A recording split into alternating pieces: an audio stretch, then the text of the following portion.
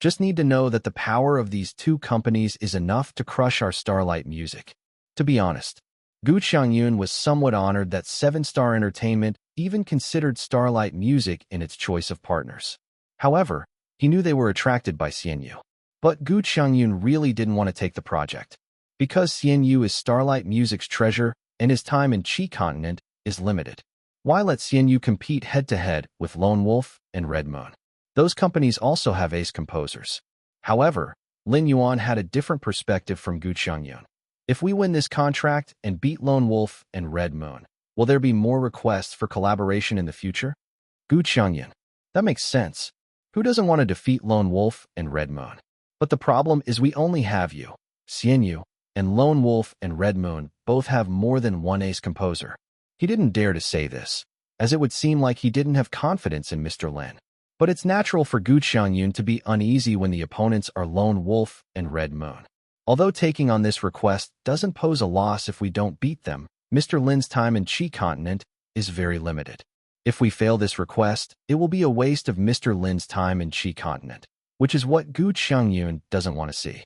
Mr. Lin's time is incredibly precious to Starlight Music. Let's give it a try, Lin Yuan said. Seeing Lin Yuan had an idea, Gu Xiangyun didn't continue to persuade him.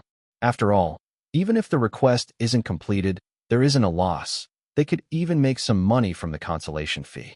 He said, "We can take the order, but Mr. Lin, you must promise me one thing." "What?"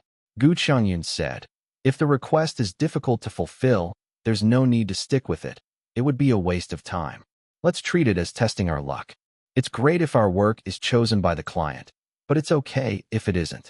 Mr. Lin, you can take on other orders earlier." Okay. Lin Yuan had no objections. He wouldn't stick to any order. He had a lot of money. He didn't underestimate everyone else, especially after using Yang Zhoming's character card. Chapter 163 Fish Leaps into the Sea _1. In the evening, Lin Yuan returned to his residence. In his hand, he was holding a document, which was the request for a new single. The requirements were elaborated on in a few thousand words, but after Lin Yuan had read through them, he found that the key points were all captured in one sentence. Create a song tailored to the musical style of the singer Shui Yun. Sounds simple enough, but it's a bit challenging when it comes to actually doing it. However, this is not a problem that Lin Yuan needs to fret about. He just habitually called upon the system, like the previous 2 times when he needed to tailor the musical style. Surprisingly, the system did not immediately respond to Lin Yuan's request this time. Ding. Dong. Due to the host's recent frequent song customization, there is suspicion of over-reliance on the system for song creation. Therefore, the system will temporarily open its song library to the host, allowing the host to select a song from the library. The host will be responsible for the consequences. Lin Yuan was stunned for a moment. I have to pick the song myself? He wasn't angry with the system's decision, as more involvement in anything is generally better. Moreover, he had recently learned more about composing through Yang Zhoming's character card. Guided indirectly through the teachings of the maestro-level character, Lin Yuan felt his understanding of music was improving. So you're saying that it's not the system making the decisions, but me? Lin Yuan asked. The system replied, yes. Lin Yuan started to think. The system's song selection always seemed to meet the target's requirements precisely, and this was a skill as well. Could he, without the system's suggestions, choose a song that would suit the target's customization requirements? The song library is open. The system suddenly gave a prompt. Lin Yuan felt as if his brain was suddenly connected to the system's song library, allowing him to listen to all the songs on Earth.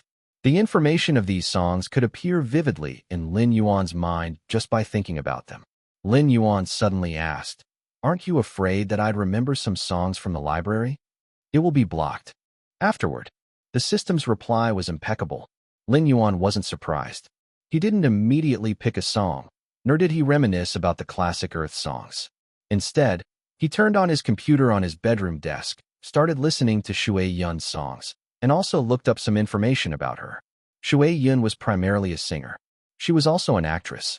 She had publicly explained in an interview why she, as a singer, also occasionally acted.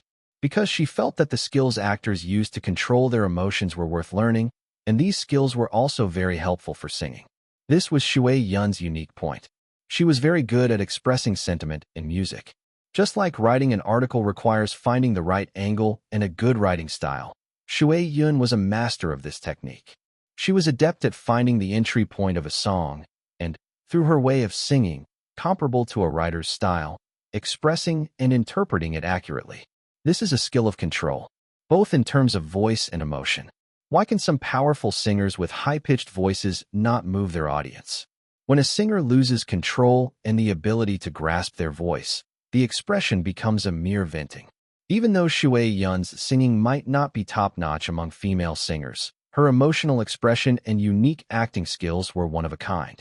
This wasn't just a conclusion drawn from Lin Yuan's research, but was also verified by the feedback he received while listening to Shui Yun's songs. The experience was fairly unusual. Previously, the system would pick a song for Lin Yuan within a minute. This time, the system was slacking off, and Lin Yuan had to pick the song himself, hence spending a lot of time doing preliminary research. Luckily, lately, Shuiliang had not been studying composition with Lin Yuan every day. Shuiliang had now started practical training. So, Lin Yuan only needed to guide Shuiliang on his days off. From Monday to Friday, the usage of the character card, Lin Yuan had applied it to himself. After all, using the character card to teach himself only took 2 minutes a day, not hindering his schedule for the Kung Fu hustle. Is there a time limit for song selection? The host has ample time to make the selection. Lin Yuan understood. Since there was no time limit, he knew he didn't have to rush the decision. It would be more prudent to listen to a few more songs before deciding. Moreover, the order had some specific remarks, like how Shui Yun's song this time should have some differences from her previous ones, but should not completely abandon her unique singing characteristics, etc. And another feature, a very Qi consonant feature, was that the performance of the song must be completed in Qi language. So, Lin Yuan basically ruled out Mandarin songs. Otherwise, Lin Yuan would have to fret about the lyrics. He was unwilling to make such a significant alteration unless the original lyrics were really bad. Let's listen to some songs then. The song Library of Earth was fully open now, and Lin Yuan wanted to seize this opportunity to immerse himself. After taking a bath, Lin Yuan lay in bed and ordered in his heart, "Xiao AI, play Jay Chou." My name is not Xiao AI. The system corrected Lin Yuan before playing the music. Jay Chou's songs, of course, had nothing to do with Lin Yuan's song selection this time. Shui Yun was not that kind of singer. Lin Yuan just simply wanted to listen to Jay Chou's songs. The system was now his personal music player, and its sound quality was far superior to that of headphones worth thousands of dollars. The company had learned that Mr. Lin had taken a competitive task, but the employees didn't discuss it much. Everyone was thinking along the lines of Gu Qiangyun. They treated this task as playing a lottery. After all, there wouldn't be any repercussions if they failed to complete this task. In contrast, the fact that Shuiliang had accepted an order worth 700,000 stirred up a lot of internal discussion in the company. This was because Shuiliang had never accepted such an expensive order before. He usually focused on smaller orders that were worth around 100,000 to 200,000. However, after studying under Mr. Lin for some time, Shuiliang seemed somewhat inflated compared to before. He actually dared to take on an order of 700,000? Clearly, no one thought that Shuiliang would be able to fulfill this order. Even though Shuiliang has been learning composition from Mr. Lin and even started to be recognized as his apprentice, what does that prove? Would Mr. Lin, like in those martial arts novels, be able to transfer his skills to Shuiliang? That's not how it works. Composition is not like painting or calligraphy. Painting and calligraphy can be improved through study, with clear improvement. But composition highly depends on talent. Simply studying won't significantly improve skills. So in everyone's minds, Shuiliang was still Shuiliang. He wouldn't become any different just because he studied with Mr. Lin. Fortunately, although Mr. Lin didn't make Shuiliang any different, he did indeed make Starlight Music somewhat different. Because, that night, Hero's Mate officially launched. The ancient martial arts-inspired song, Jianghu Smile, written under the pseudonym Xianyu, was formally released, riding on the coattails of the release of the martial arts-themed game, Dream Dragon. A lot of players highly praised the song featured in the game. Full of boldness. Fits the plot. Very catchy. These were direct comments many players made after reaching the relevant levels in the game and hearing this song. However, it's unfortunate that the song did not explode in popularity, like You Did, due to the broadcast of the television series, thereby winning some fans who were not television drama viewers. After all, the game can't match the popularity of a television drama. But this didn't prevent Jianghu's Smile from being an extremely well-executed order, nor did it prevent clients in Qi Continent from acknowledging it to some extent after hearing this song. Dream Dragon rated this order 5 stars. Yes, clients can rate an order. This is a feature typical of Qi Continent's culture. Qi Continent definitely doesn't have this feature. In the formidable land of music, they don't rely on clients to maintain the markets. A 5-star rating often represents the maximum affirmation a client has for an order. And in the music industry of Qi Continent, what they value most is indeed the profitability of the orders. Taking into account order prices, completeness, order acceptance rate, and public reaction, Qi Continent's Music Association even specifically set up a ranking list for music production companies, which includes the top 100 music production companies in Qi Continent. The Qi Continent industry jokingly calls this ranking B-side ranking. Starlight Music, supported by the 2 orders with extremely high completion rates from CNU, has made a historical entry into the top 100 list of B-side rankings. Alright, the top 100. This sounds a little awkward. What's even more awkward is that Starlight Music is just now at the bottom, the 100th place on the B-side rankings. In name and in reality, they are the tail end. But Gu Xiangyun was so excited that he couldn't contain himself. Because, in the past, Starlight Music didn't even dare to glance at this list. This ranking, it's practically an advertisement for the B-side. Just being on the list could bring in countless potential orders for Starlight Music. Some clients even specifically look for collaboration companies from this list. It was only after Mr. Lin recently joined Starlight Music and completed 2 super high-quality orders, one of which included the large 3 million order, like you, that Starlight Music was forced into these heights that it originally did not belong to. The company originally ranked at the 100th place was called Flame Music.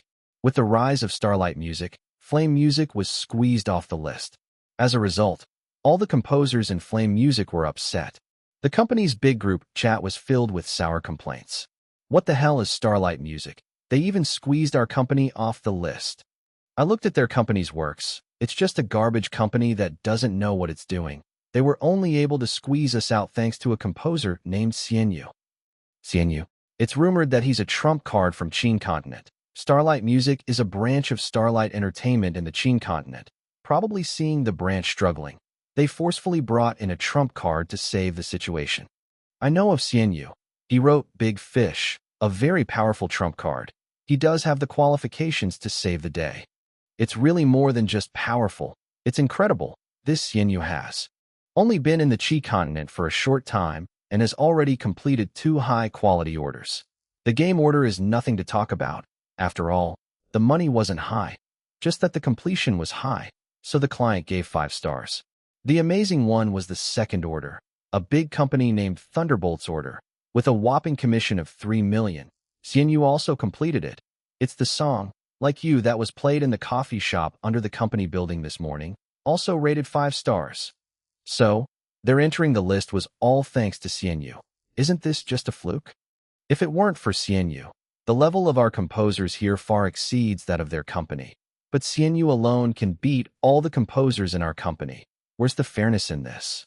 However, grievances aside, who can ignore the fact that Starlight Music is backed by a parent company from Qin Continent? After the wailing of the group, the head of the company's composition department suddenly spoke up in the chat, with a touch of schadenfreude. Now the pressure should shift to those few companies that are close in ranking to Starlight Music. Chapter 173, 164, Planting the Flag 1. For a company that is able to rank within the top 2 of music production companies, the importance of the rankings is self-evident. Because in a sense, these rankings represent the company's overall strength in Qi Continent. This is an important bargaining chip when negotiating orders. So every music production company in Qi Continent pays great attention to changes in their own ranking. Starlight hitting the 100th spot seems like a trivial matter, especially when looking at the surface. Flame Music is the only victim. But this doesn't stop the companies close in ranking to Starlight Music from feeling tense, especially after they fully understand the reason for Starlight's surge into the rankings. Just because of one person? Isn't this composer named Xianyu too fierce? He's taken on 2 5-star orders in such a short time, including a 3 million theme song order for a major Thunderbolt TV drama. Our position is shaky. This Xianyu is pretty good. Among the top 2 rankings, which company has soared up just because of one person? If Xianyu performs well enough, wouldn't all the companies ranked 90th or lower have the risk of dropping down in the rankings? This kind of tension mainly belongs to the companies that are ranked after the 90th. Companies ranked before 90 don't have to worry too much about Starlight threatening their positions. Because the disadvantage of Starlight Music's model is too great, no matter how strong Xianyu is. After all, he is just one person. So, compared to those companies that are very close to Starlight in rankings, companies ranked before 90th are more of a spectator. This fire won't burn their heads. However, the fact that Xianyu, alone, is leading a company forward has indeed shocked many B-side companies. They may not take Starlight Music seriously, but they won't face Xianyu with the same attitude.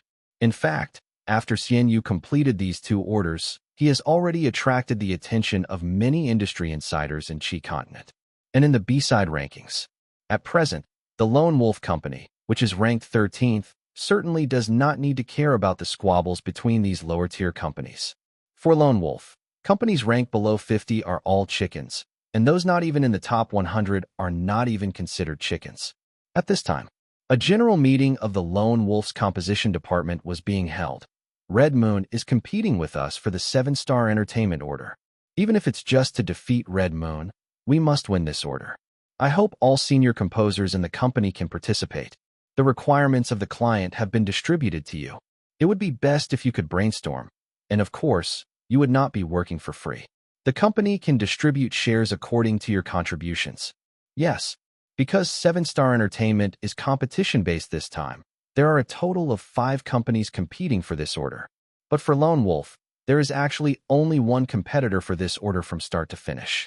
That is Red Moon Production, ranked number 15 on the B-side rankings. As for the other 3 companies contacted by 7-star entertainment, from a strength perspective, there is not much comparability with Lone Wolf and Red Moon. 7-star entertainment also understands this point. Although they have contacted 5 companies at the same time, the real gem of this order is actually on Red Moon and Lone Wolf. The other 3 are not necessarily just making up the numbers, but anyway, it's a side move. 7-star entertainment just wants to try their luck. When it comes to making a real choice, it's actually the same whether there are 3 other companies or not. Red Moon has a similar view on competitive orders, saying that there are 5 competing companies. In fact, 3 of them are mixtures trying their luck. Red Moon's real opponent is only Lone Wolf. However, compared to Lone Wolf's certainty, Red Moon still investigated the other 3 companies. This is Red Moon's system and probably has something to do with the company culture or something. In the conference room, the director routinely said, in addition to us and Lone Wolf, the other 3 companies are ranked 38th, 55th, and 100th. Many composers couldn't help but snicker.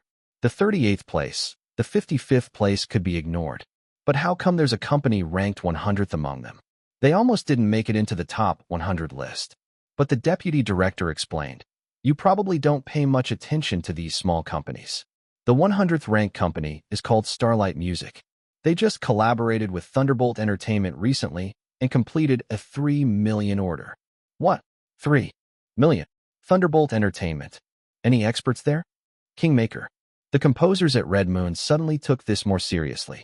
Regardless of luck or other reasons, a 3 million order is not a small amount.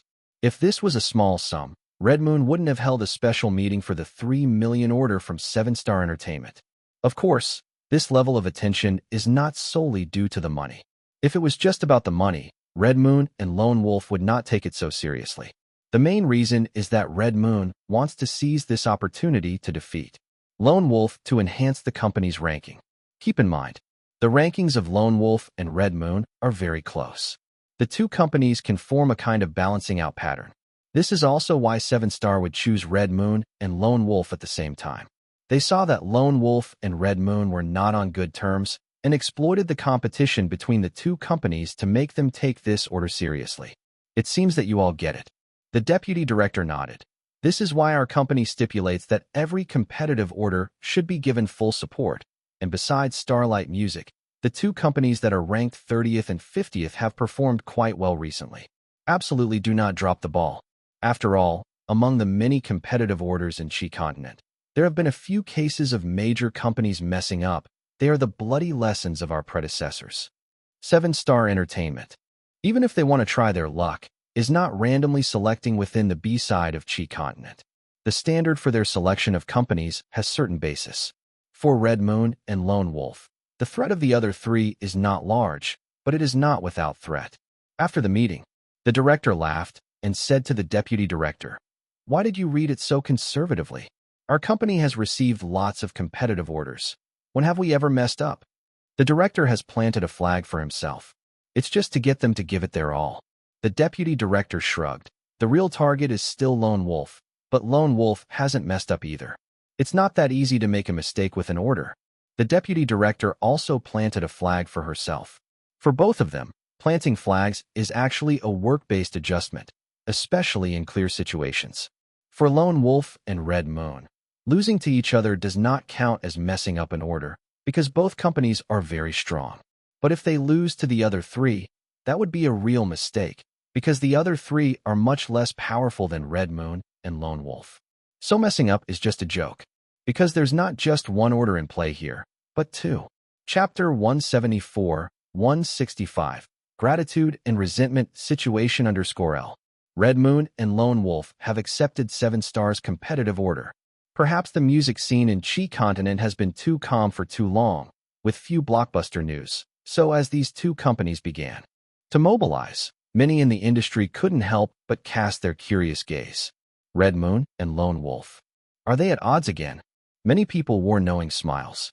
Usually, although Red Moon and Lone Wolf are formidable, they are not top-tier music production companies, and there should not be much attention on them. Instead, the focus should be on the battles among companies ranked in the top 10. But the issue is, Star Month and Lone Wolf have past grudges.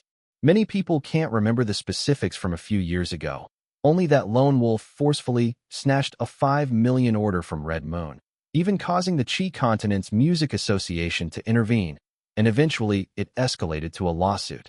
That was just the beginning. The same year Lone Wolf snatched an order from Red Moon. Red Moon also snatched a 3 million order from Lone Wolf in the same manner. It happened when the client was about to sign a contract with Lone Wolf. Red Moon suddenly intervened and took the order for 50,000 less, and completed it with excellent quality. A feud developed between the two, but a company ultimately prioritizes profits, so both sides eventually reached a reconciliation. The specifics are not entirely clear to the public, but these two companies stopped undercutting each other, resulting in a decently peaceful period. Little did they expect that 7-Star Entertainment, so cunningly, at the same time, signed competitive orders with both Red Moon and Lone Wolf. Isn't this a dual stage for Red Moon and Lone Wolf? Even though the two companies have reconciled, upon accepting the same competitive order, wouldn't they harbor some thoughts? They're surely bracing themselves to beat the other. Furthermore, there isn't much difference in the strength of these two companies. This is what interested everyone. Human nature is to be attracted to excitement. Moreover, the competitive order that Red Moon and Lone Wolf have accepted carries some grudge. 7-Star sure knows how to play. This move is genuinely quite something. Most importantly, you can't accuse 7-Star of being unscrupulous. After all, Red Moon and Lone Wolf have reconciled. Since they've reconciled, we can't say that 7-Star's competitive order is malintended. Could such a large company afford to be accused of wrongdoing? 7-Star Entertainment didn't force them to sign the order. If either Lone Wolf or Red Moon didn't want to compete for this order, it wouldn't be a competition. After all, they are closely ranked. Each has its strengths and weaknesses. The industry was buzzing with discussion. Compared to this matter, Starlight Music's historical breakthrough into the client's ranking chart seemed somewhat insignificant. Although it was mentioned that 7-Star Entertainment did not only seek out Red Moon and Lone Wolf, they actually approached 5 companies in total. The other 3 companies are just along for the ride. Those 3 are probably just trying their luck. Among the other 3 companies, there seems to be Starlight Music. You all know about Xian Yu from Starlight Music, right? This person is not to be underestimated. Yeah, we know. His song, Like You, is quite popular lately. He completed Thunderbolt's 3 million order. This means he stands a chance of fulfilling the 7-star order. Indeed possible, but the odds are quite low. The overall strength of their company is a real problem. I think it can be understood as 7-star entertainment diverting attention.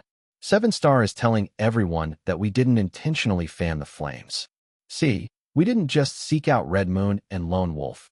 We approached 5 companies in total. This is just a coincidence. We chose our partners based on their company strength. Couldn't be more accurate. However, this order is no easy task. They say it's to tailor a song for Shui Yun. Who doesn't know that 7-star Shui Yun has very high demands for song quality? If you ask me, 7-star's price is a bit low. 7-star seeking out Red Moon and Lone Wolf is to press down the price. Otherwise, they could have picked from the top 10 companies, or even directly order a custom from Qin Continent. However, without 4 or 5 million, the aces over there in Qin wouldn't be interested in such an order. That's the truth. Music creators in Qi Continent are accustomed to writing songs for clients, while those in Qin Continent pursue more freedom in creation.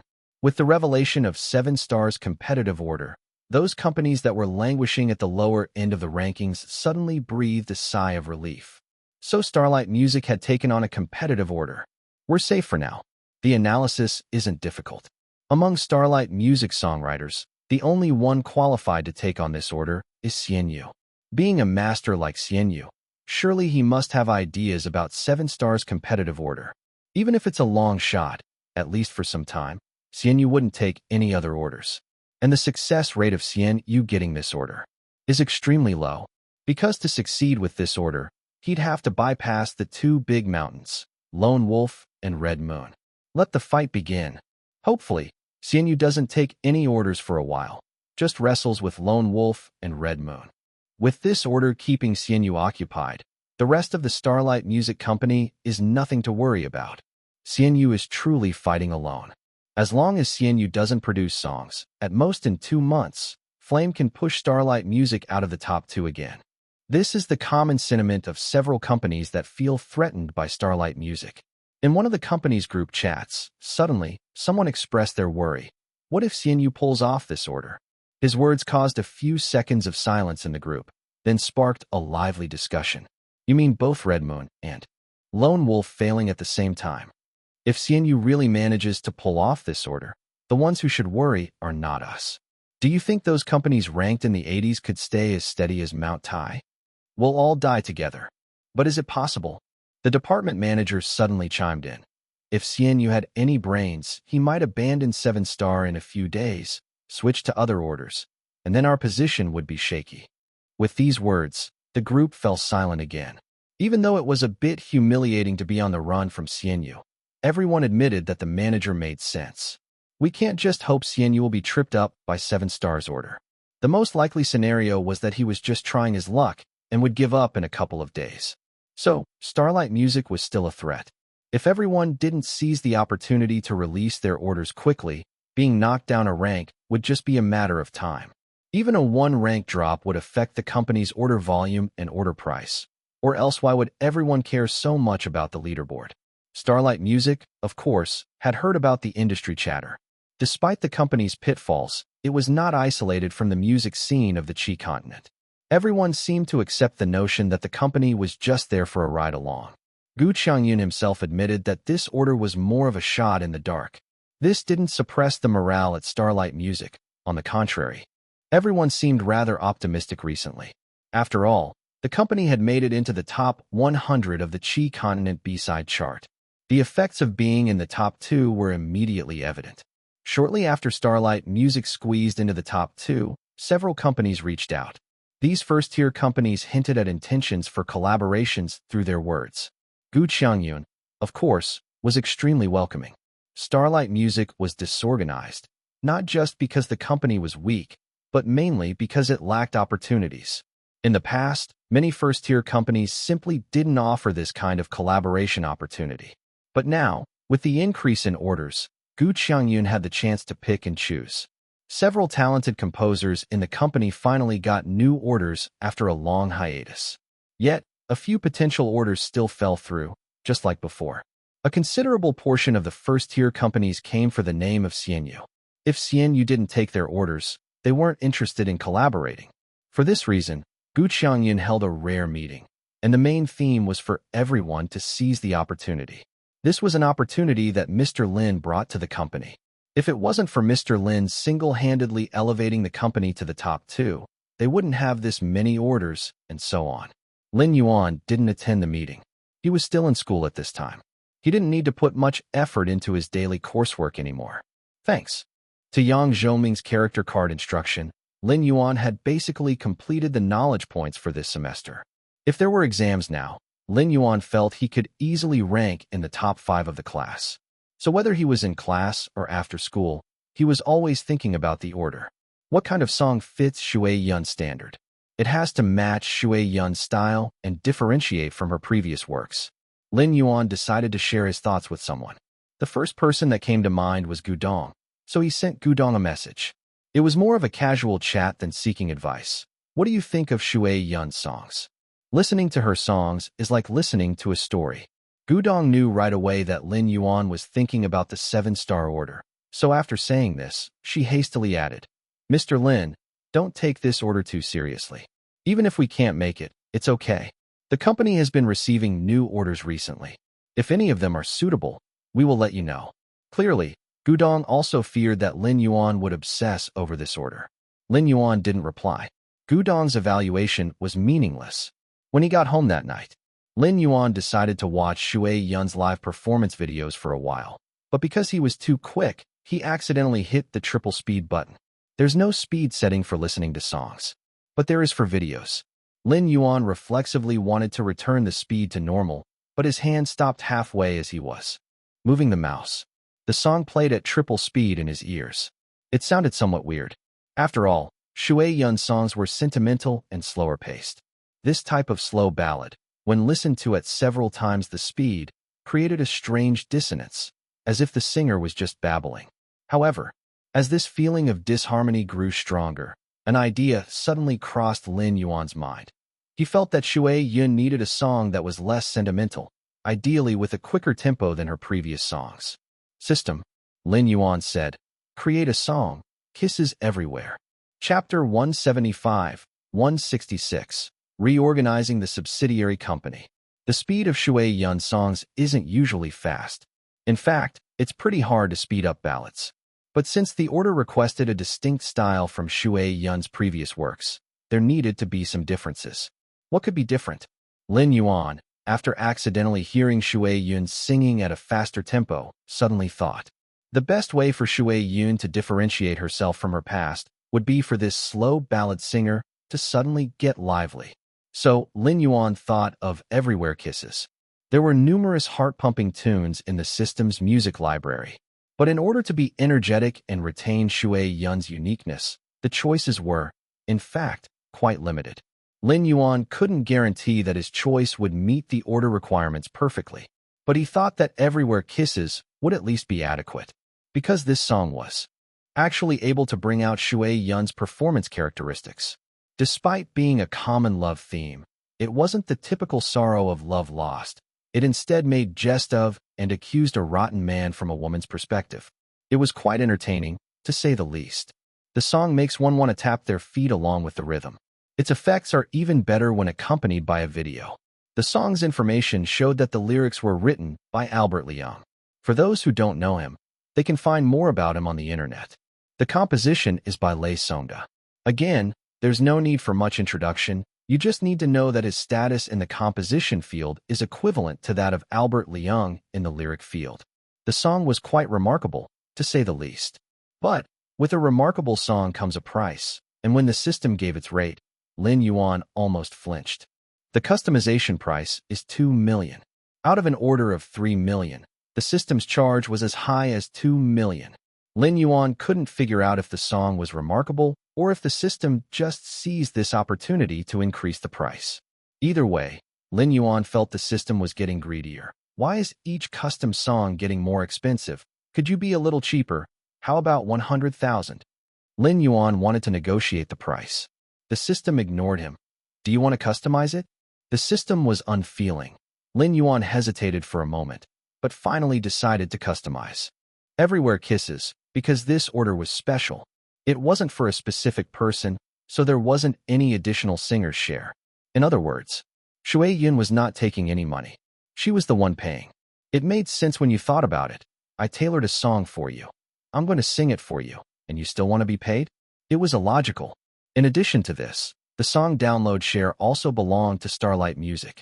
Orders were orders. Song download shares were always Lin Yuan's default base. This part of the rights was by default on Party B. Otherwise, the Qi continent music industry wouldn't be able to continue its development. 7-Star had spent $3 million. Their intention was clearly for Shui Yun to perform this song, which belonged to the singing rights in the contract's description copyright. Therefore, Lin Yuan felt that the $3 million order was a fair deal. Ding dong. Just as the song customization was finished, the system suddenly announced, the host now has the ability to independently select a song. In future, the host has to decide for himself which song to select for all orders. Oh, Lin Yuan felt neither sadness nor joy. The system meant that the selection of Everywhere Kisses was up to par. As for choosing songs in the future, as long as the system opens the library, Lin Yuan was fine with it because he didn't think it would be difficult to choose songs. Take this time for instance. The only place that required his professional consideration was nothing more than the singer's own range and style, and his understanding of music. Lin Yuan felt that as long as he put in effort, it would be enough. Assuming this was an exam. Although Lin Yuan couldn't directly see the standard answers on the test paper, the reference book was right next to him. If he was flipping through the reference book while taking the test, he could surely score well. Now that the song was ready, should it be sent directly? Of course not. The order had only been made a few days ago. Lin Yuan's speed of completing orders was already fast enough. Any faster would be somewhat unrealistic. He definitely had to get a grip on this timing issue. Another Saturday, Lin Yuan came to the company again. Before he even had the chance to sit down, he saw Gu Qiangyun walking in with a grin. Would Mr. Lin like to take a look at the new orders? Lin Yuan nodded. Seeing this, Gu Qiangyun's smile widened. He was only here to test the waters. If Mr. Lin was still hung up on the 7-star order, then he would definitely not be interested in the new orders. But if he showed interest in the new orders, this meant that Mr. Lin had given up on the 7-star order. It seemed like he had given up on it. It was good that he gave up. Stubbornly sticking to the order only held back the operation. In no time, many order documents were laid out in front of Lin Yuan. It seemed that there were more orders in the company recently than before. However, there were lots of orders, but none that Lin Yuan liked. Where are the 3 million orders? Just like the last time he looked. The most expensive order was only 2 million. Gu Qiangyun grinned bitterly. Mr. Lin, are you only interested in orders of 3 million now? Lin Yuan replied, no. Upon hearing this, Gu Qiangyun's spirit was uplifted. Lin Yuan added, orders above 3 million would be better. Gu Qiangyun's spirits fell again, forcing a smile. Mr. Lin, there are many clients in Qi continent, but orders of 3 million are quite rare. Even for top-tier production companies like Red Moon or Lone Wolf, their usual orders range from 1 million to 2 million. Seeing Lin Yuan remain silent, Gu Qiangyun continued. Orders of more than 3 million are usually only taken by companies ranked in the top 10 in the industry. We took 2 because one time the deadline was too tight. Thunderbolt only gave us a month, and the other time it was a competitive order. As you saw, it's not easy to win against Red Moon and Lone Wolf. Lin Yuan frowned. The system's customization price was pretty high. If the client only paid 2 million, there wasn't much point in spending 2 million on system customization. How about Mr. Lin considers the 2 million once? Gu Qiangyun looked expectantly at Lin Yuan. Lin Yuan shook his head. Let's wait a bit. Gu Qiangyun hesitated for a moment, then nodded in agreement. Lin Yuan had just finished 2 orders and indeed needed some time to rest. This had nothing to do with how long Mr. Lin planned to stay in Qi continent. Even a top composer needed rest. They couldn't be expected to constantly churn out works without a break. By the way, just as he was about to leave the office, Gu Qiangyun suddenly added, Due to Mr. Lin's success with the orders, our company has entered the top 100 of Qi Continent's music production company rankings. If Mr. Lin is interested, he can check out the rankings. All right. Also, it seemed that Gu Xiangyun had made a somewhat tough decision. I want to formally reorganize the branch company, focusing on areas like talent and management. I wonder what Mr. Lin's thoughts are on this. None. Lin Yuan didn't understand company management. Gu Xiangyun said seriously, I will take care of the company's management while Mr. Lin can focus on songwriting. Chapter 176, 167, Order Handover. That very night, Gu Xiangyun suddenly called for an all-staff meeting, and in it, he expressed an intention. The company needs restructuring. Whoosh. With Gu Xiangyun declaring the company's restructuring, everyone felt their position was under threat. It wasn't hard to guess that Gu Xiangyun was planning to make layoffs. It takes a longer time for everything to add up. The flaws of Starlight Music were quite evident. Gu Xiangyun had wanted to restructure the company for a long time, but the company was already on the verge of collapse. It couldn't withstand any major upheavals, so as the general manager, he dared not be reckless and could only suffer a death of 1,000 cuts. But things are different now. With the arrival of Mr. Lin, the company's situation has vastly improved, even making it to the top 100 in the B list. Thus, Gu Xiangyun felt that this was a good opportunity to restructure the company. Now, the company had Mr. Lin to hold the fort. If he postponed it any further, he might not have another chance to restructure the company once Mr. Lin returned to Qin Continent. So, after the all-staff meeting, Gu Xiangyun took decisive action the next day. He called people in for discussions relentlessly. Almost every day, people left. The wind of massive layoffs made everyone in the company feel threatened, especially the composition department. Seeing more and more of their colleagues being laid off, they couldn't help but panic. The manager is really doing it. A few laid-off employees tried to speak to Gu Dong in order to salvage the situation. Faced with pleading from some old employees, Gu Dong felt reluctant, so he sought Gu Xiangyun's opinion. Gu Xiangyun said impatiently, Do you think I don't have feelings for the old employees? But in order to sustain the development of a company, we must be ruthless. For instance, Zhang, who came to you for help, is not that bad, but he lacks self-awareness, arrogantly claiming that he only takes orders over 500,000, not even bothering to look at orders of 200,000 or 300,000. Gu Dong was silent. What Gu Xiangyun said was the truth. Many employees in the company have this problem. If they can't handle big orders, they aren't willing to put down their pride to do small ones. But if no one does the small orders, who would take responsibility for the company's performance?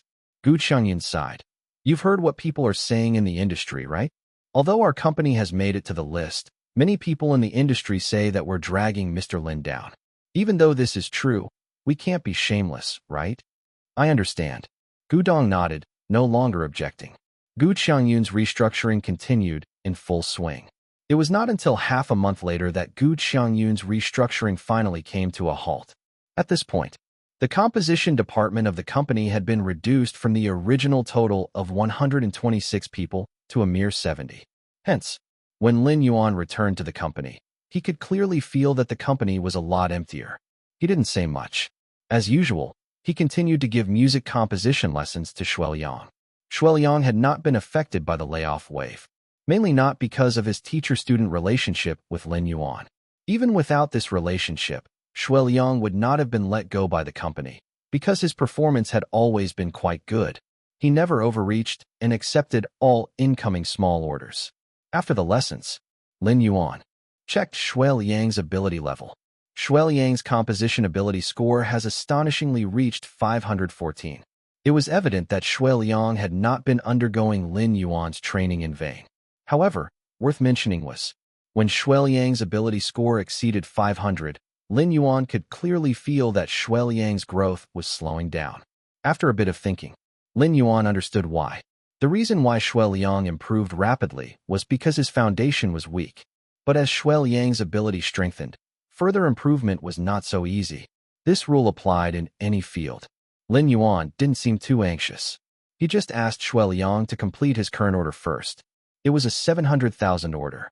Lin Yuan thought that if this order was completed, it would be a great help to Shuiliang's ability improvement and might even become the opportunity for Shui Liang to officially graduate.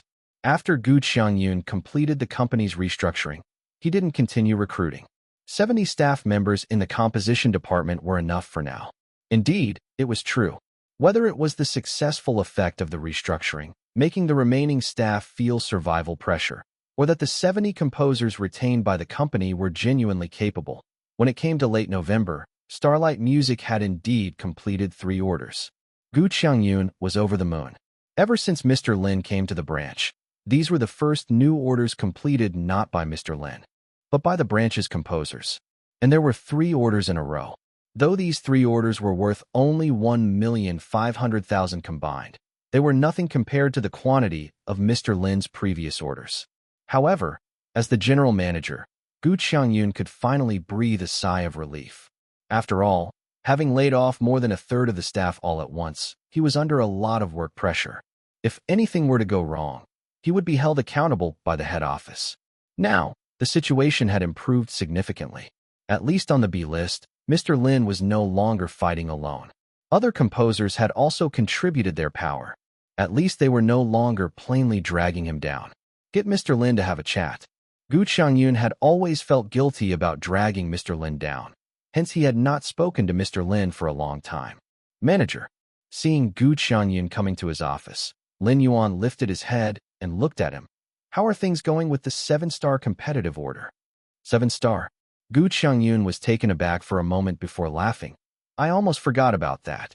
Has Mr. Lin completed the 7-star competitive order? Yes. Lin Yuan nodded. At this point, almost 2 months had passed since 7-star released its competitive order. Lin Yuan felt that it wouldn't seem too abrupt to hand it over now. I'll give you my email address. Gu Qiangyun took out his phone to sort it out promptly. He was just assuming that Lin Yuan wanted to earn a service fee, which is there for the taking. Just like a test paper issued by 7-star, regardless of whether he knew how to answer the questions or not, he couldn't just hand in a blank sheet. Mr. Lin can directly send the work to this email. This was also where Gu Qiangyun was smart. He felt that since Mr. Lin had implied that he had given up on the 7-star order, he must have written a rather random and perfunctory song. As a manager, it's better not to listen to it, also to save some face for Mr. Lin. Okay. Lin Yuan nodded. He was not aware of Gu Qiangyun's current thoughts, and even if he did, he wouldn't explain much. After all, he wasn't sure if his order met the client's requirements. He simply sent the already prepared everywhere kiss to the email address Gu Qiangyun gave him. Chapter 177, 168 Starlight Music. 7-star Entertainment. As one of the most well-known entertainment companies in the Qi continent, 7-star is on par with Thunderbolt in terms of scale. In a private lounge on the 12th floor of the company, Shui Yun met with her team. Sister Yun, Shui Yun's agent, representing her team, began with a smile. After our company offered a competitive fee of 3 million, these contractors have been quite efficient and the custom songs are basically done. What about Red Moon and Lone Wolf? Shui Yun valued these 2 companies more. The agent said, Lone Wolf completed their production last week. Red Moon was a bit slower, but they also sent the complete song yesterday. Companies like these, if they want to focus, can finish an order in 2 months, which proves they give importance to this order.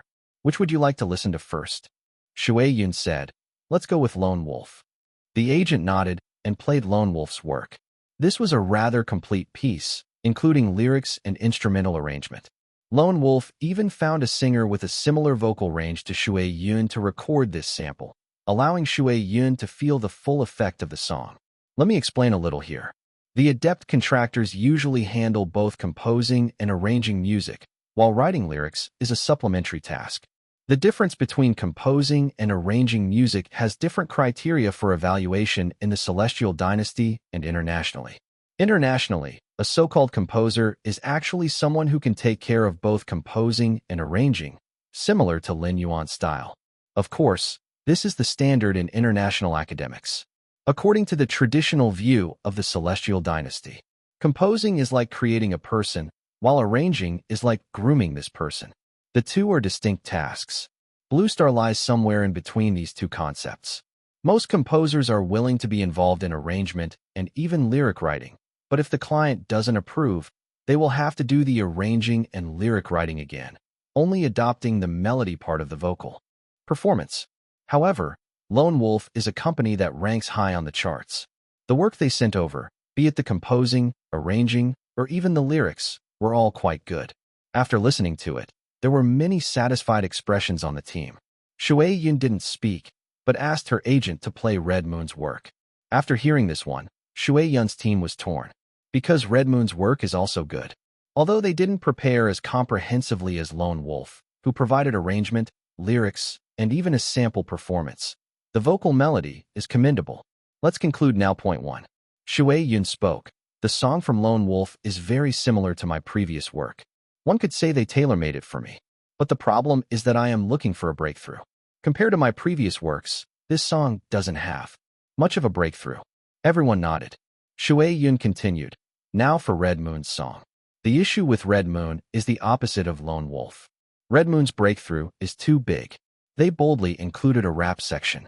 I don't object to rap, but I personally prefer melodic rap. So which one do we choose? The agent cautiously asked.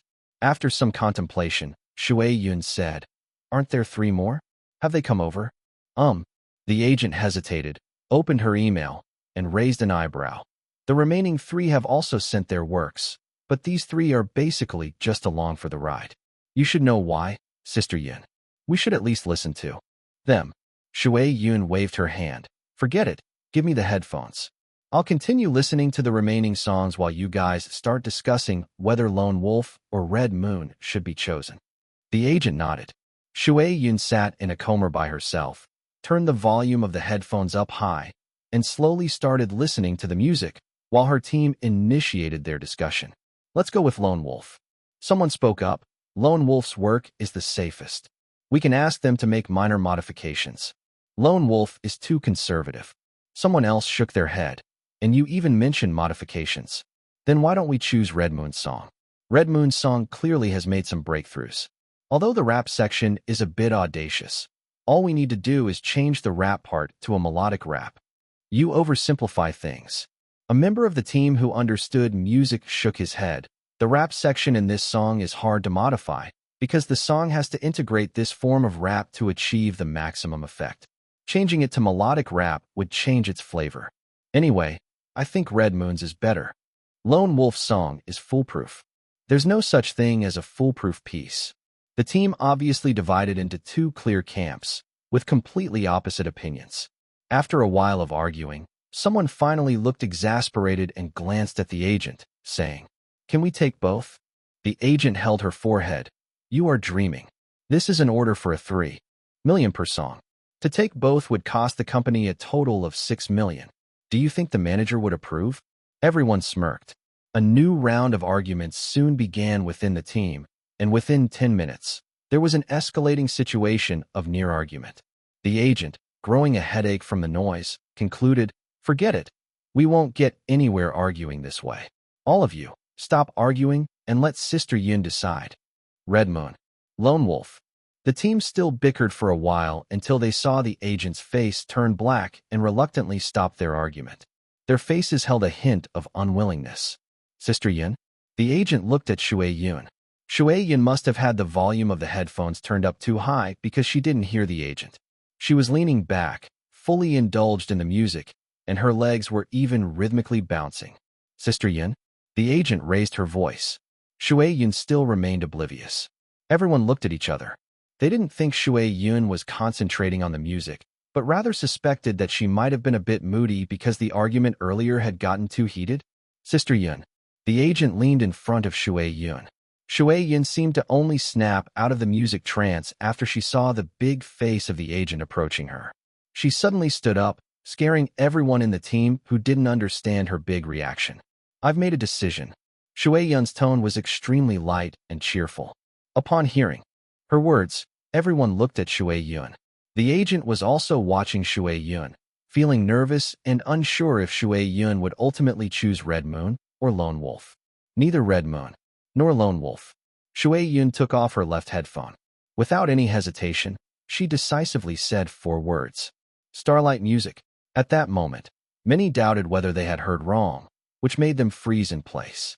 The agent even subconsciously thought about which company Starlight Music was. Chapter 178, 169 Rise_1. Lone Wolf Corporation. The atmosphere these past few days has been tense, considering the time frame for contract delivery. A conclusion should be reached soon from 7 Star's end. I wonder how Red Moon's work is this time around. Will we end up losing? The deputy director worried. The director's face was somewhat cold. Lone Wolf absolutely cannot lose this competitive contract, as our competitor this time is Red Moon. Regardless of how close our rankings are, our company rivalry alone does not justify losing. Of course, the deputy director sighed. I'd rather crash, lose one of those slacking, smaller firms, than lose to Red Moon. Not to mention how many eyes in the industry are waiting for the results of this competitive contract. Losing would be a full-blown embarrassment. How could you say such a thing? The speechless director helplessly continued. But what you've said is also true. Losing to Red Moon would indeed be worse than losing to any of the other three. At least we won't fall flat on our faces in front of Red Moon. Everyone knows that our two companies are arch-nemesis. Meanwhile, Red Moon Corporation. The situation here is almost identical to that of Lone Wolf. The company is waiting for 7 Star's results because both companies are mortal enemies, even if there were reconciliation talks. But where can the thorns at the bottom of the heart be easily removed? No problem. Red Moon must win. Anyway, we've done our best with this song. A group of ace composers teamed up to contribute ideas to this song. Everyone thinks it's good after listening to it. There's no reason for us to lose to Lone Wolf. While they spoke confidently, in reality, the composers at Red Moon were mostly encouraging themselves. Although their song is indeed very good, wouldn't Lone Wolf have done their absolute best as well? Waiting is always agonizing. But only Lone Wolf and Red Moon are bothered. The industry is merely in the mood for a show. However, the outcome is a major event that the industry is paying attention to. Even some clients have shown some gossip-like interest. It's been 2 months. The results should be out soon. Lone Wolf has a greater chance. Looking at the ranking, Lone Wolf is stronger. But Red Moon's ranking is not far off. The results should be announced by 7 Star, considering this subject is very hot now. A lot of people are waiting for this result. Anyway, I am more hopeful for Red Moon to win, because their ranking is a little lower. Are you sympathizing with the underdog? If we're talking about an underdog, aren't the other 3 companies running sideshows weaker compared to Red Moon and Lone Wolf? Wouldn't it be fun to expect the other 3 companies to cause both Red Moon and Lone Wolf to crash? That would be truly entertaining. The further discussion was based on playful psychology. The people who said Red Moon and Lone Wolf would crash were just subconsciously messing around. Although Red Moon and Lone Wolf were both not too fond of this teasing behavior. During their particularly nervous time, 7 Star's client representative finally contacted the 2 companies. The results of the competitive contract came out. So what is it? When Lone Wolf received the call from 7 Star's representative, they swallowed unconsciously. But the deputy director, disregarding manners, leaned closer to the phone, wanting to know the results of the competition at the earliest possible time. I'm sorry. The 7 Star representative started speaking. The 2 directors of Lone Wolf exchanged a glance, simultaneously witnessing each other's fleeting sense of loss. The deputy director got up and shook his head. In the end, the director put up a brave face and said it was okay, then couldn't help asking, was Red Moon's work this time better than ours? No. Then how? Starlight Music. After 7 Star's representative hung up the phone, Lone Wolf's director still hadn't recovered from some subtle emotion. It was only when the busy tone disappeared from his phone that he murmured, "It seems we've truly crashed." The deputy director's retreating steps instantly froze. Coincidentally, at the moment when Lone Wolf realized they had crashed, Red Moon had also received 7 Star's response. However, Red Moon was clearly calmer than Lone Wolf. The 2 directors seemed to easily accept 7 Star's results. "You've got a banner," the Red Moon director suddenly said. Upon hearing this, Red Moon's deputy director immediately understood the pointed meaning. His response wasn't slower than the latter. "You seem to have a banner behind you as well. Do the 2 of us standing together look like 2 generals on a stage?" The generals on the stage would have many banners behind them. Approximately 20 minutes after Red Moon and Lone Wolf had received the results, The results of 7-Star's competitive contract were publicly announced. Cooperation, Starlight Music, CNU. However, many people's first reaction upon seeing this result wasn't shock. Everyone was too busy being at a loss and dumbfounded. What is this? What exactly is this? Which third-rate novelist wrote this plot? Did they think we'd be shocked? We are not shocked at all. We just think this plot they've written is totally unreasonable. It's simply complete nonsense. Like a gust of wind. Many people were blown away. The old-fashioned reaction eventually fell on everyone's heads, and they were all shamefully shocked. This reversal didn't even leave any room for the industry insiders to make retrospective comments. Did they really freaking crash? And two at a time? Starlight Music, they're so fierce. There's no need to speculate about Red Moon and Lone Wolf's reactions, because it's all clear by now. Done by the last on the top 100 list. Are you telling me this was done by a company that's at the bottom of the ranking? The surprise today was somewhat taken over by Starlight Music. Actually, everyone's information channels aren't that closed. Many people knew that Starlight Music had a strong backing, otherwise the company wouldn't even qualify for the top 100 list. However, nobody had measured beforehand how strong this backing truly was. Everyone took it for granted. Until today, 7-Star measured it for the industry. Do you get it? CNU is the culprit. When Lone Wolf and Red Moon died in each other's arms, no fish was innocent. What's this about dying in each other's arms? It's clearly about Lone Wolf and Red Moon truly reconciling before their deaths. CNU has immeasurable merits. One has to say about this matter.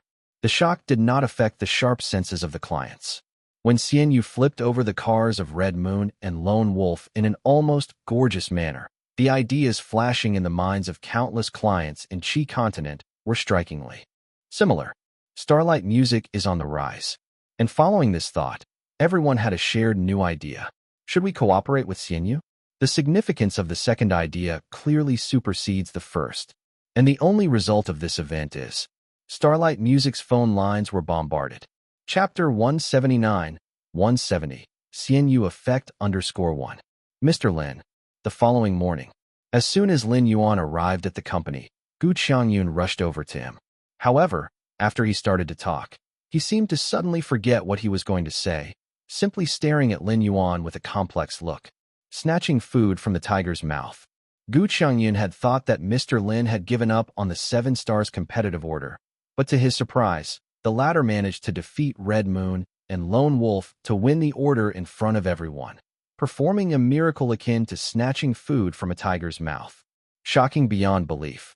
This was Gu Qiangyun's feeling at the moment, as well as the entire Starlight Music's.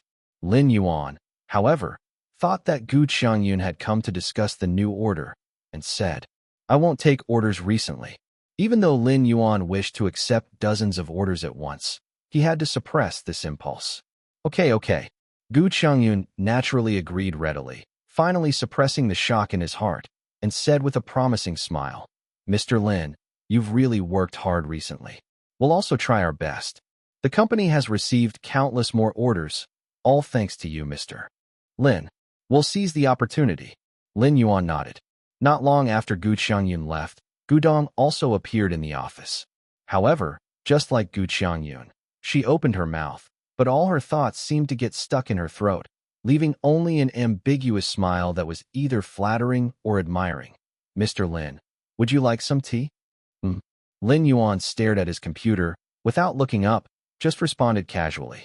After brewing the tea, Gu Dong placed it on Lin Yuan's desk. She clearly saw what was written on Lin Yuan's computer screen.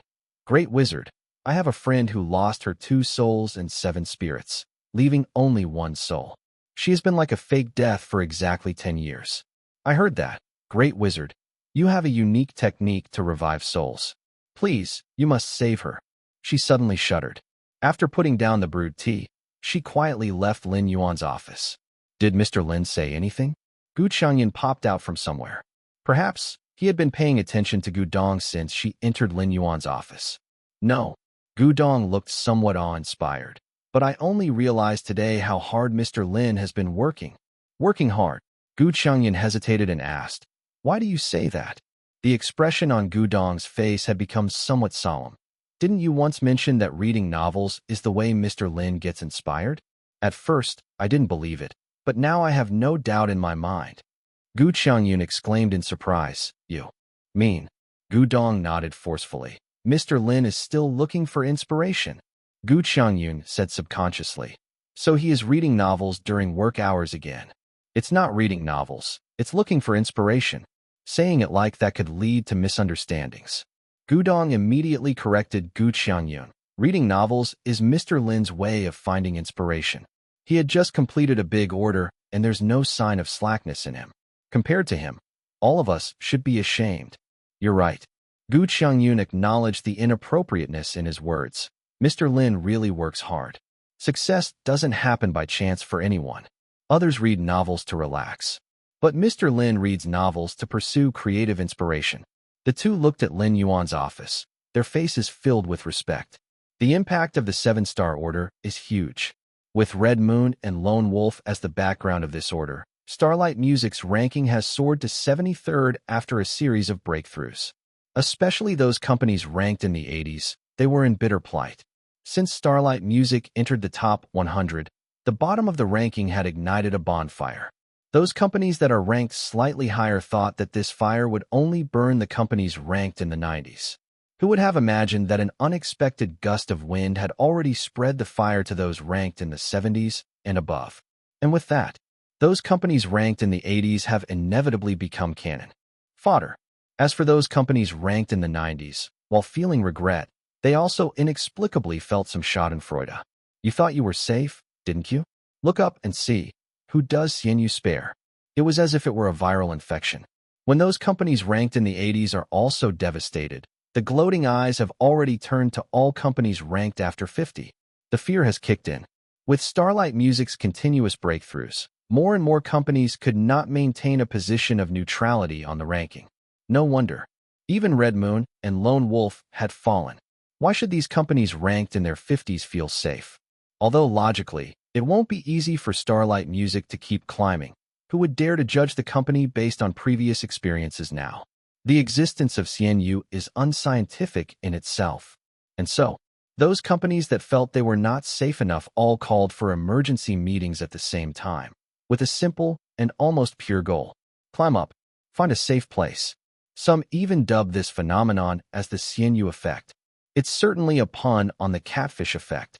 The people of a certain continent on Blue Star love to eat sardines, especially live ones. The price of live fish in the market is much higher than that of dead fish, so the fishermen always try every possible way to bring back live sardines. Despite their efforts, most of the sardines still die of suffocation halfway. Later, someone put a catfish, which mainly feeds on fish, in the tank with the sardines. The sardines, seeing the catfish, avoided it everywhere. In this way, the lack of oxygen was solved, and most of them were lively and bouncing when they returned to the harbor. Look at that. Aren't these companies, trying not to be squeezed off the ranking by Starlight Music, very much like the life-loving little sardines? This is the Xianyu effect. And with the moves of these companies, the ones ranked higher suddenly felt a crisis too. There's a big gap between ranks in the 70s and in the 50s. But the gap between the 30-40s and the 50s is very small. Now, with those companies ranked in the 50s and 60s desperately pushing forward like they're on stimulants, how could the companies ranked slightly higher not be concerned and skeptical? One thing leads to another. The rankings are in chaos. This has probably been the first time ever since the establishment of the B-side ranking list on Qi continent that the tail of the rank has had such a far-reaching impact. Of course, everyone is still being overly worried. Lin Yuan has no plans to continue taking orders recently. And if Lin Yuan does not take any action, Starlight Music will remain a company without much threat. However, with the influx of a large number of orders, Starlight Music has indeed ushered in an unprecedented opportunity for development. To this end, the stagnant water of Starlight Music seems to have been stirred up a bit. The chess move of establishing a branch office by the headquarters of Starlight Music at Qin Continent seems to be somewhat revitalized. Chapter 180-171, The Torrent of the Arrow 1. Qin Continent, Starlight Head Office. At the senior executive meeting in December, Everyone summarized the company's achievements and shortcomings from the past year. At the end of the large meeting table, the boss simply rested his chin on his right hand, silently listening to the reports from heads of each division. Chairman, when the round of reports concluded, someone gently reminded the boss whose attention seemed to wander. The chairman, Li Songhua, who kept himself in good shape, unlike other senior executives who had beer bellies, casually in response, making him an impressive figure. As all eyes turned toward him, he asked unhurriedly, "Why has no one mentioned the branch offices?" As Li Songhua turned his gaze around, everyone lowered their heads, silently contemplating. Just as everyone thought the chair would explode in wrath as in the previous years, Li Songhua suddenly chuckled. "It seems like your information sources are inadequate. No wonder the higher-ups are not pleased." Qi Continent's branch closed down. Li Songhua's last remark didn't draw much attention, merely a question from a department head, as the high-level executives had tacitly accepted the possibility of a branch office's closures. "Let's take a look then," Li Songhua responded softly. The male secretary beside him, keenly understanding his intent, brought up a document and projected it onto the large screen in the conference room. Everyone turned to look. They were all taken aback. It was an annual performance report. The first few months indeed showed that the branch office was teetering on the edge of collapse. However, starting from September to the current December, the line graph had sharply risen, creating an eye-catching mountain-like peak. "Is this?" Old Zhou, the head of the composition department who sat among them, widened his eyes in disbelief. "Xianyu?" He turned to look at Li Songhua. While the other executives scrambled to find the word Xianyu in the graph, Zhou's words echoed in their ears. Many of them glanced at the outlying peak on the chart, as if they could see a silhouette hiding behind it. Like Zhou, they turned to look at Li Songhua. Li Songhua nodded lightly, affirming Zhou's conjecture and clearing up the doubts in everyone's minds. The meeting room fell silent for a few seconds. Li Songhua broke the silence, turning his gaze back to Zhou. "Modify Xianyu's contract." "Understood." Or Zhou responded with a smile. Li Songhua didn't continue on this topic. Instead, he changed the subject. "You've all seen the recent official news, haven't you?" Everyone looked puzzled. The topic had suddenly jumped. Someone quickly responded, "You mean the proposal from Zhong Continent?" Zhong Continent is the political center of Blue Star.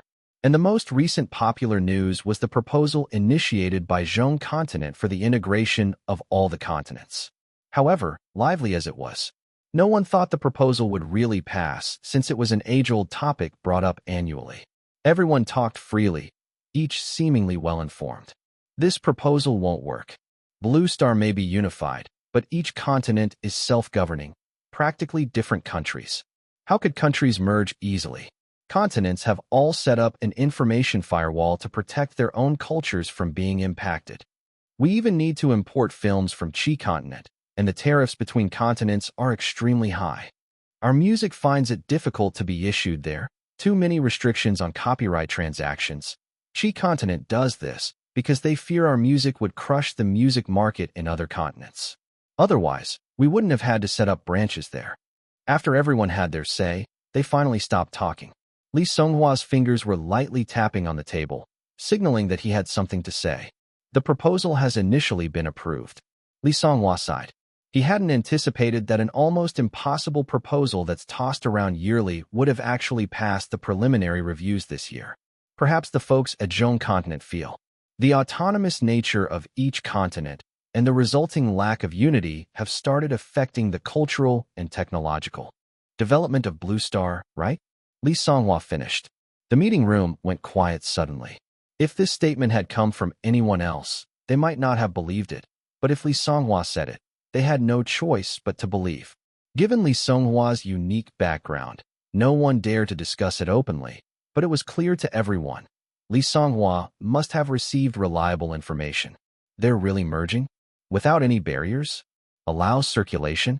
Governed by Zhong Continent. After a moment of silence, the meeting room erupted. No one knows what will happen after the continents merge. However, everyone understands that no one can remain unaffected in this era-changing tide. This is just a preliminary approval. Li Songhua tried to subdue the chaotic thoughts in his heart, This policy will choose two continents as the test subjects for the proposal, and our Qin continent along with Qi continent, where our branch office is located, are specifically selected as the pilot areas. It was difficult for everyone to digest this news. Li Songhua paused for a while, allowing everyone to process before he continued. This is just a start. As Qin and Qi merge, the other continents will gradually break down their restrictions and barriers, forming a truly unified Blue Star. Of course, Blue Star is already a unified country. What we mean by merging is, in fact, a cultural merger. So, does this mean Blue Star will enter an unprecedented entertainment era? Everybody's eyes were focused on Li Songhua. At this moment, Li Songhua's decision would determine the future of the company. You could say that. Li Songhua took a deep breath. Our music became successful because we are a company in the Qin continent. But when our market merges with that of Qi continent, there will be more options in all industries. At that time, not only will there be the land of music, nor the home of films, but all industries will develop and closely intertwine. Someone quietly asked, "So what are you planning to do?" Li Songhua answered in a grave voice. In face of this era-changing tide, many industries in both Qin and Qi continent will have to transform. We need to take the initiative to expand our reach. We need to focus on developing the film industry. Of course, we can't abandon the music market that forms the foundation of Starlight. Everyone was in a daze. The day changed so suddenly. Chapter 181, 172, Shuffling the Deck _1. When the floods of time came surging, people who were swept forward by the trend often didn't become aware until they heard increasingly frequent mentions on Zhong continent's news about proposals for the merging of various continents. It was then that people from all the continents, who were usually politically naive, finally smelled something out of the ordinary. There was finally a stir among the people. On the semi-closed networks of various continents, some uncertain speculations and remarks began to appear. High-ranking officials from each continent also started to be ambiguous when facing interviews, indirectly confirming an astonishing fact.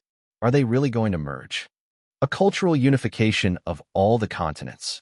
This proposal first surfaced 18 years ago.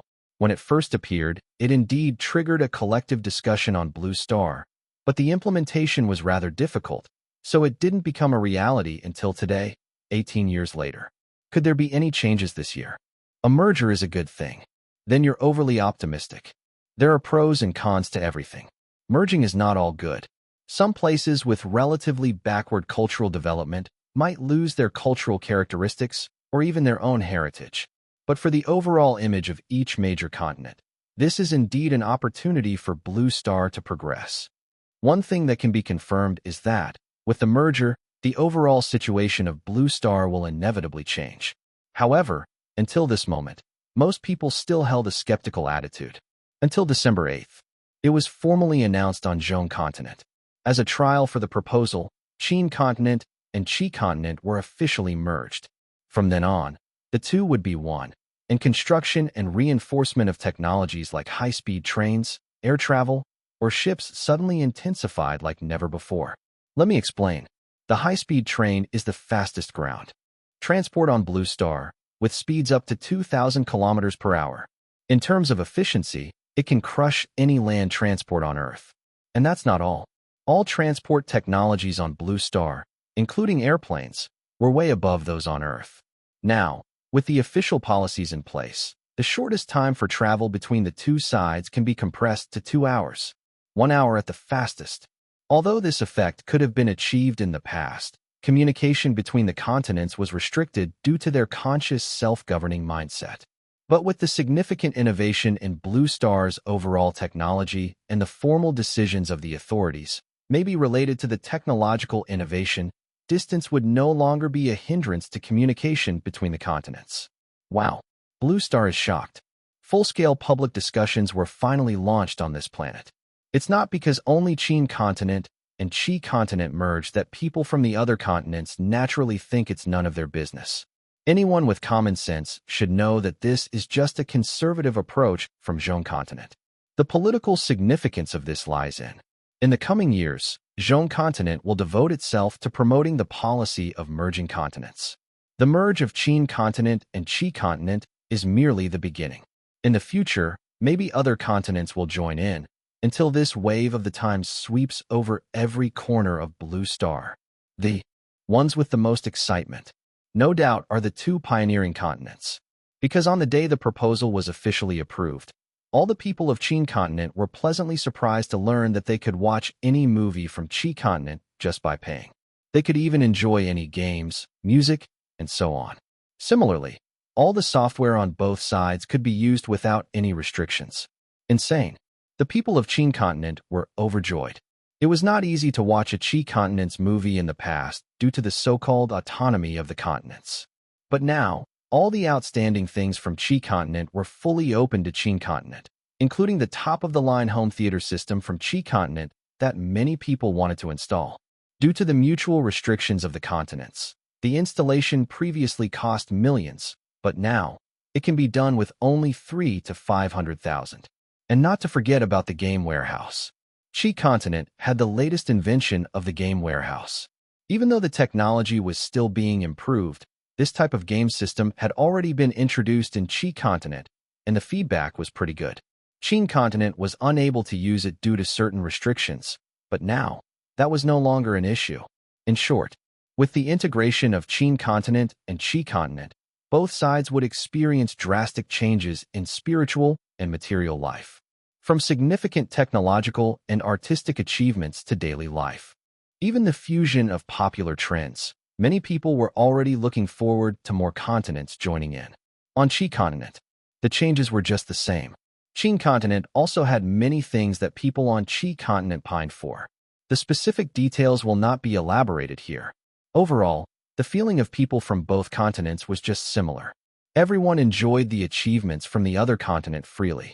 Even though the change had just started and the ultimate change might take some time, many people's lives have already been subtly influenced by it. In front of a Blue Star epic progression like the fusion of two continents, Lin Yuan, as an individual, was undoubtedly insignificant. When the shock came suddenly, he even felt as if he'd gone through another time travel. Even though he was somewhat familiar with both continents, imagine what kind of reaction the people who had never been to other continents in their lifetime would have in the face of such an impact. Even compared to Lin Yuan, Jian Yi had become somewhat neurotic, muttering all day, "Then I don't have to develop in Qi continent in the future." The film and television industry here will inevitably enter the Qin continent market rapidly, and the actors on both sides will welcome the most beautiful spring. Chapter 182, 172. Shuffling the deck _2. He even used rhetorical techniques. He would occasionally chat with Lin Yuan about these changes in life, and his response was quite fast. Believe it or not, Qi continent will definitely make a big move into the music industry in the future. It's not just us actors. All literature and art workers will face a choice of opportunity. Lin Yuan asked, "Like what?" Jian clapped his hands and laughed. "For instance, you, Xianyu, are the top songwriter in Qin continent. Because you are from Qin continent, it would cost a lot for Qi continent to hire you, with annual expenses alone being astronomical. After all, each continent is self-protective. But now that the two continents have merged, do you think the entertainment companies of Qi continent will be willing to bow down to Qin continent in the music field?" Lin Yuan pondered over this. Jian Yi pointed out, the success of Qin continent's music lies in talent. In the future, the giants of Qi continent will definitely set up their companies in Qin continent. With the restriction of the two continents no longer existent, as long as Qi continent digs into Qin's pool of music talents for their own company. With talents, does Qi continent's entertainment giants still need to order from Starlight, as their homegrown songwriters have already stepped up? So all the music talents in Qin continent will have more life choices. Before, everyone would go to companies like Starlight because Starlight is one of the most powerful music companies in Qin continent. But now, they will have more options. Moreover, companies like Thunderbolt and Seven Star from Qi continent will inevitably infiltrate and even spare no expense to poach from Qin continent's companies. Lin Yuan understood. Jian Yi continued, "Your composing skills are so strong. When the time comes, there will definitely be people from Qi continent who will poach you, and the treatment they offer may even be better than Starlight. Starlight, in order to retain you, will also certainly offer you better treatment. So for us, this is a good thing. Those who should really be nervous are the big companies. Take Starlight, for example. How can they just sit and wait for death? Lin Yuan nodded. It is foreseeable that companies like Starlight and Qin Continent will vigorously develop film and television and even the gaming industry, because the talent barrier on both sides has been completely broken. You like my musicians, why wouldn't I like your film and television talents? Are Qi Continent's special effects unbeatable? Does Qi Continent have more scriptwriters? Are Qi Continent's directors better? When these people join Qin Continent's companies, wouldn't Qin Continent's film and television industry also develop? After all, there are no national boundaries between the continents, and art has no so-called borders. So isn't the root of the problem money? Let's think about it from a different perspective. If it's on Earth, focusing solely on the film and television industry, with everyone speaking the same language and all barriers removed between countries, Hollywood is fully open to the Celestial Dynasty. So, won't there be a day when Hollywood will become everyone's Hollywood? This situation is bound to happen. Even if we don't use the film and television industry as an example, think about the Celestial Dynasty in our past life. Because they could never beat South Korea in top League of Legends tournaments, the clubs in the Celestial Dynasty simply bought a bunch of South Korean players to come over and play for them. But at least there are differences between countries. Some would refuse such contracts due to a certain sense of belonging, but no one would refuse to work for companies from other continents simply because they are from Qin Continent and he is from Qi Continent. After all, this is the Blue Star Village. We are all people of the same country. So, there's no worry about loyalty to an homeland here. Would you refuse to work in the next county? Or refuse to work in the next province? Once the transportation issue that hinders everything is resolved, the barriers of each continent are completely demolished by the top regime. It's nearly predictable where Blue Star will head towards in the future. This will be a real great fusion of Blue Star, a deeper fusion after the unification of Blue Star, which is why Jianyi's excitement is justified. For every continent, and even every industry, these are challenges that coexist with opportunity and risk. For example, the social networking software that Qin Continent people like to use is called Tribe, and the social networking software that Qi Continent people like to use is called Blog. After the two continents merge, many people will inevitably face a choice, which is whether everyone should use Blog or Tribe in the future. Habits can be changed. In order to participate more comfortably in this fusion, for a more comfortable communication environment, everyone will eventually make their own choices. This is the real essence of conflict and change in the fusion of the two continents, or even Blue Star as a whole. No industry can survive solely on its own.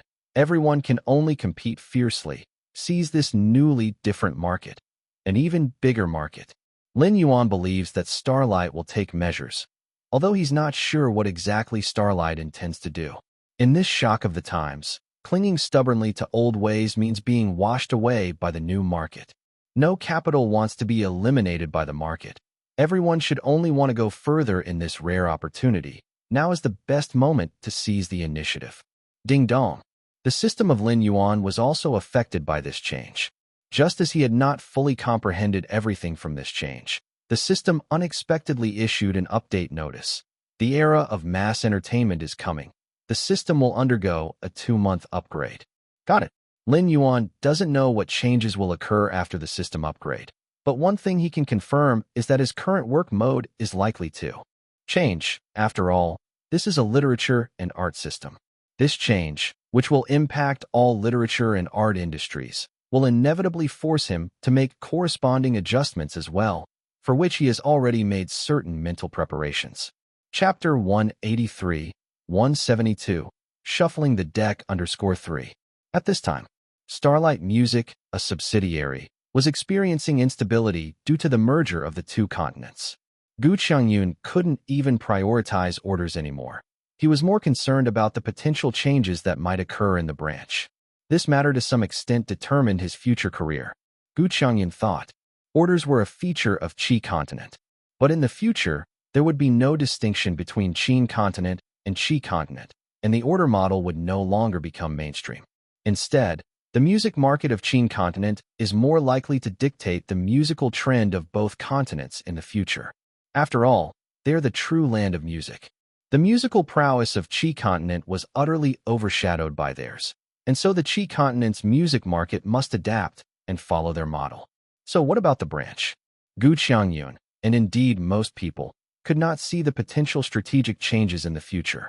The only thing they could predict was that all areas and industries would have to go through a reshuffling. In fact, this reshuffling had already begun to some extent, as Gu Qiangyun's office desk was now adorned with 12 resignation letters. Evidently, some people had ideas and wanted to seize the historic turning point. This was just the beginning. Gu Qiangyun believed that the others who were still in the company either couldn't think of what they could do in this change, or they wanted to wait in the company and make decisions when the situation became slightly clearer, ideally, to see what responsive measures the headquarters would take. As for Lin Yuan, with the advancing reform of Blue Star in December, he finally felt the changes brought about by the merger of the two markets more profoundly. That's because Silver Blue books in Qin continent suddenly gave Lin Yuan unexpected news. His book sales had skyrocketed. It's crazy. Even across the internet, Lin Yuan could feel the editor Yang Feng's almost fanatic excitement. Not only Zhu Xian, our novels in Qin continent can now be sold in Qi continent. Fantasy novels in particular are very popular in Qi continent. Almost half of the novels have seen a surge in sales. I heard that not only in our novel industry, many film companies in Qi continent have made a fortune from paid broadcast of old films in Qin continent alone. Chu Kuang, if you have time, you can go to bookstores in Qi continent. You will definitely see our Silver Blue books novels. Lin Yuan told Yang Feng before. He was currently in Qi continent. Lin Yuan asked, "Did all books skyrocket?" Yang Feng's response came a little slower this time. "I'm sorry, it's really busy here in the company. In fact, not all novels have seen a surge in sales. It's just that our fantasy novels have an advantage. This has to do with the poor quality of fantasy novels in Qi continent. Qi continent's fantasy novels are not good, but Qi continent used to not allow their own people to see the novels in Qin continent, necessitating a substantial cost for importation. Therefore, Qi people could often only read the fantasy novels in Qi continent. Now that the barriers of the two sides have been broken, Qin continent's fantasy novels naturally have impacted the market here. What about other types? Detective novels are very popular in Qi continent. So, Chu Kuang, you can probably guess that our detective novels at Silver Blue Books have not been selling well in recent days. Readers who like detective stories are now all reading Qi continent's detective stories. The editor-in-chief has already ordered to recruit some brilliant detective novelists from Qi continent. But overall, the novel markets of both sides are now very vibrant. Yang Feng typed a bunch of words. Lin Yuan had a clearer understanding of the current situation. Of course, his judgment was not made from a macro perspective. He did not have strategic insight or talent. The most intuitive judgment of Lin Yuan as an ordinary person was, in fact, somewhat cliché. We're succeeding. Finally, Yang Feng reminded Lin Yuan. Now the exchange between the two sides has no restrictions whatsoever, including the tribe platform. Although the tribe platform could also be used in Qi continent before, it was a castrated version, so it wasn't very user-friendly. You can check it out online. I need to go handle something on this end. Okay. Lin Yuan replied with a word, then tried to open the tribe app on his phone, only to discover that his phone needed a system update, probably related to this significant change. He updated it for half an hour. The phone was usable again after half an hour. Then, Lin Yuan logged into Tribe, only to find that the interface of Tribe was exactly the same as in Qin continent. He had been able to use Tribe in Qi continent before, but most of its functions had been cut off. It was like a forsaken rubbish app. The comments on the internet were quite interesting. Is this Qin continent's blog? I downloaded Tribe before, but we in Qi continent had a castrated version, so it was extremely inconvenient to use, and the system and internet speed made me want to die. Now that I've used it, I realize it's not worse than our blog. The functions are similar. As a resident of Qin continent, I just want to say it's great to freely share everything with our friends in Qi continent. I've been watching movies from Qi continent these past few days. Our Qin continent's film development is nowhere as good, especially the movie Special Agents. It's simply mind-blowing. Haha, you should pay attention to some new movies. Special Agents was a film from our Qi continent more than 10 years ago. However, it is indeed a classic. From now on, the works of both sides will be released simultaneously. There's no more continental wall to block us. This is nothing. Recently, I've been listening to songs from Qin Continent. Your music in Qin Continent is definitely first class on Blue Star, and compared with this, our Qi Continent songs are simply incomparable in quality. 90% of the songs in my music library are from Qin Continent. The exchange between the two sides was very heated, almost as if they regret not meeting sooner. From this perspective, the merger of the two continents is a good decision, at least for the common people. Instead, it seems mean-spirited that the districts previously constricted each other's communication channels so tightly. And in the middle of this month, there was finally movement from the headquarters. Everyone from the branches was to go to Qin Continent for a meeting, with the travel expenses covered by the main office. At this moment, Lin Yuan could imagine that some major decisions and changes were bound to happen. Chapter 184, 173. The beginning of Gunpowder Smoke _1. Lin Yuan's journey to Qi Continent took some gnarly effort due to the route and plane model selected. However, after the activation of the new transportation system, Lin Yuan was surprised to find that he had reached the Qin Continent within only an hour and a half. Technology changes life. It is said that the flying iron is also extremely efficient. Lin Yuan plans to try it out later, but he always feels that the flying iron is just an enhanced version of the subway. Similar speeds could probably be achieved by Earth even with a slight advancement in its tech tree. In fact, the fastest land transportation on Earth has already reached super speed. Arrival at Starlight. The environment was familiar, but there was no need for Lin Yuan to act as a tour guide this time, as the company had sent someone to greet them. Lin Yuan and others followed the host to a rather spacious meeting room in the company. After entering the conference room, Gu Qiangyun and others were a bit restrained and spoke in whispers. Gu Dong, on the other hand, carefully approached Lin Yuan. Perhaps Lin Yuan's composure could give her some sense of security. Lin Yuan. Zhou came over shortly. Lin Yuan greeted him. Zhou laughed. Good to have you back. You might not have to continue being an exchange student in Qi Continent. I have confirmed with the school, next semester will not be about student exchange, but teacher exchange. Lin Yuan was curious. What do you mean? Zhou described it in a slightly humorous manner. Just that your teacher will go to Qi Continent to teach students there, and their teacher, in turn, will come over to Qinar to teach. This means more practical exchanges between both sides. Anyway, both continents will truly become one family. The students there can take exams in our schools, and we can do the same there. Lin Yuan nodded. Zhou had other things to take care of, so he left shortly after. He even greeted Gu Qiangyun etc. before he left. Just as Zhou left, Zhao Ju arrived.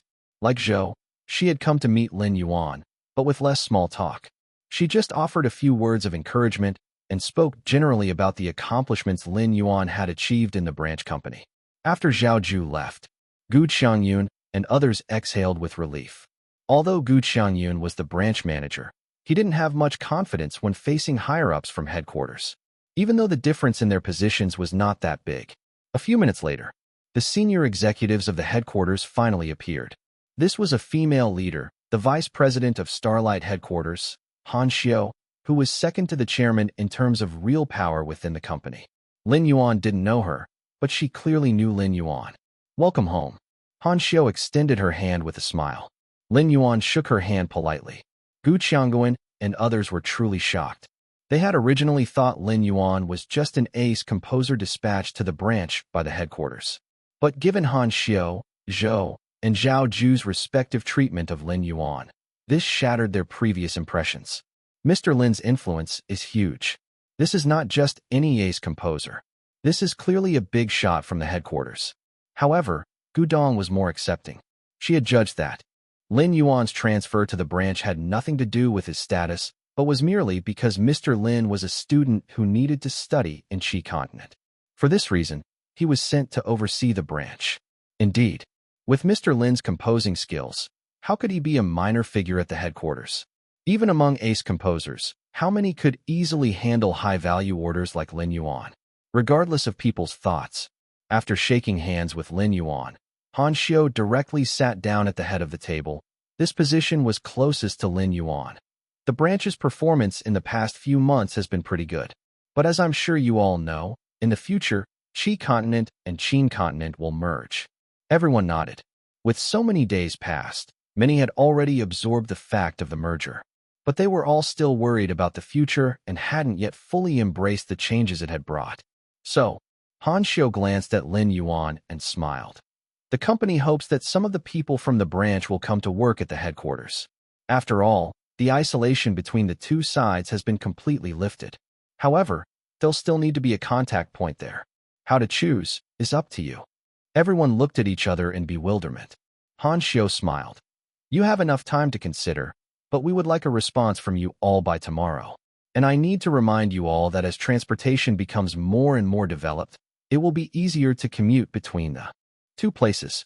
You probably reached the headquarters within 2 hours today. In the future, it will be even faster. Zhong continent has already started developing more efficient means of transportation, considering other continents in Blue Star also want to join in this merger plan. Everyone nodded. Han Xiu once again looked towards Lin Yuan. Then, there are changes in the headquarters. Teacher Admirable Fish has performed outstandingly at the branch, so the headquarters intends to have Teacher Admirable Fish serve as the representative of the 9th floor choreography department. Lin Yuan was startled. Being a manager himself? Han Xiu seemed to see Lin Yuan's confusion and patiently explained, I know that Teacher Admirable Fish has classes to attend, so Mr. Lin will just be holding a position at the 9th floor, with the actual management handed over to the deputy representative. Of course, the highest decision-making power of that floor will still belong to Mr. Lin. Lin Yuan wanted to refuse. Chapter 185, 173. The beginning of Gunpowder Smoke _2. However, Han Xiu's next remarks dispelled Lin Yuan's thoughts. The basic salary for a representative is 100,000 a month. If a composer under your management publishes a piece, Representative Lin is eligible for a performance bonus. The specific contract will be drafted next week. Does Representative Lin have any objections? None, Lin Yuan said decisively. Han Xiu nodded. The company will later adjust. The composers on each floor. In addition to Representative Lin, other companies' top composers like Yang Zhongming will also serve as directors of other floors. In terms of this position, you are on par. In other words, the representatives of other floors are all maestros, and only Representative Lin is managing a floor without being a maestro. Rumble. It was like a thunderclap. By now, the employees from branches like Guqiangyun were stunned. Other floors were managed by maestros, but the 9th floor was managed by Representative Lin. This was like the headquarters directly placing Representative Lin in a position equivalent to the maestros. Lin Yuan gently nodded. In the face of such nonchalant behavior, let alone Gu Qiangyun and others, even Han Xiu felt a sense of eeriness. The company put you in a position equivalent to the maestros, and you can still stay so calm, even taking it for granted? You must know. The reason why the company made such a daring decision was purely because they saw Lin Yuan's endless potential. Because the company on the Qi continent would inevitably invade on a large scale soon. By then, powerhouse composers with infinite potential like Lin Yuan would definitely become the targets of everyone's attention. To keep this treasure, the company made such a decision. But if we truly look at achievements and qualifications, Lin Yuan really can't be compared with those maestros. So when this decision was proposed, it once caused intense discussion among the higher-ups. In the end, it was Zhou who said, "A promising future." These 4 words completely moved Chairman Li Songhua. This assignment finally fell on Lin Yuan's head. Because Lin Yuan's previous performances and his achievements in the branch had elevated him to a level far ahead of other top composers. Calling Lin Yuan a maestro might be too much. But considering factors like age, it would not be a problem to call Lin Yuan Maestro Jr. After all, the composition achievements that Lin Yuan have accomplished at his age indicate he has a strong potential to become a maestro in the future. Coughing lightly, Han Xiu said, "This is just a temporary decision. The company's formal implementation of this system won't happen until January. In the future, the company won't set up too many floors. Including Teacher Admirable Fish's floor, the headquarters will only have floors 9 through 15 for the music composition department. However, there won't be much change in the number of people. As for the floors above them, They will be recording studios and other areas. Representative Lin can familiarize himself later. What about Director Zhou? Lin Yuan asked a bit more. Han Xiu put on a smile again. Teacher Admirable Fish is still very concerned about his old leader. Director Zhou will still manage all the floors in the future, but his burden is now heavier because the company plans to set up a film and television department equivalent to the music department. Director Zhou will be in charge of some of the work. He has officially become a high-level decision-maker of the company. Lin Yuan understood. The company really couldn't help but get involved in the film and television field. In fact, Starlight had a film and television department before, but it was obviously not taken seriously. After all, this is primarily a music company. But now, in the face of market changes, the company has no choice but to change. You never know what the future holds, Han Xiu said reflectively. However, the music department still receives a lot of attention from the company because the film and television industry will inevitably involve things like music scoring. By then, the floors led by Representative Lin and all the maestros will still have frequent contact with them. At that time, the company's directors and screenwriters and other important people will visit the music composition department. Everyone should first familiarize themselves with the new situation. Lin Yuan didn't respond. What he was thinking about was, of the several important categories given by the system, in addition to culture and music, film and television was also a major part. Therefore, he would most likely participate in film and television work in the future, and not just limited to things like film scoring. But right now, since the system was still upgrading, he had no way to communicate this. Could he possibly be allowed to customize scripts? As for leaving Starlight, actually, Jianyi had talked to Lin Yuan about this possibility before. In Jianyi's words, the company on Qi continent would be willing to spend a lot to poach talent. But Lin Yuan did not have an unstable personality. This could be seen from his long collaboration with Silver Blue Books on long-form novels. Since the old partnership was not bad, why should he abandon it for something far away? He didn't believe that the conditions offered by the company on Qi continent would definitely be better than those of Starlight. After the meeting, everyone went their separate ways. Those from the branch company had their own arrangements, while Lin Yuan went over to the composing department and greeted his old colleagues. The personnel of the composing department would be undergoing adjustments in the future, and he was unsure if they would have the opportunity to work together again. Our Maestro Jr. is here. As soon as Lin Yuan walked through the door, he was warmly welcomed. His old colleagues had been missing him quite a bit. Wu Yong, the senior who initially helped Lin Yuan get familiar with his job, had a smile beaming like a blossom. Hello, everyone.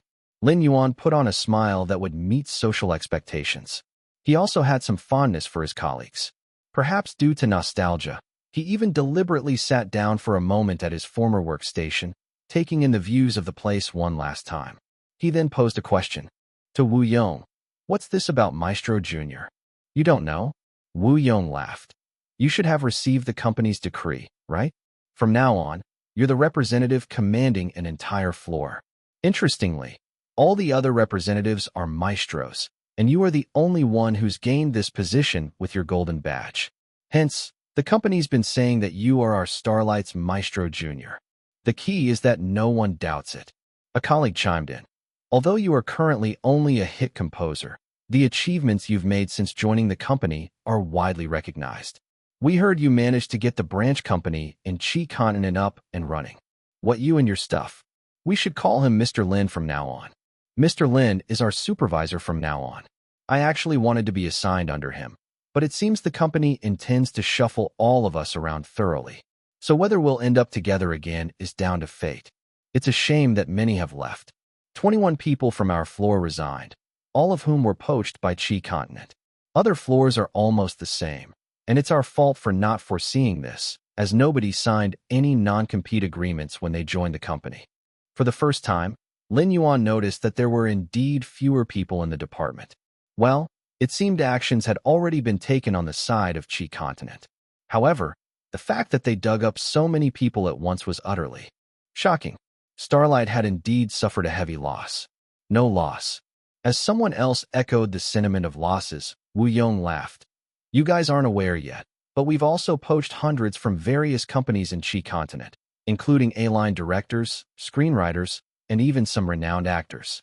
When it comes to taking actions, we're even faster. Some showed expressions of surprise. Some obviously had prior knowledge of the situation. Meanwhile, Lin Yuan gradually gained a deeper understanding of the company's position through their conversations. Just as he thought he should probably head home, a system's voice suddenly popped up in his mind. Film and television database expansion in progress. Selection of director's template in progress. Lin Yuan wanted to ask more, but the system ignored him, the host. Apparently, the system's upgrade and update were not yet complete, but it did inform Lin Yuan of the field he was likely to get into next. It was indeed film and television. The most likely development would be starting from the scriptwriting aspect. However, the system seemed to have also mentioned something about directing. Lin Yuan decided that he would research Blue Star's film and television scene in order to prepare for the acquisition of film and television prestige. At this point, the impact of the integration between Qi continent and Qin continent had passed the initial stage and was getting more intense.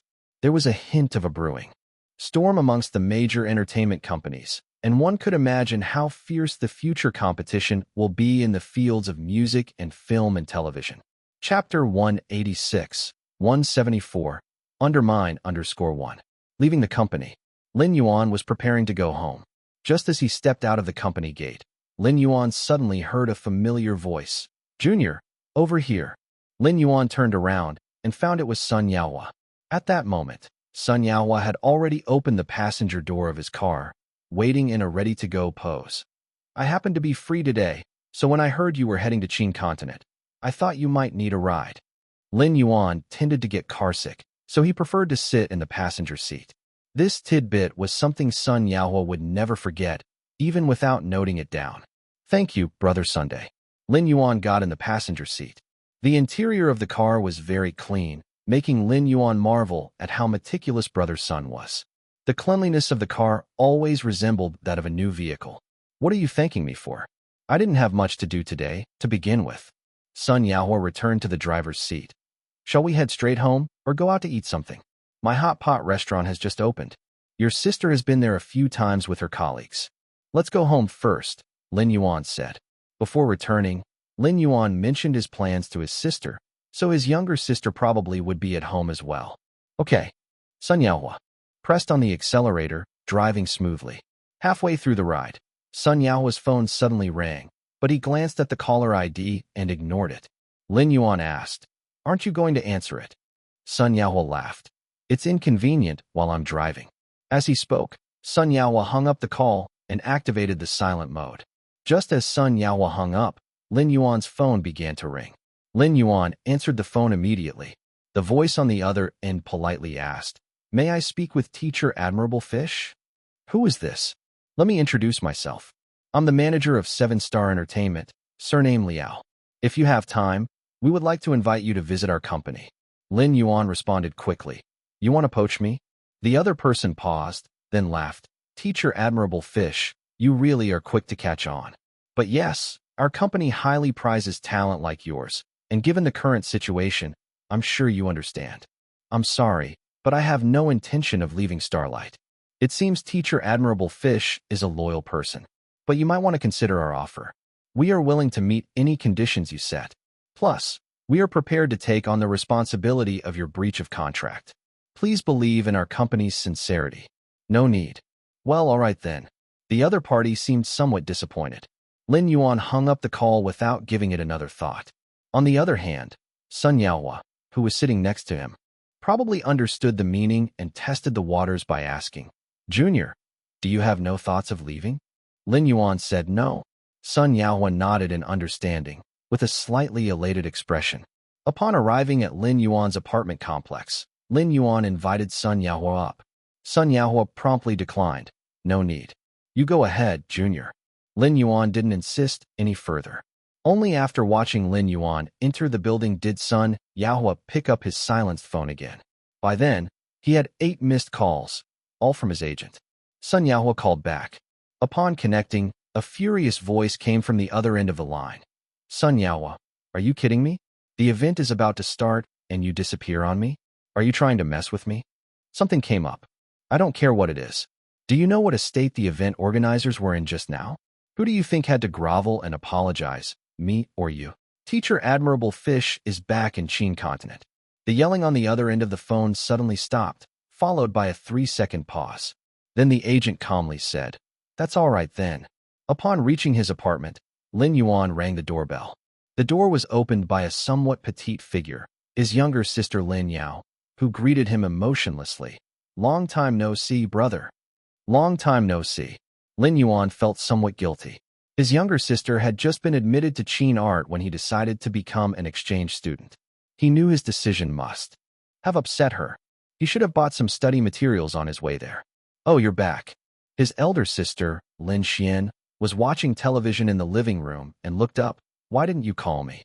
I could have picked you up from the company." Lin Yuan said, "Brother's son drove me home." Lin Xian smiled.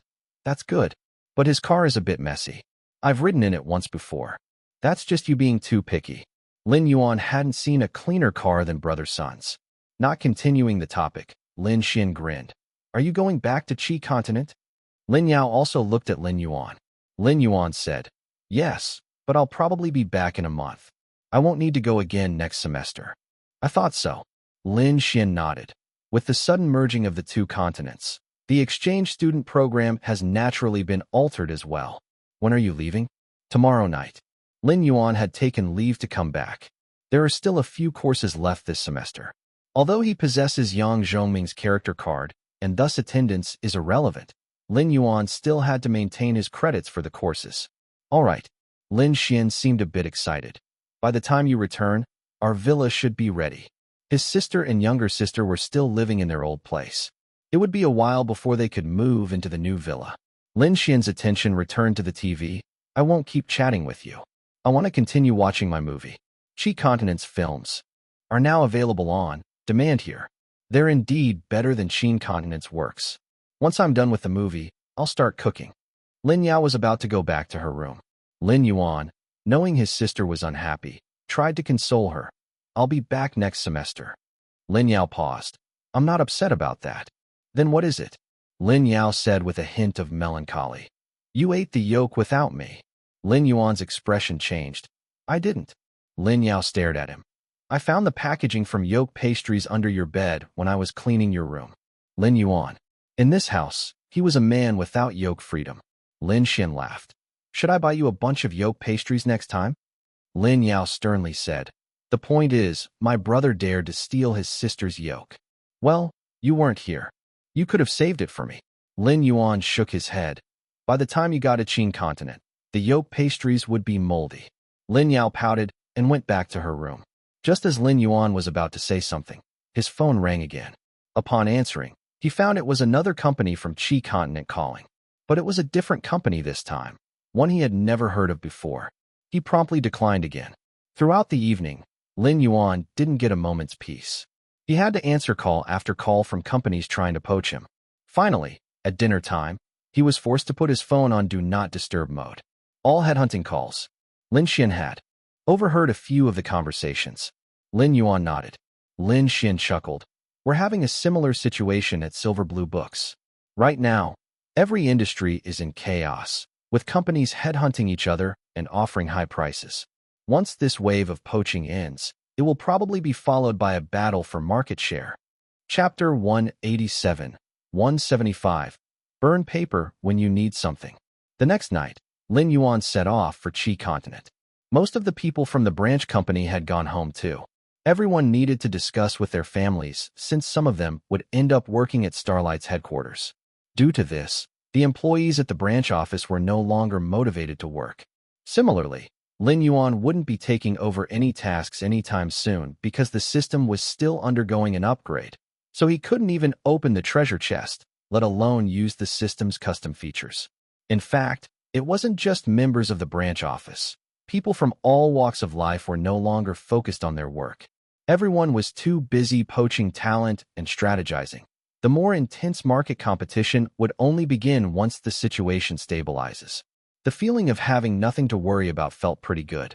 Lin Yuan quietly enjoyed his final campus life in Qi Art. However, just as December was coming to an end, a new student transferred to Lin Yuan's class. That was incredibly unusual. The semester was almost over, and yet, Someone transferred? But it did happen, and when this student arrived in class, Lin Yuan discovered that he knew him. Gushi? Lin vaguely remembered that Gushi was a music major.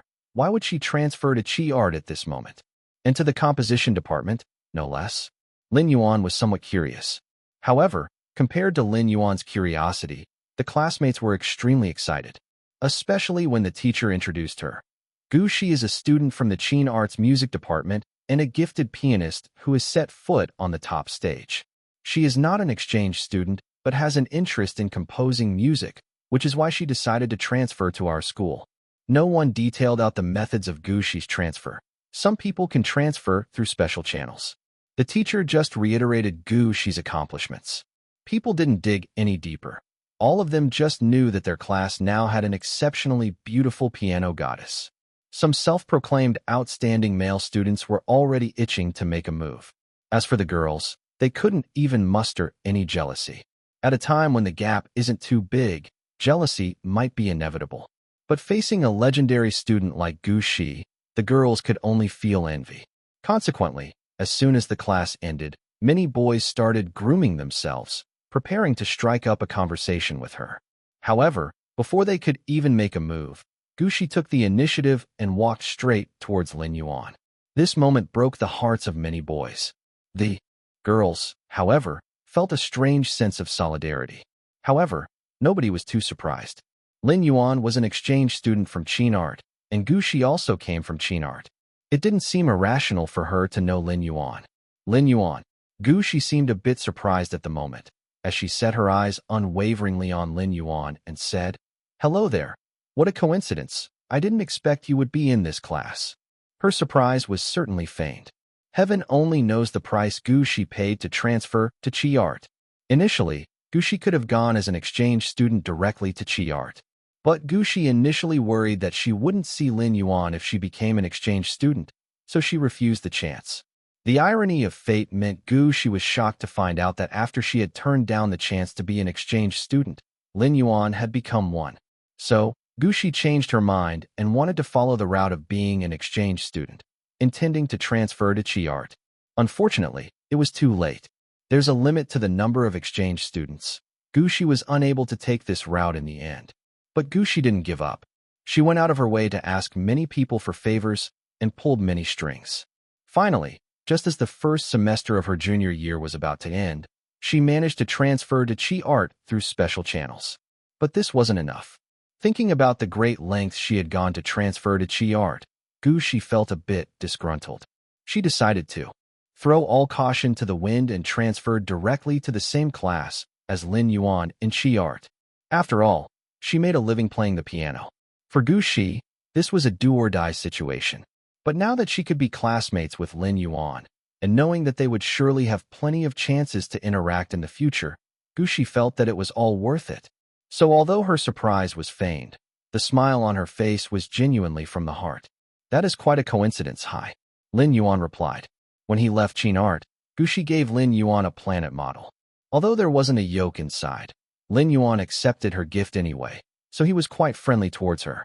And after experiencing some things, Lin Yuan no longer resisted Gushi like before. Having Gushi around means trouble. Constantly thinking this way about her wasn't very nice, Lin Yuan thought. Wasn't the last time she brought the planet model just fine? We're classmates now. Gushi made her rehearsed statement. But because I just transferred to the composing department and don't know the other classmates well, and I'm actually not too familiar with composing either, I hope I'll have the chance to learn more from you next semester, Lin Yuan. I'm sorry. Lin Yuan shook his head and said, I have to go back to Qin Art next semester. Gushi's expression immediately froze. Her world seemed to lose all color at that moment. Her eyes gradually lost their luster, and a sentence kept echoing in her mind. I have to go back to Qin Art next semester. Go back to Qin Art next semester. Go back to Qin Art. Qin Art. Gushi stuttered. Why? Lin Yuan, who failed to notice Gushi's unusual behavior, patiently explained. The merger of Qin Art and Qi Art led to changes in their system and the cancellation of the exchange student program. So all of us exchange students have to return to our original schools next semester. Gushi felt dizzy. She didn't even know how she got back to her seat. She was utterly dazed. At that moment, Gushi seemed to feel a sense of fate. Gushi. Quite a few boys had gathered around her, each talking about various things. However, Gushi could not hear a single word from them. She just replied, "I want to be alone." The boys exchanged glances and reluctantly dispersed. Gushi took out her phone, with her typically agile fingers, proficient from playing the piano, which now were trembling slightly, and sent a message. "Can I return to Chin Art next year?" "Impossible." A reply came swiftly from the other side. "The person who was desperate to go to Chi Art was you. You just got there, and now you want to come back? Are both schools your personal property? You can only stay at Chi Art next semester." Gushi heard the sound of her heart shattering. A question from the other side asked, "Why?" Gushi laboriously typed a few words and sent it back. "My heart is shattered. Contact me through Spirit." Chapter 188, 176, Winter Vacation. In his last period at Chi Art, Lin Yuan felt a sense of leisure he had not felt in a long time. If he had to pick out any cause of worry, it would probably be the too many companies and headhunters calling, all wanting to poach Lin Yuan. As before, Lin Yuan rejected all of them. The enthusiasm of these calls did not decrease, continuing all the way to mid-January, with some people still not giving up. It could be seen just how intense the competition in various fields had recently become. In fact, after more than a month of tug-of-war, various fields had already basically set their new development directions.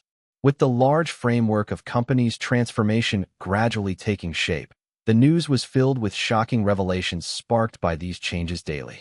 Dazzling Silver Glow changes its name to Dazzling Entertainment, officially dipping its toes in the film industry. Chi Continent's film queen, Tao Ran, ends her contract with her old employer and joins Dazzling Film and Television. 7-Star Entertainment heavily invites Sansi Entertainment's maestro-level talent, willing to pay a sky-high penalty for maestro. Starlight, Sansi, and Dazzling Entertainment in succession announced transformation, fully committing to the film industry. Starlight sues Thunderbolt Entertainment for malicious poaching, inciting unfair commercial competition. A certain gold medal director announces independence, establishes studio, new film might cooperate with Sand. See, major special effects companies in Chi Continent are signing contracts with companies in Chin Continent. Several large capital entities enter the entertainment industry. New entertainment tycoons might emerge. At first, the people of the two continents were shocked by these news. After all, even just a single piece of these news was absolutely explosive. But there was shocking news appearing every day. So, as they read on, the people of the two continents facing a constant outpouring of bombshell news were almost becoming numb. For example, in facing some movie emperors and empress, king and queen of singing, and even big shots like Maestro changing sides, everyone was just calmly commenting. Endless poaching of each other. Today you take away my Maestro, tomorrow I'll poach your signature actors. The obvious strength of big companies seems pretty balanced. Next would probably be the real market fight. A big director's new film has been greenlit, probably trying to take the lead. Lin Yuan did not pay much attention to these news, but Jian Yi was a constant gossiper. When he had nothing better to do lately, he would wield his keyboard, charging forth and fighting on the internet. Occasionally, he would also share his views with Lin Yuan, pointing out all sorts of strategies. He even had thorough knowledge on some policy details. Starting today, each continent is going to change its name. Ours will be called Qin Province. Chi Continent will be called Chi Province. Even though Qin and Chi are merging, because Qin Continent is closer to Zhong Continent and its history and various elements are heavier, the position of Qin Continent will be higher. Didn't you say you bought a villa earlier? I'm telling you, you've struck it rich. The housing prices in some of the core cities in Qin Continent have skyrocketed. Some neighborhoods' housing prices have doubled, even tripled. It looks like Zhong Continent is about to intervene soon. In no time, the big companies here in Qi Continent will also move their headquarters to Qin Province. Once the other continents merge in, the position of Qin Province should continue to increase. This plan is clearly centered around Qin Continent. Lin Yuan was of course thrilled. He didn't expect the villa he bought to increase in price so quickly. However, Lin Yuan quickly realized that he probably won't sell the villa, so whether the price rises or not didn't make much of a difference to him. Therefore, what made Lin Yuan even happier was that the system had finally completed its update and upgrade. Without mincing words, that same night, Lin Yuan mysteriously summoned the just updated system, feeling a bit expectant. Can it make bombs now? System. Lin Yuan pressed. What about Optimus Prime? System.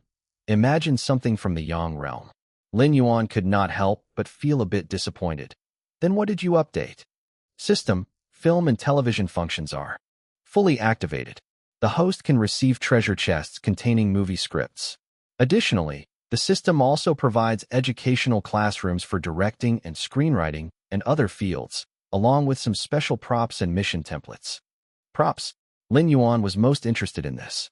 System said, the host can purchase various props in the system shopping mall. Would you like to check? Check. Upon Lin Yuan's command, he saw all sorts of dazzling props in the system. For example, a prop named Star Fragment. The effect of this fragment allows a person to briefly possess the performance ability of a famous Earth comedian. There was also a Search Fragment, with the effect similar to the prior one, and then something named Distance Fragment. The instructions said that this prop can let a person temporarily possess the on-site commanding ability of a certain great director. These props were magical. It's just that they weren't cheap. And after Lin Yuan had browsed the props for a while, the system suddenly notified, "Congratulations to the host for receiving the system upgrade gift. This is a silver treasure chest. It contains a script. The host needs to accept the mission to get this script." What mission? System answered. The host needs to take on the role of a screenwriter and shoot the script into a movie. There is no budget limit. Accepted, Lin Yuan decisively said. He planned to discuss with Starlight later on to see if they would take his script. What genre is this script? System. Random. Very in line with System's usual style. Lin Yuan asked. Where's the treasure chest then? System. The treasure chest will be issued after the host returns to Qin province. The system was keeping up with the times. Qin continent had just changed its name, and the system had immediately updated its terminology. Lin Yuan did not continue to research, because it was bedtime. The next day, Lin Yuan arrived at school. This was Lin Yuan's last day at Qi Art, because after today, Qi Art would go on winter holiday, just like Qin Art. Qi Art was quite sentimental.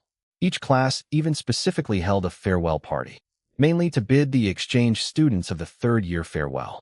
The class Lin Yuan was in, naturally also held a farewell party. He did not stand out excessively, honestly attending the farewell party in his class, accepting the leaving gifts given by his classmates, and then expressed his thanks one by one. Gushi also gave Lin Yuan a gift. She was not an exchange student, so she would still remain in Qi Art the next term. However, after handing over the gift, Gushi did not leave immediately, rather forcing a smile and saying, Lin Yuan, you can open it and see. Lin Yuan fulfilled her request.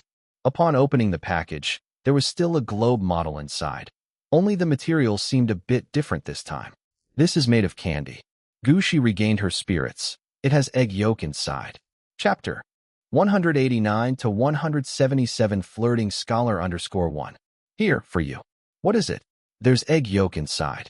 After Lin Yuan returned to the Qin continent, he gave Lin Yao an egg yolk coated with sugar. Despite the fact that it was a gift he was passing along, it was enough to placate his sister's grievances. With Lin Yuan's return, Lin Xian also moved into the newly renovated villa with Lin Yuan and Lin Yao. The villa supposedly had 3 floors, but with the basement, it actually had 4. On their first night in the villa, Lin Xian couldn't hide her excitement, taking pictures and posting them on her social media platform. Lin Yao was looking for a suitable study room. She was on vacation now and planned to live here during the next semester, probably related to Lin Yuan's return to Qin Art School. Lin Yuan didn't feel much of a difference. He stayed in a bedroom on the 3rd floor. The layout of the room was similar to his previous place, equipped with a computer. At that moment, Lin Yuan was sitting in front of the computer, checking on the progress of Blue Star Films. Blue Star Films' benchmark was set by the Qi continent, now known as Qi Province. In terms of special effects technologies alone, Qi Province's film industry was more formidable than Hollywood on Earth, and its special effects could fool the naked eye. Perhaps it was because the technology was overly advanced. Blue Star Films seemed to rely heavily on special effects technology, resulting in somewhat weaker plots. But the weak plot is only relatively speaking. When compared with Earth, Blue Star's film industry was undoubtedly more advanced. This was similar to how Blue Star completely outclassed Earth in terms of overall music level. Moreover, the film system of Blue Star was similar to South Korea on Earth. Screenwriters had tremendous power in the film crew. The actors dared not throw their weight around in front of the screenwriters. If an actor was on bad terms with a screenwriter, their character might become marginalized in the storyline, or even written out of the script entirely. The director could not arbitrarily modify the screenwriter's script, and it would be greatly disrespectful for actors to modify their lines. Some investors would even consider investing based on who the screenwriters are, while the top-tier screenwriters could even select their own director and actors. Anyway, the more Lin Yuan understood the situation, the more he felt this model resembled South Korea's on Earth. There was an anonymous interview online that was very representative of the situation, which at first might seem like a joke, but actually depicted a real situation. A screenwriter friend of mine wrote a script for a period drama. At the time, they were filming while airing the episodes. A third-tier actress who had a good relationship with the director caused much trouble for the rest of the crew. Later, she disobeyed the assistant director and offended my friend. Then my friend told the investors, "Either she goes, or I go." Unexpectedly, the investors took a bigger loss, and the director couldn't protect her.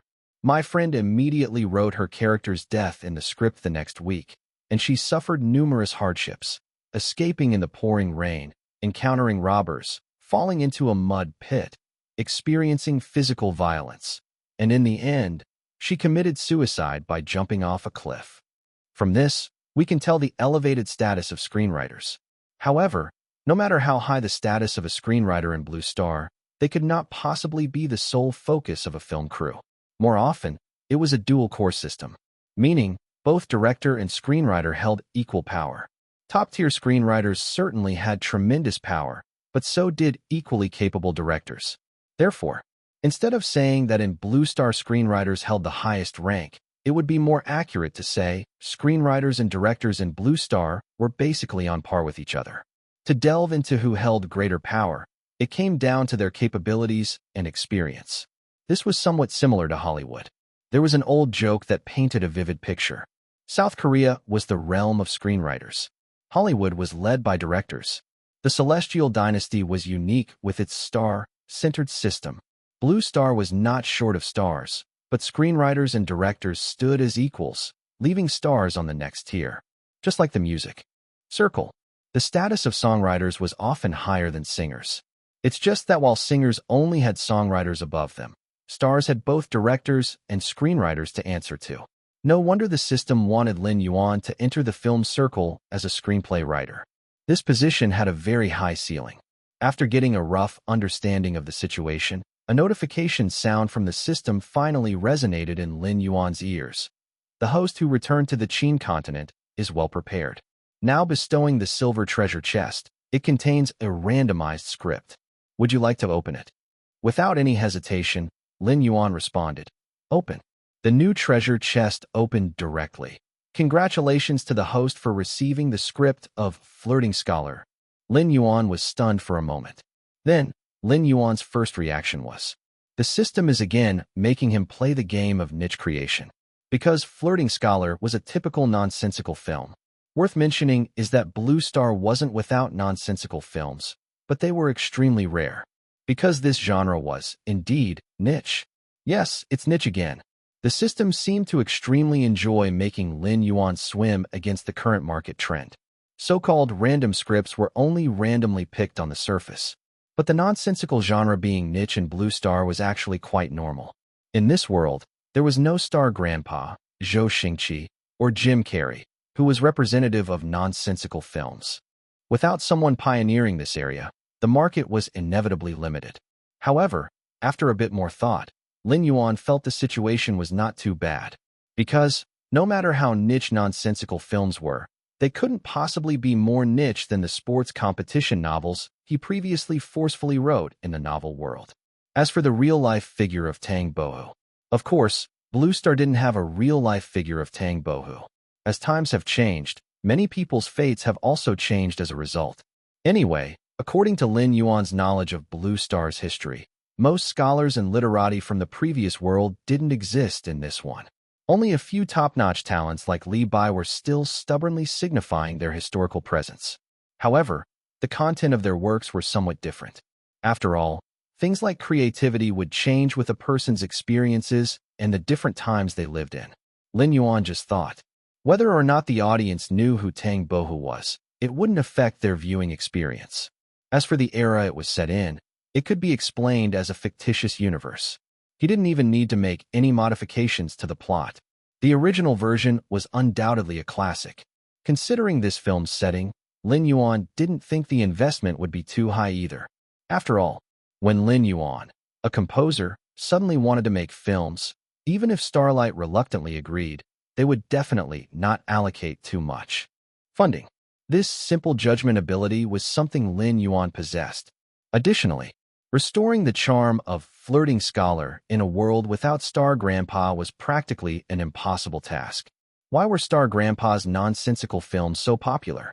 It wasn't because the nonsensical genre was so popular. The genre had its limitations. The key was actually Star Grandpa himself. He brought nonsensical acting to an unparalleled level. Put another way, if Star Grandpa's blockbuster films were not acted by him, both the classicness and watchability would be greatly reduced. Perhaps due to these reasons, the system arranged for some auxiliary props. With these props, Lin Yuan could try shooting Flirting Scholar. Chapter 190, 178. This script is definitely hot. On the second day of returning to Qin province, Lin Yuan officially started work. By now, the company's departmental transformation was largely complete. As soon as Lin Yuan arrived at the company, he was given a new badge, signifying his role not only as one of the key players in Starlight's music department, but also as the representative of the 9th floor music department. And today, Lin Yuan was set to meet his music department staff for the first time. The elevator stopped at the 9th floor. Upon entering the music department, Lin Yuan was met with a sea of unfamiliar faces. Clearly, in the reshuffling process, some composers who had previously been working on other floors were transferred to the 9th floor where Lin Yuan was now located. Moreover, Lin Yuan also spotted a few familiar colleagues in the crowd, who had also been assigned to his department. Among them, Lin Yuan even noticed Shuai Liang, the apprentice he had taken under his wing in Qi province. However, it was hardly surprising that Shuai Liang was allocated under Lin Yuan, as it was well known that they had a special relationship, which made it obvious to HR where to place him. Lin Yuan. Zhou appeared. Lin Yuan turned around and greeted him. Chuckling, Zhou said, "You might still be unfamiliar with some things, so I arranged an assistant manager for you." Zhou was perfectly aware. With Lin Yuan's personality mirroring that of the composers in the company, expecting him and them to act responsibly was far from reality. They couldn't even be counted on to show up on time, which is why assistant managers had been appointed across departments. "Mr. Lin, hello, I'll be your assistant manager from now on." Behind Lin Yuan, a somewhat familiar voice rang out.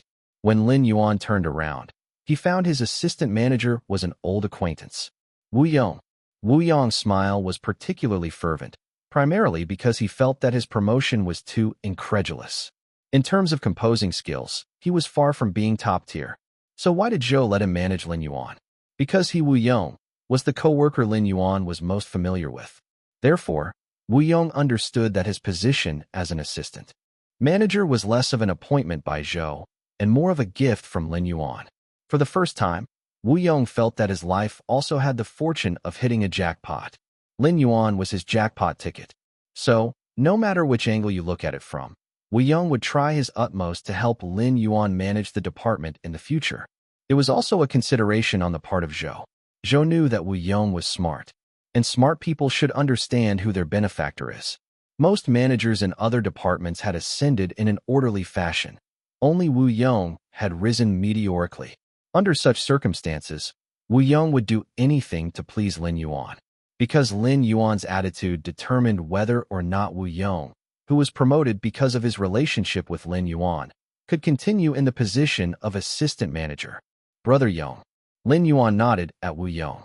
The way he addressed him hadn't changed. Lin Yuan had always addressed him this way.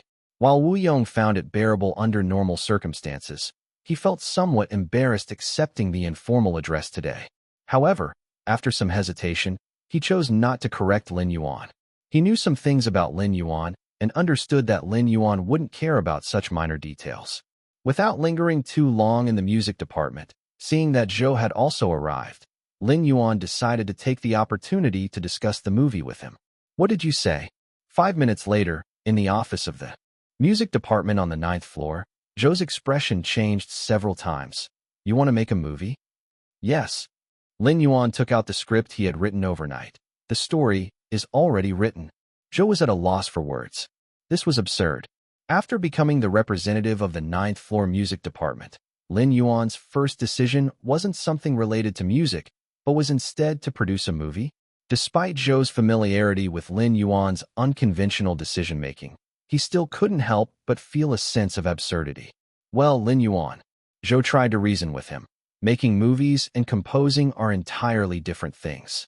I assume you want to contribute to the company's move into the movie industry. But don't worry, movies need soundtracks, so you can just stick to composing songs. Lin Yuan clarified, it won't affect my composing.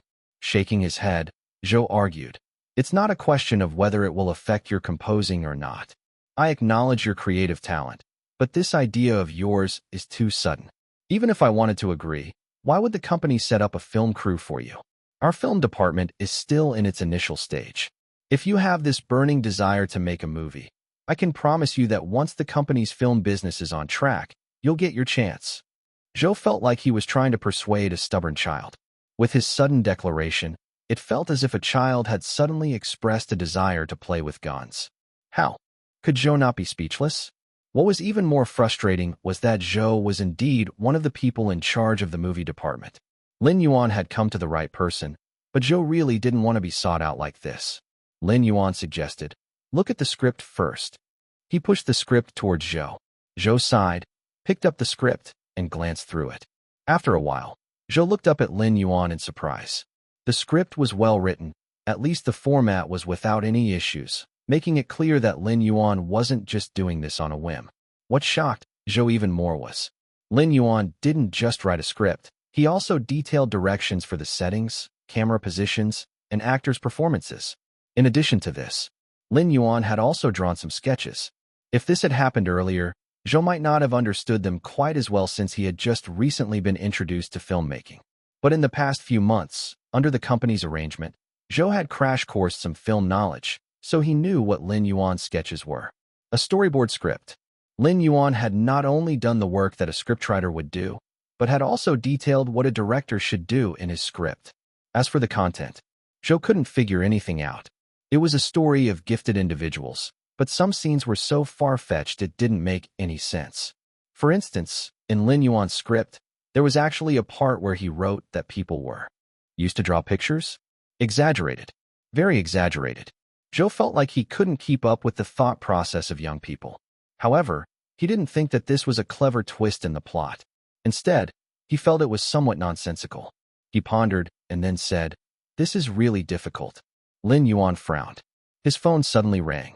Lin Yuan hung up, but the person on the other end refused to give up. Lin Yuan had to take the call. A passionate voice came from the other side of the phone. Hello, teacher Admirable Fish. I am the manager from Thunderbolt Entertainment. Lin Yuan queried. Thunderbolt Entertainment? Sitting across from Lin Yuan, the face of Zhou turned red, his emotions inexplicably becoming tense as he stared at Lin Yuan intensely. Lin Yuan said, unable to hold back any longer, Zhou abruptly rose to his feet. With a somewhat agitated tone he declared, I took another careful look at this script of yours, Lin Yuan. This script is bound to be hot. Definitely a box office hit.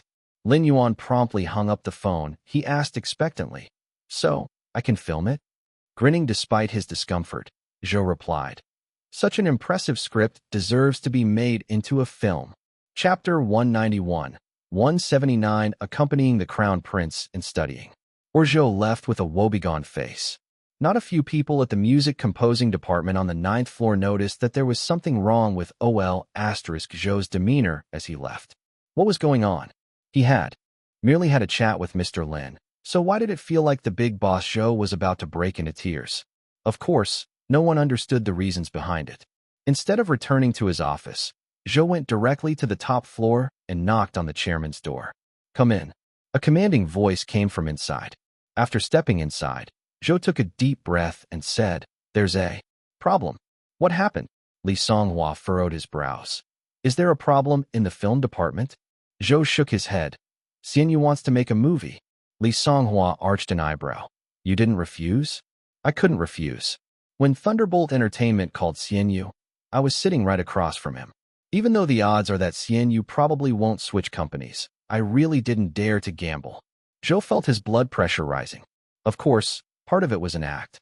If he didn't act agitated, how would his boss understand his predicament? Li Songhua kept silent for 3 seconds and then said, "Let him have his fun." With these words from Li Songhua, Zhou felt a little better. Shall I keep the budget a little tight? I didn't quite understand the content of the script, but I think the investment should be minimal. The film department can. I'll take care of it. Li Songhua, feeling somewhat exasperated, said, "Consider it as them tutoring the crown prince. Let Xianyu use the idle staff. If he wants to make a fuss, let him do it. Our work focus can't be disrupted. Thunderstorm is our company's first movie. If this movie is successful, let him tinker around the edges as he pleases. You've got a way of seeing the big picture." Zhou gave a thumbs up. Since the company's top leader had given a nod, it was not Zhou's responsibility to bear the consequences of this matter. He only needed to try his best to minimize Lin Yuan's expenses. Moreover, Lin Yuan shouldn't be able to create too much of a havoc in reality, because the company has planned a movie named Thunderstorm, which is about to enter the shooting stage. The investment cost of this movie is in the hundreds of millions, which may even increase later. Almost half of the film department at Starlight is revolving around this movie. The remaining resources, both money and manpower, are quite limited. At most, they could barely put together a small crew to let Lin Yuan play around with. Let him enjoy himself. I got to leave now. This kid is spoiled these days, Zhou mumbled as he left. Li Songhua glanced at his retreating figure. "Stop acting. I am not going to give you a bonus." Zhou paused in his tracks, coughed once, and quickly took his leave. From a distance, Li Songhua reminded, "Keep the costs within 10 million. "Got it." Zhou quickly agreed. In simple terms, the company intended to spend several million, or even 10 million, to make Xianyu happy. If Little Maestro was happy, he would naturally not go to other companies. The market was quite turbulent recently. Sanxi was an example of what could go wrong. Someone like Maestro could up and leave just like that. What if Xianyu got upset and went to other companies? That loss wouldn't just be a matter of several hundred or thousand grand. The company was very clear about this part. So, Zhou let Xianyu have his fun. After all, Li Songhua was prepared for any investment to be a sunk cost. Just because Zhou was clear about it, doesn't mean everyone else was. As soon as the directors in the film department heard that a certain representative from the music composition department wanted to make a film, the majority of them objected vehemently. "Are you kidding me? People from the composition department want to make a movie? Isn't this leap a little too big for someone switching to another field? Our company's film department has just been established and cannot stand such a toss. The entire film department is revolving around the Thunderstorm project right now. How are we going to manage another project in addition to that?" Zhou said solemnly. "The chairman has agreed." These words shut everyone up instantly. Everyone wisely closed their mouths. This is why Zhou first went to talk to the chairman. As long as the chairman approves, there won't be any obstacles. A middle-level executive lamented, "We would shoot. The problem is, everyone now wants to join Director Du and author Zhang's team. Director Du is Duan, and author Zhang is Zhang Yu. The former is a top-tier director in Qi Continent, and the latter is a top-tier screenplay writer. Both of them are heavyweights in the film and television industry, poached with great difficulty by Starlight. Thunderstorm is the collaborative work of these two core team members. On the film side, anyone with a bit of ability wants to join their team. Over this issue, the newly formed film department has been almost at each other's throats recently. At this point, establishing another team for Lin Yuan might not be welcomed by many. No problem, Zhou said. Let the two big shots pick first and cram the leftover people into Lin Yuan's team. We've brought so many people over, at least their basic professional skills are there. Someone said, I'm afraid they wouldn't want to. Zhou glared. Whoever dares to refuse, I will have a talk with them. No one spoke again. After a while, someone finally said, "What about the investment?" Or Zhou waved his hand. "Let me make a call." He went to another room and called Lin Yuan. "We can shoot your script, but the investment might not be very high." "How much could it be?" "Probably several million." "What about 9 million?" "This," Lin Yuan said, "isn't it several million?" "Old Zhou, 2 million can also be considered several million. 9 million can also be considered several million. You are directly asking for the maximum limit in one breath." He tried hard to remain calm. After all, he had already asked the chairman. "Okay, I will try. 9 million, but there won't be more money later. The company will not give you additional investment." Oh, Lin Yuan was satisfied with 9 million. Although he wasn't very familiar with the market, he could roughly estimate the cost of Flirting Scholar. Then that's it. "Wait, there's one more thing." Zhou's heart skipped a beat. "What?" Lin Yuan replied. "Don't change my script." "Oh well," Zhou forced a smile. "We won't change it.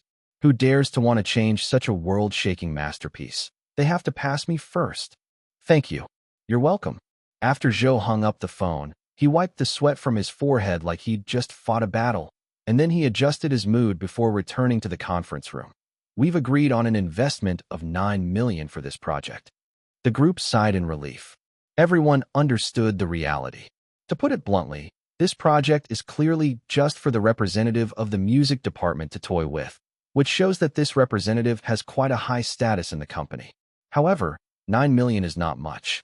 Compared to Thunderstorm, which could potentially cost hundreds of millions, 9 million is but a drop in the bucket, nearly negligible. Just let him play with it. The deputy director of the film department said helplessly. "When will the script be delivered? Although it's fooling around, we should also do our part. The script cannot be changed." Zhou said, "It's set." Everyone looked at Zhou together, with complicated expressions. Finally, a mid-level executive who was quite familiar with Zhou quietly asked, "Is this representative from the music department the son of the chairman?" Most of these people don't understand music, so naturally they don't understand the significance of Xianyu to Starlight. Zhou understood everyone's thoughts. He waved his hand again and said, "Just treat him as the Prince of Starlight. Serve him well. It's the nature of children to love to play. I wouldn't want to catch anyone speaking nonsense behind his back." Everyone smirked. Even if they wanted to talk, they wouldn't dare. At most, they'd make a few snide comments privately. The chairman even let this guy fool around, which shows his position in the company. He is definitely not someone ordinary people can afford to mess with. Seems like we're just accompanying the prince in reading. Chapter 192, 180 Tool Man Director _1. All is ready except for the final touch. Lin Yuan met the producer arranged by Zhou the very next day. Originally, Zhou wanted to also arrange the director for Lin Yuan, but Lin Yuan decisively declined. He wanted to personally control the selection of the director and actors. After considering it, Zhou agreed. It is not that Lin Yuan, the screenwriter, holds a high position. It's just that everyone treated the matter of Mr. Lin making a movie as a game of house with Maestro Jr. Since it's a game, why take it seriously? However, it's not entirely unserious. At least the producer that Zhou arranged for Lin Yuan is quite serious. The producer is Shen Qing. Starlight already has a film and television department. Shen Qing is a middle-level executive in Starlight's original film department. It's just that recently, Starlight hired a bunch of film and television talents, including some relatively strong producers.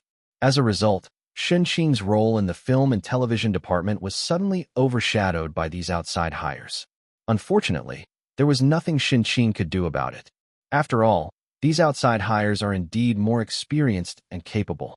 In comparison, Shen Qing is insignificant.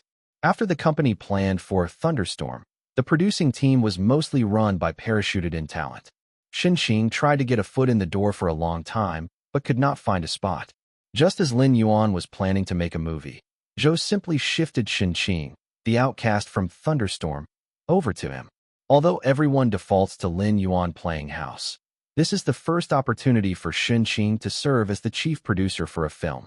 He saw it as a rare learning opportunity, so there was no problem with his attitude. After all, he would not have been able to squeeze into the Thunderstorm team anyway. So why not take advantage of the opportunity to experience the production process? Therefore, the night Shen Qing received Lin Yuan's script, He carefully put together a producer's list and gave it to Lin Yuan the next day to review. To his surprise, when Qing first met Lin Yuan, he found him reading a book in his office. The book's title was The Fundamentals of Film and Television Production. At that moment, Qing suddenly felt an overwhelming pressure, finding the extraordinary Mr. Lin. "Hello, my name is Lin Yuan." Lin Yuan took the initiative to speak. He has already begun to learn some basic knowledge of film and television production. The book mentions the importance of the producer to the filmmaking team. The producer is responsible for organizing and carrying out the film's production. The selection of filming locations, personnel arrangements, contacts, and more are all managed by the production team led by Qing. Qing is basically the housekeeper who takes care of the daily affairs of Lin Yuan's crew. "My name is Qing. Hello, Mr. Lin." Qing didn't dismiss Lin Yuan, not only because he had been tipped off by Ol Zhou, but also because Qing had read Lin Yuan's script. He does not believe Lin Yuan is somebody who knows nothing about film production. Someone ignorant about films could not write such a script. This was Qing's gut feeling after reading the script for Flirting Scholar. Regardless of the script's content, in terms of standards and completeness, there is no problem with Lin Yuan's script. If forced to say something critical, it would probably be that Lin Yuan's script is overly detailed to the point where even the director's storyboard is ready. And in terms of Lin Yuan's storyboard, not only is its professionalism unquestionable, even the artwork stuns Qing. He finds it hard to imagine that a composer could draw such beautiful storyboards. This is also why Qing thinks Lin Yuan is extraordinary. They say Mr. Lin understands film creation. Then why is he reading a basic textbook? But if you say Mr. Lin is clueless, then how did he come up with the professional script for Flirting Scholar? Not to mention that Mr. Lin as a screenwriter is also skilled in drawing, clearly a basic skill of many directors. Indeed, Lin Yuan was also surprised at the script's completeness sent by the system, ranging from content to storyboards and even some minor details. Lin Yuan simply wrote out and drew everything about the script and storyboard that was engraved in his mind by the system. Writing is not too hard. Lin Yuan's typing speed is so fast, and as long as he has hands, he can write. Drawing is also not difficult, for Lin Yuan is of professional level as an artist. If he had to compete in drawing, he would crush the drawing skills of more than 90% of directors. After he and Qing exchanged greetings, they began to chat.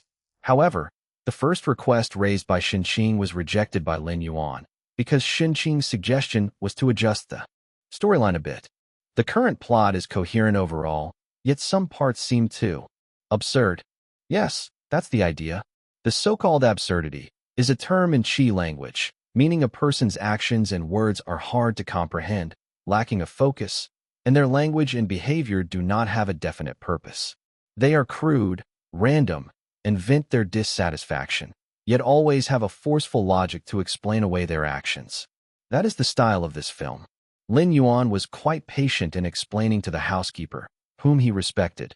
The entire movie is based on this perspective of absurdity. The older audience might not accept this style, but younger people will definitely understand it better. 38-year-old Qing was silent for a few seconds. He quickly gave up on persuading Lin Yuan to change the script. "What about the choice of director? Do you have a list?" "We have a rough list, but none of them are well-known directors. The relatively mature directors have all gone to learn from the Thunderstorm crew. Give it to me for now."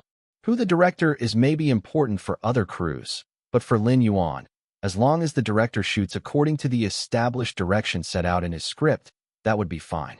This is Lin Yuan's only standard for selecting people for the Flirting Scholar crew, and all it requires is strong implementation capabilities. All right. In this crew, Mr. Lin, the screenwriter, had the final say, and Qing saw no point in clashing with him. "Then the scenes will be arranged as we have planned?" "Yes, and also the list of potential actors. I only have the list of actors internal to the company, and I will send it to you in its entirety. If you want to find actors outside of the company, of course, you can try inviting them, but given our limited budget, we certainly cannot afford the high-profile ones." Qing gave Lin Yuan a heads up. Oh, Lin Yuan never wanted any big-name actors anyway. Big-name actors and big-name directors, just like big-name singers, are burdens with low-cost performance value. Then that's all for now. Xinqing got up with a bit of a complex mood. I'll send you the list of remaining directors and actors in our company's film department. All right. Lin Yuan nodded. After Xinqing left, Lin Yuan turned on his computer, logged into his email, and first decided to nail down the director. He had to find someone with adequate execution skills. A tool person. Chapter 193, 181 Yiqinggong_1. Xinqing's list included 3 potential directors, along with links to their works. However, as Xinqing himself said, none of these directors had been very successful. The first director came from an advertising background and usually made music videos for company singers. The second director had once filmed a TV drama, but the ratings were mediocre. The third director was the only one who did not graduate from a film school. He became a director halfway, but he had experience in microfilm shooting. Lin Yuan took a quick look at the works of these 3 people. In the end, he circled the name of the third director, Yiqinggong. The decision to choose this director was not because of the auspiciousness of his name. The main reason was that the micromovie he shot was rather funny.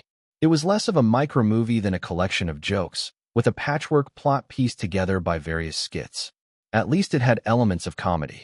Although his micromovies were compilations of jokes, making the story seem disjointed and lacking coherence, at least, the humorous elements of these skits were meticulously portrayed by him. It showed that his executive ability wasn't a major issue. If it doesn't work out, we'll replace him. With this principle in mind, Lin Yuan started to select actors. Compared to the choices for director, there were quite many actors for Lin Yuan to choose from. However, there were indeed no major stars who could be considered for the role. Either they were newcomers who hadn't been in the film industry for long, or they had been extras in the crew for many years and yet were still unknown start with the appearance requirements. This criterion alone had Lin Yuan sifting through a lot of people since each character in Flirting Scholar had their own unique characteristics. Like Ruhua, like Sister Pomegranate. Those who fit the image, Lin Yuan circled first. After being busy for a while, there was a knock at the door. Come in, Mr. Lin. The knocker entered the room. Lin Yuan looked up, surprised to see it was Gudong. Haven't you returned to Qi province? I want to stay at headquarters. Gudong sounded a bit nervous. The headquarter plans to assign me to be Mr. Lin's assistant, but they said it requires your personal approval. No problem. Lin Yuan's impression of Gudong was quite okay. Gudong sounded pleasantly surprised. I will work hard. Working at the branch office was certainly not as prestigious as the headquarters, and being Mr. Lin's assistant in the headquarters was much better than her experience in the branch office. So, Gudong really wanted to secure this job opportunity. But she wasn't sure if Lin Yuan was satisfied with her. Now that she received Lin Yuan's approval, she felt relieved. Lin Yuan handed her his list. You contact the butler and ask him to arrange a time for auditions. Are you really going to shoot a movie? Gudong was somewhat surprised. She had heard some rumors before she arrived here that Mr. Lin wanted to make a movie just for fun. The word fun was intriguing, representing many people's opinions on this matter. Yes. Okay, I'll go and contact him now. But who is the butler? Xinqing. He is the film producer of Flirting Scholar. Gudong nodded, without asking further. She wouldn't stop Lin Yuan, because her experience of working with him at the branch office made it clear to her that it was useless to discourage him from doing what he wanted to do. She just needed to do her job as an assistant. Now, Gudong had fully placed herself in the position of Mr. Lin's assistant, and as an assistant, she just needed to follow Mr. Lin's instructions. She shouldn't even have asked that question just now. Gudong reviewed her speech error just now and decided not to repeat it in the future. The news of Lin Yuan making a movie indeed spread around the company, but no one commented on Lin Yuan's decision to make a movie per se. People were just amazed at the company's regard for Lin Yuan, insisting on making a movie according to Lin Yuan's whimsical interests without any resistance. This only made the company's people realize that Lin's position in the company was even higher than many people could imagine. But that was it. The company is now in a critical period of transformation. Everyone is more concerned about whether the film Thunderstorm can be a hit, which would allow the company's transformation to successfully make a good start. Compared to this, people lost their interest in Lin Yuan's movie-making project after some brief gossip. Lin Yuan, of course, didn't care about other people's opinions. He met his preliminary choice of director the day before the audition. Yi Qinggong. Yi Qinggong was truly a small-time director. For such a small-time director, the chance to direct is the most precious thing, and he certainly wouldn't make trouble by nitpicking the script. After receiving the script for Flirting Scholar, he read through the content in detail the very same night and clearly understood his position. A tool. How this film should be shot and how the scenes should be handled were all set in stone in the script by Mr. Lin. All he had to do was to execute it and help manage the crew. But unlike the film producer Shin Qing, Yi Qinggong fell in love with the script of Flirting Scholar at first glance. So, the first thing he said when he met Lin Yuan was, "The script of Mr. Lin is ingenious." Lin Yuan immediately felt a sense of camaraderie. The director was the second person, after Zhou, to affirm the quality of the Flirting Scholar script. What's more, unlike outsiders like Zhou, Yi Qinggong was the director of this film. At this moment, Lin Yuan realized that this director might not need to be replaced. Yi Qinggong was a bit chubby and just under 1.70 meters. Wearing glasses for short-sightedness, he was a talkative fellow. This script from Mr. Lin has some similarities with Qi Continent. Its name should be Qi Province now. In their early days, they had a movie called I Am a Master that adopted this kind of exaggerated style. Unfortunately, I think some parts were slightly restrained. The actors didn't seem to let loose, and some of the jokes weren't daring enough. As a result, the box office of that movie wasn't high, and after that, few people attempted this type of film again. 2. Lin Yuan nodded constantly. Blue Star indeed had absurd films, but those were only the embryonic form of absurdity. In contrast, Flirting Scholar was an all-out piece of absurdity. When will the auditions for the actors start? Tomorrow. Then we must pick our actors carefully. Supporting roles are okay. Mainly we need to put some effort into their appearance, but the male lead will be difficult to select, with all the humor focused on his character. Lin Yuan found that Yi Qinggong was very knowledgeable more and more, because Yi Qinggong's line of thought was completely in line with Lin Yuan's. This made Lin Yuan somewhat hopeful. Do you have a suitable candidate for the male lead? Yi Qinggong pondered for a moment and said, Actually, there's someone I know, but this person is just a bit part actor and can't carry the box office. That's not important. How many major actors started as bit part actors? If one doesn't give them a chance, how would they know they are going to play bit parts for their entire life? You don't care about the fame of the lead actor? Yi Qinggong thought Lin Yuan would at least choose a familiar actor for the leading role. Yes. Lin Yuan answered affirmatively.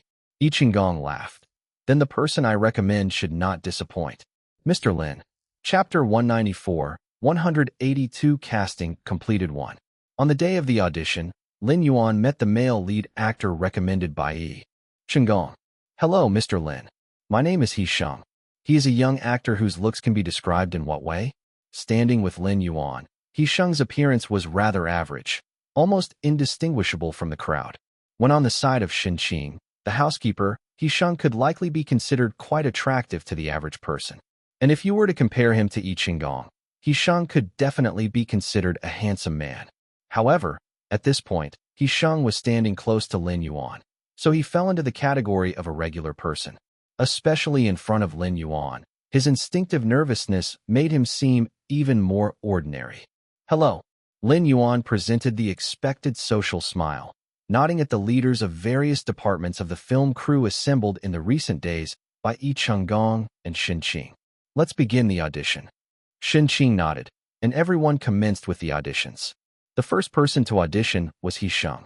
Facing the director's recommendation, Shin Qing frowned slightly. But not just Shin Qing. The other department heads of the film crew were also somewhat anxious.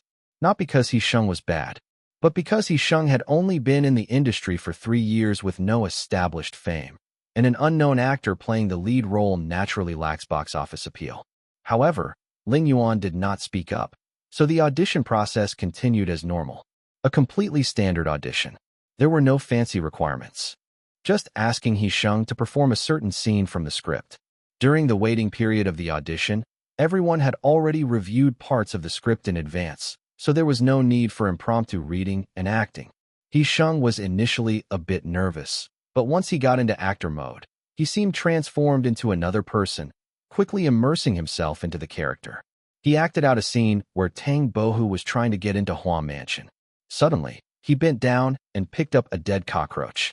Xinqing and the others were taken aback, not knowing where He Sheng found the cockroach. However, it was clear to everyone that it was a real cockroach. Xiao Chong, what happened to you, Xiao Chong? You can't die? We've been relying on each other for so many years. I've raised you like my own flesh and blood for so many years, only to see the white-haired man send off the black-haired man today. He Sheng held the cockroach, sobbing loudly, beating his chest, and stamping his feet. The attention of Xinqing and the others was diverted from the cockroach itself to He Sheng's performance. What's this? Is it worth it for a dead cockroach? If you say this crying act is real, it gives people a sense of manipulation. It's clearly an exaggerated performance style. If you say it's fake, He Sheng's appearance of grief seems rather genuine. At least the feelings he invested in the cockroach are beyond everyone's imagination. In any case, Xinqing and the others, though they had read the script and knew the causes and consequences, could not help but feel a little confused. Yi Qinggong, on the other hand, looked to Lin Yuan. Lin Yuan's expression did not change much. The performance script was determined by Lin Yuan. He deliberately omitted the part about performance instructions, providing only the lines, allowing the actor to interpret the performance on his own. As a result, He Sheng's incarnation was very close to the part of the script that Lin Yuan had removed. It's this kind of real or fake crying scene. Being too serious makes it solemn, while too fake loses its humor. It's about getting the balance right. Xinqing and the others also turned their heads towards Lin Yuan. Lin Yuan asked, "Where did the cockroach come from?" Xinqing and others were left speechless by the question. Was this really the main point? I found it in the bathroom. He Sheng answered somewhat awkwardly. Lin Yuan nodded but did not make an immediate decision, instead inviting the next auditionee to enter. He Sheng left, appearing uneasy.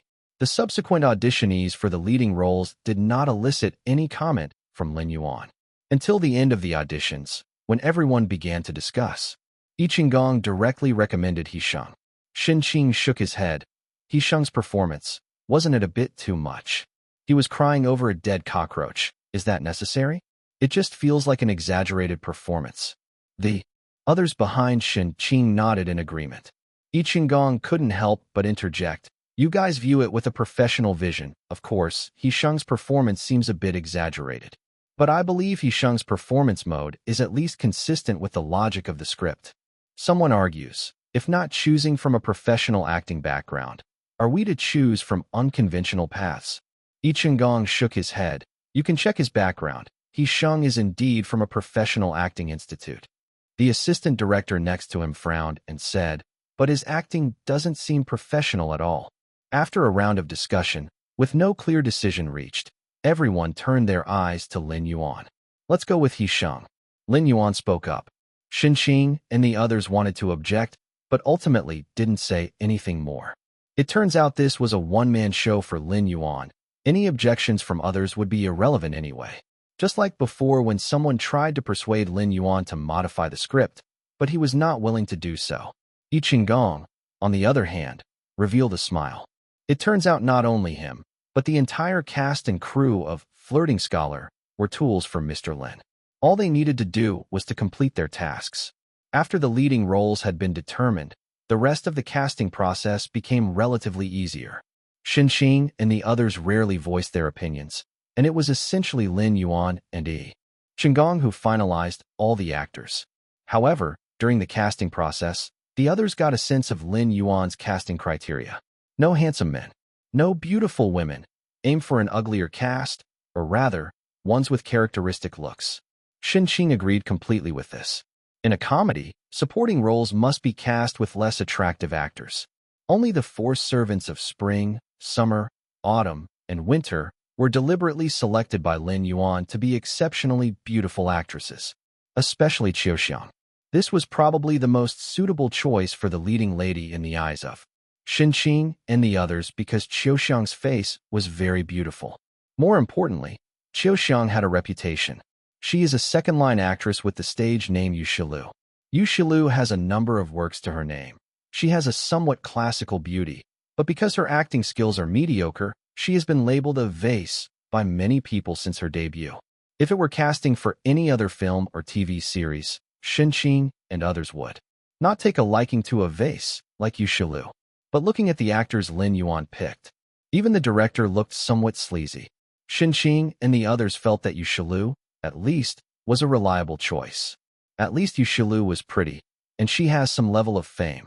Don't care whether this reputation is built on her acting skill or her looks. Anyway, if you must choose one, just like in picking the tallest amongst the short, Qin and the others considered Yushilu to be the perfect choice. After deciding on the leading male and female roles as well as the integral supporting roles, Lin Yuan said, "Let's get shooting on the schedule."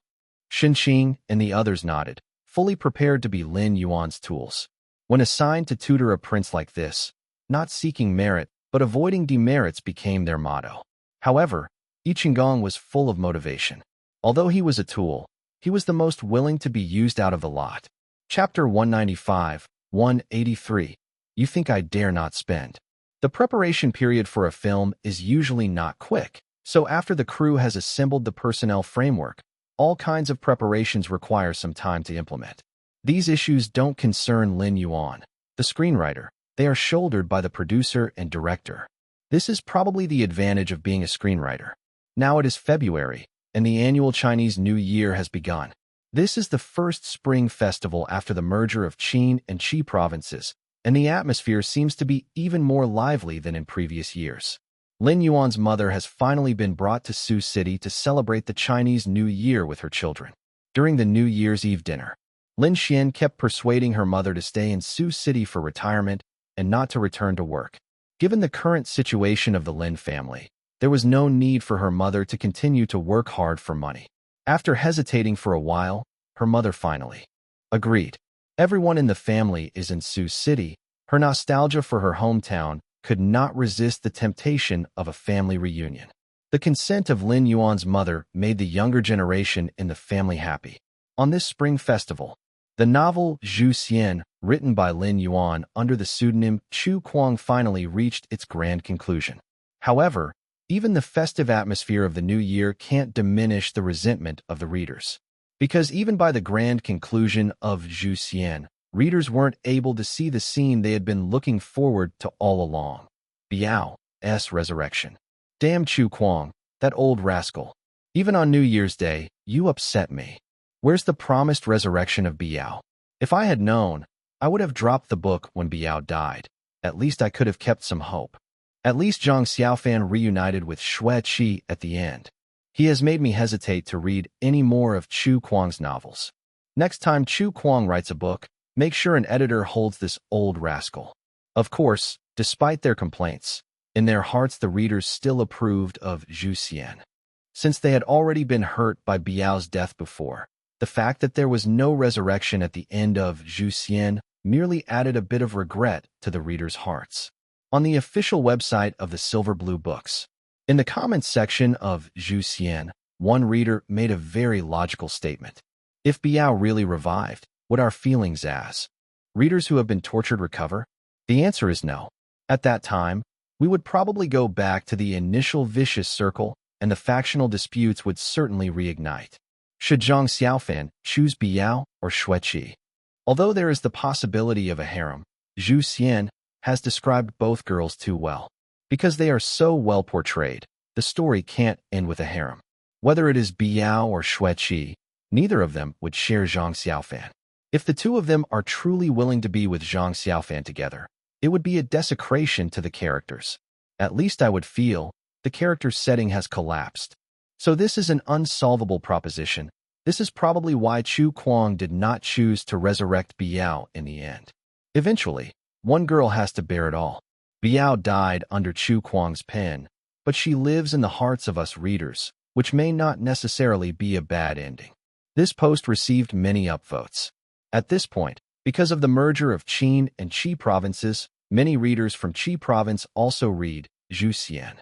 So they experienced the feelings of the original readers from Qin province, cursing on one hand and accepting on the other. However, this novel also introduced the fantasy writer Chu Kuang from Qin province to the readers in Qi province. After the merger of the two places, Chu Kuang was one of the first writers remembered by the readers from Qi province. With the completion of Zhu Xian, Silver Blue books were not overly pessimistic. Although the nature of this novel is still short, at least it is longer than King of the Net. After experiencing something once, it is not so hard to accept again. After all, Yang Feng quickly accepted the fact that Zhu Xian ended sooner than expected, even though Yang Feng still believed that the novel could make much more money if it continued. Who cares if Chu Kuang doesn't care about these things? Rather than regretting the completion of Zhu Xian, Yang Feng looked forward to Chu Kuang's next work. After receiving the message, Lin Yuan hesitated for a moment before replying. I'll start the new book after a while. Okay. Yang Feng didn't say much. Although he wished Chu Kuang's new book was already prepared, creation was never a very speedy process. It was customary to rest for a while after completing an old book. After all, every writer needs to recharge. What he cared more about was, what type of work is Chu Kuang's next piece? I don't know. Lin Yuan responded honestly. Yang Feng fell into thought upon seeing Lin Yuan's reply. After a long while, he asked, not continuing to write fantasy novels? I don't know. Lin Yuan still responded with these 3 words. He really didn't know. It depended on which book would come out of the system's so-called custom randomization. All right. Yang Feng was powerless. With the popularity of Zhu Xian, a wave of fantasy novels had hit the market. Many veteran writers even chose to follow Chu Kuang's trend, and indeed a good number of new fantasy pieces with excellent results emerged. The market for the theme created by Chu Kuang this time was even more vast than the sports competition. This made the title of Pioneer associated with Chu Kuang even more popular. Even some insiders joked. The 2 themes created by Chu Kuang have kept countless writers afloat. Think about the highly successful writer He Mingxian. Thanks to his basketball theme, didn't he start his career by following the trend set by Chu Kuang? Before that, his novels were so unpopular that no one wanted to publish them. There are many authors like He Mingxian, so these authors should probably feel more grateful to Chu Kuang than anyone else. But as much as Chu Kuang has helped, his reign was all too brief. Though he did write 2 successive best-selling novels, he recklessly decided to end them prematurely. Authors who make such decisions are bittersweet for publishers. The reason why Lin Yuan doesn't plan to start a new book right away is actually related to his filmmaking plans. Lin Yuan was uncertain about how much time he would need to spare once the shooting of Flirting Scholar begins. Even though he writes quickly, churning out 200,000 words in a month, he still needed some time to manage everything. You should start a new book as soon as possible. In the end, Yang Feng reminded him, because the market competition is fierce and the reader's market in Qing province and Qi province has unified, many authors want to seize this opportunity to make themselves known to these readers. Lin Yuan replied, but he didn't take it seriously. Because it's not just the book market, it's the same in every industry. Using the phrase, great time of revival, to describe every industry may not be very accurate, but it's true that everyone is playing a game of capturing territory.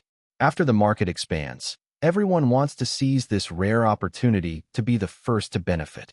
Even though Lin Yuan didn't rush to start a new book, he was far from idle during the Spring Festival. Recently, he found a treasure in the specialty items section of the system. Lin Yuan originally thought the system only had film-related items. On a closer look, he found that it truly had everything. Pretty flashy. For instance, an item called a memory pill. If you took a memory pill, your memory would be infinitely amplified for the next hour. In other words, if you took this thing, you would achieve photographic memory while reading a book. Another item it had was an energy potion. If you drank it, you would feel energetic for an hour. No matter what you did, you would feel full of life and won't feel tired at all. Then there was stuff like a tear potion. Once ingested, the user could shed a torrent of tears on demand. Buddy, what was the point of this? By a far stretch, it could be related to filmmaking. Like if an actor can't cry on set, you could give them one. The problem was, a professional actor shouldn't have any trouble crying. If they can't even cry, wouldn't that mean they were too amateur, unprofessional? Even a person without any acting skills could cry if forced to. Isn't that right? On top of that, can't you use onions? Aren't eye drops better? All right, onion and eye drops aren't as efficient as this, but everything in this system cost a serial killer fare. There's nothing cheap. The starting price was all 10,000. For example, a tear potion. Can you believe this thing cost 100,000 per bubble? Not sickness? A volume that couldn't even quench thirst. Anyway, Lin Yuan wouldn't spend this wasteful money. Let it stay unsold in the system. The only exception was the memory pill, which Lin Yuan was genuinely interested in. No wonder. He had a film to shoot and he was a novice who barely understood the basics of filmmaking. If he wanted the crew to move in the direction he wanted, he had to learn some stuff, which was why he had been reading film-related books recently. But only reading books had a lousy rate of learning things, and without someone to explain. Although Lin Yuan felt like he had learned a lot, whenever he reflected on it, he didn't understand any of it. What to do then? Take the memory pill. The prices of these specialty items varied. A memory pill was priced at 200,000, a price Lin Yuan would never have considered before. But even the stingiest of persons might become extravagant once they have earned some money. Lin Yuan felt like he was just that person who became extravagant after earning money. He went ahead and bought the memory pill from the system. While buying from the system, Lin Yuan kept giving himself pep talks. Taking a loss is a blessing. You need to give up something to gain something. Money is something material. Smart girls, men are willing to invest in themselves. There are beauty in books. There are beauty in books. Lin felt like she was Madame Hua arguing with Tang Bohu in Flirting Scholar. You spend. You think I dare not? If you dare, spend for this. Spend. I will. Spend now for me to see. I will spend now for you to see. You think I'm stupid? Spend more? Ha ha ha ha ha ha ha ha ha ha. Gulp. The system, like Tang Bohu, stuffed the memory pill down Lin Yuan's throat. Lin Yuan had finally spent his money. He had no choice. What was bound to come would eventually come. Worst case scenario, he'd make back the cost of one by learning from many. Lin Yuan was serious. He started reading his first book at a crazy speed, even more serious than when he attended Yang Zhoming's teaching class. Chapter 196, 184, The Inexplicably Funny. Using your game currency, there are only no times and countless times. From the moment he fell into the system's customized routine, Lin Yuan has opened the mouth of gold consumption. And when he found unprecedented joy from it, everything that followed would be as natural as a flood. Unstoppable. What's Lin Yuan's joy? Perhaps it's while others are studying, I'm reading books. The things that others took a long time to understand, Lin Yuan could understand at a glance. He's really reading books.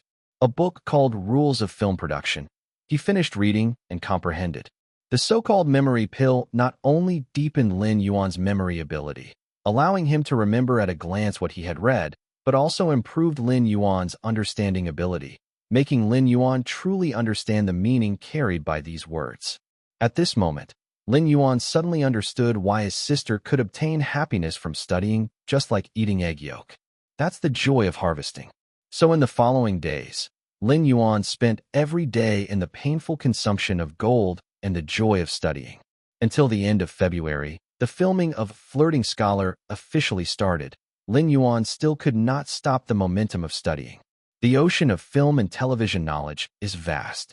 Even if Lin Yuan spent millions on gold consumption, read books for so many days, he still didn't dare to say that he really understood everything. He felt that the knowledge inside him was still not enough. However, he finally temporarily stopped his pace of learning and participated in the opening ceremony of the film. No reporters and flashlights. The so-called opening ceremony is nothing more than the producer and director taking turns making speeches. After the two of them finished speaking, they looked at Lin Yuan. Meaning, Mr. Lin, you also say a few words? Lin Yuan thought for a while, picked up the microphone, and said, Everyone have fun. I Qinggong was stunned. Xinqing and others showed weird expressions. But the actors laughed. The film hadn't started yet, and the atmosphere somehow became much more relaxed. And this light-hearted atmosphere even continued into the formal shooting. When Xing acted out the first plot according to the script, which is when Tang Bohu sang that classic line, I love roasted chicken wings. Someone echoed, but your mother says you're going to heaven. Couldn't continue to sing. The actors couldn't stop themselves. They all burst into laughter. Who in the real world speaks and suddenly sings? Moreover, singing has rhythm. It should be noted that the script of Flirting Scholar is very complete. The melody of this line was also given to Lin Yuan. Maybe many people watch movies just for fun, but few people know that the original tune of this song is the first one in the second act of Turandot. It's very high-end, but is made fun of by Zhou Xingqi. Not only this one. The scene where Tang Bohu disguised himself as a house servant in Hua Mansion and sang, "I have houses and fields at home," also originated from a concert in Europe and America. Zhou Xingqi is very good at taking some music and overturning it with lines. So this script, even if it is just customized, can take a large sum of Lin Yuan's money just based on these music scores. Luckily, this is the first script, so the system packaged it as a task and gave it as a gift. Xinqing held his head, but didn't say much. This is originally a strange film. As a producer, he can't interfere. Again, Yi Qinggong is obviously not a fiery-tempered director. When the actors laugh, he also laughs with them, and then reminds everyone to do it again. This is a film set that is not serious at all. But while laughing heartily, everyone had to admire Mr. Lin's strengths. He was indeed worthy of the name of Maestro Jr. Not to mention the spoof lyrics. Just by turning these lines into a song tune, you can see how deep Mr. Lin's musical accomplishments are. Many seemingly casual tunes are surprisingly good. Even Xinqing admires this. Just Xinqing feels a bit regretful. How good would it be if Mr. Lin's talent was used only in movie soundtrack? Why does he have to do the job of a screenwriter? The following shooting situation is the same. Everyone will laugh from time to time. In terms of the number of times the actors laugh, probably Flirting Scholar can crush other comedy crews. Even Yu Shilu, who is responsible for the beautiful protagonist, Ru Hua, also had to perform some performances that ordinary people can't understand according to the director's requirements. By the time the filming reached the later stages, not to mention the actors, even the people like Xinqing couldn't help but laugh along. Sometimes, even laughing until their stomachs hurt. What the heck is this? The assistant director laughed while muttering. It took Xinqing a great deal of effort to hold back his laughter, and for a moment, he didn't know how to describe it. He pondered for a long time and finally summarized. The plot is inexplicable, but some places are inexplicably funny. This has nothing to do with whether the movie is good or not. To put it crudely, life is like being forced. Since you can't resist, just enjoy it. Xinqing felt he had fallen. Anyway, the internal drama of Xinqing and others is, once you accept this setting, it seems a bit sensual. Just follow the laughter, and it's over. Here's the peculiar part of the crew. Although everyone kept laughing, even the main creators couldn't pretend to be serious. But the progress of the film's shooting was not delayed at all, and it seemed that the atmosphere of the crew was too happy.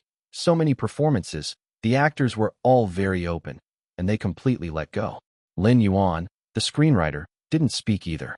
He just watched everyone laugh, and occasionally followed a laughter that met everyone's expectations. In fact, it's a forced smile. Of course, Lin Yuan could understand the humor, but the memory of Flirting Scholar was unlocked by the system. He had seen this thing more than once in his previous life. So it's hard to laugh again. Novelty things are very important. Later, Lin Yuan was too lazy to laugh. He simply asked someone to move a small table over, secretly took a memory pill, and started to read. A lot of books. The table was full of dozens of books, all related to film and television. Xinqing silently nodded his head and sighed. Although it's a whim, and the movie is very bizarre, Mr. Lin is indeed seriously studying and getting a deep understanding of this field. Are you sure? The person next to him asked quietly. Xinqing was stunned. Then he saw something unbelievable. He suddenly wanted to take back what he just said. Lin Yuan was seen seriously opening the book, turning pages one after another, and each page wouldn't stay for more than 30 seconds. The weather is not hot today, it's even a bit cold. Is Mr. Lin using the method of fast page turning to fan some wind for himself? Chapter 197, 185, The Master Trainer. The filming was not entirely smooth sailing. At the beginning, the progress was indeed gratifying. But after a period of consecutive filming, acting difficulties inevitably arose. Specifically, at some points of humor that seemed rather strange, the male lead Hisheng seemed a little unsure about his performance. One day, while filming a scene at Hua Mansion, no matter how hard Hisheng tried, he couldn't get into the feel of his character. Even Yi Qinggong, known for his good temper, couldn't help but pause the filming and chat. privately with He Sheng for over 10 minutes. Regrettably, the one-on-one talk had limited effects. Back into the acting, He Sheng's performance still couldn't meet Yi Chenggong's standards. Not just Yi Chenggong's. Even Shin Qing, the producer who most of the time was on set, noticed something was off with He Sheng. It's hard to describe exactly. The feeling was, He Sheng didn't seem as funny as before, but it's normal. There will always be difficulties in filming. It's a good thing that Yi Chenggong insisted on maintaining high standards. Actually, it wasn't He Sheng's problem, but rather the characterization problem of Tang Bo's role, which is Zhou Xingqi's role. Zhou Xingqi's characters, though seem whimsical, capricious, and casually performed, are in fact all backed by strong comedic foundations. But He Sheng is not Zhou Xingqi after all. His nailing some parts does not mean he can nail everything. If a replication of Zhou Xingqi could be found in Blue Star just as easily as that, then Zhou Xingqi wouldn't be Zhou Xingqi. In the end, Yi Chenggong ran out of options and could only wave his hand and say, "Let's shoot the others' parts first." He Sheng nodded, sitting in the corner quite frustrated. But he is just a small actor. His real acting experience is running minor roles in the past, and what he learned from the academy could not be applied here at all. So, when his performance fell into a stalemate like a bottleneck, he could only figure out a way to break through. Without an assistant, he felt a bit thirsty and was going to fetch some water for himself when a bottle of mineral water was handed over. "Mr. Lin? Thank you." He Sheng rose somewhat astoundingly. Lin Yuan is a scriptwriter, but both Shin Qing and Yi Chenggong call him Mr. Lin. Consequently, everybody else calls him Mr. Lin as well. Meanwhile, his heart couldn't help but pounded a little. He worried that Mr. Lin was unsatisfied with his performance and came to criticize him. Offering him water was just the calm before the storm. "Sit." Lin Yuan began to speak. "Any problem?" After just using a memory pill for an hour, he saw the scene of dissatisfaction with He Sheng's performance from the director. So he came to show care. "I can't quite find my feel." He Sheng confessed somewhat guiltily. "I'll try harder later." Lin Yuan remained silent. If effort could solve everything, why would need the system? In terms of performance, He Sheng already has the flavor of Zhou Xingqi. Therefore, Lin Yuan was still quite satisfied with He Sheng as an actor. Even though he was satisfied, Lin Yuan still knew in his heart that He Sheng was ultimately not Zhou Xingqi. This newcomer had no reference from Star Grandpa's observance. He was truly feeling his way across the river. His present performance was excellent. The current situation was actually a process that He Sheng needed to go through to become Zhou Xingqi of Blue Star. He might manage to overcome this hurdle, or he might for life be just one step away. However, it was all up to He Sheng. He had to overcome this, while all Lin Yuan needed to do was to get He Sheng to temporarily play Zhou Xingqi. "Too expensive," Lin Yuan muttered to himself. He Sheng looked confused. "What's too expensive?" Lin Yuan didn't answer. Too expensive was referring to this star fragment from System, a crystallization of Zhou Xingqi's performance techniques with a hefty price tag of 3 million apiece. And the effect only lasts an hour. Seeing that He Sheng's previous performances were fine, Lin Yuan had not been willing to use it till now. But now it seems he must use it.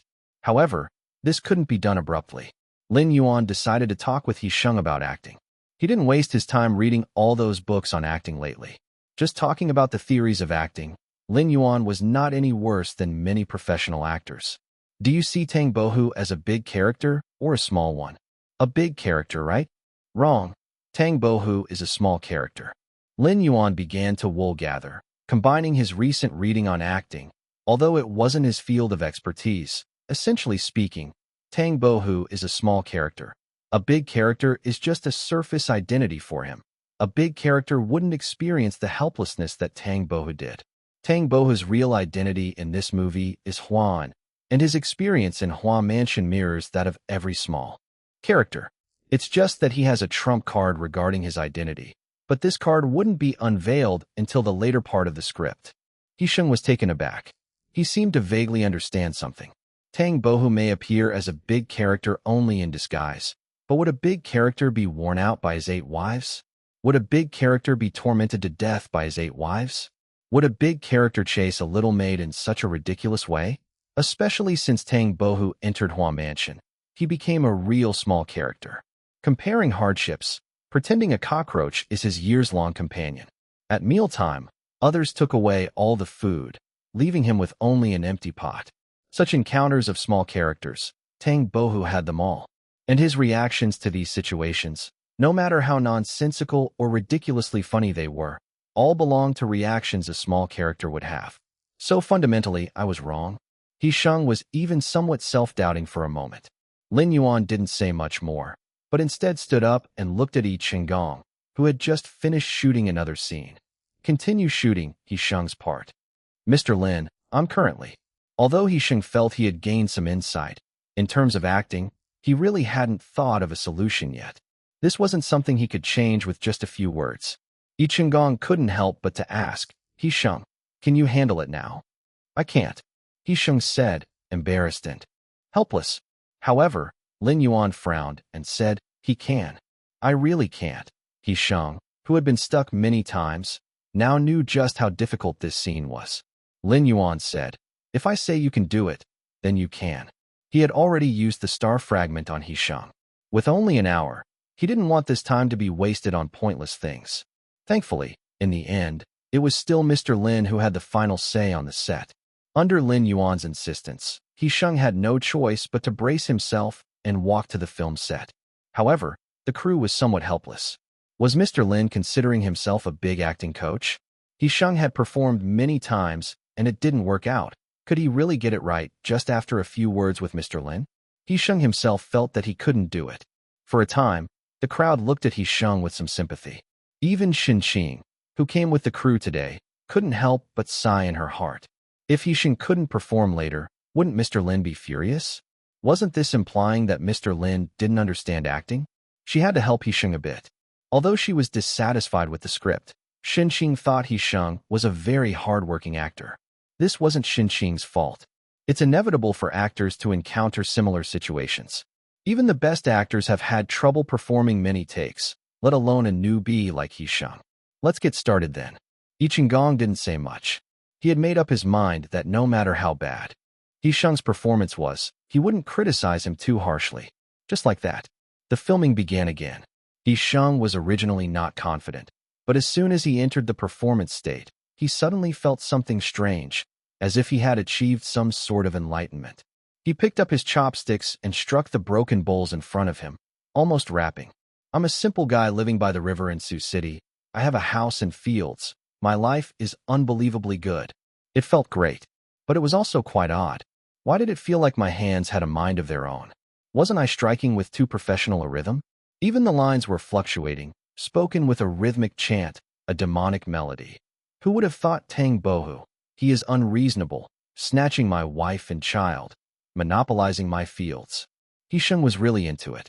At this moment, he even forgot who he was, completely got into Tang Bohu's character. It was as if he had performed this part countless times, producing the best state of performance effortlessly.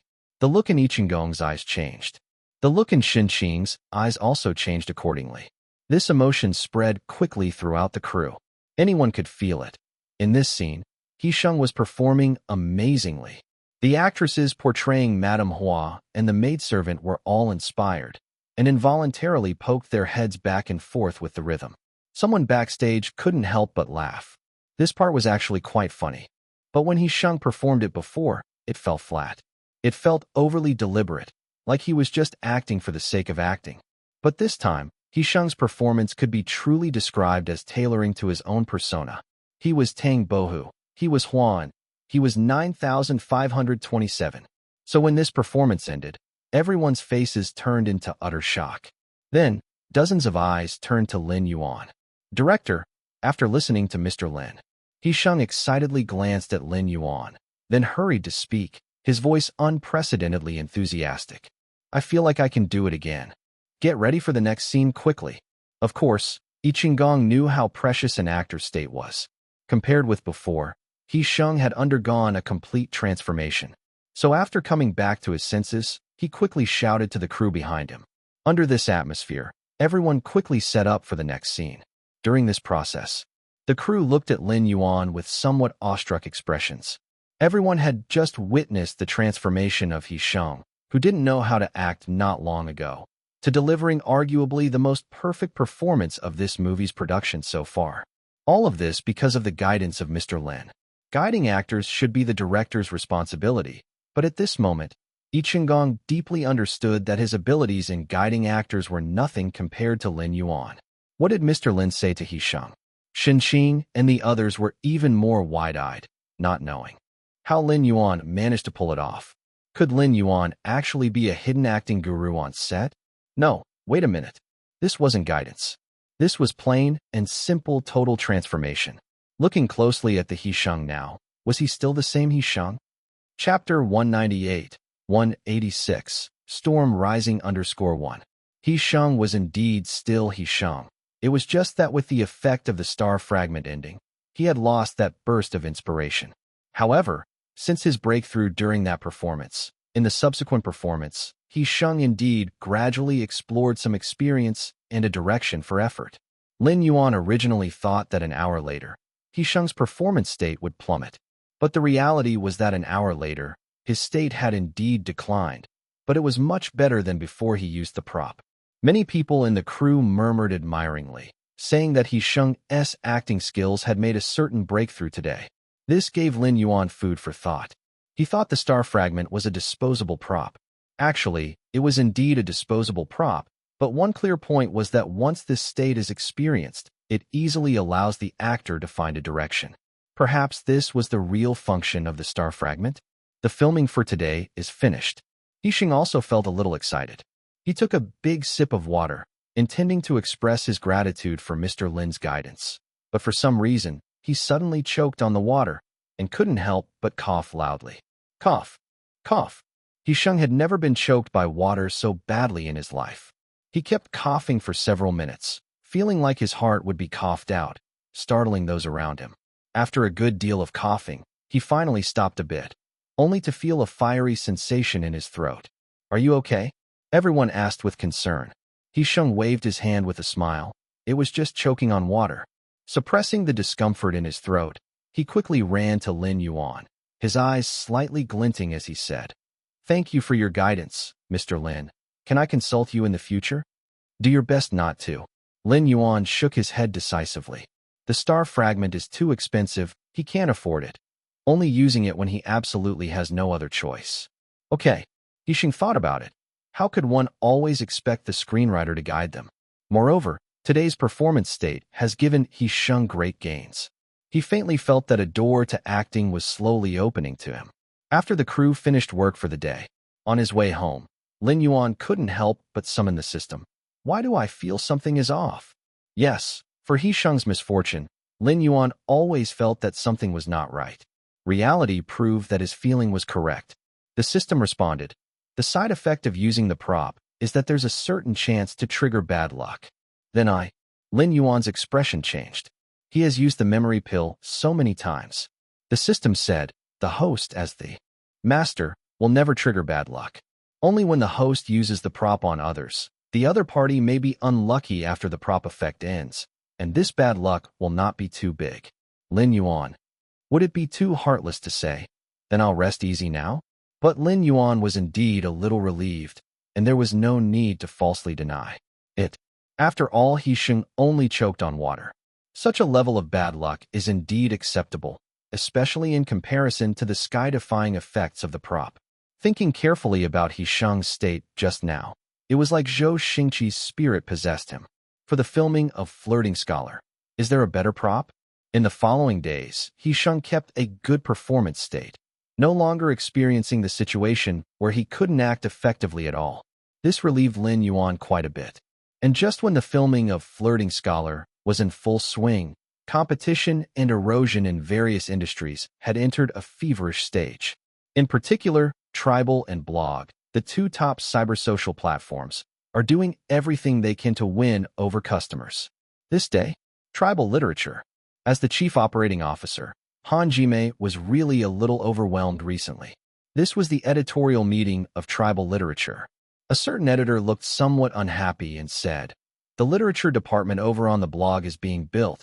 They also set their sights on the market for short web reading, and their actions are quite fast. They have now signed many top short story authors in succession. The short story section will officially go online next month." Short stories. This is currently the web's most favorite type for instant reading. This used to be a characteristic of tribal. Since tribal literature was restructured, this section has been very popular with users, and even attracted many readers from Qi province to join tribal. Now that the Qin and Qi markets are merging, the folks at Blog quickly copied tribal's operating style and formed a literature department to attract users in the same way, attempting to use this method to compete with tribal for the user market. For this, the chief editor worriedly said, "Tribal and Blog are in a stalemate, with the user activities of both sides being almost equal. The company has high demands on every department. If something happens with our literature department, I'm afraid the senior management will have us to answer." "Don't worry," Han Jimei said calmly. "The senior executives won't punish you. They will only target me, the chief operating officer of tribal literature, and while the competition started later than we did, we should also get in touch with our short story authors and compete with them for the short story market in March." Someone said, "We should think of a way to motivate the authors." Han Jimei nodded. "That's why I plan to set up a $1 million prize fund at Tribal Literature in March. The first prize work will receive a reward of $1 million. The ranking will be determined by users voting. We held such an event when we first restructured. The effect was quite obvious.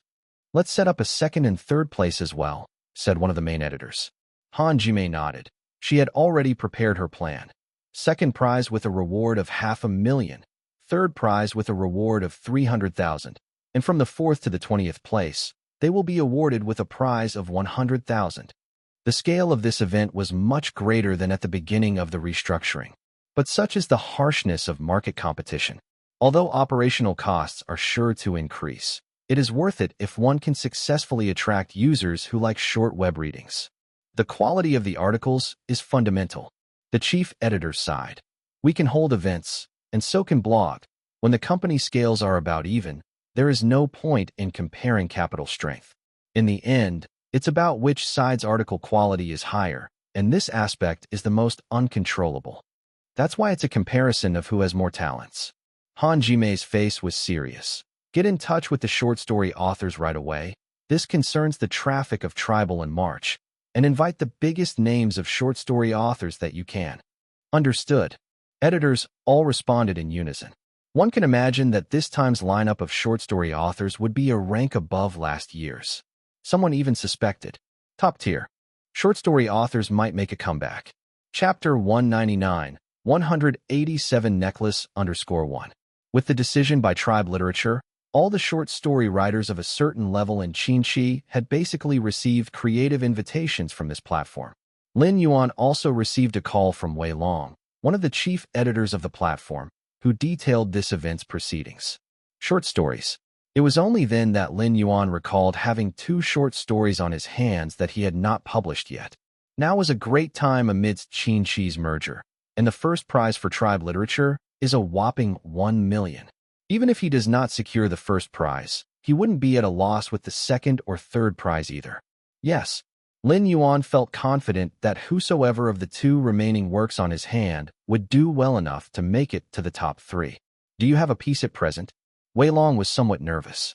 After death of a small civil servant was released, he had sought Chu Kuang more than once, but Chu Kuang kept saying he didn't have any inspiration. Thus, he is not certain if Chu Kuang has a short story that can be released in March. "Yes," Lin Yuan affirmed decisively. Wei Long breathed a sigh of relief, feeling cheerful. "I will send you the submission email later." "When will you send your work over?" "In a few days." "All right. Please make it quick. We have to release it in March." "No problem." Lin Yuan agreed very simply. Well, he must agree. He is very pleased with the terms of this one. After hanging up the phone, Lin Yuan went to the crew with his laptop that very.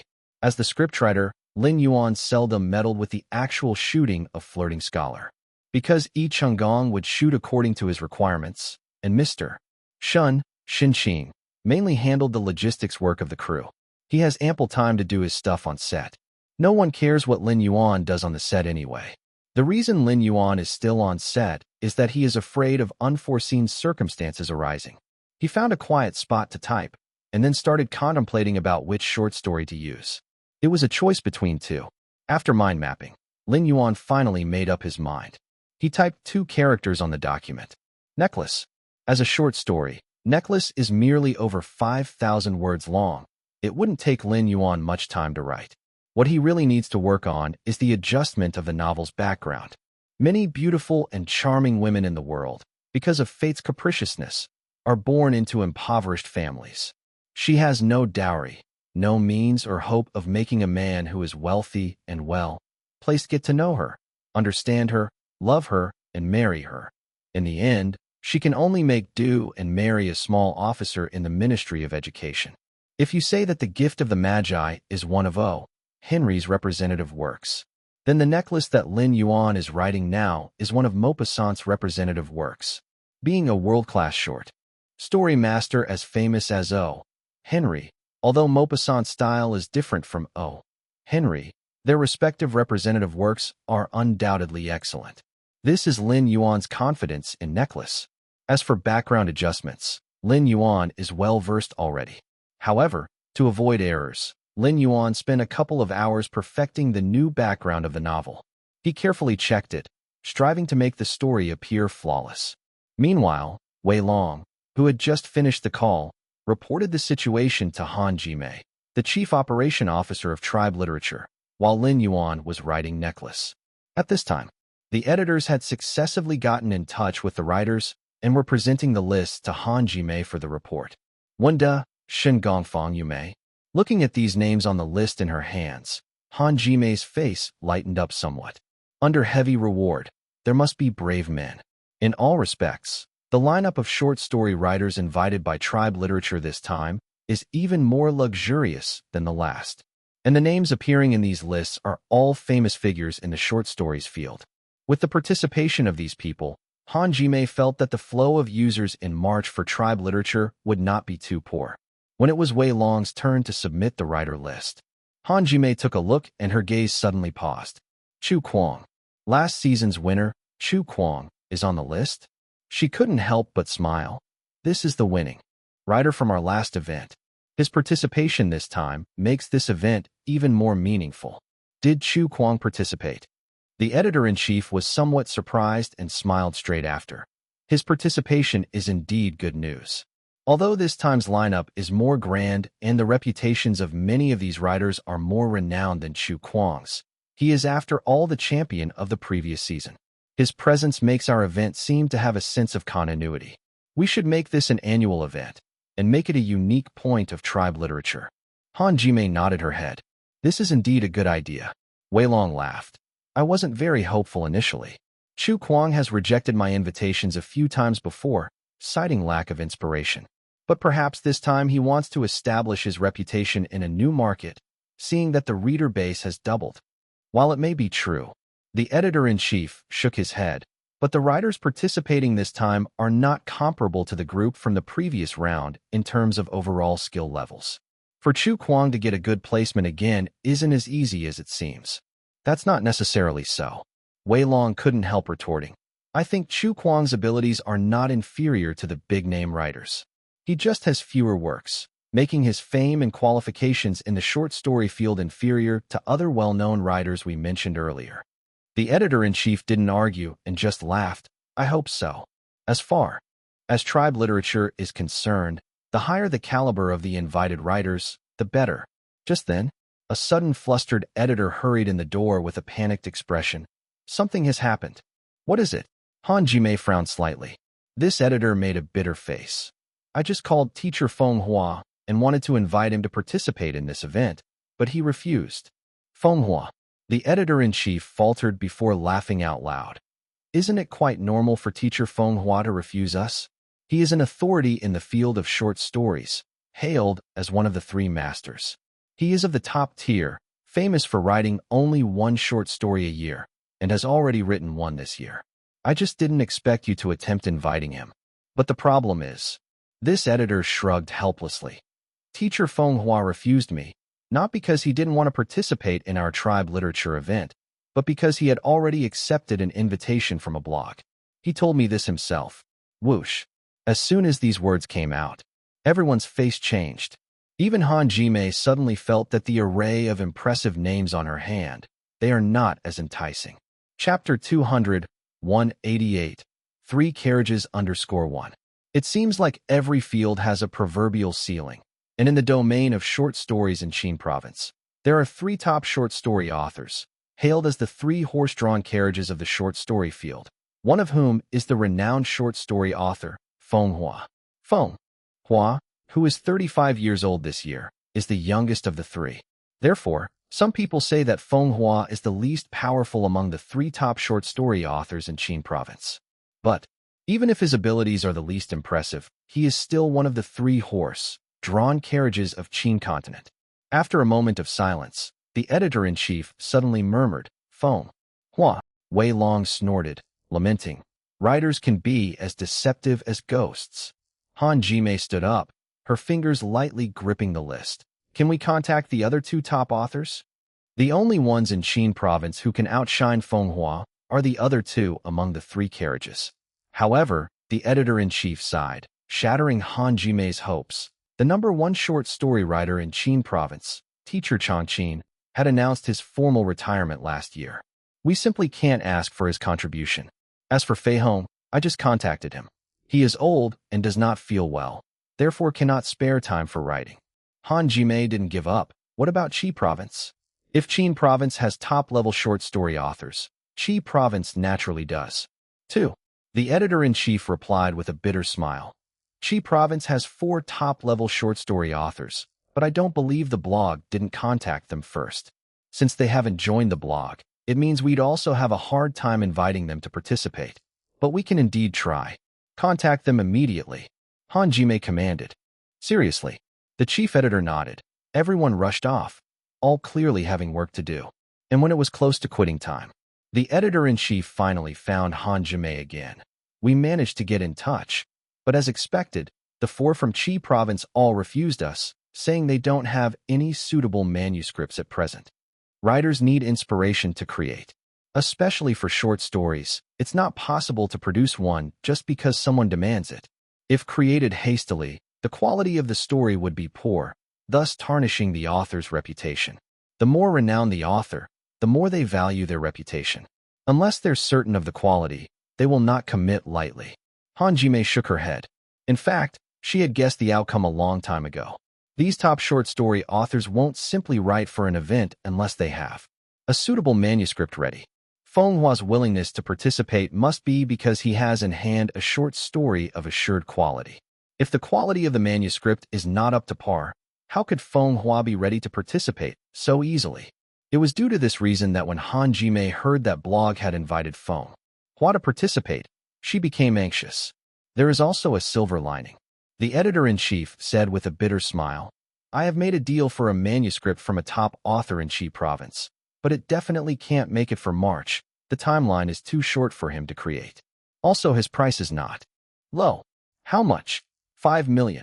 Han Jimei paused for a while, then nodded her head. Let's book it first. Now is not the time to dwell on the cost. If it's really effective, it's worth spending the extra money. Since blog managed to invite Feng Hua, they naturally wouldn't miss out on such a prime opportunity for promotion. On March 20th, blog officially launched their literature column, named Blog Fiction, and at the same time, they announced that Feng Hua will be releasing a new work on blog fiction in March. If this was on Earth, the impact of a short story writer releasing a new work might not be that big. But this is Blue Star. In this world where the arts are highly developed, there are no small number of people who love short stories. So, as soon as the news was out, the readers became excited. Teacher Feng Hua is creating again. Didn't Teacher Feng Hua say that he only publishes 1 short story a year? And he already published one in January. Could it be that Teacher Feng Hua has received new inspiration this year? I'm looking forward to it. The last story, under the title Cliff, that Teacher Feng Hua published in January was really excellent.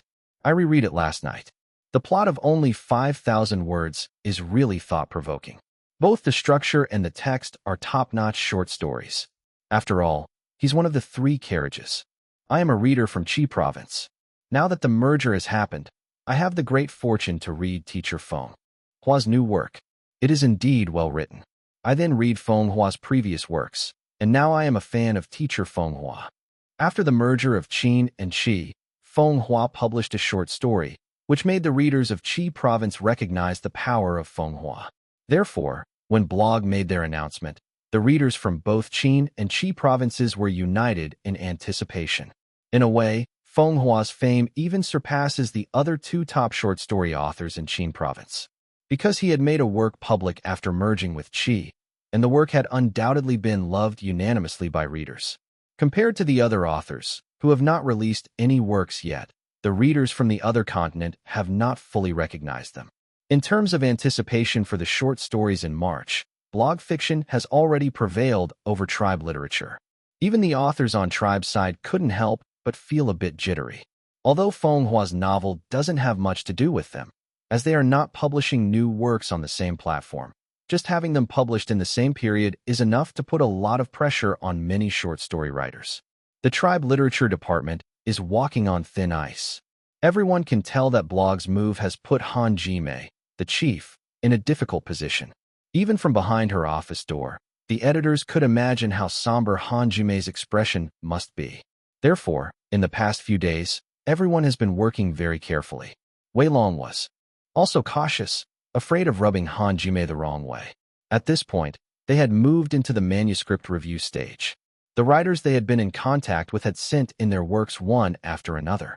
This is probably tribe literature's last hope. What if there are high-quality works among these manuscripts? With this kind of expectation, many editors reviewed the manuscripts with extraordinary care.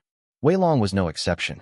But after reviewing several manuscripts in succession, Wei Long's confidence was fast eroding. These manuscripts were actually pretty good. If it were any other time, Wei Long would enjoy reading them. But now, when thinking about the looming giant that is Feng Hua on the opposing side, he feels it's not enough. These guys aren't enough to rival Feng Hua. Wei Long had deliberately observed other chief editors' reactions. Each of them wore a serious expression, which indicated that they hadn't encountered astonishing works either. Indeed, only an extremely impressive work can help tribe literature to compete with blog, which has Feng Hua for traffic. But such manuscripts don't come by easily, do they? Wei Long felt gloomy.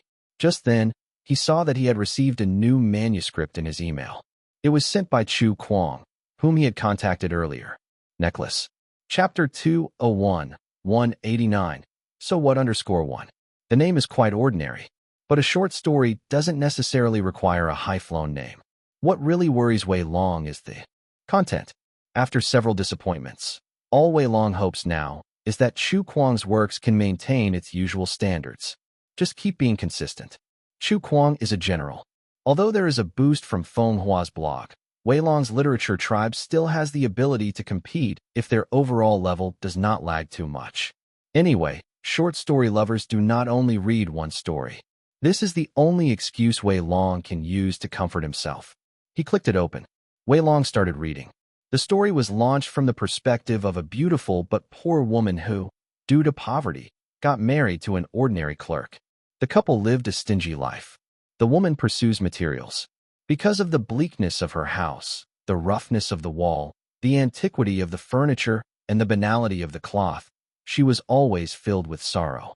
She dreamed that she could wear gorgeous servants, have countless servants to use at will, and enjoy delicacies at will. Wei Long thought for a moment. He roughly guesses that the purpose of Chu Kuang's story is probably to revolve around the topic of material, which was in line with Chu Kuang's previous short story routine. He liked to achieve a certain satirical effect through short stories, which was a high-level sense in the eyes of Wei Long. His expectations are slightly higher. Keep reading. One day, the man is quite pleased to bring out an invitation for his wife to see. The leader has the honor to invite Mr. Wang and Mrs. Wang to attend the evening party held at our institution building on Monday, January 18th. Mr. Wang thought his wife would be happy as it had cost him a great effort to get this invitation. Not everyone in the Education Bureau was invited by the leader to attend the party, but his wife got angry out of nothing. At least this little clerk in the Education Bureau cannot understand his wife's rage. It turns out that Lady Wang felt she didn't have decent clothes to attend this grand party. The most humiliating thing in the world is to show poverty among a heap of rich women. This is Lady Wang's explanation. Mr. Wang was helpless and could only offer to pay some money and let his wife buy appropriate clothes. The wife said, 400 yuan is enough for me to own such clothes. Mr. Wang's face was slightly pale. because he was saving this amount to buy a gun, so he could hunt birds in the plains with a few hunting friends on weekends this summer. 400 yuan. Wei Long roughly calculated in his mind, and then probably found the era corresponding to the value of money. In Chu Kuang's novel, although it does not explicitly state which era the story is from, clues can always be found through details in the article. However, isn't Lady Wang too materialistic? Lady Wang indeed has a nearly pathological pursuit of material, because that is decency in her eyes. After making her clothes, she even went to a rich female friend of hers to borrow a necklace. It was a necklace made with diamonds. In Lady Wang's eyes, this necklace was truly beautiful, and this is where the title came from. Necklace. Wei Long couldn't help but think of a popular term today, known as money worshipper. Speaking of which, Mr. Wang is not any better. He had 400 yuan, but he only wanted to buy a gun to hunt, instead of saving the money to make life more decent. Let's look back at the earlier part of the story. The couple had even hired a servant at home. The couple was already living a strained life, yet they still hired a servant? Pretentious. Dead for face, lived to suffer. This is Wei Long's current sensation, which reminds him of the story, The Gift of the Magi. Both stories focus on a couple. But in that story, both the man and the woman were willing to give up their pursuit of materials for each other, which was the complete opposite of Mr. and Mrs. Wang. How would Chu Kuang satirize it? Would he let this woman find a rich leader at the party, resulting in the man being abandoned? Maybe there will be a twist. The leader got tired of the woman and abandoned her. The woman could only return to the small clerk's side. If this is the case, there seems to be something missing in the story. Wei Long couldn't help feeling worried. This is a habit many novel readers have, which is to subconsciously anticipate the follow-up plot. At this moment, the party began. Lady Wang made a big success. She was more beautiful, fashionable, and charming than a general female guest. She constantly smiled and was ecstatic. The male guests were all staring at her, hearing her name, trying to introduce themselves to her. All the personnel from the secretariat wanted to dance with her, and the leader also noticed her. She danced in ecstasy and with excitement. She was intoxicated with joy. She was pleased with her face's victory, pleased with her accomplishment's glory. She was surrounded by happiness. However, after the party ended, she had to return to her original position. Her life did not change because of this, and the glory of this night could probably only remain in her memory. The couple found a broken minivan in the bitter wind and returned home. She had to face reality again. But what happened next was even crueler. The necklace, incredibly, was lost. This is the turning point of the entire story. Only at this moment does Wei Long discover the real purpose of the title necklace. Interesting. Wei Long's eyes lit up. It's not the cliched story of family ethics, betrayal, and infidelity. What Chu Kuang wrote, perhaps, is about a couple paying a huge price for the vanity of that night. And indeed, it was. This was a $40,000 necklace. Especially after Wei Long thought about the prices at that period, he understood deeply how enormous an amount $40,000 was to Mr. and Mrs. Wang of that era. What will they do? Wei Long contemplated many possibilities. Perhaps this couple would deny their debt. Perhaps this couple would return a counterfeit. Perhaps this couple would end up in court over this. The final outcome was none of these. This couple, astonishingly, purchased an identical necklace and returned it. At this moment, Wei Long gained some respect for Mr. and Mrs. Wang. He even had an epiphany. Whether one is wealthy or not does not determine their moral character. When faced with a problem, Mr. and Mrs. Wang chose to confront it. Even though the price was indeed too high to buy the necklace and return it to the owner, Mr. Wang borrowed countless amounts of money, practically risking his entire latter life, and both he and his wife emerged with astounding heroism. They decided to repay these debts in full without omission. Mrs. Wang experienced the authentic life of the impoverished. This unfortunate couple dismissed their maid, moved houses, and rented a cheap attic under a rooftop. She began doing various manual household chores. She washed dishes, scrubbing the oil stains at the bottom of the pots and pans, wearing out her rosy fingers. Underwear and rags were all hand-washed with soap by her before being hung on the line. She got up early every day. She carted the garbage downstairs and carried water upstairs. Each time she finished a floor, she had to sit down on the staircase to catch her breath, and she was dressed like a common woman. She went to the vegetable shop, grocery shop, and butcher shop with her basket, haggling over prices, getting scolded, making every effort to protect her pitiful little cash penny by penny. She paid off quite a few laos every month while making new ones to delay the deadlines. Her husband wrote accounts for a businessman in the evening, often copying books at a rate of 5 cents per page until late into the night. This life continued for 10 long years. Yes, Mrs. Wang's gloriously radiant night had cost the couple 10 years of life under colossal monetary stress. Mrs. Wang seemed to have aged. Now, she had become a robust, coarse, and resilient woman of a poor family. She tied up her hair haphazardly, wore her skirt crookedly, showed her reddened hands, spoke loudly, and mopped the floor with heavy basins of water. But sometimes, when her husband went to his office, she sat alone by the window, and she would reminisce about that evening party. The dancing party, where she was so beautiful and so happy. If she hadn't lost that piece of jewelry, what would her present life be like? Who knows? At this moment, the story was not yet over, yet Wei Long felt an endless aftertaste, realizing that it was an excellent short story. Chu Kuang was still the same Chu Kuang. He used a necklace and a party to sketch the melancholic half-life of a young couple. The price paid for excessive pursuit of material things and vanity is perhaps too much. Wei Long had countless reflections in his heart. At the same time, Wei Long continued reading the remaining content in one sweep. He had thought that the story ended after the couple endured a harsh decade. But, seemingly, it wasn't so. Mrs. Wang once again met the friend who had lent her the necklace, and this friend was just as elegant and charming as she was 10 years ago. But by this time, Mrs. Wang had changed due to those 10 years of hard work to the point where her friend could barely recognize her. The two greeted each other. The friend was inevitably astonished. Why had Mrs. Wang changed so much in just 10 years? Mrs. Wang naturally spoke of the reason with a bitter smile. Who would have thought that the friend would be even more shocked? She took Mrs. Wang's hand and said, "Ah, my poor sister, do you know that diamond necklace I lent to you was a fake, worth at most $500. The story ended here. But Wei Long, who was reviewing the draft in front of his computer, felt as if he had been struck by lightning, causing him to be completely dumbfounded.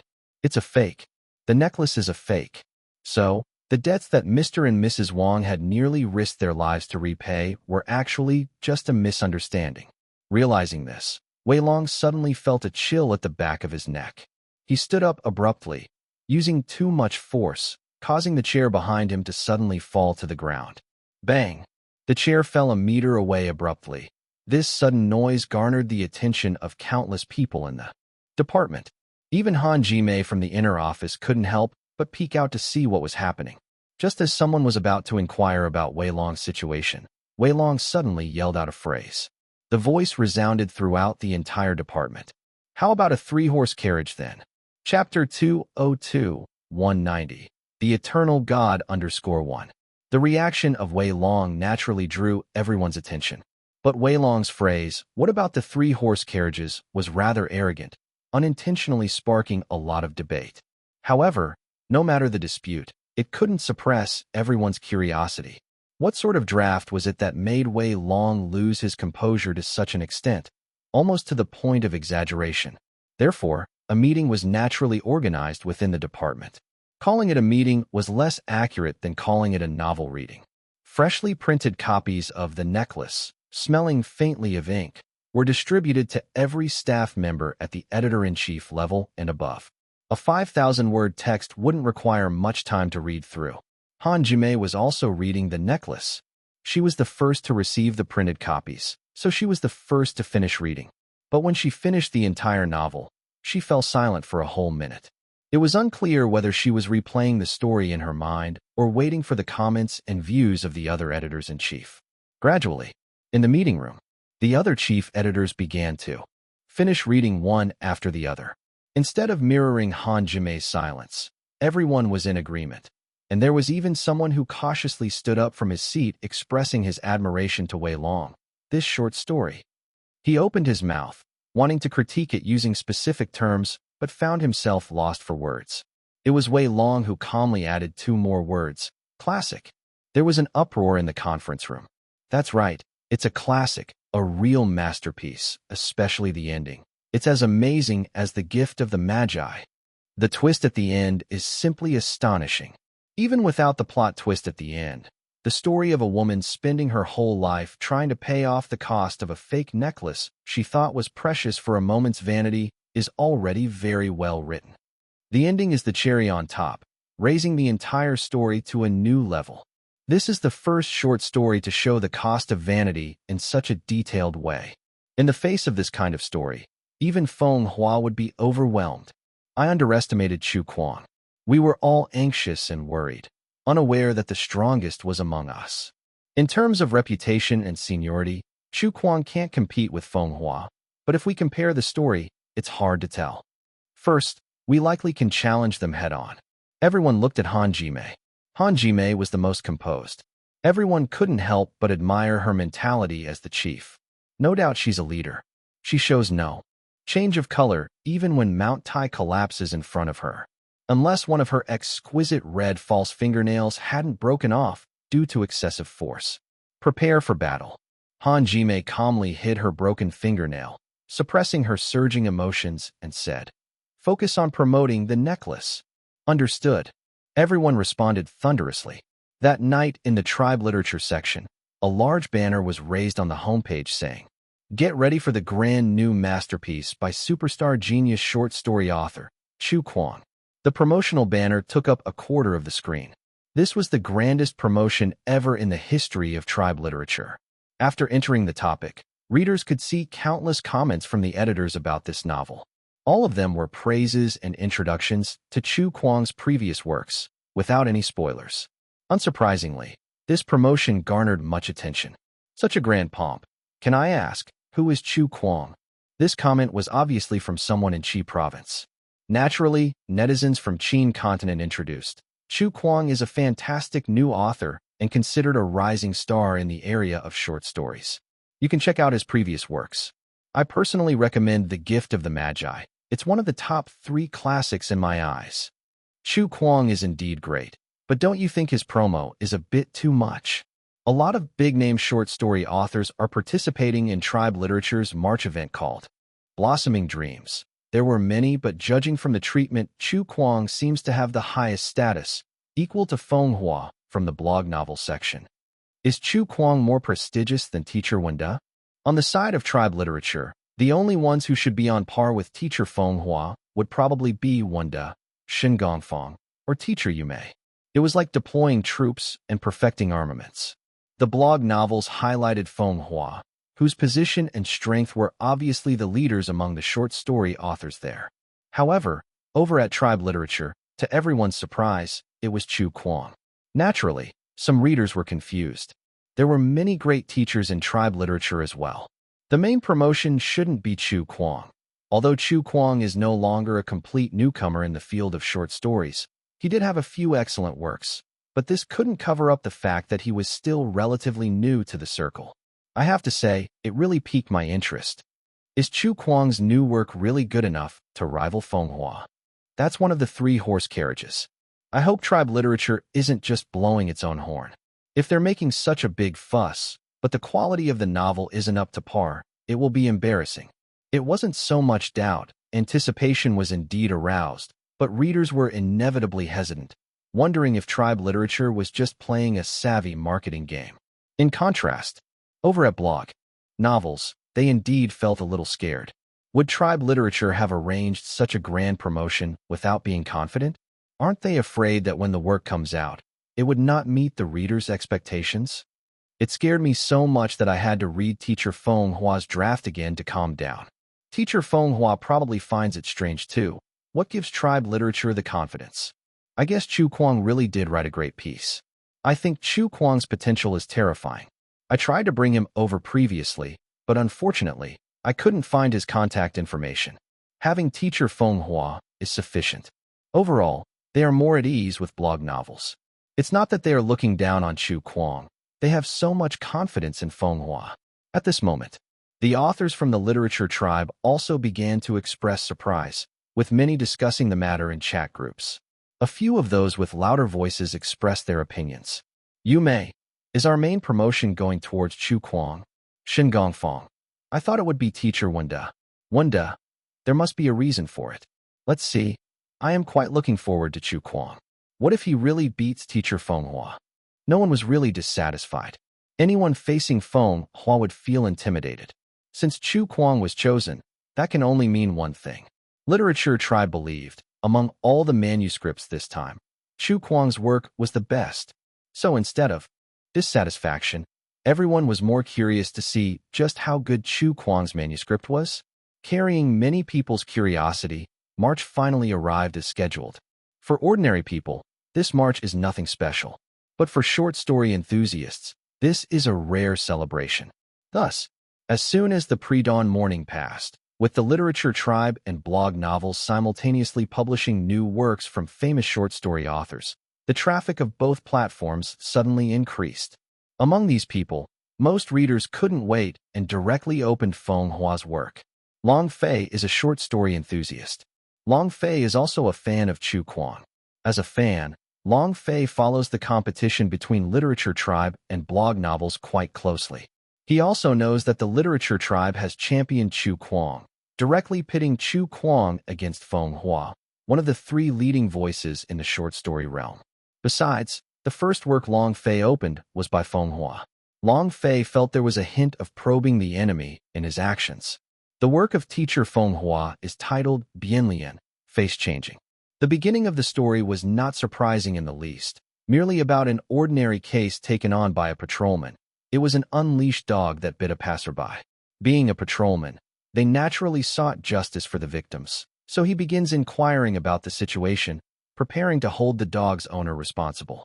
As a result, a passerby said the dog belonged to a certain general's family. Upon hearing this, the patrolman changed his complexion, firmly stating the passerby was at fault, even accusing him of kicking the dog and that he was committing a crime against animals. Then another passerby spoke up and said the dog doesn't belong to the general's family. The patrolman changed his complexion for the second time, deciding to kill the dog. Then someone else asserted that though the dog is not the general's, it was raised by the general's brother. For the third time, the patrolman's face changed. His stance several times flipped back and forth according to the bystanders' words.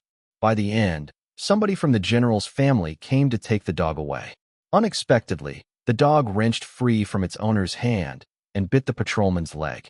As a result, the patrolman angrily cursed at the first passerby who got bitten, claiming that he had enraged the dog. The story ends here. In this very short story, just 3,000 words in length, the language is engaging, especially the several face changes the patrolman went through, vividly portraying his hypocritical nature. At the end, where the dog bites the patrolman, there are some thoughts to be provoked while finding it amusing. Long Fei ruminated on this for a long time and finally sighed involuntarily. The story is very clever. Feng Hua truly deserves to be one among the three prevailing forces. Such a simple plot, yet, through the patrolman's several face changes, an ironic, artistic vibe is brilliantly portrayed. This kind of story reminds Long Fei of Chu Kuang's previous piece, Death of a Small Civil Servant. They both play with satire, but Feng Hua's skill is by no means inferior to Chu Kuang's. Long Fei even feels that this story is a bit stronger. Especially when considering Feng Hua's status in the industry, his portrayal of satire can easily provoke readers to ponder, and the more they think, the more intriguing it becomes. Impressive, Long Fei couldn't help but exclaim. However, in the midst of his admiration, Long Fei couldn't help but feel worried for Chu Kuang.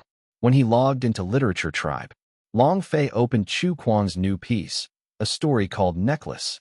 As he read through this work, Long Fei thought to himself, Chu Kuang is still young. Even if his work is not as good as teacher Feng Hua's, as long as the difference is not too great, it will still be a victory.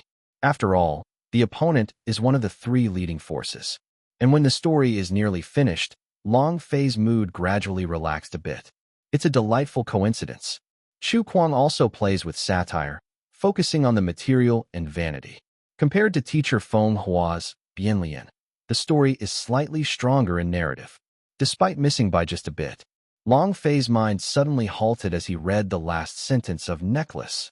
Suddenly, the whole story took a dramatic twist. Simultaneously, In a fan group on Long Fei's computer, a crazy fan of Chu Kuang, who liked him even more than Long Fei did, posted a code for a red envelope. Chu Kuang, Forever the God. Chapter 203, 191, The Fourth Carriage 1. Chu Kuang, a perpetual deity? Long Fei was startled for a moment. After internally comparing the quality of the novels by Chu Kuang and Feng Hua, he hesitated for a while. He found both stories to be incredibly exquisite to the point that he couldn't distinguish which one was better. A tie?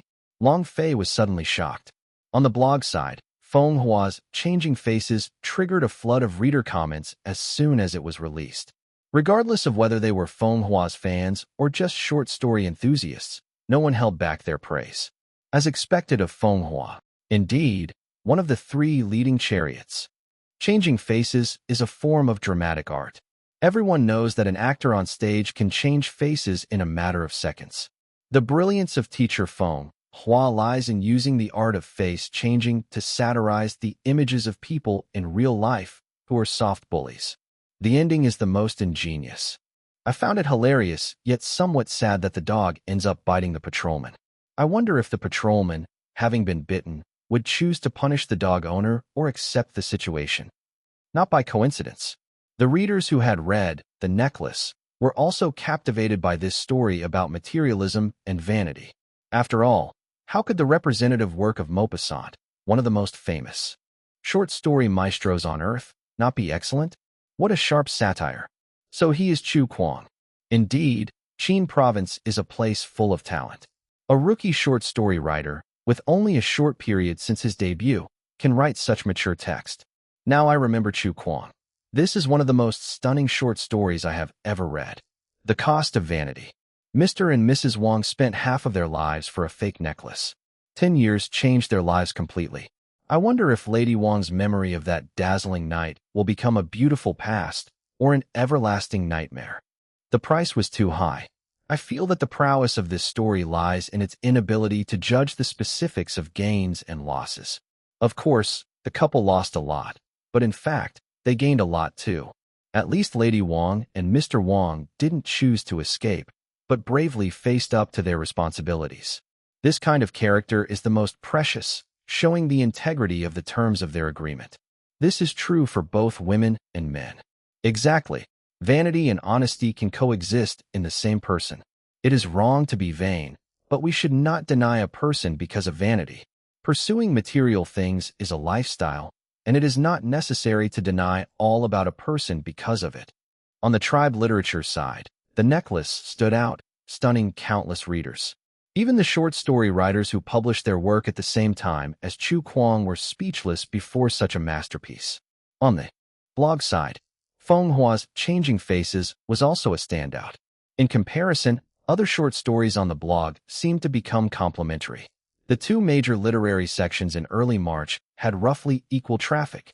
Even more so, the simultaneous publication of these two novels led to a debate about which work was better. This, in the eyes of many, should have been a foregone conclusion, but at this moment, this debate was indeed happening. The readers divided into two camps. Some people liked Feng Hua's work. In life, we often come across such people. They blend in well with any crowd, are adaptable, and have excellent social skills. We can't criticize this way of engaging socially as improper, but it unavoidably gives an impression of being too slick. The repeated face changes and references to the dog in this story are a profound satire of such people. Correspondingly, some people like Chu Kuang's work. The complexity of human beings is not one-sided. The story itself is exquisite. While satirizing vanity and materialism through the story of a fake necklace that changes the couple's life, the plot begins to paradoxically show Mr. and Mrs. Wang fulfilling their commitment to repay the debt, even if the cost may be their future. Perhaps after repaying the debt 10 years later, Mr. and Mrs. Wang will not be without gain. Not just readers. Even within the field of short stories, many writers are discussing who is stronger, which has also resulted in a rough tie. This was unbelievable to many people because the issue was no longer about whose story, Chu Kuang or Feng Hua's, was better. The truly astonishing point was that people were seriously comparing Chu Kuang with a short story writer of Feng Hua's caliber. Chu Kuang is a new favorite in the circle. Feng Hua is one of the three Brahmins. The former, whether in terms of experience, qualification, or fame, lags behind Feng Hua. Nevertheless, his works are now being compared with those of Feng Hua, and nothing could be more incredible than this. While everyone was immersed in this emotion, teacher Changqin, one of the three Brahmins in Qin province's short story field who is now retired but highly respected in the circle, suddenly shared her thoughts on the tribal platform. I personally think it's a tie. Both stories have different structures, but are equally fascinating. The talents of Feng Hua and Chu Kuang are undeniable. Perhaps the short story field in Qin province is about to have a fourth carriage. Even Changqin was moved. However, what people cared more about was Changqin's evaluation. Is Chu Kuang qualified to become the fourth carriage in the short story field? The significance of this matter has far exceeded the competition between Chu Kuang and Feng Hua. In other words, Chu Kuang has already won. What he won was recognition and popularity. For many people, it's taken for granted that Feng Hua would perform well. However, as a rising star in the literary world, the fact that Chu Kuang could break even with a stalwart figure is a pleasant surprise. It's very unfair to the old man, but all fields are like this. Because you are extraordinary, it is only natural for you to perform well in the eyes of many. Chu Kuang has been in a situation of being questioned before. Whether it's fame or qualifications, he's inferior to his opponent. So when he surpassed everyone's expectations and took on Feng Hua without losing, he had already won in a certain sense. However, some people inevitably disagreed with the term the fourth carriage, as Chu Kuang's works are too few. In terms of work quality, he indeed has the potential.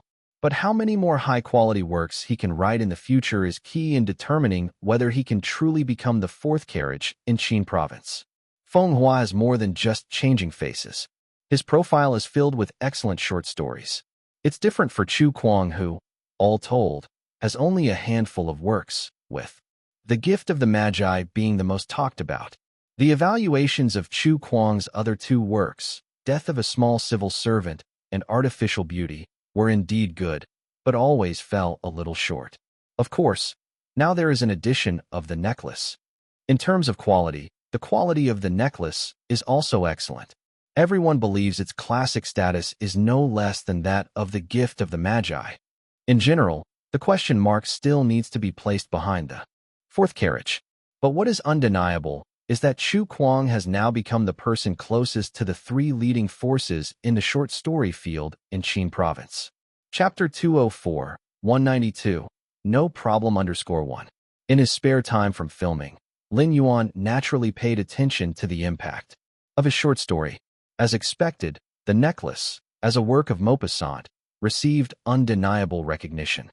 This made Lin Yuan happy. As for the debate about whether his work or Feng Hua's work is stronger, Lin Yuan was aware of it. But the person who is actually competing with Feng Hua is not Chu Kuang but Maupassant. Therefore, Lin Yuan did not feel strongly involved. On the contrary, The Necklace, in the second Writings from a Dream event of the tribe literature, held a substantial lead in reader votes, sitting firmly on the champion's throne. This made Lin Yuan feel very involved. He envisioned $1 million prize was beckoning him. At this moment, Lin Yuan suddenly felt somewhat relieved. Because, judging from everyone's comments, if the work Face Off was not published on the blog novel but participated in the Writings from a Dream event, Lin Yuan's champion position would probably be in danger. He had deliberately read Face Off. In the boundless space-time, there are people with connected minds as if they have established a connection with the cosmic galaxy. Feng Hua's work was remarkably like the classic Chekhov work, The Chameleon, that Lin Yuan had read in his previous life. This is Blue Star. This is the artistic height of Blue Star. In this world with advanced artistic standards, even bringing out a novel of the level of The Necklace, he could not be certain of winning. However, thinking about how his songs often could not win the season championship, Lin Yuan felt much better. This is a world with no shortage of stunning talents. The classic works on Earth were also written by humans, and they were not invincible even on Earth, let alone on Blue Star. But it is rather the fun part of it. What Lin Yuan didn't know was that the current status of the blog novel is chaotic. How is that possible? Chu Kuang actually tied with teacher Feng Hua. I thought teacher Feng Hua was invincible. Did this let tribe overturn the game? For us, having teacher Feng Hua in charge and still tying with the opponent is equivalent to being overturned. Although I don't want to admit it. Chu Kuang is really strong. Can we dig up Chu Kuang? It's hard. Chu Kuang has cooperated with tribe literature several times already. On the side of the blog novels, they are struggling. On the side of tribe literature, they can't wait to celebrate. Looking back now, Wei Long's phrase, "What about the three-horse carriage?" was indeed a bit rash. The three-horse carriage is still the ceiling. But Chu Kuang has touched the ceiling. Teacher Changqin's comment about the fourth carriage, while not definitive, had left a mark in many people's hearts. At least, from now on, when people mention Chu Kuang, they will not think of a newcomer in the short story field, but a genuine talent, a person who is infinitely close to the ceiling. The significance of this incident does not stop there. In the recently published Literature and Art Gazette, the short story contest between Chu Kuang and Feng Hua was also reported. The newspaper described it this way. Teacher Changqin said that Chu Kuang could be the fourth carriage in the short story field of Qin province. This statement may be somewhat controversial, but if we say that Chu Kuang is one of the writers in Qin province who is closest to the three-horse carriage, this claim is irrefutable. One of the writers in Qin province who is closest to the three-horse carriage. This time it really sealed the deal, as the Literature and Art Gazette, as the first publication in the literary circles after the merger of Qin and Qi, with official organizations backing it. This kind of endorsement of recognition was enough to break over 70% of the controversy. In addition, riding on the popularity of Chu Kuang and Feng Hua, the Literature and Art Gazette also formally released a ranking of writers in the short story field. This list includes the top 100 short story writers from both Qin and Qi. Changqin ranked first. Second place was a Qi province writer. Third place was also a Qi province writer. Fourth place was Fei Hong, one of the three chariots of Qin continent. Feng Hua, who had a dispute with Chu Kuang, was ranked 6th on the list. As for Chu Kuang, he was ranked 10th. Although the Literature and Art Gazette said Lin Yuan is one of the most formidable short story writers under the three chariots of Qin province, but one of, after all, is not the only one. In the two places of Qin and Qi, there are other one of on the list. Someone has counted that there are 53 writers on the list from Qin province, and the remaining 47 are from Qi province. It is estimated that when other continents also merge in the future, this list will undergo quite a bit of change. At this point, the attention Chu Kuang has attracted is even higher. In just a few days, Chu Kuang's tribal fans have surpassed 30 million. The comments on Weibo have also greatly increased. However, 2/3 of Chu Kuang's fans are readers from the fantasy novel circle, and the remaining 1/3 are from the short story field. After all, the influence and reader coverage of fantasy novels is much greater than that of short stories. It is with this, the necklace, fire, in addition to Chu Kuang being featured in the newspaper, entering the top 10 of the Qin-Qi short story field, that recently attracted so many short story lovers to pay attention to his tribal account. It's worth mentioning that 30 million fans on the tribe are just a drop in the ocean, because the highest fan following on the tribe has already exceeded 1 billion, and with the merger of Qin and Qi, this number is estimated to not take long to rise to a new level. Normally, Lin Yuan wouldn't pay attention to such a thing. The reason he specially looked up others' fan numbers was mainly because, as his tribe fan following shot up, he suddenly received a system alert. In view of the sudden merger of Qin and Qi, the task that the host-led Starlight Music division to rise is reset, only changed to a simple disciple recruitment task, successfully recruiting 3 disciples and completing their teaching. The task reward remains unchanged. I see. The system pinged again. In addition, congratulations to the host for triggering the system's new task. If the host can get Chu Kuang's tribal account to reach over 100 million fans within a year, he will receive a silver treasure chest and 3 bronze treasure chests. Except, this was the reason why Lin Yuan was checking other people's fan followings. He needed to understand the concept of breaking 100 million fans on the tribe. Does it seem not difficult? There are accounts with over 1 billion followers. It shouldn't be difficult for him to aim for 100 million, right? But this means he needs to make Chu Kuang's identity more active. Simply put, he needs to start a new book. A new book following King of the Net and Zhu Xian. It seems like the system is subtly stimulating him to spend more money. But because Lin Yuan was craving the reward of the treasure boxes, he had no choice but to spend more money. So, Lin Yuan called out the system. Customize a new book. Requirement is just to not exceed 10 million in price. Lin Yuan had been spending money like running water lately. He intended to put the new book on hold for a while, but with this task, Lin Yuan felt like he had rested enough. System customization is in progress. Congratulations to the host for acquiring the work, Ghost Blows Out the Light. The customization price is 10 million. The customization price of 10 million indeed did not exceed 10 million. Makes sense? Chapter 205, 193 Fish and its Offsprings. No freaking way. This system is really ruthless, even more so than me. Could you, please, be a little kinder? Before, Zhou said that the investment for Flirting Scholar must not exceed 10 million. Lin Yuan had reported 9 million, leaving quite some leeway for the company. But the system didn't leave any breathing space at all. It was at this moment that Lin Yuan realized how kind he actually was. But fair is fair, Lin Yuan was quite satisfied with the novel given by the system. After he conducted quantum reading, the contents of the novel were already clearly emerging in his mind. At the same time, combining with some memories from his past life, Lin Yuan was very clear about the value of this novel. This novel was really good, and it was very in line with the system's penchant for making him pioneer. New genres. The system was like a brick. Wherever the market lacked, it would make up for it. The only question was, would Ghost Blows Out the Light still be considered a fantasy novel? You should know that most fantasy novels tend to be rather youthful, which is why adventures in other worlds are so popular. With this thought in mind, Lin Yuan looked online for information and, as expected, found that Blue Star didn't have any novels on the theme of tomb robbing. So Ghost Blows Out the Light, as a new type, placed in fantasy novels, shouldn't pose any major problems. As long as it's something young people like, it's all good. And in his previous life, Ghost Blows Out the Light was a work much loved by many young people.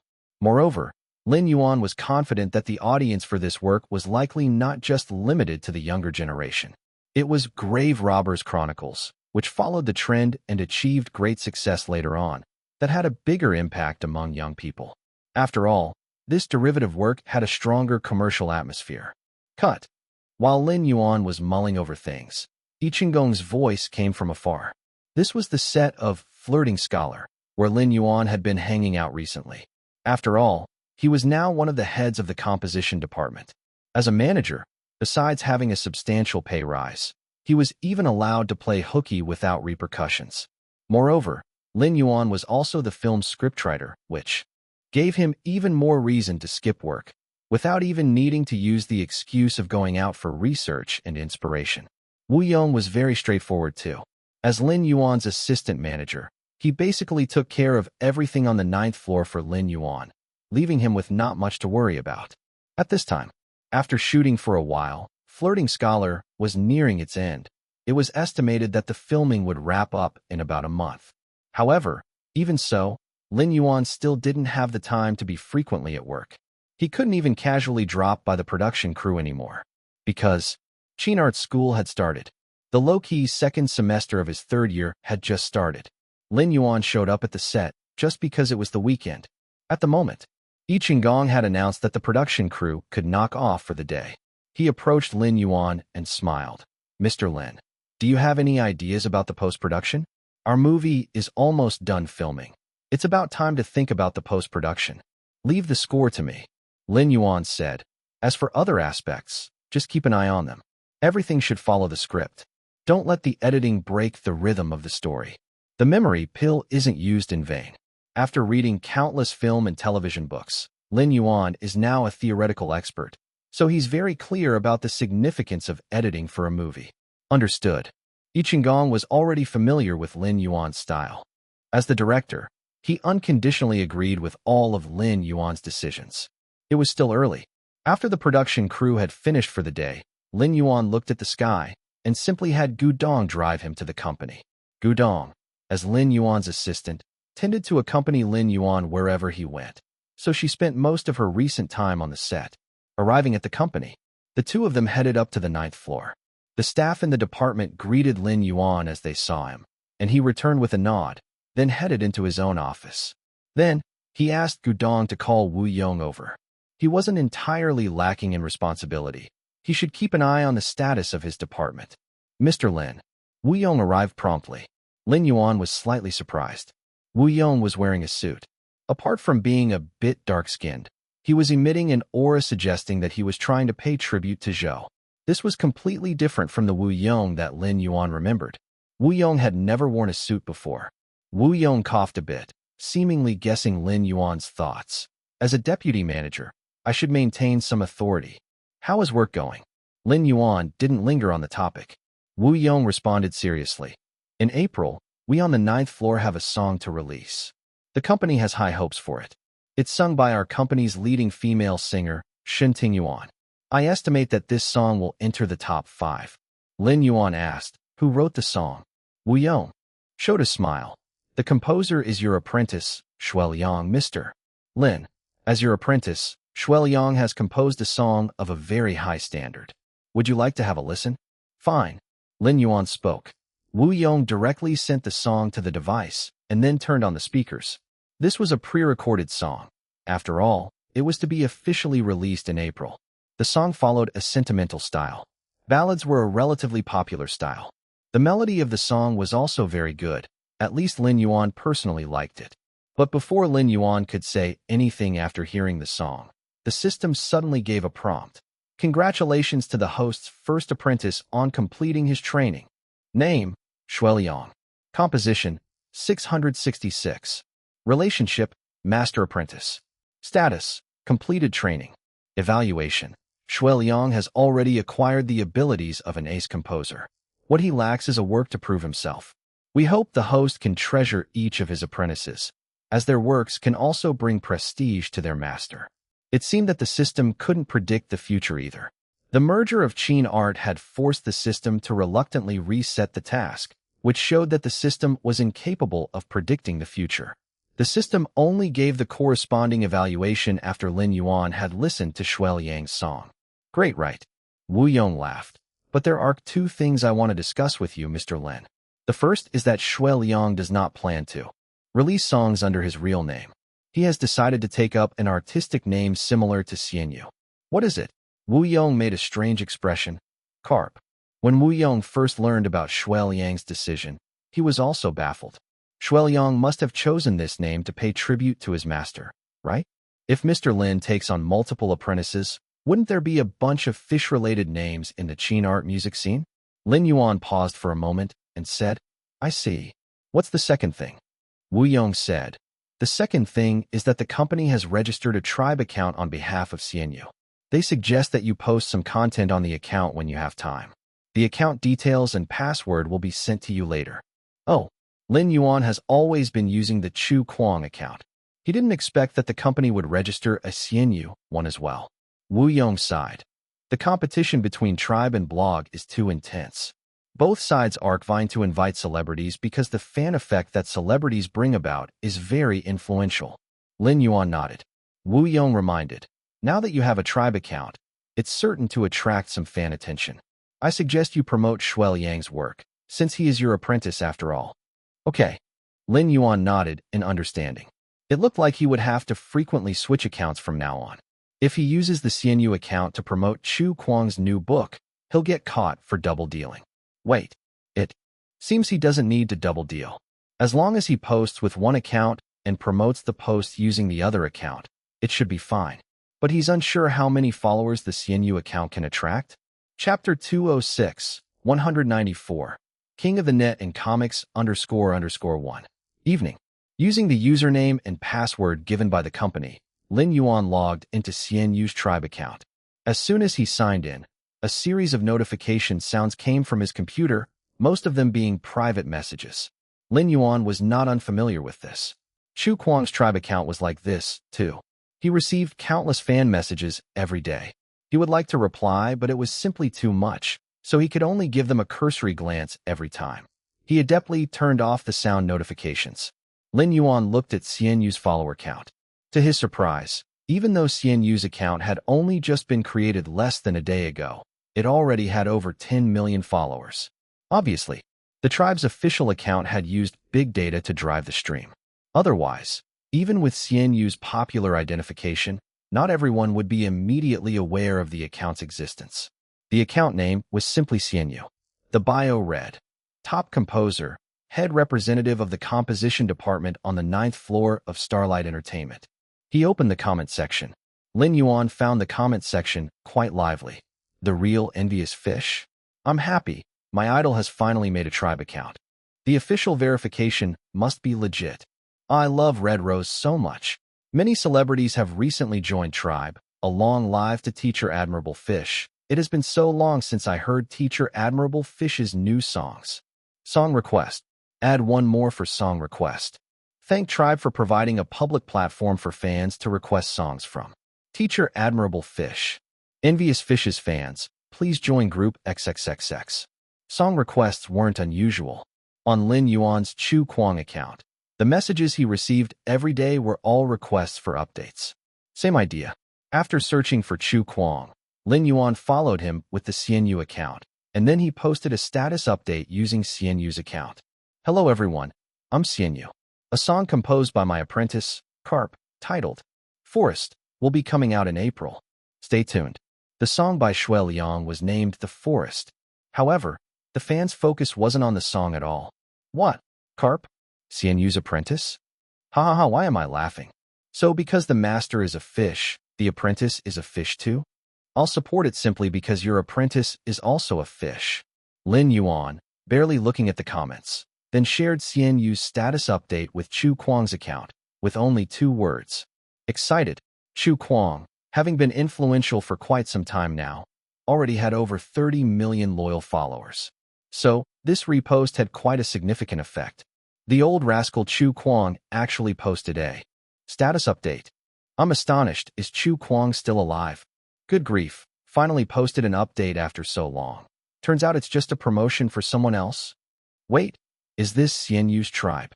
That songwriter, CNU? He opened a tribe account. Let's follow for now. Does Chu Kuang old rascal know CNU? What the hell, the only account Chu Kuang follows is CNU. This must be true love. Who is CNU?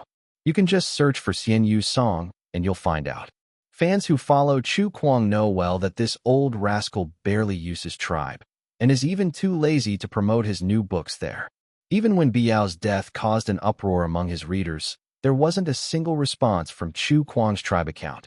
Some people even doubted whether Chu Kuang had forgotten his Tribe account's password. And yet today, Chu Kuang finally updated his status. Moreover, it was promoting a new song for CNU's apprentice. What intrigued readers more was that Chu Kuang didn't follow anyone before today when he followed CNU, who just joined Tribe. Following only CNU? Is Chu Kuang fan of CNU? Or do they know each other in real life? Fans couldn't resist their curiosity and started speculating. Some clicked on CNU's account to check, and they all were stunned. Because CNU also followed only Chu Kuang. If it weren't for the fact that their fields of interest widely differing, people would suspect they are actually the same person. But everyone knows this can't be the case. How can a novelist like Chu Kuang be the same person as CNU? Everyone knows CNU is a music composer. As people started noticing this phenomenon more, curiosity increased even more, and people couldn't resist asking questions in the comment sections of both accounts. Do you guys know each other? Are you good buddies offline too? What positions do you guys use? Who's the dominant one? Who's the submissive one? Wait, does anyone know the genders of Chu Kuang and CNU? It seems like both of them are quite mysterious. They never reveal anything about their personal lives, not even their genders. It's possible that CNU and Chu Kuang are actually girls, right? Wouldn't that be even more exciting? Lin Yuan logged into Chu Kuang's account on his phone while using CNU's account on his computer. After following each other and reposting each other's posts, he felt a bit embarrassed because of this identity split. But after seeing the hilarious comments from the netizens, he couldn't help but be caught off guard by the reactions. However, he didn't have any intentions of explaining it, because Lin Yuan noticed something interesting. A lot of Chu Kuang's fans started following CNU, and some fans from CNU's side also followed Chu Kuang's account. The two accounts were supporting each other. If there was more interaction between the two accounts, would the effect be even better? Lin Yuan seemed to have found a shortcut to complete his tasks. The only pity was that the followers of Xian Yu's account couldn't be added to Chu Kuang's follower count. Otherwise, it would be a 2-for-1 effect. Another point Lin Yuan noticed was that many followers of both accounts were from Qi continent, showing that people from Qi continent were slowly getting acquainted with Xian Yu and Chu Kuang. Since the merge of Qin and Qi, things were slowly starting to consolidate. That's the benefit of having a common language, no barriers to communication. Just then, Lin Yuan suddenly had a clever thought. He now had a way to increase his reputation in painting. He could register a new account on Tribe specifically for publishing his artwork. Normally, posting some artwork on Tribe would hardly gather any attention. But what if there was someone influential backing it? Chu Kuang and Xian Yu were both such influential figures. And these two accounts would only grow more popular in the future. If those two accounts both promoted his own artwork, it would be seen by many more people. In this way, his reputation in painting could skyrocket. But it's usually hard for ordinary people to appreciate. So he must figure out a way to make his painting captivating enough for fans to stick around. At this point, Lin Yuan thought of manga. He asked the system, "Manga is also considered painting, right?" The system answered, "Yes." Lin Yuan smiled. He didn't even need the system's help to create an already existing manga, and that manga was Chu Kuang's King of the Net. Chapter 207, 195. Chu Kuang also likes eating egg yolks. Lin Yuan has professional drawing skills, which is why he is also great in creating manga, a branch of painting. He just needs to learn digital drawing to create a manga version of King of the Net. Just so you know, before getting published as a novel, King of the Net was originally made as a manga by Chu Kuang. If the manga becomes famous, not only Lin Yuan's reputation in painting would skyrocket, Chu Kuang would also benefit from it as the original author. For instance, he might gain a bigger fan base. After all, some people prefer to read manga over novels, and vice versa. This is an undeveloped territory with much potential. This brainwave incidentally came from an innocent chit-chat between Chu Kuang and Fish during a tribe get-together. The more Lin Yuan thought about it, the more interesting it sounded. Anything related to the copyright of King of the Net belongs to him, so he can draw freely without the permission of Silver Blue Books. And publishing manga online is a common practice. Having made up his mind, Lin Yuan started making plans right away. He bought a bunch of digital drawing tutorial books online. With the memory pill and professional drawing skills, he believed that learning a new skill wouldn't be too difficult. However, in the future, he would still need to work with the system on creating manga. King of the Net would just be a quick fix, albeit undoubtedly a considerable saver for Lin. But this meant that the launch of Ghost Blows Out the Light would have to be postponed. It definitely couldn't be launched in April.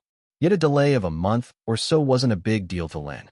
His mission to help Chu Kuang reach 1 billion fans had a 1-year deadline, which was plenty of time for Lin Yuan to get creative with his approach. At this moment, Lin Yuan received a message from Zhongyu. Goat seems to have gone back to school. Why hasn't he shown up at our painting club? Many people want to sign up for his tutoring. Indeed, although Lin Yuan returned to school as normal once the Qin art term began, he hadn't visited the painting club in a while. There were probably quite a few students accumulated. But after thinking about it, with his plate full of manga, juggling writing, worrying about the movie, and simply not having much free time, Lin replied, "I'm busy at the moment. I'll get back to you." Zhongyu replied, "All right." A thought suddenly struck Lin Yuan. Perhaps in the future, he could take Zhongyu on as an apprentice. Zhongyu's painting skills were quite good, and he seemed to have some talent. But that was for the future. Lin Yuan's current apprenticeship task was music composition. Since Shuiliang had finished his training, he should start looking for a new apprentice. So many things to do, Lin Yuan mused. He figured that soon he would have to rely on the system's energy potion. Between the several roles he had to play, he found it increasingly difficult to maintain a proper time management schedule without the help of the energy potion. The energy potion wouldn't harm his body. No wonder the system provided so many special items. Seems like it expected him to obediently foot all the bills in the end. Fortunately, all the money spent was donated by the system, which was a consolation to Lin. Just focus on one thing at a time. Once ordered, online purchases are typically delivered quickly. Lin Yuan ordered the books in the evening, and they arrived the next day. Just back from his daily courses, with books in hand, he headed straight for his bedroom. After taking a memory pill, Lin Yuan started to read. He started with a book titled Beginner's Guide to Digital Drawing, reading rapidly with efficiency. I need a digital drawing board. My drawing skills are not a problem. Coloring? Isn't it just like mixing paint? The difference being that I don't have to mix it myself, but just select it with a mouse from the color library. It took him only 10 minutes to finish one book, but those 10 minutes were fruitful for Lin Yuan. To master one is to master everything. He had professional-level drawing skills. So, while reading the book, Lin Yuan realized that turning the comic into a webcomic was not as complicated as he had imagined. All he needed to do was to familiarize himself with the drawing tools and understand the basic rules. With a basic understanding, Lin Yuan continued reading. So, I can get an assistant. In manga, many scenes need technical operation rather than creative thinking, so they don't necessarily need to be done by the main creators. The main creators are mainly responsible for the storyboard creation process, and the following tasks could be delegated. This can not only save the creator's energy, but also train newcomers. I need an assistant.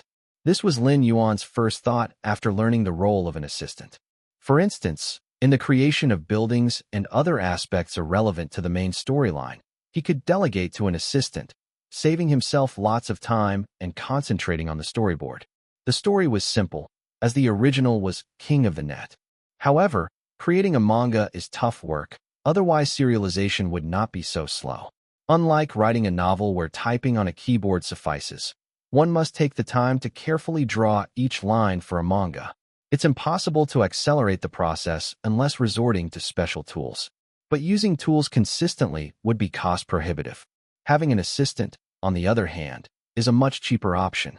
As for who to serve as his assistant, with such a large drawing club, he felt it wouldn't be difficult to find someone interested in creating a manga.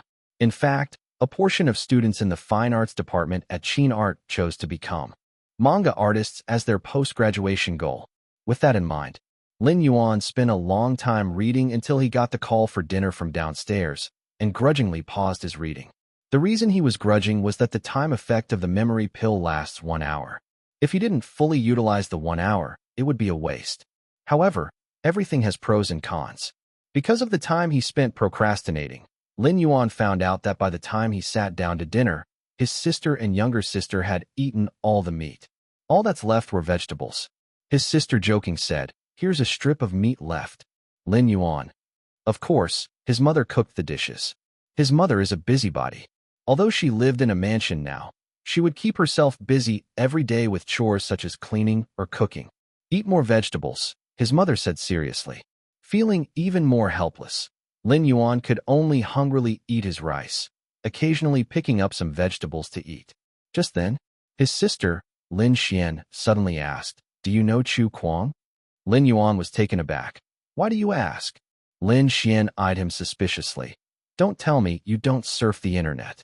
Didn't you both follow each other on the tribe? You only followed Chu Kuang on your fish account, and Chu Kuang only followed you." "That's because Chu Kuang," as Lin Yuan was about to explain, his sister abruptly interrupted, "also likes to eat egg yolks." Chapter 208, 196 Fish. Generations. Despite his sister's sudden interruption, the topic was skillfully brushed aside. However, when Lin Yuan went upstairs after dinner, he couldn't help but feel something was off about the way his sister looked at him.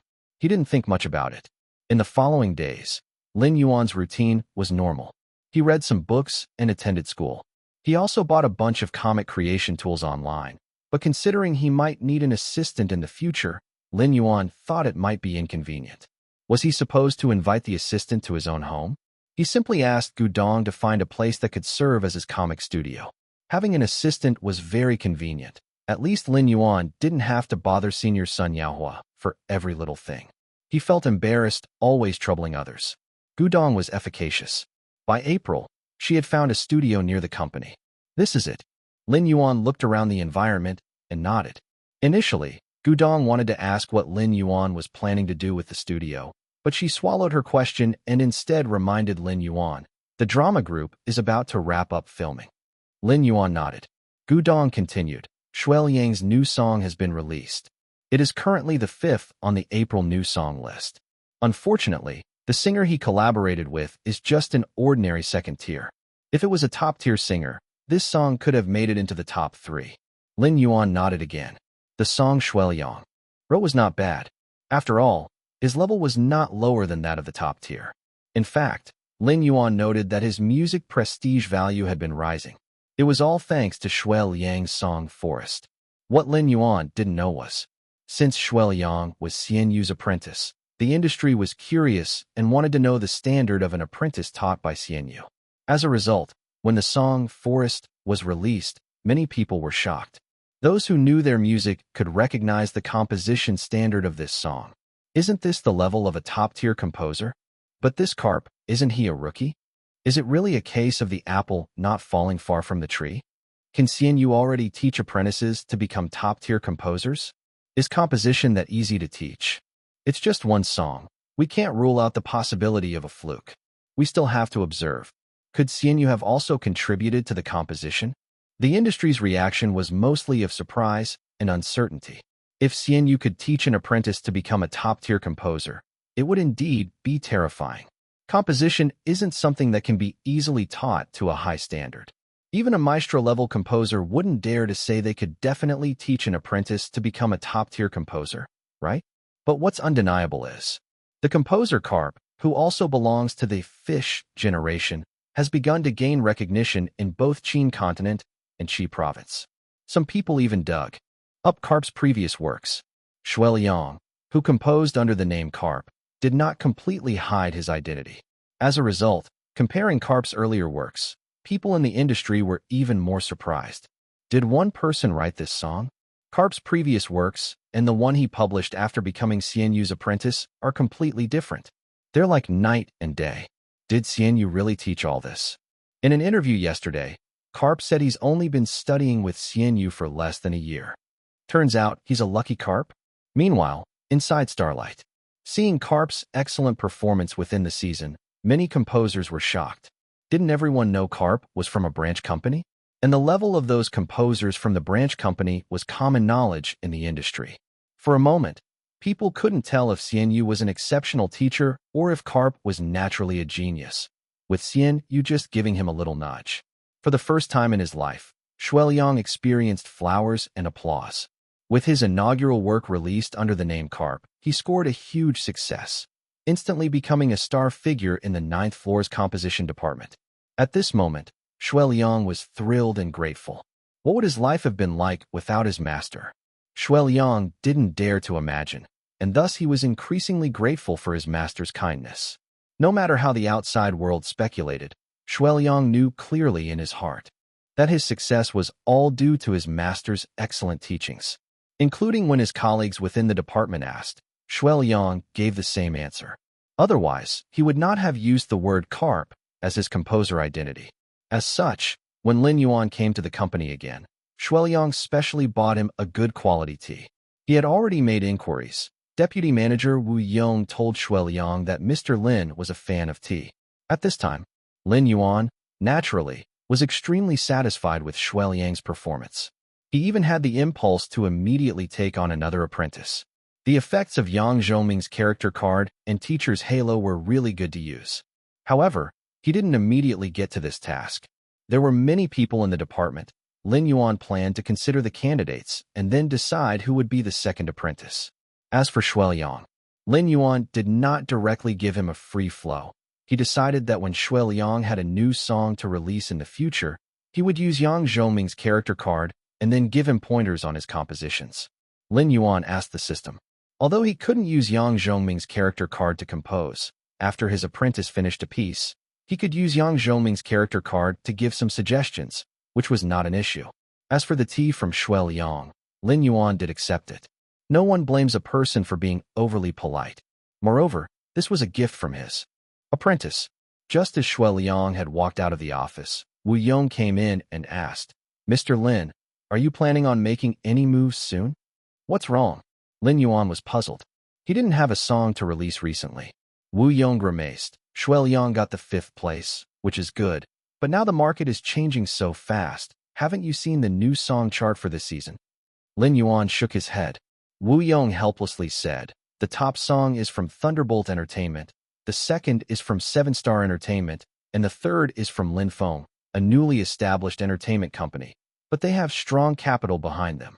The old top 3 from Qin continent didn't make it into the top 3.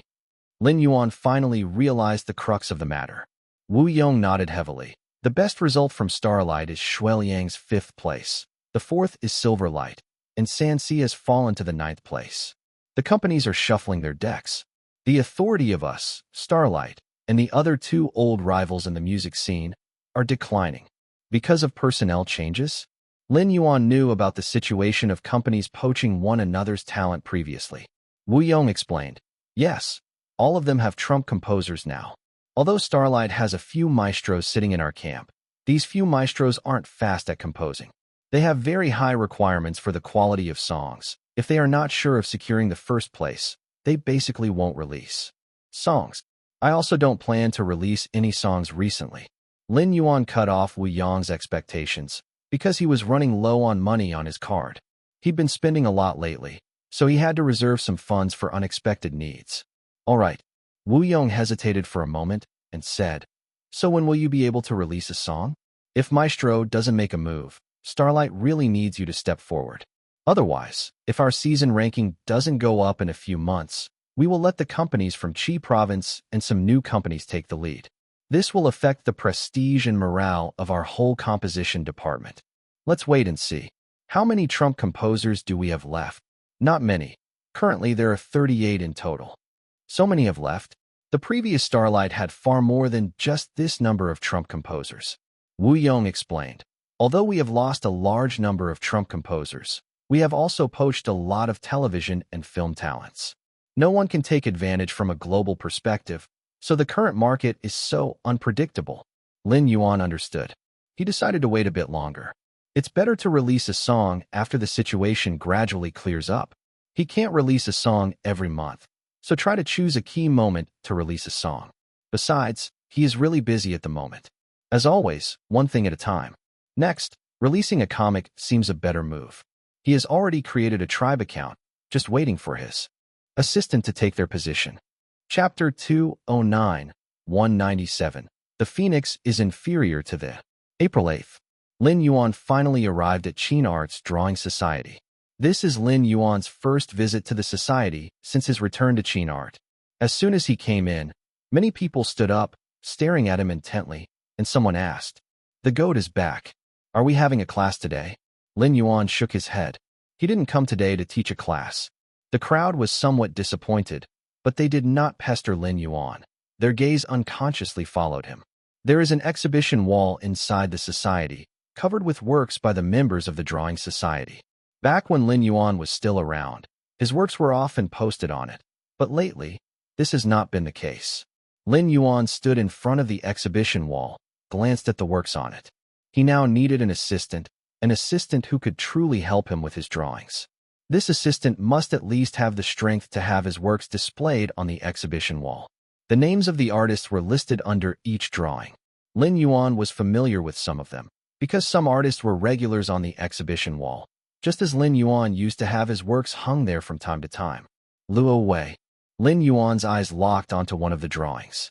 He had taken notice of this Luo Wei a few times before. She specialized in traditional Chinese painting, and her skills were no weaker than Lin Yuan's, reaching a professional level. However, this time, what Luo Wei displayed was not a traditional Chinese painting, but a colored sketch of a character. A non-realistic style. This is a typical manga-like character. A beautiful young girl in a gorgeous long dress with her crown tipped on her head, trailing on the red carpet with indifferent and arrogant facial expression. The background seems to be a palace, with finely painted beams and rafters, exquisite teacups, and the natural rumples in the girl's dress. The eyes are immediately captivated. The president's painting is really amazing. A voice of admiration came from the side. Lin Yuan turned his head and saw that it was Zhongyu. When I heard the goat was coming, I came right away. Zhongyu explained, laughing. Lin Yuan nodded and then asked, "Who is the president?" "Don't you know, goat?" "All right, the president rarely comes to the drawing society because she always has to retake exams. Of course, you're not interested in this kind of thing." Luo Wei is the president of us, the Drawing Society. Zhong Yu introduced. Lin Yuan nodded in understanding.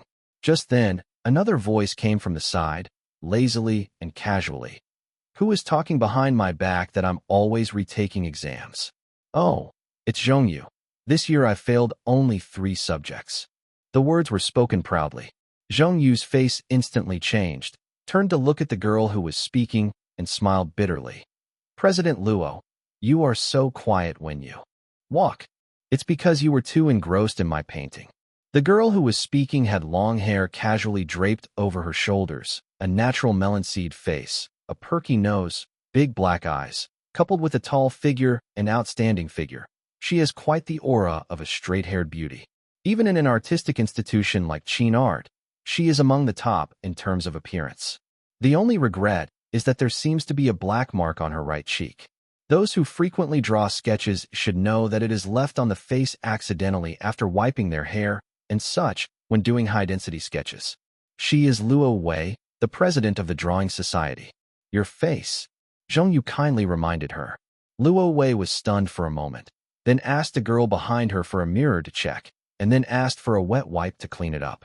Then, a flawless beauty appeared. She looked at Lin Yuan and took the initiative to say, "Hello, I am Luo Wei. I have heard of you a long time ago, and I have always said I wanted to meet you, and today I finally met." Lin Yuan. Having introduced himself, Lin Yuan curiously looked at her. "Are you very good at drawing manga?" Luo Wei confidently said. "I can draw all kinds of paintings, and what about you?" Lin Yuan said, "Me too." Luo Wei raised an eyebrow, but before she could say anything, Lin Yuan suddenly said, "Can you be my manga assistant?" Whoops! A strange sound came out from Zhong Yu. Not only Zhong Yu, many members of the Drawing Society who were paying attention to Lin Yuan and Luo Wei showed astonished expressions. Lin Yuan actually asked the president to be his assistant? Doesn't he know who the president is? Or Zhong Yu, who was afraid that Lin Yuan would feel embarrassed, couldn't help but remind him. Goat. President Luo is a very famous painter, well known both online and in the current art scene. Oh, Lin Yuan nodded. Just when everyone thought Lin Yuan was going to give up, it seemed like he had made a somewhat difficult decision and stared at Luo Wei again, asking, "What about a salary of 10,000 yuan a month?" People held their foreheads. Luo Wei laughed. "I can become a mangaka myself. Furthermore, I can earn this amount just by taking any orders online. Why should I be your manga assistant?" Lin Yuan sighed with some regret. All right. Luo Wei's painting skills were very high, meeting Lin Yuan's standard for a manga assistant, but he couldn't afford her. He could only look for other candidates. "Actually, I've got something to ask you too." Luo Wei laughed and looked at Lin Yuan. "Would you like to take over my position and become the president of the Drawing Society?" "No." Lin Yuan decisively shook his head. He had too much to do, with no time to be the president of the Drawing Society. But the members of the Drawing Society weren't too surprised. The presidency of the Drawing Society was indeed a good position, but it was only attractive to ordinary people. It was quite normal that Lin Yuan, being a goat, wasn't interested. Luo Wei frowned. Suddenly her eyes lit up, and she said with a hint of seduction in her voice, "But you wanted me to be your manga assistant, right? Why don't we make a bet?" Chapter 210, 197. The phoenix is not as good as the shrimp _2. What's the buy? Lin Yuan seemed interested all of a sudden. Luo Wei was inwardly thrilled, though she managed to maintain a straight face. Oil painting, sketching, gouache, traditional Chinese painting, let's draw lots to pick a style. We compete in whichever one we draw. And the stake? Let's set the rules. If you lose, you will be the president of the Art Society. You're a junior now, with 2 years left until you graduate, so you'll be president for 2 years. If I lose, I will be your comic assistant for 2 years, free of charge. Luo Wei said, grinning. Deal. Lin Yuan didn't hesitate. Luo Wei's traditional Chinese painting was of a professional level. Looking at the cartoon character in front of her, he guessed that her gouache wasn't inferior either. Their abilities were evenly matched, so Lin Yuan had a 50-50 chance of winning. Even if he lost, he wouldn't lose anything. At worst, he would be the president of the society. If he won, he would have a free comic assistant. Luo Wei snapped her fingers and said, Fine, Zhong Yu, Make a few slips of paper for us to draw. Okay, Zhongyu was excited. Members of the art society were shouting excitedly. Luo Wei, as their president, was indisputably #1 in the art department of Qin art, holding top place for sketching, gouache, traditional Chinese painting, etc. throughout the year. Lin Yuan, meanwhile, was a mysterious goat. Everyone knew that Lin Yuan's sketching and gouache skills were extremely strong. It was hard to say who would win if they competed in these two styles. Regardless, everyone would be happy whether he won or lost. In fact, many wanted to see Luo Wei lose, since her undefeated status in the art department of Qin art had become legendary. And Lin Yuan? If he lost and became the president of the art society, everyone would still be pleased since this would mean Lin Yuan would have more time to teach them. It was a win-win situation. Some even began analyzing his chances enthusiastically. If he draws sketching, I think Lin Yuan has a higher chance of winning. With gouache, it's probably 50-50. If traditional Chinese painting is picked, I suspect Lin Yuan would have no hope.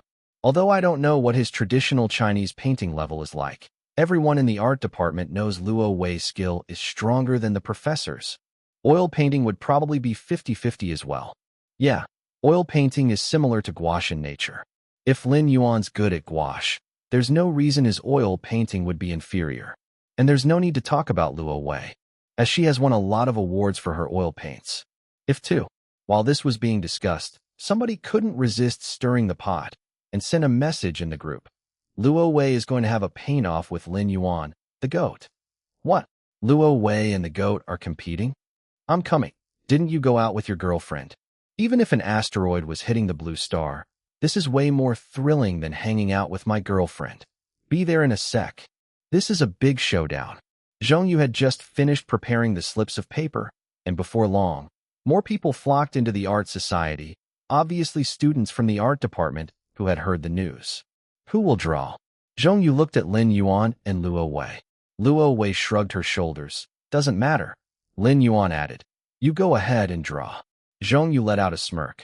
Then I'll do it. I'll hopefully draw sketching for the goat. He then pulled out a slip of paper. What is it? Everyone stared at Zhongyu. Zhongyu even attempted to build suspense, taking a sip of water and showing no hurry to reveal the result. Luo Wei asked Lin Yuan, do we need a judge? Lin Yuan shook his head. There are enough judges already. Indeed, everyone in the art society could be a judge. Luo Wei nodded, understanding. If there is controversy, we can get a professor or a teacher to testify, but I don't think it will be necessary. Lin Yuan agreed. Both he and Luo Wei had professional level abilities. Generally speaking, by looking at the other party's painting, they would know who won and who lost. The secret's about to be revealed. Zhongyu played up the suspense, waiting until everyone had grown impatient before he leisurely opened up the paper. As soon as he saw what was written on it, Zhongyu's face changed, and he said regretfully, Goat. I'm sorry. The crowd clamored. What is it? Zhongyu unfolded the slip, and it read, Traditional Chinese painting. Everyone paused, then immediately buzzed with excitement. What the actual? Traditional Chinese painting? This is Luo Wei's home turf. This is what Luo Wei excels at. Can the goat even do this? Didn't the goat say he could do traditional Chinese painting too? Of course, I believe that the goat knows traditional Chinese painting, but the question is, do you have any idea of Luo Wei's level in traditional Chinese painting? Luo Wei chuckled and said to Lin Yuan, Would you like to switch to oil painting? You have no odds in traditional Chinese painting. Lin Yuan thought for a moment and responded, I'm afraid it's me who might be taking advantage. Luo Wei was perplexed. How so? Lin Yuan was honest. You can't beat me in traditional Chinese painting.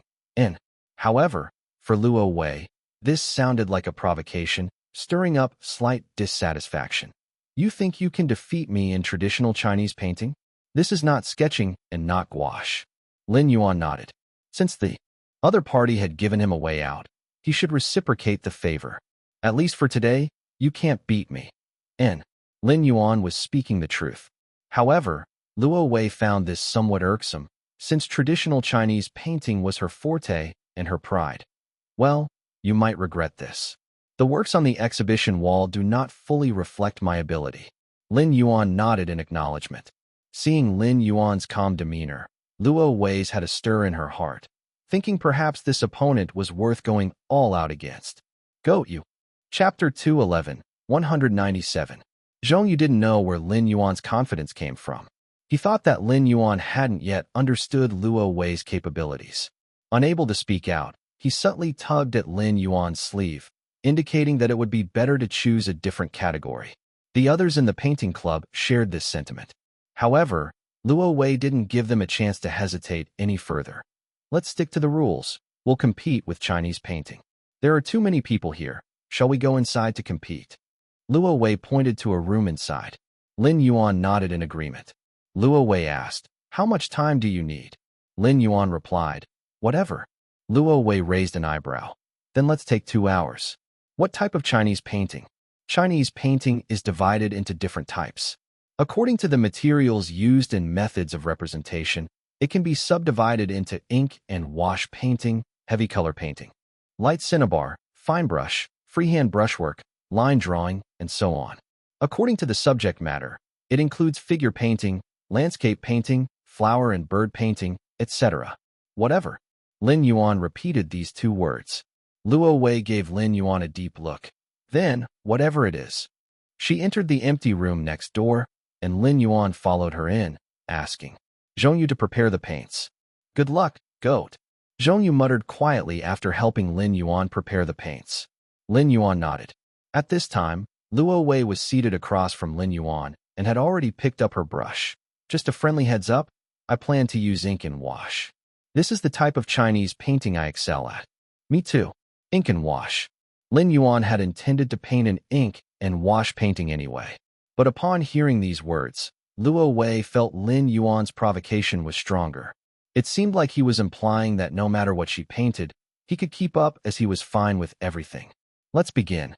Luo Wei's demeanor became serious. When she got serious, she discarded all irrelevant emotions. She didn't even think about who she was competing against. She only wanted to create her painting in the most perfect way. Lin Yuan also got serious. He took out his Qi Baishe character card seriously. He wasn't pretending or trying to challenge anyone. If he had drawn any other card, Lin Yuan wouldn't have been confident. Just with Chinese painting, Lin Yuan felt like there was no reason for him to lose. Because after using the character card, he wasn't just Lin Yuan, he was Qi Baishe. And not only that, he was at his peak state as Qi Baishe. The truth was indeed this way. The moment he activated the Qi Baishe character card, his mind became filled with understanding of Chinese painting. This understanding of Chinese painting was far beyond his own professional level. This should be the top level of Chinese painting, beyond the professional level. At this time, Lin Yuan was ready to draw one of Qi Baishe's shrimp paintings. And the name of this painting is 6 Shrimps. On the raw shin paper, with the mixed hair brush dipped in ink, Lin Yuan painted the first stroke. It was the shrimp closest to the viewer. The brush, dipped in light ink, the brush tip dipped in dark ink, and using a moderate amount of water, drew the shrimp head with 2 side strokes of the brush. The first stroke was short and thick. The second stroke was slim and long. With a sideways brush stroke, the body joints of the shrimp were already coming to life on the paper. When painting the legs, Lin Yuan started using a center brush stroke, followed by another stroke of heavy ink on the head. With a focus of the brush tip, he dots the eye of the shrimp, and Lin Yuan lifts his wrist. The light and dark ink complemented each other, instantly filling the painting with a sense of space. Lin Yuan couldn't help but want to compliment. The painting was truly great, but, realizing that to compliment himself was shameful, he held back the thought. He joyfully wielded the brush. Lin Yuan enjoyed this state. As he finished the first shrimp, its lively, agile, and alert form seemed to have come to life. The characteristics of the shrimp were clear in Lin Yuan's mind. Therefore, with only a few strokes, he used the depth and shades of the ink to express a sense of movement. When he started the second shrimp, the hard shells were almost transparent, varying from dark to light. Then came the third, the fourth, the fifth. With the variations in brushwork, the waist of the shrimp took various forms. Some bent forward, some swam in a straight line, and others crawled with their waist bent. When the 6th shrimp was completed, Lin Yuan finally stopped. No one knows ink and wash shrimp painting better than Qi Baishe. This was the only feeling in Lin Yuan's heart at this moment. Especially after seeing the painting he had just completed, Lin Yuan understood even more deeply. If he hadn't used Qi Baishi's character card, with just his professional level skill, he would absolutely not have been able to create this 6 shrimps. He finished. As he looked up at Luo Wei, it seemed that she was completely immersed in her painting. Her ink was mostly heavy, and the range of her brush strokes was wide after lifting her wrist. Lin Yuan could roughly guess that the other party was probably painting a large creature. He didn't disturb her. He didn't get up either. He just waited quietly. At this time, outside the door, the number of people from the painting club was increasing, along with endless discussions. They're competing with Chinese painting? Doesn't that mean the goat is finished? The result seems easy to guess. There's no suspense. Now I'm looking forward to how wonderful President Luo's Chinese painting will be. Yes, it's been a long time since we've seen President Luo paint a Chinese painting. Zhongyu, of all things to draw, you just had to get Chinese painting. Goat's teammate is dragging him down. So much for being the top disciple. Who doesn't he scheme against, but his own master? What if the goat wins? Please, a professional-level Chinese painting contestant might not even beat President Luo. Even amongst professional-level contestants, President Luo is one of the better ones at Chinese painting. Just then, there was a commotion at the entrance. Zhongyu, who had been wearing a sulky face, became even more frustrated when he saw who arrived. Why is Professor Kong here? Chapter 212. 197 Phoenix is inferior to shrimp_4. Can Professor Kong not come? This thing has alarmed so many tutors. Goat and Luo Wei are more than ordinary students.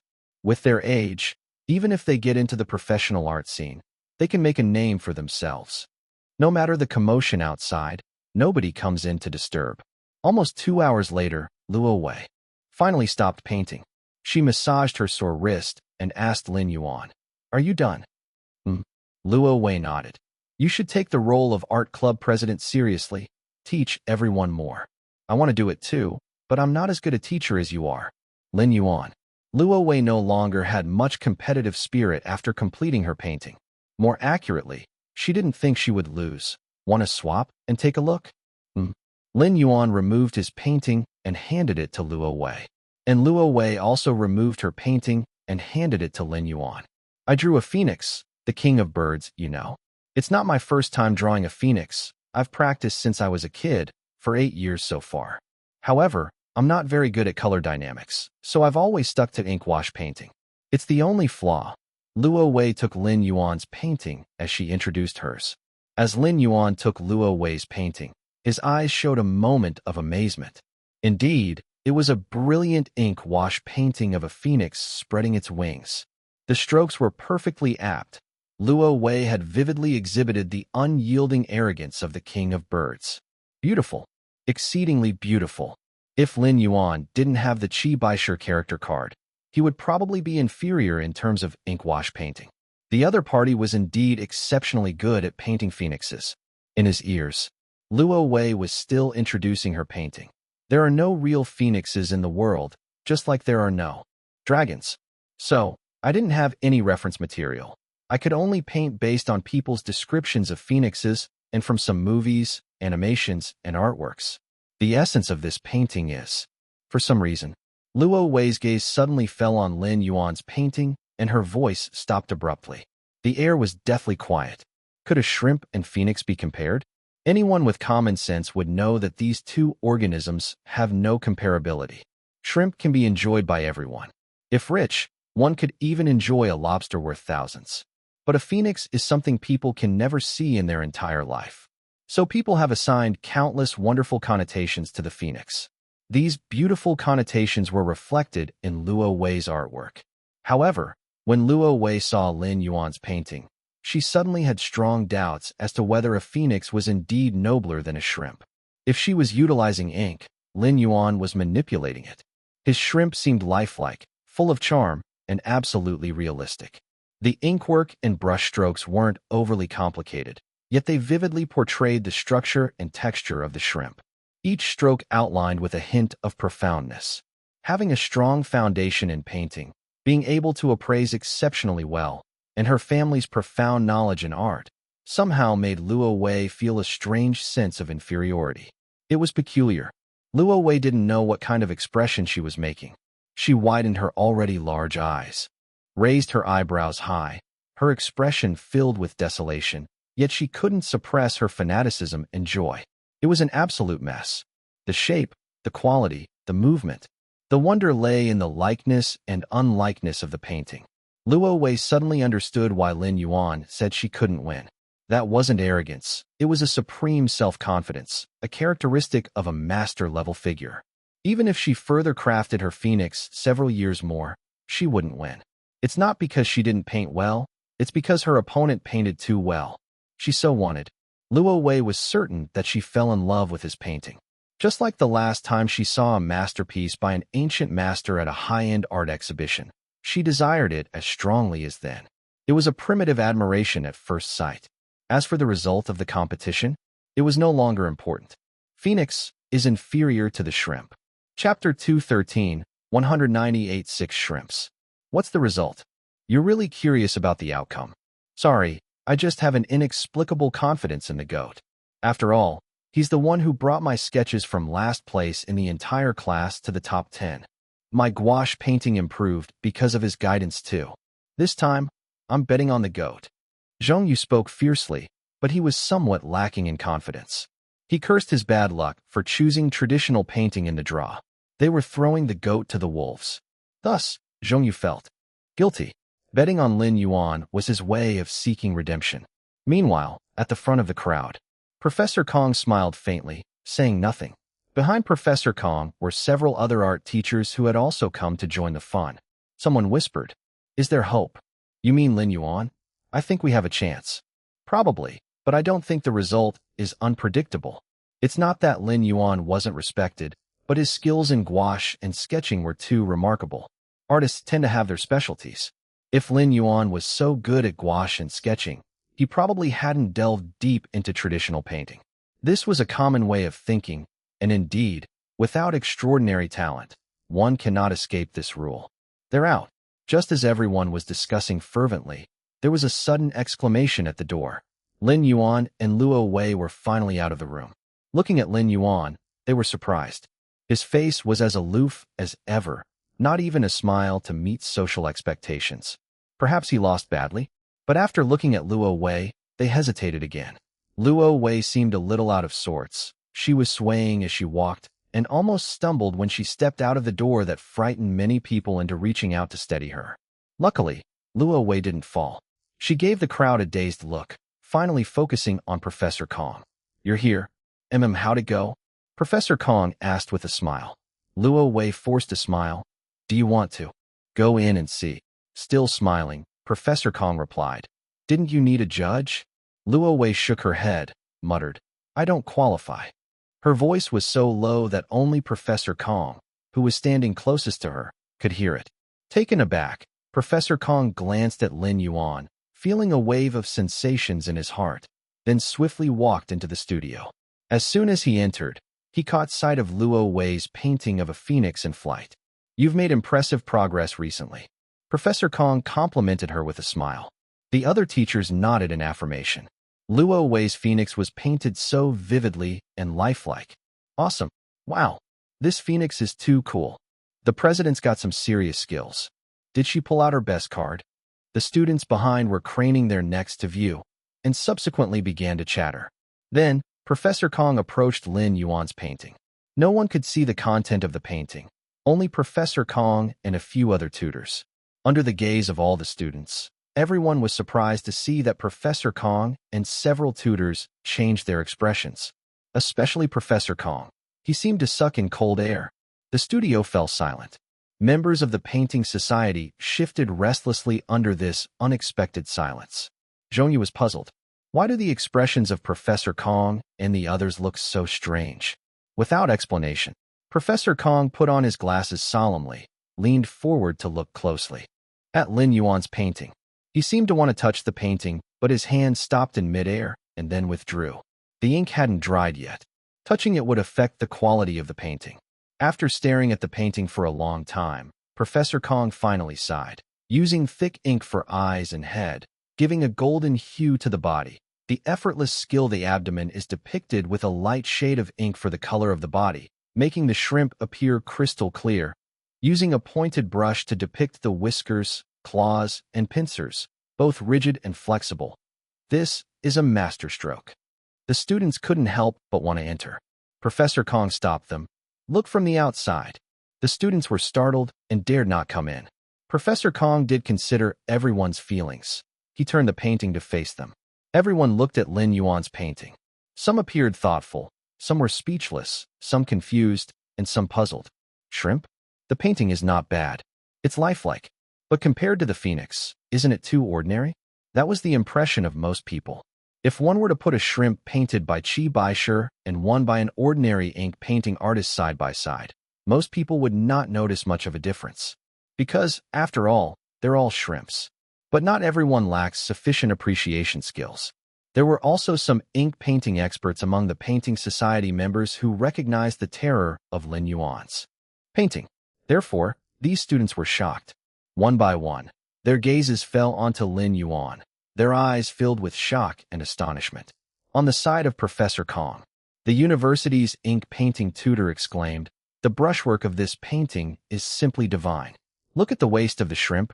Each one has a different pose. Some bend forward, some are straight, and some are crawling. There's no stiffness at all. Although there's no water, you can still sense that the shrimp are swimming in it." His words won the approval of other tutors. Another tutor said, "Look at the shrimp's foreclaws. They are thin at the top and thick at the bottom. The joints extend to the pincers and look like pliers, some open and some closed. The feelers of the shrimp are drawn with light brush strokes which look easy but are really difficult to perfect. At least, I can't do it. It's so lifelike. If it is drawn vividly, then the shrimp gathers life on its own. If painted stiffly, the shrimp loses its liveliness. In this painting, the shrimp's whiskers look soft but are tough, seem broken but are connected. In the chaos lies order. On the paper, the shrimp seems to be frolicking and swimming in the water, its feelers moving along with the water waves. This painting should have a name." Kong looked towards Lin Yuan at the door. Lin Yuan finally revealed a smile. 6 shrimps. A student replied, "There are clearly only 5 shrimps." "Yeah. In fact, there are 5. Wait. Look at the edge of the shrimp cluster. There seems to be another shrimp. It's a shrimp head, claws, and whiskers. It's too pale, barely visible. Indeed, it is 6. The 6th one is blocked, but it does exist." The crowd suddenly fell silent too. This illusionistic composition is a highly sophisticated technique in traditional Chinese painting. Many students fail to grasp this technique, even though they cannot comprehend why the professors are so amazed by Lin Yuan's painting. Everyone knows that the standard of this painting is extremely high. "Lin Yuan, how about selling this painting to me?" Kong unexpectedly turned his head towards Lin Yuan. Unknown to everyone, at that moment, Kong had completely given up the idea of accepting Lin Yuan as his disciple. Because Kong knew Lin Yuan's skills in traditional Chinese painting were superior to his own. "Professor Kong," Luo Wei suddenly spoke, "this painting has already been sold to me by teacher Lin Yuan. You wouldn't steal it from a student like me, would you?" Just a while ago she was being polite.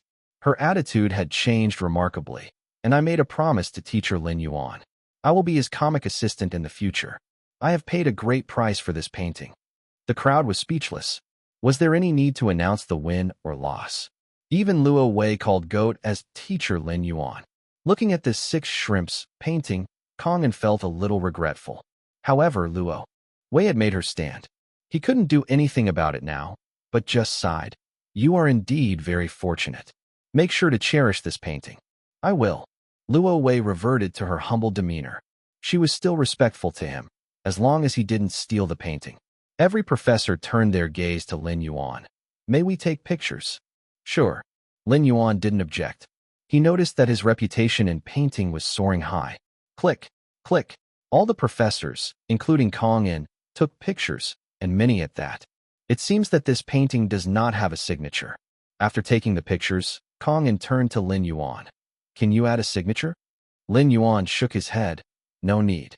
The painting was to be sold to Luo Wei. This was a deal he had made with Luo Wei before he left. The price Luo Wei offered was 1 million. Compared to the value of this painting, 1 million is a drop in the ocean. But Lin Yuan knew that because he painted it, its value could not be compared to that of a painting drawn by Qi Baishe himself, even if the painting could be regarded as painted by Qi Baishe himself. In addition, Luo Wei promised to be Lin Yuan's comic assistant for 3 years. Lin Yuan thought for a while and agreed.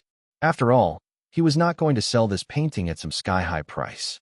In other words, if you paint Van Gogh's sunflower, even if Van Gogh's spirit possesses you, if the painting is not actually painted by Van Gogh himself, it won't have the same value as the original. Lin Yuan understood this very well. Even for Qi Baishe himself, his paintings were not valued in the beginning. They became valuable only after he became famous, old, and even more after his death. This painting can be sent for exhibition. Kong'an looked at Lin Yuan and suggested. Luo Wei quickly replied, I will send it for exhibition. Lin Yuan nodded. Doing this could raise his reputation even further, which, in comparison with music and literature, was still considerably low. Let's call it a day. Kong'an waved his hand at the crowd. Most students were still puzzled. A few who were somewhat reluctant took pictures too. But since Kong'an didn't let them in, they had to take their photos from afar. Those who understood knew why Kong'an wouldn't let them in. The painting had no protective measures. With so many people swarming around, if the painting got damaged, it would be a great pity. Can you paint this kind of painting again? When the crowd had almost dispersed, Kong'an asked Lin Yuan. Lin Yuan shook his head and promptly replied, This is the best I've ever painted. It can't be replicated. Kong'an regretfully said, I was hoping to get a painting from you. If you can paint like this in the future, could you give me one? I'll try my best. Lin Yuan wasn't sure if he would get another character card like this in the future. Kong'an nodded. He didn't doubt Lin Yuan's words. This painting was truly extraordinary. It was normal that Lin Yuan could only paint it once. Just like composing a song, when inspiration strikes, extraordinary performance naturally follows. But such extraordinary performance showed one thing. Lin Yuan is a master of traditional Chinese painting. His major is not gouache or sketching, but the most popular and widely studied genre in Blue Star. Traditional Chinese painting. How astonishing. Lin Yuan's proficiency in gouache and sketching, which is on a professional level, is not his main focus. You're going to be a great master in the future. This was Kong'an's final comment. As a matter of fact, Lin Yuan's painting had already reached the level of a great master. However, it was a pity that the artistic community wouldn't acknowledge a student as a great master. That was inevitable. Blue Star's artistic community highly values seniority. Only now, Lin Yuan should have his place in Blue Star's artistic community. He, Kong'an, would fully support Lin Yuan. Lastly, I am begging for a monthly ticket. Chapter 214, 199, The Genius of Fandom. Although his painting didn't sell for much, Lin Yuan was not bothered by it. Because he was sure of one thing. Even if he couldn't get another character card of Qi Baishe for now, he was likely to achieve a similar painting skill level in the future. With a corresponding skill level, he could paint as many good paintings like 6 shrimps as he wanted. Because he has the treasure chest. The system had introduced this before. The so-called skills are all graded. Above the professional level, there are the master level and the perfect level. The painting skill of Qi Baishe's character card probably belongs to the master level. Perhaps his shrimp painting skill is already close to perfect level? The pity is, techniques above the master level can only be obtained from treasure chests of gold level or above. So far, Lin Yuan has not gotten a gold treasure chest. He only had 1 silver treasure chest left unopened. Can I purchase abilities?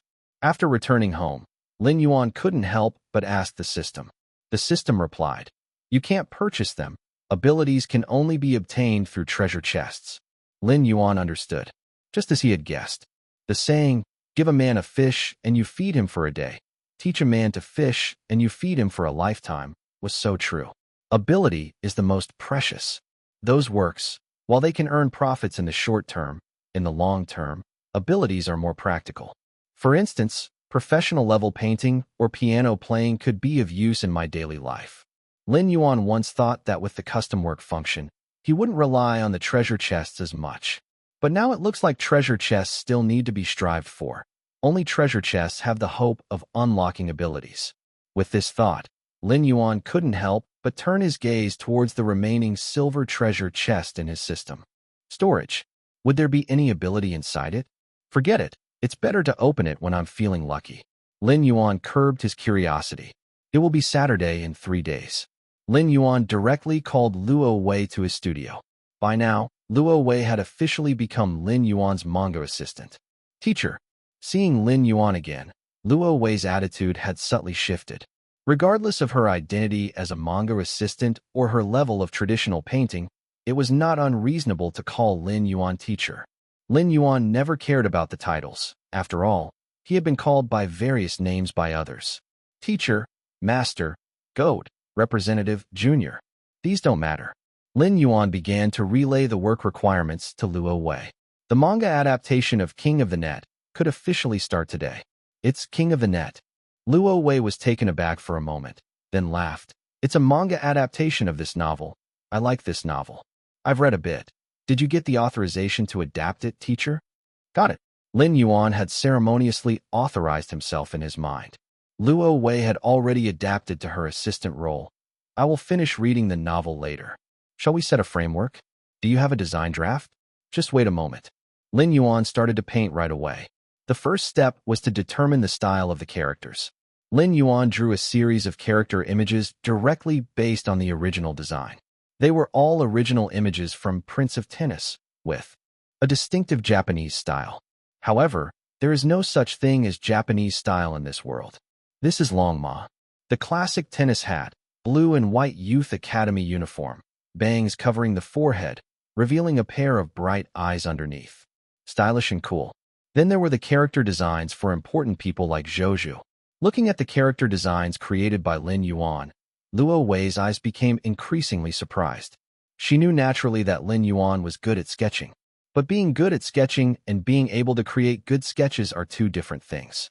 She did not expect that the comic characters designed by Lin Yuan would also be so good. As someone who had read the original novel, Luo Wei was sure that these characters closely align with those described in the novel. Even the die-hard fans of Prince of Tennis probably wouldn't question these character designs too much. These are the characters that appear in the early stages. After half an hour, Lin Yuan temporarily stopped. Do whatever you can to assist me. Luo Wei's eyes sparkled. She suddenly stared at Lin Yuan and said, If I help you complete enough work, can you promise me that you will teach me to paint traditional Chinese painting in the future? Traditional Chinese painting? Lin Yuan was taken aback. He certainly can't teach Luo Wei right now because his real skill in traditional Chinese painting is about the same as Luo Wei's. But if he can draw a master level painting skill from the gold treasure chest, he can indeed teach Luo Wei. However, Lin Yuan could not guarantee this. Just as Lin Yuan was about to speak, the system suddenly appeared. Congratulations to the host for triggering a new task. If the host can achieve painting fame of 300,000 within a year, the host will be rewarded with a gold treasure chest containing master-level painting skills. Accepted. Lin Yuan became quite happy. The system was not always about taking his money. Sometimes it was quite considerate. Like when he needed painting skills the most, the system issued such a task. After accepting the task, Lin Yuan turned to Luo Wei. If you can provide me with enough help, I can teach you traditional Chinese painting. Great. Luo Wei was overjoyed. As a renowned member of the art club, Lin Yuan's teaching ability had long since been talked up among students. So Luo Wei was curious to know if Lin Yuan's teaching of traditional Chinese painting was really that amazing. Yes. With Luo Wei's current level of painting, it wouldn't be difficult for her to find a master painter to be her mentor. But the problem is that while there are many who are skilled in painting, not everyone knows how to teach. Let's get started then. Lin Yuan nodded and formally started designing the storyboard. He wanted to hand over the refinement to Luo Wei to see how well she could do. Luo Wei wasn't idle either. As Lin Yuan was designing the storyboard, she was copying the appearances of characters like Long Ma designed by Lin Yuan. After copying for a while, she could fluently draw the character of Long Ma and others in Lin Yuan's style. Not bad. After completing the storyboard, Lin Yuan looked at the characters Luo Wei had copied, which were almost indistinguishable from his own. But this was what talented people were capable of, and this was also why Lin Yuan wanted Luo Wei as his assistant. Normal assistants could only help Lin Yuan paint some simple backgrounds, but an assistant of Luo Wei's level could truly help Lin Yuan draw comics. In fact, on the internet, there were quite a few talented artists who managed to perfectly capture the original characters in their fan art drawings, and these artists were usually big figures in the fan art world. Some fan art authors could make their characters look almost identical to the original. Luo Wei was such an assistant. But what Lin Yuan didn't know is that Luo Wei was actually a famous artist online. She had also made some fan art pieces and earned recognition from many original story fans. All Lin Yuan knew was that he could now draw Prince of Tennis with Luo Wei as his assistant. After all, the task of storyboard design was not very complicated for Lin Yuan. He could totally be responsible for the drawing of the first volume by himself, then complete the storyboard for the second volume in advance and hand it over to Luo Wei to draw. Chapter 215, 200. Shadow_1. Men and women teamed up makes work less tedious. Indeed, with Luo Wei's assistance, Lin Yuan managed to make swift progress on King of the Net. Both Lin Yuan and Luo Wei were fast when it came to drawing. In no time, several chapters of the first volume were already completed. Should we send this to teacher Chu Kuang for review? After reviewing the content of the chapters, Luo Wei made this suggestion to Lin Yuan. Without a second thought, Lin Yuan replied, Chu Kuang has already seen it. Luo Wei. All these days, she had been working with Lin Yuan and didn't see him sending the comics to anyone. Did he send them when he got home at night? That seemed likely the only explanation. I wonder if teacher Chu Kuang is satisfied with our comic adaptation. Luo Wei murmured. She had recently finished reading King of the Net. She really liked the story. Part of it could be attributed to their recent work in illustrating the comic. At that point, Lin Yuan had just finished registering a new account on the tribe site under the name Shadow. Indeed, it had implications. It was indeed a shadow of sorts. Watching Lin Yuan's actions, Luo Wei was a bit curious. Aren't you going to use your real name? Instead of answering, Lin Yuan reflected the question back at her. Do you use your real name? Me? Luo Wei was taken aback. I'm just an assistant. I don't have the right to sign my name. You've helped me a lot. Although Luo Wei was not Lin Yuan's ghostwriter, she had indeed helped with the drawing. She was capable of finishing some parts of the content independently, apart from the storyboard. Under such circumstances, Lin Yuan couldn't bring himself to sign his name, while leaving out Luo Wei's. Then count me as an assistant. I'll use the nickname Luoli. That's the name one. Use when I undertake online orders. Luo Wei did not decline further. Sure. Lin Yuan didn't have any objections. Once the account was set up, Lin Yuan uploaded the first few chapters of the King of the Net comic version. The author's signature was Shadow. The assistant's signature was Luoli. However, since it was a new account on the tribe, he received hardly any comments, even after waiting for quite a while. This was within Lin Yuan's expectations. He directly forwarded the link to the King of the Net comic version from Chu Kuang's account to recommend to his own fans. Suddenly, a lot of people noticed this comic. Many reader comments appeared below Chu Kuang's post. A comic version of King of the Net. I'm kind of apprehensive about opening it. Who is Shadow? Is he a known figure in the comic circle? Why didn't Chu Kuang find a more prominent comic artist? Did he just get a load of bad money? This shadowed directly by the comic copyright. Horrible comicization. Let's check it out. If he ruins my beloved Long Ma, I will blast him. I have no interest in comics. Just because readers liked a novel, it didn't mean they would like its comic adaptation. They would probably be more interested if it was an animation. However, not everyone lacked interest. Even those with absolutely no interest couldn't help but feel curious. They wanted to know how the characters from the King of the Net story would appear in the comic version. Therefore, quite a few people clicked the link that Chu Kuang posted and started reading King of the Net, created by Shadow. Once they started reading, many people couldn't stop. The release of the comic on Earth after the novel seems like a convoluted process. But don't forget, the fame gained by the comic and animation versions of Prince of Tennis was the precise reason for the creation of the novel edition of King of the Net. On Blue Star, Chu Kuang's readers naturally did not know the origins of the novel.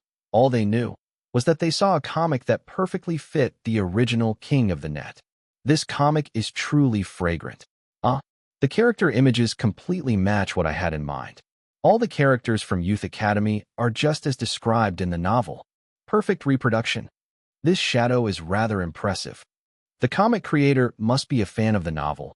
There is no way she isn't. I knew it right when I saw the cover of the comic. I need to review the plot again. The comic adaptation is too perfect. It's a pity only the first chapter is in color. Will there be color in the following chapters? The colored comic looks too good. In order to attract fans, Lin Yuan had specially applied the new techniques he learned to color the first chapter. However, since coloring was time-consuming, Lin Yuan only colored the first chapter. This was a common technique used in many comics. The readers obviously loved it. Just 2 hours after the comic went live, the number of followers for Shadow's account already exceeded 20,000. It also received over 1,000 comments. Feels like it can be adapted to an animation. If the animation is in accordance with the comic image, I will definitely watch it. I don't know why, but after seeing the comic version of King of the Net, I feel that this novel is really suitable for comic adaptation.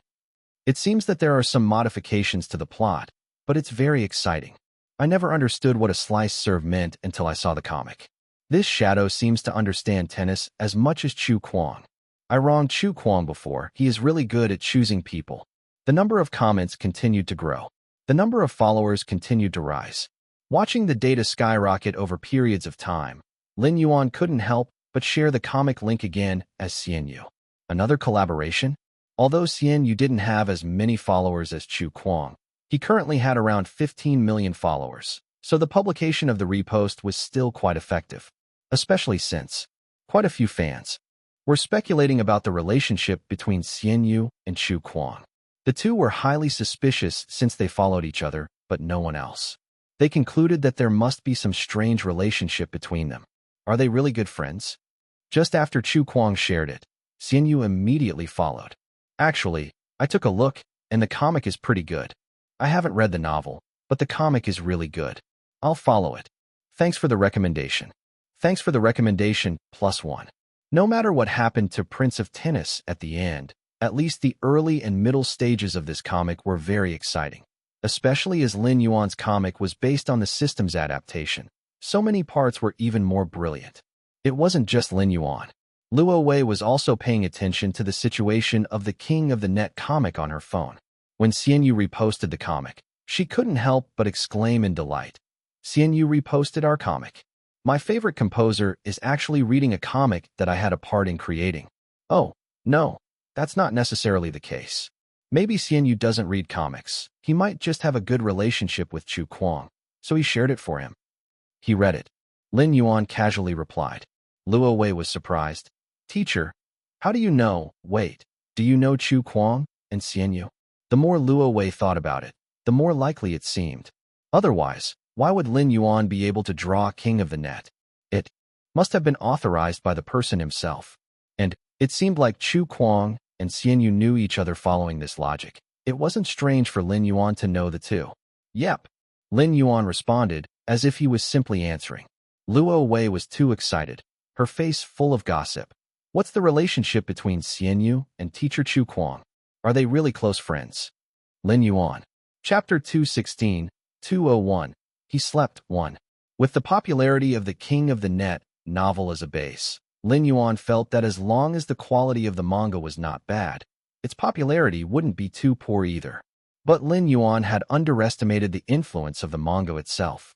In the following days, the popularity of King of the Net continued to rise. Even many manga enthusiasts who never read novels joined the ongoing followers. This manga is so exciting. I'm a seasoned comic fan. I'm not interested in the original work, but the manga particularly attracts me. Is this author named Shadow really a newcomer? The drawing style is mature.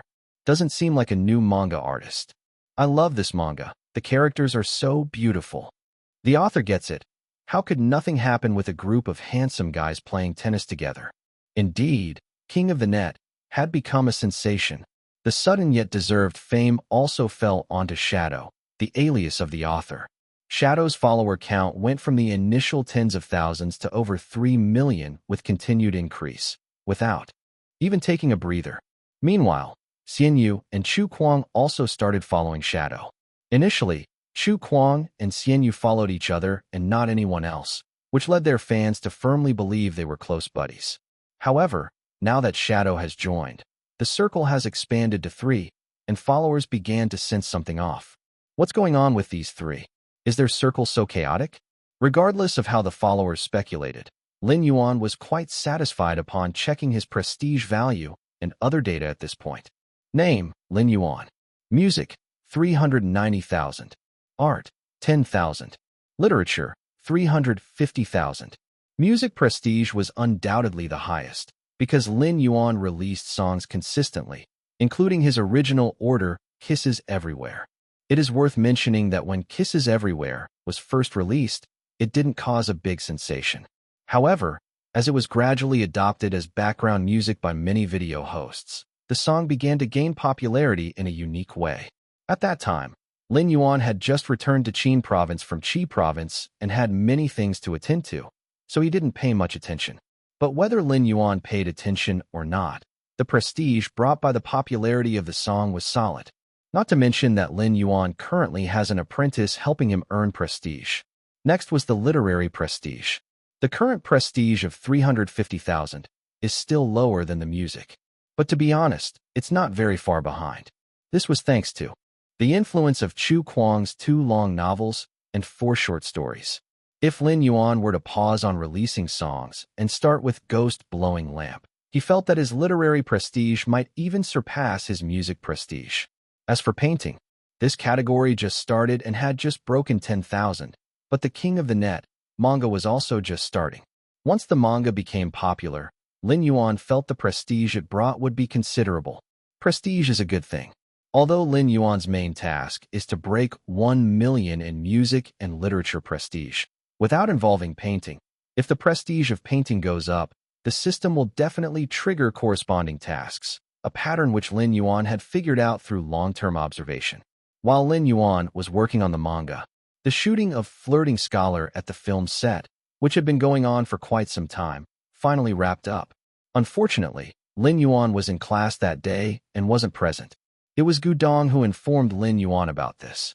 Soon after, Ichingong also gave Lin Yuan a heads up, saying that they were about to start post-production, which once finished, the film could be ready for release. There have always been people serializing manga on the Tribe platform, but most aren't very popular. The really popular manga are like long novels, usually opting for physical publication.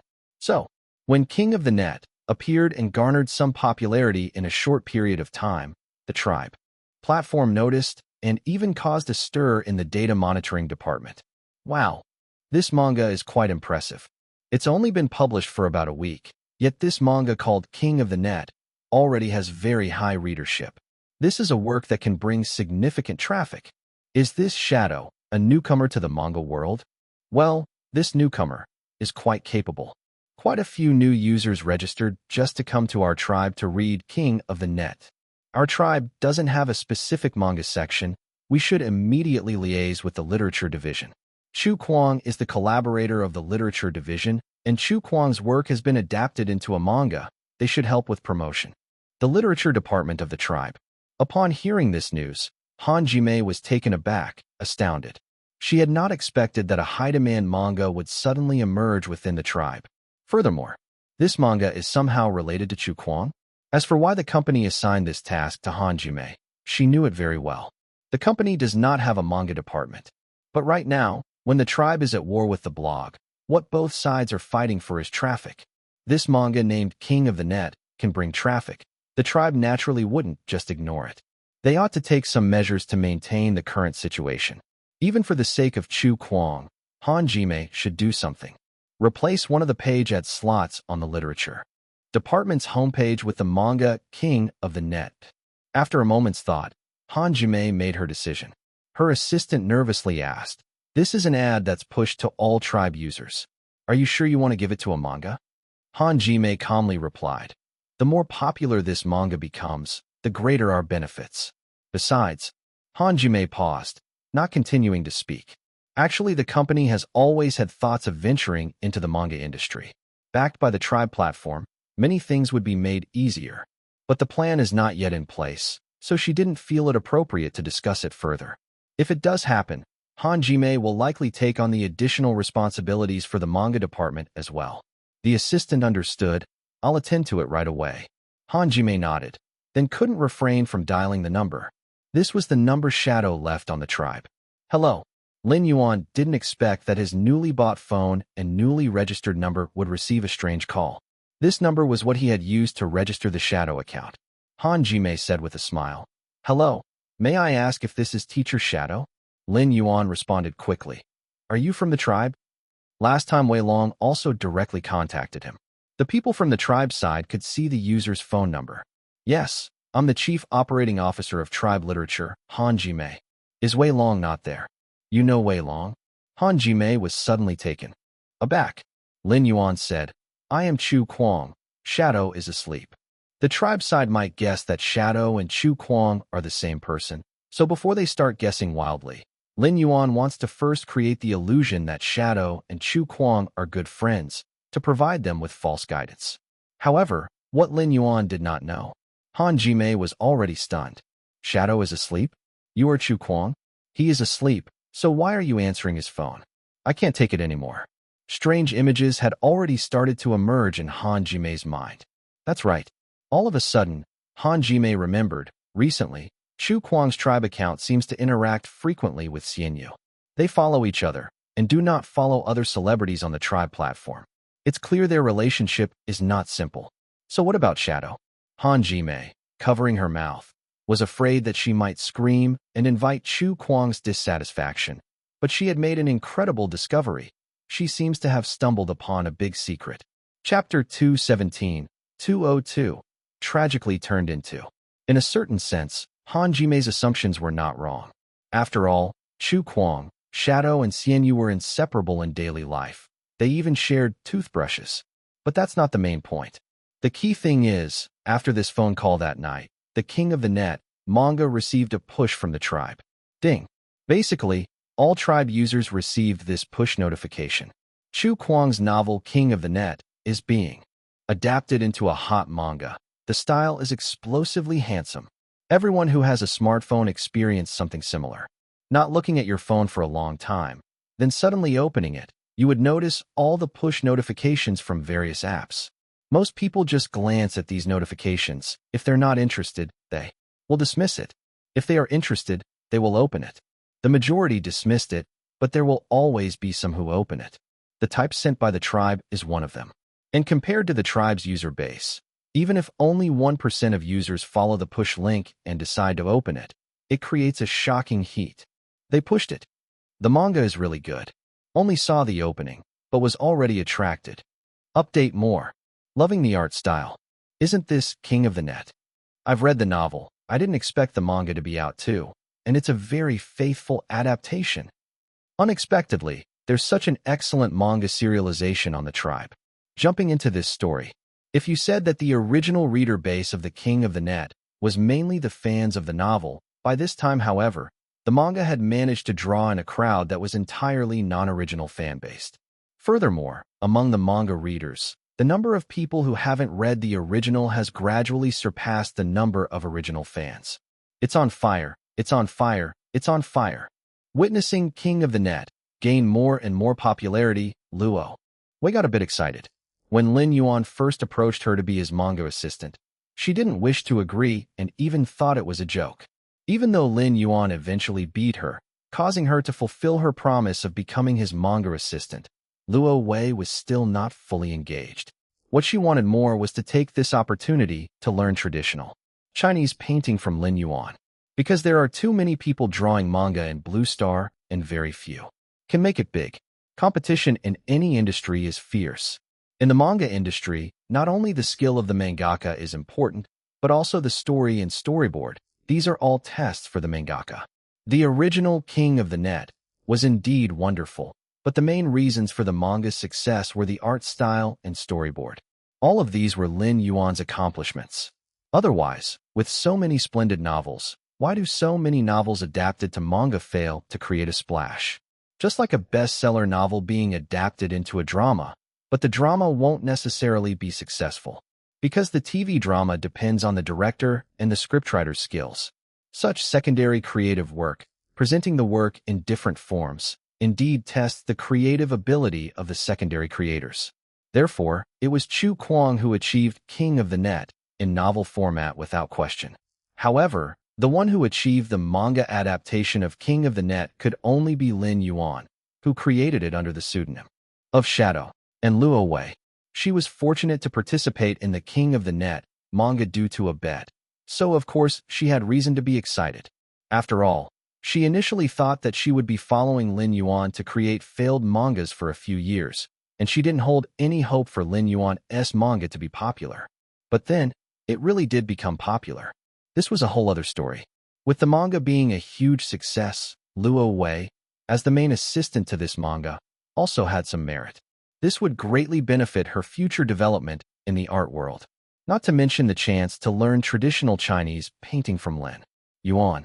Just the mere fact that she could collaborate with Lin Yuan to create a hot manga like King of the Net was already enough, even if she was just an assistant. If she knew earlier that the manga Lin Yuan created was going to be popular, Luo Wei would seriously consider being Lin Yuan's assistant even without any other conditions. This brings us to Luo Wei's career planning. As an art student, Luo Wei will inevitably engage in the painting industry in the future. Although she loves traditional Chinese painting most, Luo Wei doesn't want to limit herself to it. Like many other students who study painting, she's also interested in manga. Otherwise, she would not have previously accepted online orders to draw some manga characters, and she is also a big fan of fan art in her private time. Her ideal future is to shine in the field of manga and also achieve certain success in the field of traditional Chinese painting. Such a career path is bound to be challenging. Trying to draw every type may result in not being the best in any of them.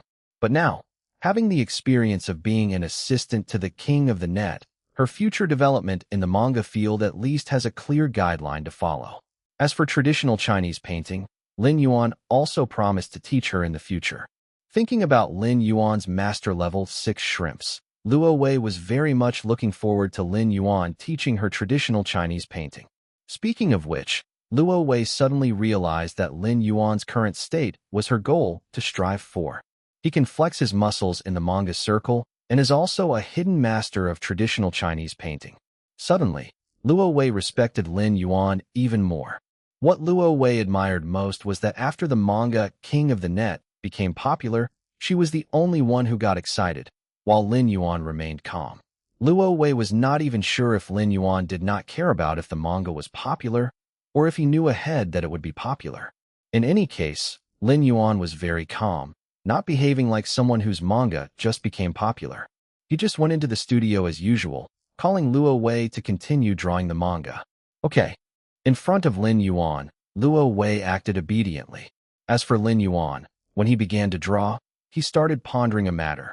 Today, when he logged onto the Shadow account, as expected, he received many private messages. Among them, there was one private message from an animation company.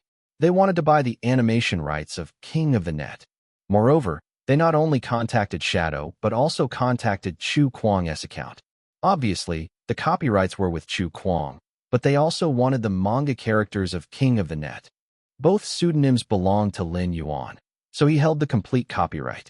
What he was considering was whether to sell the animation rights of King of the Net. Making money is one thing. Lin Yuan's worry was mainly whether the other party had the ability to make a good animation of Prince of Tennis. So, he didn't make a decision at once. He planned to investigate the production capabilities of this company back and forth, and if the capabilities weren't up to par, it would have to be a refusal. He didn't want to see the disaster of King of the Net being animated. There were cases of original works being ruined too many times in these years. What if the other party pulls an aura equistometer kind of hand? Lin Yuan has to take responsibility for these works. Just like a singer performing, he can't help but participate in the recording. Similarly, King of the Net must find a reliable company to make the animation. Chapter 218-203. Song tailored for Chun Jiu_1. The weather in May had already started warming up. After a period of continuous updates, the popularity of King of the Net had gradually stabilized, and the attention from Shadow's fans had already broken the threshold of 10 million, establishing him as an emerging comic artist in the comics industry. One day, Lin Yuan arrived at the company to find that someone was looking for him. It was Zhao Ju, whom he hadn't seen for quite some time. She was waiting in his office. The company was undergoing a transformation. Not only had Zhou been promoted, but Zhao Ju had as well. Zhao Ju used to manage the artists from the music department. Now, she was also in charge of the artists from the film and television department, or more accurately, the artists were managed by the agents under Zhao Ju. Zhao Ju was still undoubtedly the company's chief agent. Knowing that Zhao Ju had a great relationship with Lin Yuan and that her position was higher than Lin Yuan's, Gudong wouldn't have let Zhao Ju wait outside if she wanted to see Lin Yuan. Ms. Zhao, Lin Yuan greeted. Finally here. Upon seeing Lin Yuan appear in the office, Zhao Ju's face displayed a warm smile. I was about to call you if you hadn't shown up. Lin Yuan asked, what is it? Still smiling, Zhao Ju asked, have you written any songs recently? Yes. Lin Yuan thought about it and answered. While he didn't have any at the moment, he could customize one with the system. If it was Zhao Ju who'd asked, Lin Yuan was not likely to refuse. Here's the thing, Zhao Ju explained, recently a top-tier singer under Dazzling Entertainment's contract is expiring.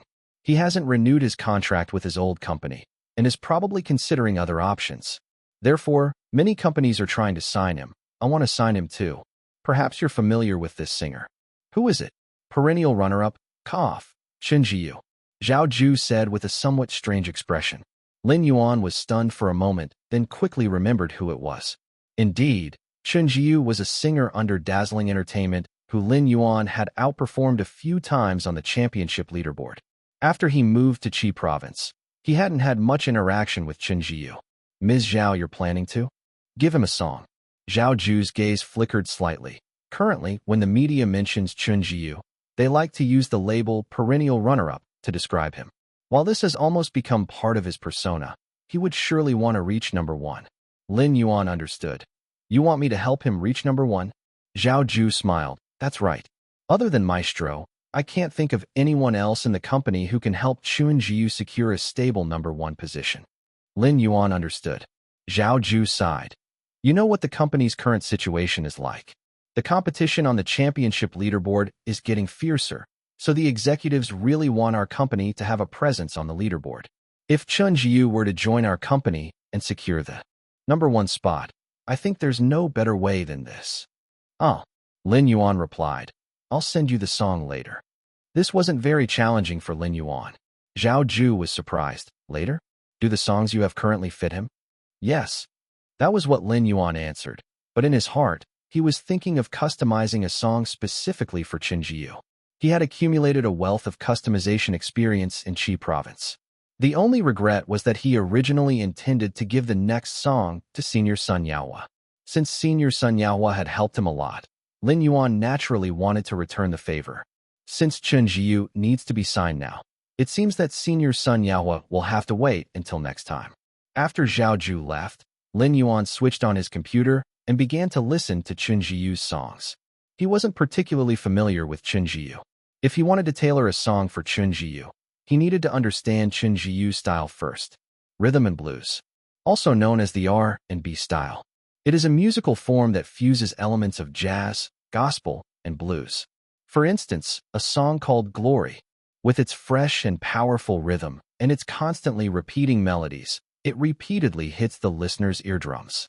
The echoing melody and rhythm stimulate the beat in the listener's heart.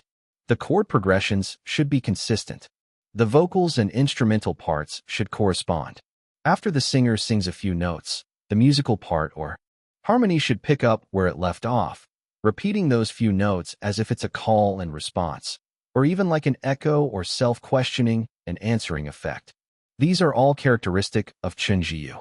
His gold register is around F4 to C5. His lower register can reach EB2. The biting pronunciation is still of decent quality. In his earlier songs, he had a good chest voice performance in the E5 range. His mixed voice ability is ordinary. There's a whistle register here. No need to refer to that. After Lin Yuan had listened to dozens of Chen Jiyu's songs consecutively, he'd gradually formed an idea in his mind. System, customize a song. System, the song library has been opened. That's right. Now when Lin Yuan needed to customize a song, He had to decide which one himself, so he had carefully studied Chen Zhiyu's style. Should it completely follow his previous style? Lin Yuan pondered this question. He felt that many songs could be sung by Chen Zhiyu, but he also thought that perhaps he could give Chen Zhiyu something different. Listeners need surprises. Chen Zhiyu is an established singer. His fans and audience are very familiar with his style. If the song he gives him is still in the same vein as Chen Zhiyu's previous style, will it lack surprise? Last time in Qi province, when customizing a song for Shui Yun, didn't she request a certain amount of change?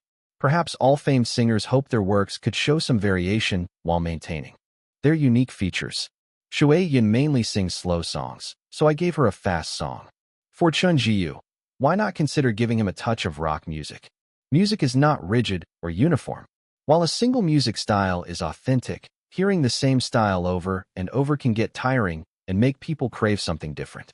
That's why more and more songs nowadays are attempting to combine different styles. Change is something everyone is working on.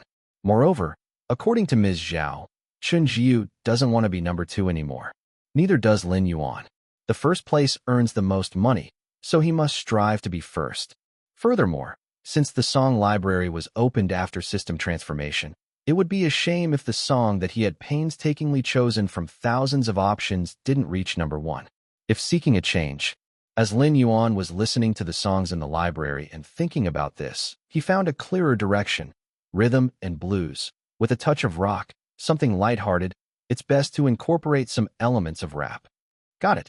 Lin Yuan thought of a song. It was of quite good quality and suitable for Chen Zhiyu's vocal range. There was no conflict in style, and it even brought a touch of lighthearted change, with a hint of rock. Customized song. Change yourself. Chapter 219. 204. If you can't beat them, join them. In a certain upscale residential complex, Chen Zhiyu was sitting on the sofa. His agent was on the phone in the distance. After another call ended, the agent turned to Chen Zhiyu with a serious face and said, "Most of the biggest entertainment companies in Qinxi are interested in collaborating with us. The terms they've offered are quite favorable. Have you made any decisions yet?" "No," Chen Zhiyu replied hesitantly. The agent said earnestly, "No matter where you go, I am with you. We have been working together for so many years, and our understanding of each other is enough. Our relationship is not only as agent and artist, but also as good friends in life." Chen Zhiyu. Just then, the agent's phone rang again. After a few words, his face suddenly changed. "What's up?" The agent ended the call. Chen Zhiyu asked. The agent had a quirky expression. Starlight said, "If we went to them, admired fish could tailor-make a song for you." "Heh." Chen Zhiyu scoffed disdainfully. The agent also echoed with a sneer. "This admired fish has stolen our number 1 spot so many times. How could we possibly work with him? Does he think he's a maestro now? Dream on." Chen Zhiyu snorted. The agent nodded, his gaze gloomy. "We cannot go to Starlight. Who does he admired fish think he is? Thumped us so many times, then threw a song at us. We should tag along with them at Starlight? Isn't that too spineless of us? I'd like to see the song he sent over. Let's criticize it together when we're done listening. Critique together." Chen Zhiyu nodded firmly. The agent opened his email, preparing to play it. Chen Zhiyu suddenly said, "Wait a sec, let me turn the speakers on." "That's right. The clearer we hear it, the easier it is for us to critique." "You're clever." "Exactly. All right, go ahead and play it." "Okay." Soon, the synthesized melody of a song came from the speakers. After listening for a while, Chen Zhiyu and the agent looked at each other and concurrently said, "Nothing special." A few minutes later, the song ended. Chen Zhiyu nonchalantly said, "The song is mediocre." The agent agreed. "Indeed, it's nothing impressive." Chen Zhiyu critiqued, "The melody is very ordinary." The agent added, "And the intro is especially long." Chen Zhiyu expressed disdain. "Singing it poses no challenge at all." The agent summed up, "It's just a bubblegum pop song." Following their round of criticisms, Chen Zhiyu started, "Let's go to Starlight. I want to sing it and use my strength to prove that the song is not good." "No problem." The agent nodded repeatedly, seemingly in tune with Chen Zhiyu. "We must go to Starlight. We must sing this song. We have to get the 2nd place. Let that fish know that he too is nothing special." The atmosphere gradually quieted down. Things like this happen all the time, like when a group of people are having a heated conversation. They chat and chat, without any specific reason. Suddenly, everyone stops talking. After a long while, Chun Jiu looked at the agent. Do you think you're pretty funny? The agent replied with a complex expression. I think you're quite amusing too. Then, the agent mumbled to himself. I was originally planning on requesting that Admirable Fish write us a song before we consider going to them. I didn't expect them to actually send us one of Admirable Fish's songs. Yeah. Chun Jiu stopped pretending. I must admit, this song really speaks to my heart. Changing myself is exactly what I've been thinking about lately. Admirable Fish truly lives up to his name. I don't mind losing to him any number of times. Play it again. All right. The agent played the song again. This time, Chun Jiu held his phone and carefully listened to the lyrics. After listening, Chun Jiu took a deep breath. How does that saying go? If you can't beat them, join them. Chun Jiu and the agent exchanged glances and simultaneously slapped their thighs, breaking into laughter, filling the room with a joyous atmosphere. Chun Jiu had arrived at Starlight. When Chun Jiu and his agent walked through the doors of Starlight, the news spread rapidly through the departments, becoming juicy gossip for the company's employees. The living, breathing perennial runner-up. I want to pay my respects. Continually bested by Admirable Fish, he still chose to join Starlight. Could it be that Chun Jiu has Stockholm Syndrome? I heard Admirable Fish gifted him a song. Uffed. Why can't I stop myself from wanting to laugh? Chun Jiu, the perennial runner-up who has been suppressed by Admirable Fish, is preparing to collaborate on a song with him? Do you guys think the song will rank first or second? Never mind the company gossip. Chun Jiu's prompt agreement was beyond Zhao Ju's expectation. It seemed that Lin Yuan's song, Change Myself, was quite satisfying for Chun Jiu. She naturally offered a warm welcome to Chun Jiu and also invited Lin Yuan over. This is Teacher Admirable Fish. Zhao Ju introduced with a smile. Chun Jiu looked at Lin Yuan, his eyes filled with a complicated emotion. Nice to meet you, Teacher Admirable Fish. You're a lot younger than I imagined. Nice to meet you. Lin Yuan replied courteously. Chun Jiu's agent, slightly embarrassed, said, Shall we sign the contract today and prepare to record the song tomorrow? Sure. Zhao Ju agreed firmly. After both parties signed the contract, Chun Jiu's agent took the initiative to invite. Could we trouble Teacher Admirable Fish to join us for dinner? Since we're going to be working together in the future, it will be good to familiarize ourselves with each other, right? You can decide where we eat. Okay. Lin Yuan mused. Let's go to a hot pot restaurant owned by a friend of mine. All right. Both of them had no objections. Lin Yuan called Sun Yaohua. Can we go to your hot pot restaurant tonight? Sun Yaohua enthusiastically replied. Sure. I'll go set up a table for you right away. How many people? Lin Yuan asked. Ms. Zhao, will you be coming too? Zhao Ju waved her hand. I'm busy tonight. I'll treat you all another day. 3 people. Lin Yuan said. Sun Yaohua laughed. No problem. Are they your friends? Lin Yuan explained. They're Chun Jiu and his agent. I'm not sure if you know them. I'm planning to collaborate with them on a song. The phone line went silent for a moment. Just as Lin Yuan thought the signal was poor and was about to speak, Sun Yaohua said, I'll reserve the best private room at the hot pot restaurant for you tonight. Wish you happiness. Huh. I wish you a pleasant collaboration. Aren't you going to join us for dinner? It's been a while since we ate together. You want me to? Fine. I'll join. Sun Yaohua's mood seemed to carry a bit of sadness and loss. Let's meet at 7. Lin Yuan hung up and said to Chun Jiu. Let's have hot pot at 7.1 invited a friend. All right. Chun Jiu and his agent replied with a smile. Chapter 220, 205 Cold Joke.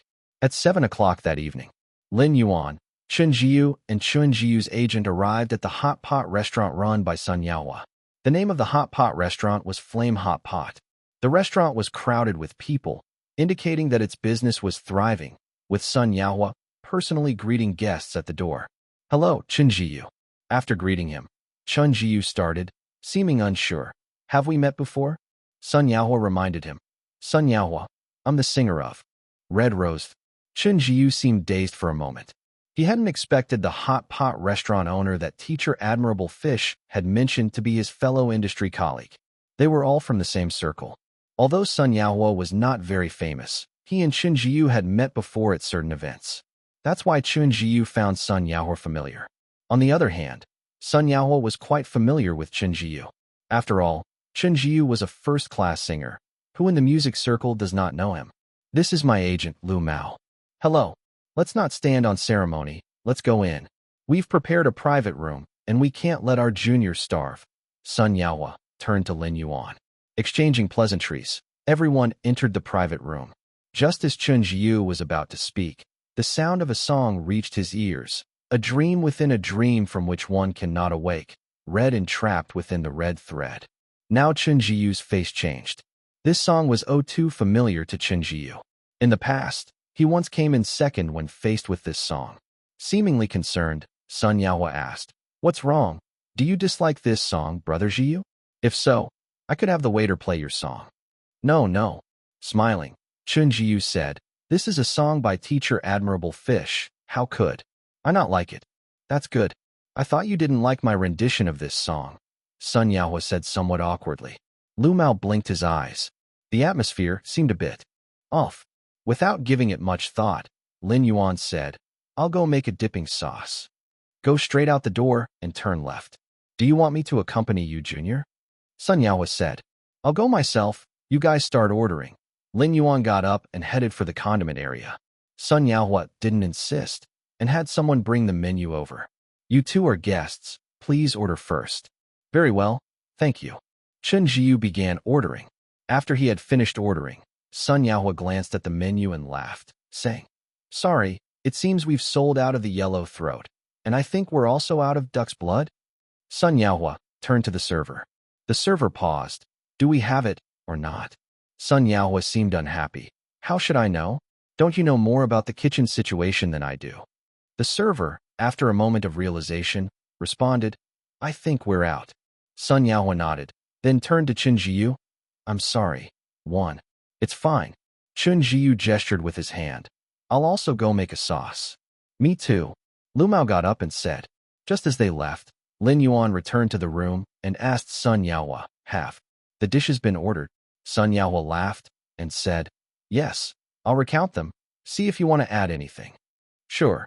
The server then listed out the dishes that had been ordered. After hearing it, Lin Yuan thought for a moment and said, "Let's add some yellow throat and tripe, and also some duck's blood." "We're out of yellow throat and duck's blood." The server looked at Sun Yaohua as if seeking approval, thinking that he had cleverly understood the boss's intentions. Sun Yaohua's mouth twitched. "As far as I remember, we still have yellow throat and duck's blood, don't we?" The server seemed unable to follow Sun Yaohua's thought process. "So, do we, or don't we?"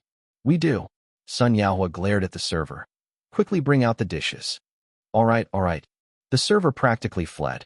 In no time, the dishes were served. When Chen Jiu and Lu Mao returned, seeing the yellow throat and duck's blood on the plate, they looked at Sun Yaohua, deep in thought. Was this guy trying to be funny? Sharing a hot pot seems to easily bridge the gap between people, and within less than 10 minutes, the room had already been filled with lively chatter. Sun Yaohua and Chen Jiu seemed to hit it off and talked about many topics. Chen Jiu loved discussing the current state of the music industry, his endorsements, and his singing career with Sun Yaohua.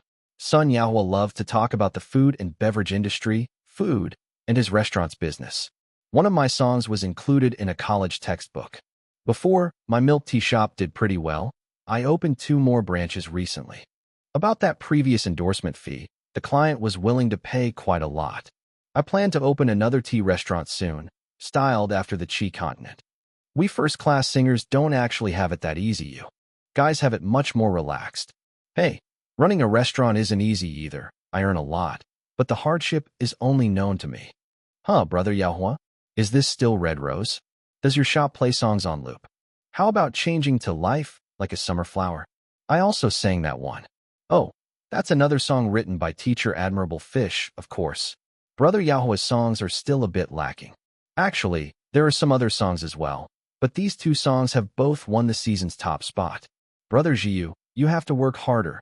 The eyes of the two met, seemingly in meaningful conversation. Only Lin Yuan, who held the most respect for the food, was eating with utmost joy. Now, having finished his beef slices, Lin Yuan felt about 70% full. Stomach filled with warm food, he suddenly had an urge to tell a joke. So, he slowly began. I remember a few years ago when I went to get hot pot with my sister. Sun Yaohua and Chun Jiyu turned to look at Lin Yuan. With a poker face, Lin Yuan continued. But it was strange. We clearly ordered a pure broth hot pot, but it felt a bit numbing.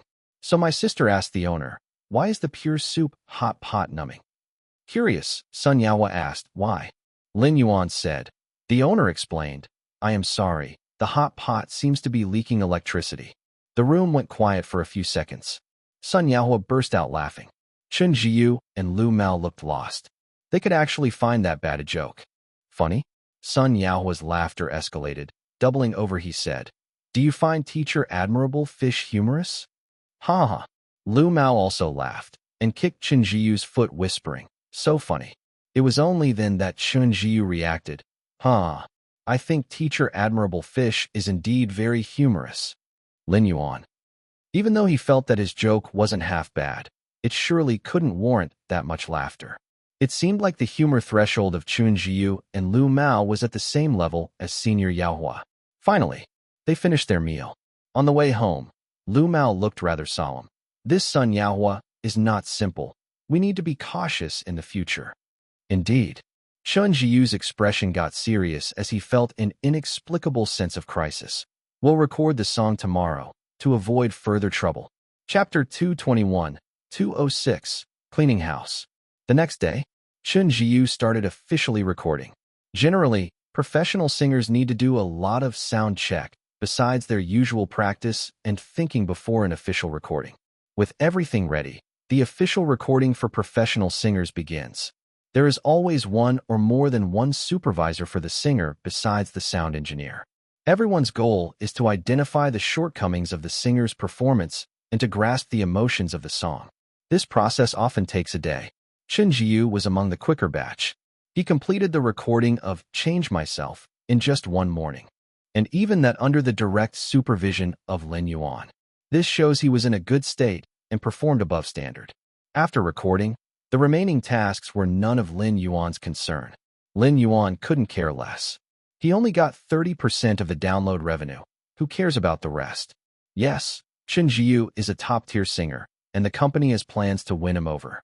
So in Lin Yuan's contract with him, the download revenue share is according to the top-tier standard, in which he as a composer gets 30% of the profit. When he signed the contract, Lin Yuan already missed Sun Yaohua. Senior Yaohua's professional ability is not worse than Chun Jiyu, but he gets less money. The price-performance ratio is much better than Chun Jiyu's. On the other hand, after listening to the recorded Change Myself, Chun Jiyu's agent Lu Mao was delighted. This wave. Chun Jiyu quickly covered his agent's mouth. This guy, trying to jinx it again. His agent mumbled for a while before he had a chance to speak, somewhat discontentedly. Let me finish. Actually, I was going to say, this wave doesn't feel very secure. Chun Jiyu brightened up, he agreed. Yes, it might not be easy to take the first place this time. The agent laughed again. But your condition today was quite good. Chun Jiyu warned. No, I've been busy with the company transition lately. I haven't even had time to review. Review? Yes, for the part of the refrain, I don't think I did well. But that's really the best I could do. I guess I didn't pass the test this time. Test? Yes, releasing a new song for the new season is just like taking a test. Pity that I didn't have time to review. I guessed a few answers. Also, the time was a bit rushed. Lu Mao, are these the lines for a study geek? Reverse psychology is the most lethal? Meanwhile, in the outside world, the news that Chun Jiyu jumped from dazzling entertainment to Starlight had already spread. Recently, there have been countless news about company transfers, but Chun Jiyu's move to Starlight has attracted a lot of attention. Because everyone in the industry knows the reason why Chun Jiyu has been the perennial runner-up is because of Starlight. Normally, it would be possible for Chun Jiyu to go anywhere, but going to Starlight was unexpected for many people. Not to mention the insiders. Even the onlookers have started discussing cheerfully. What's this operation? So, if you can't beat them, join them, huh? Is Admirable Fish too strong? So they joined the company where Admirable Fish belongs. Has Chun Jiyu's fish phobia deteriorated to its late stage? Damn smart. Join Starlight. No more being targeted by admirable fish. Chun Jiyu still holds weight. Dazzling Entertainment has a strong competitor in Starlight. Chun Jiyu. Teacher Admirable Fish, don't shoot. We're on the same side. Chun Jiyu. Not only can I surrender, but I can also lead the way for teacher. Admirable Fish. Look, there's Dazzling Entertainment. Aim and fire. Dazzling Entertainment. Damn. Dazzling, we have a traitor. Perhaps the discussions within the industry brought Chun Jiyu a sudden wave of popularity, and Starlight even capitalized on the momentum and promoted Chun Jiyu's new song through all the company's major channels. Meanwhile, Chun Jiyu also took the first opportunity to promote his new song to his fans on Tribe. Change Yourself to Change the World. I'm Chun Jiyu. My new song, Change Myself, will be released next month. Stay tuned. Unlike fans of other stars who maintain an idol image, most of Chun Jiyu's fans like to tease this top-tier singer. Even among Chun Jiyu's fans, a significant number subscribe to him because of his perennial runner-up label. Hence, the comments are full of laughter. Ha ha ha ha ha, you can change yourself? The name of this song amusingly hit my funny bone. Dazzling. Is this the way you change yourself? Change myself from being Admirable Fish's opponent to Admirable Fish's teammate. This is true change indeed. Your change is already thorough. But one thing will not change. Feeling sorry for you in advance. You might still end up coming in second. I bet a spicy stick. Chun Jiyu will still take second place in the new season. I bet my 82-year-old Coke that Chun Jiyu will never win the championship. Fans and netizens are just joking. Although Chun Jiyu has come second many times, it's obviously a probability event. Chun Jiyu just had bad luck and ran into Admirable Fish several times, which is why he kept finishing second. If Admirable Fish wasn't there, Chun Jiyu's song would have come in first in several previous rounds. Now Admirable Fish will no longer target him, because Admirable Fish is also part of Starlight. So, this time Chun Jiyu really has a chance to come in first. Some people have even counted the list of singers who will release songs next month and found out that including Chun Jiyu, there are only 3 top-tier singers who will release songs. The competition is neither big nor small. 1/3 chance of winning the championship. No. Although Chun Jiyu has been labeled as the perennial runner-up for so long, his fame has actually risen due to this label, which can attract a lot of attention to his new song. Yes, people have a rebellious psychology. Many people may not be able to resist giving Chun Jiyu support, helping him to get rid of the title of perennial runner-up. Anyway, I will not resist listening to Chun Jiyu's new song. Let's give him some support if it's not bad. Netizens' analysis hit the nail on the head. Even the insiders agreed with this analysis, but everyone ignored one thing. Dazzling Entertainment is not happy. Chun Jiyu was one of the top singers under Dazzling Entertainment. Now that he's switched to Starlight and made it known to the whole world, Dazzling has lost face. But that's not the point. The real point is, Dazzling, like Starlight, has been very absent from the new song charts recently. The old big 3 in Qin continent. How come they can't even get to the top 3 in the new song chart now? Unacceptable. So the day after Starlight announced that Chun Jiyu would release a new song next month, Dazzling Entertainment announced. The king of singing Fei Yang will release a new song, Brahma Star, next month. Dazzling's clever move was originally to grab the first place in the new song chart next month, but the outside world sees a different story. Chun Jiyu transferred to Starlight. Dazzling is sending the king of singing to clean house. Chapter 222, 207, King of Singing. The title of King of Singing is not self-proclaimed, nor is it given by fans.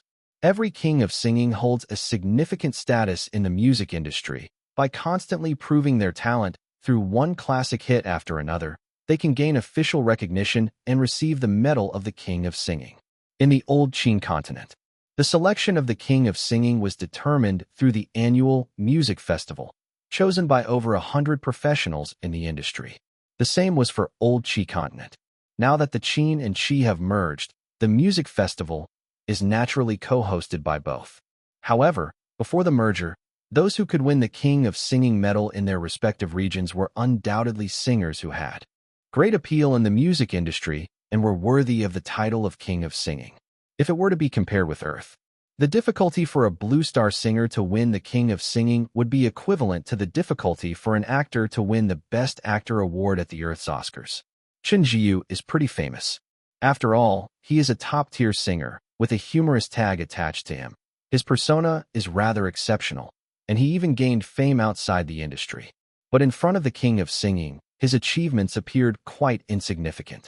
For this reason, a few seconds after the audience was stunned, they burst into laughter, because everyone realized there were already formidable competitors in the top tier, and now with the addition of the King of Singing, Fei Yang, the chance for Chen Jiyu to win first place next season had dropped to almost zero. Chen Jiyu seems to have made enemies with his old company. How big of a grudge can it be? They even sent the King of Singing to clear their house. Will Chen Jiyu come second again? How can he tear off the label of the perennial runner-up? All right, the same old recipe, same old taste. Chen Jiyu, am I not worthy of this first place? I genuinely started to feel sorry for Chen Jiyu. Less than half an hour after the official announcement of Splendid, the comments section under Chen Jiyu's tribe updates was filled with consolation messages. Meanwhile, inside the Starlight Artists' resting room, after reading the news, Chen Jiyu's hand holding the phone couldn't help but shake. I didn't breach the contract. It ended before I left. Why is Splendid so against me? We did break up peacefully. They didn't target you. Lu Mao sighed. I have asked friends from over there. It's just bad luck, just like when you kept running into Xianyu before. You happened to encounter Splendid wanting to rally on the new song chart. Not just Splendid. I reckon Sansi and Starlight are also brewing to take first place, proving who's the most influential company in the music industry. The background of the big three in the old Qin continent is quite daunting. Chen Jiyu's face was sullen. Lu Mao reassured. Let's strive for second place. Continue to get second place. At least we can keep the persona intact. Being the perennial runner-up doesn't sound good indeed, but it's what the netizens like to see happening. Chen Jiyu was even more distressed. The label of the perennial runner-up did bring him a lot of attention, but his dream was to become the King of Singing, not a comedian. Chen Jiyu's career was going well originally. After getting the label of the perennial runner-up, Chen Jiyu could clearly feel that he was plunging into the path of comedy, with no return. Zhao Ju was both amused and annoyed. She initially planned to lure Chen Jiyu over, relying on Chen Jiyu's popular topic of perpetual runner-up, and with the power of Xianyu's lyrics and composition, they could directly win the champion song of the new season. She didn't expect that Splendid also had ideas for the champion song of next month. And Splendid sent out the King of Singing. Given Zhao Ju's information network, she could naturally learn the reason, and Splendid wasn't intentionally targeting Chen Jiyu. If Chen Jiyu had violated his contract and forcibly moved to Starlight during the contract period, it wouldn't be anything if the old boss suppressed him a bit. Everyone had to rely on their own abilities. But the two sides had parted ways peacefully. The singer switching to another company after the contract expired was normal in the industry. If Splendid suppressed Chen Jiyu over this matter, it would sound quite bad on their part, because this behavior would seem very unsporting. So Splendid also explained to many people after the official announcement of their news that they wanted to come first. Running into Chen Jiyu was just a coincidence. After all, helping Chen Jiyu solidify his perennial runner-up persona might not damage Chen Jiyu's popularity. Rather, it could bring him even more attention. Splendid would not make such a reckless move. Zhao Ju was willing to believe this explanation. Perhaps Chen Jiyu was the only one who felt aggrieved by this. After all, Zhao Ju didn't find anything wrong with being second, especially when Chen Jiyu was the subject in question. Chen Jiyu would probably already have booked his conversation topic for the top 3 hot searches at the beginning of next month in the tribe. He's clearly a top-tier singer, yet somehow he's become a comedian without even realizing it. Zhao Ju wondered. Chen Jiyu had both fortune and misfortune. As for the possibility of Chen Jiyu securing the championship song, it's certainly still there. Many top-tier singers have stumbled when facing novice singers. Chen Jiyu himself has proven this many times over. What about the King of Singing? In the face of top-tier singers, they are also prone to a downfall. Because top-tier singers are in the reserve team for the King of Singing. Who dares to say that Chen Jiyu won't become the King of Singing in the future? It's just that the probability is very low. Otherwise, there wouldn't have been so much debate about Chen Zhiyu's previous slip-up with a novice singer. Lin Yuan's newly composed Change Myself is an excellent song indeed, and the company's professionals are also very optimistic about this song. Some people even predicted before that this song is very likely to win the championship, even if the competitors are also top tier. However, the problem lies right on Fei Yang, the king of singing. The popularity that comes with Fei Yang's new song is already very exaggerated. If the quality of his song isn't bad, then the effect is undoubtedly powerful, unless Fei Yang's song is considerably worse than Change Myself. But after all, he is the king of singing, and the bare minimum for his songs will not be too low. Nevertheless, what one thinks and what says can be two different things. As the person who dug up Chen Zhiyu, Zhao Ju still showed up beside him, comforting him. We definitely still stand a chance. Really? Chen Zhiyu stared intently at Zhao Ju. Despite his superior music knowledge compared to Zhao Ju's, at this moment, he couldn't help but want to believe in Zhao Ju's judgment. Really? Zhao Ju couldn't bear to burst Chen Zhiyu's bubble. Fei Yang's current music style greatly differs from his past one. Listeners may not necessarily accept his current music style. This is, in fact, true. Some singers aren't bad. It's just that occasionally, they like to release some niche music. The kind that is not appreciated by the general public, but receives high critical acclaim. Such songs are disadvantaged on the song rankings. Even if the king of singing performs it, it doesn't change the niche nature of the song. Right? Chen Zhiyu gritted his teeth. Maybe. His new song is experimental music. Experimental music is mostly non-mainstream. If so, there's still hope for Chen Zhiyu. Zhao Ju remained silent. Although in her heart, she knew that Fei Yang most likely did not release experimental music this time, as Splendid wanted to win the championship. To win the season's first place, Splendid would definitely let Fei Yang release a mainstream song instead of allowing the king of singing to be capricious. But Chen Zhiyu firmly believed this, as if grasping at a life-saving straw. To be precise, Chen Zhiyu had no choice but to pin his hopes here. Otherwise, he couldn't figure out how he would secure next month's championship song. What a pity. Self-hypnotizing is useless. At the dawn after the end of April and the beginning of May, when Chen Zhiyu first heard Fei Yang's new song, his last defense quickly collapsed.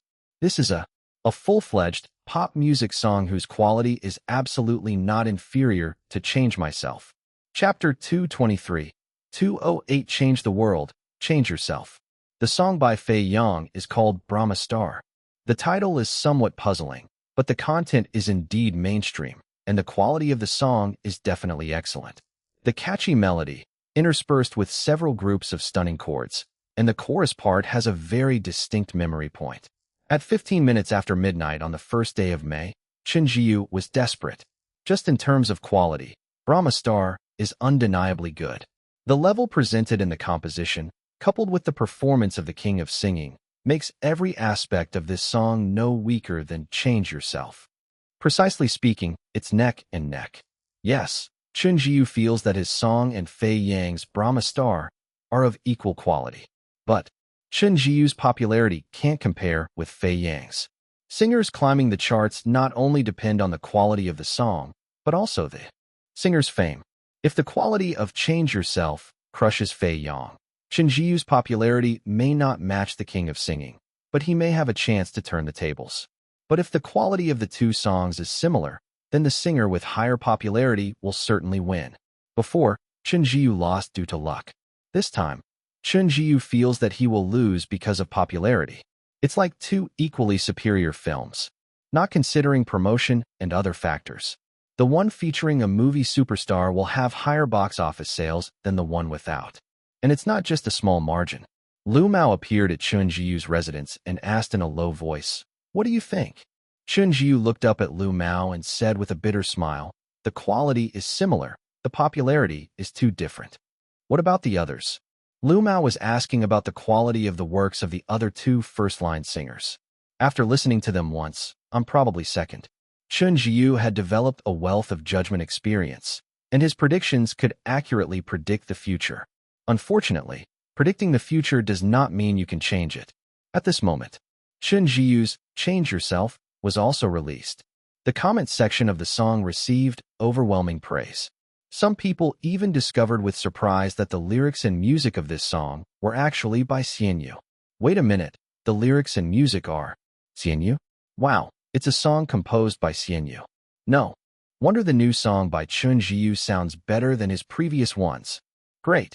Have you listened to Fei Yang's song? Fei Yang's song is also impeccable. King Fei is performing as usual. Perennial runner-up confirmed? It's been confirmed long ago. Championship is like a running stream, and runner-up is like an iron strike. Sansi Entertainment. The chat group of the company, which had been dead due to Chun Jiyu's breakout with the perennial runner-up setup, was awakened after a long time today. Have you heard it yet? You mean the song Chun Jiyu is second? Ha ha ha, God. Chun Jiyu is second. Oh, these people are still alive. Is Chun Jiyu your wake-up switch? So, I'm not the only one who haven't sleep. Ha ha ha, I'm laugh my ass off. Chun Jiyu is not only participating in Starlight, but also collaborating with Xianyu. It should be a sure win, but it hit King Fei. Xianyu. Can't take it. Xianyu. Sorry, I can't carry this time. Poor Chun Jiyu. Xianyu's song quality is very awesome. It is normal play and doesn't lose to King Fei's works at all. But Chun Jiyu lacks popularity. King Fei's popularity is too overwhelming. A rare tie in quality, and gets crushed by popularity. Chun Jiyu, what do you mean? On my side, you attack fiercely, punch hard, and hang me to hit. When you are my teammate, you can't make it as a fish. The composers of Sansi were happy. This was a splendid victory. Both Chun Jiyu and Xianyu were defeated. Although some people's words are a bit rough, it's true. Xianyu made a move, but still couldn't wash away Chun Jiyu's second-place label. Unshakable second place, Chun Jiyu, steady as a dog. At the same time, late at night, several music reviewers in Qinchi listened to the new season's potential hit songs in real time. Zhang Qi is a music critic. In addition to the commonplace title of music critic, Zhang Qi also holds the position of deputy chairman of the Qin Province Music Association. The latter identity is worth much more than the former, which also makes his role as a music critic more significant. At this moment, Zhang Qi just finished listening to Brahma Star, and a satisfied expression appeared on his face. As expected, the king of singing who I voted for, Fei Yang's songs are as strong as ever. It seems that this championship song cannot be lost. This round is a win for Qin Province. The merger of Qin and Qi provinces. The current new song chart has a higher value than before, because the current new song chart is not only contended by singers and composers from Qin Province. It also includes those from Qi Province. The music creators from both regions competing together for this ranking has resulted in a qualitative improvement in the quality of the rankings. As a local, Zhang Qi naturally hopes that the singer from Qin Province can take the first place. Although the previous singer from Qi Province took first place, even though the composer was from Qin Province, Zhang Qi always felt a little uncomfortable. People inevitably have a bit of regional consciousness. Even if Qin and Qi have merged, many people still have this regional consciousness in their hearts. Let's listen to other songs. Zhang Qi glanced at the new song list, finally clicked on Chun Jiyu's song, with a faint smile on the corner of his mouth. Perennial runner-up. Chun Jiyu's reputation as the perennial runner-up is well known within the industry. Although Zhang Qi, a 40-something man, doesn't like to play with catchphrases like young people, he can't help but find this interesting. The song is called Change Yourself. The lyrics and music are. Zhang Qi suddenly raised his eyebrows. Xianyu. Surprisingly, this song was actually written for Chun Jiyu by Xianyu. Xianyu. This is one of the composers who Zhang Qi believes could become one of the future maestros. Zhang Qi's anticipation was suddenly boosted. Click play. Chun Jiyu's signature voice that is slightly relaxed and magnetic comes to the ear. Woke up this morning, looked at myself in the mirror, and suddenly found that my hairstyle was a bit cuso when I woke up. Zhang Qi laughed. The style of the song was interesting and relaxing to listen to. The word cuso seems to be a dialect from some part of the world. The song continues to sing. A little change makes a big difference. Our power can also change the world. Zhang Qi nodded in agreement. He really liked this song. Even before he had heard the full chorus, he already had a general judgment. The singer and the instrument blend well together, and the arrangement added scores to it. Right? Xian did the arrangement too. While being emotional inwardly, the song kept playing.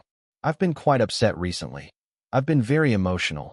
Watching the news every day makes me want to scream, but swearing doesn't work. Everyone would find it repulsive. I've changed myself and found a big difference. Is this about personal emotions? Zhang Qi mused. The more people enjoy discussing the perennial runner-up, probably the more upset Qin Jiyu is. The lyrics played that out perfectly. From this perspective, this song by Xian Yu could be considered tailor-made for Qin Jiyu. At this point in the song, it was transitioning. New friends of this generation, let's work hard together. Everyone say together la la la la la. The main chorus came smoothly. I can change the world, change myself, change the differences, change the stinginess. Perseverance should never be given up. Only then can we change the world and change ourselves. Zhang Qi's smile fully blossomed. A good composition, combined with a good performance, makes a great song. He liked this song.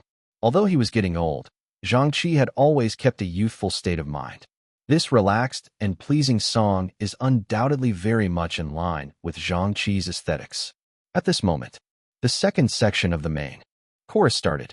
Zhang Qi listened to it with a smile, as if basking in the spring breeze. It brought him a sense of sun shining on his face. A little change makes a big difference. Our enthusiasm can also change the world. I can only represent myself. I don't take a political stand, even if the world makes me feel very anxious. Zhang Qi's smile suddenly froze for a moment. His muscles, which had been relaxed, suddenly tightened a little. Wait. He suddenly realized something. His eyes were a little shocked. Of course, the song wouldn't stop because he said, wait. It continued until the end. And at this moment, Zhang Qi couldn't help but get up from the seat. He quickly pulled out his phone, clicked on an old friend's profile, and rapidly sent a message. I recommend you listen to Changing Myself. The other party asked, new song? Zhang Qi typed seriously. It's not just a new song. Let's talk after you listen to it. The other party responded. Okay. It.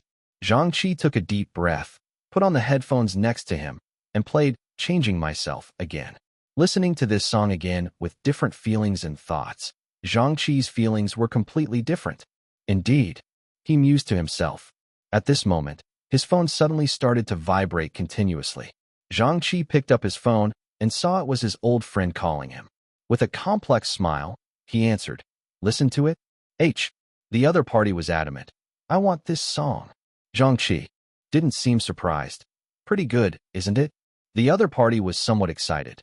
The lyrics and melody are top-notch, but most importantly, this song reveals the current situation of Qin and Qi. Exactly, this song reflects the current situation in Qin and Qi. Ever since the fusion of Qin and Qi, the lives of the people in both regions have changed dramatically. Overall, it was for the better. But there were also some drawbacks. Regional ideas and cultural separations still exist to a certain extent. And what is Changing Myself singing about? Zhang Qi mused. I initially thought that this song was literally about wanting to change yourself. But then, when I listened to the rest, I realized I underestimated the song. It's not as simple as wanting to change oneself. The song has profound symbolism. Both the lyrics and the melody have hidden meanings, and they hit the nail on the head. For example, when it says every day I watch the news, and I want to scream out loud. I didn't really think much of it at first, but after pondering, isn't it referring to the news of the Qin and Qi fusion? The other party expressed a similar view. Changing oneself made a big difference. The new friends of the generation should really work hard. After the integration of Qin and Qi, we are indeed in a new era, changing the differences and changing the stinginess. I felt a bit guilty listening to this part. We are all Blue Star people, but we still distinguish between Qin and Qi. Deep within, right after the fusion, we're all fundamentally not united enough. People from both sides still have this barrier, and the authorities of both sides are indeed stingy. The cultural wall is the stingiest defensive strategy. Aren't I the same? Zhang Qi gave a bitter smile. I don't take a political stand.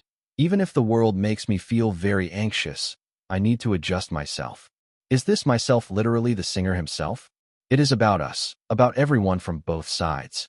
The song speaks for the self, but it's not about oneself whatsoever. The old friend's voice also grew emotional.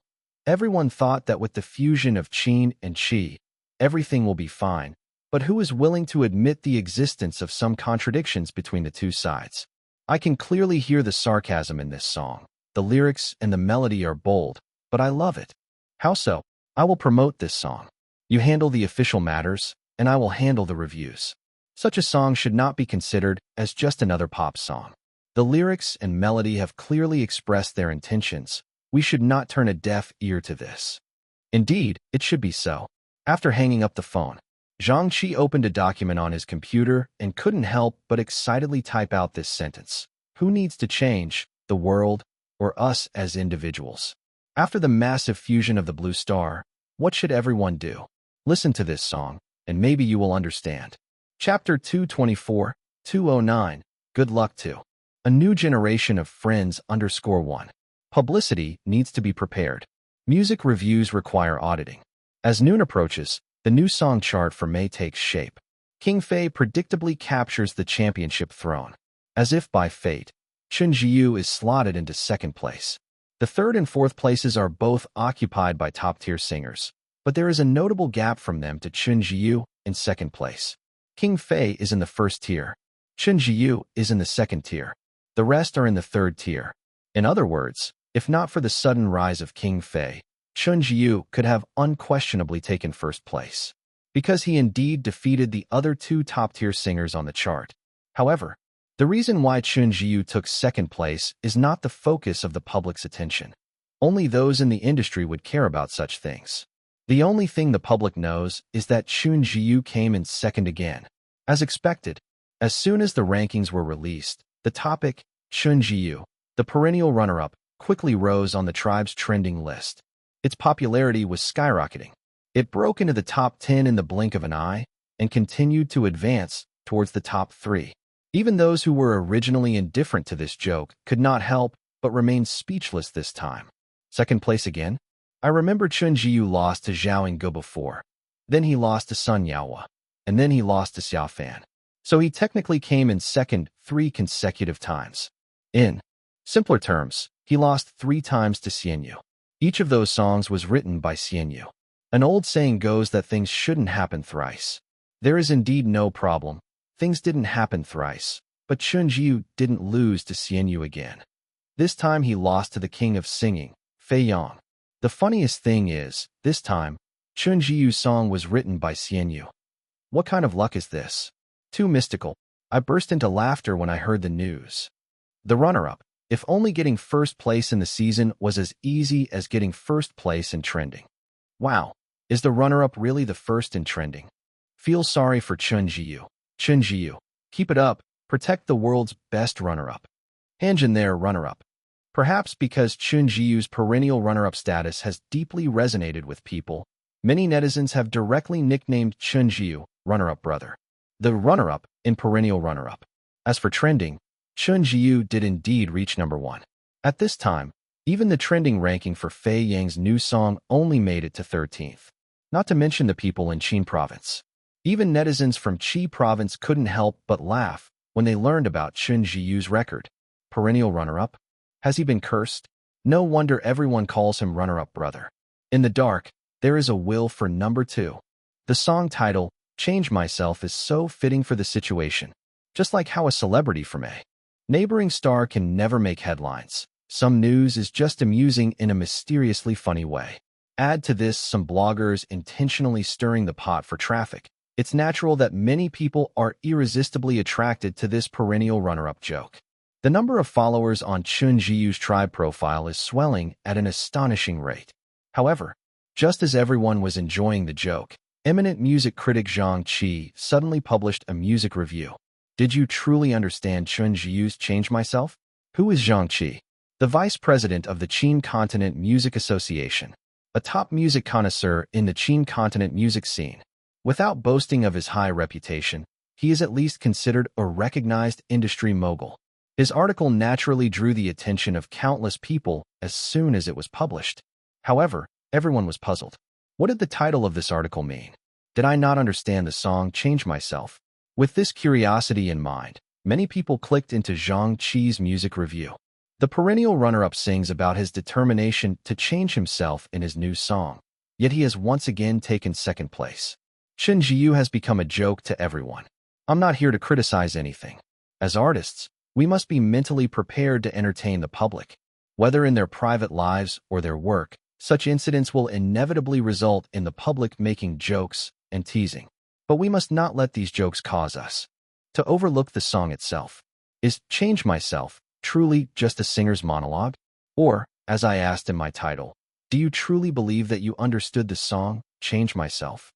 I believe that the vast majority of those who blindly follow the trend and make jokes have not fully understood. Otherwise, they wouldn't laugh so naturally.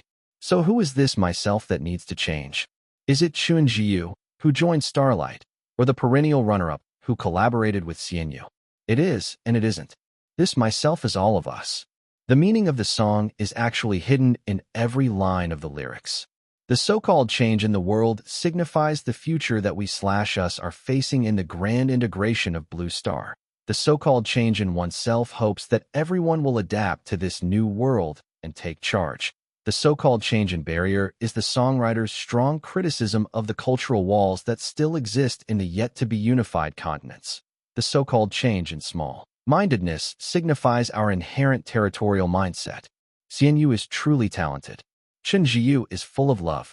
This song uses a casual singing style to inspire our actions and attitudes in the face of progress, yet its lyrics do not have the usual preachy tone of officialdom.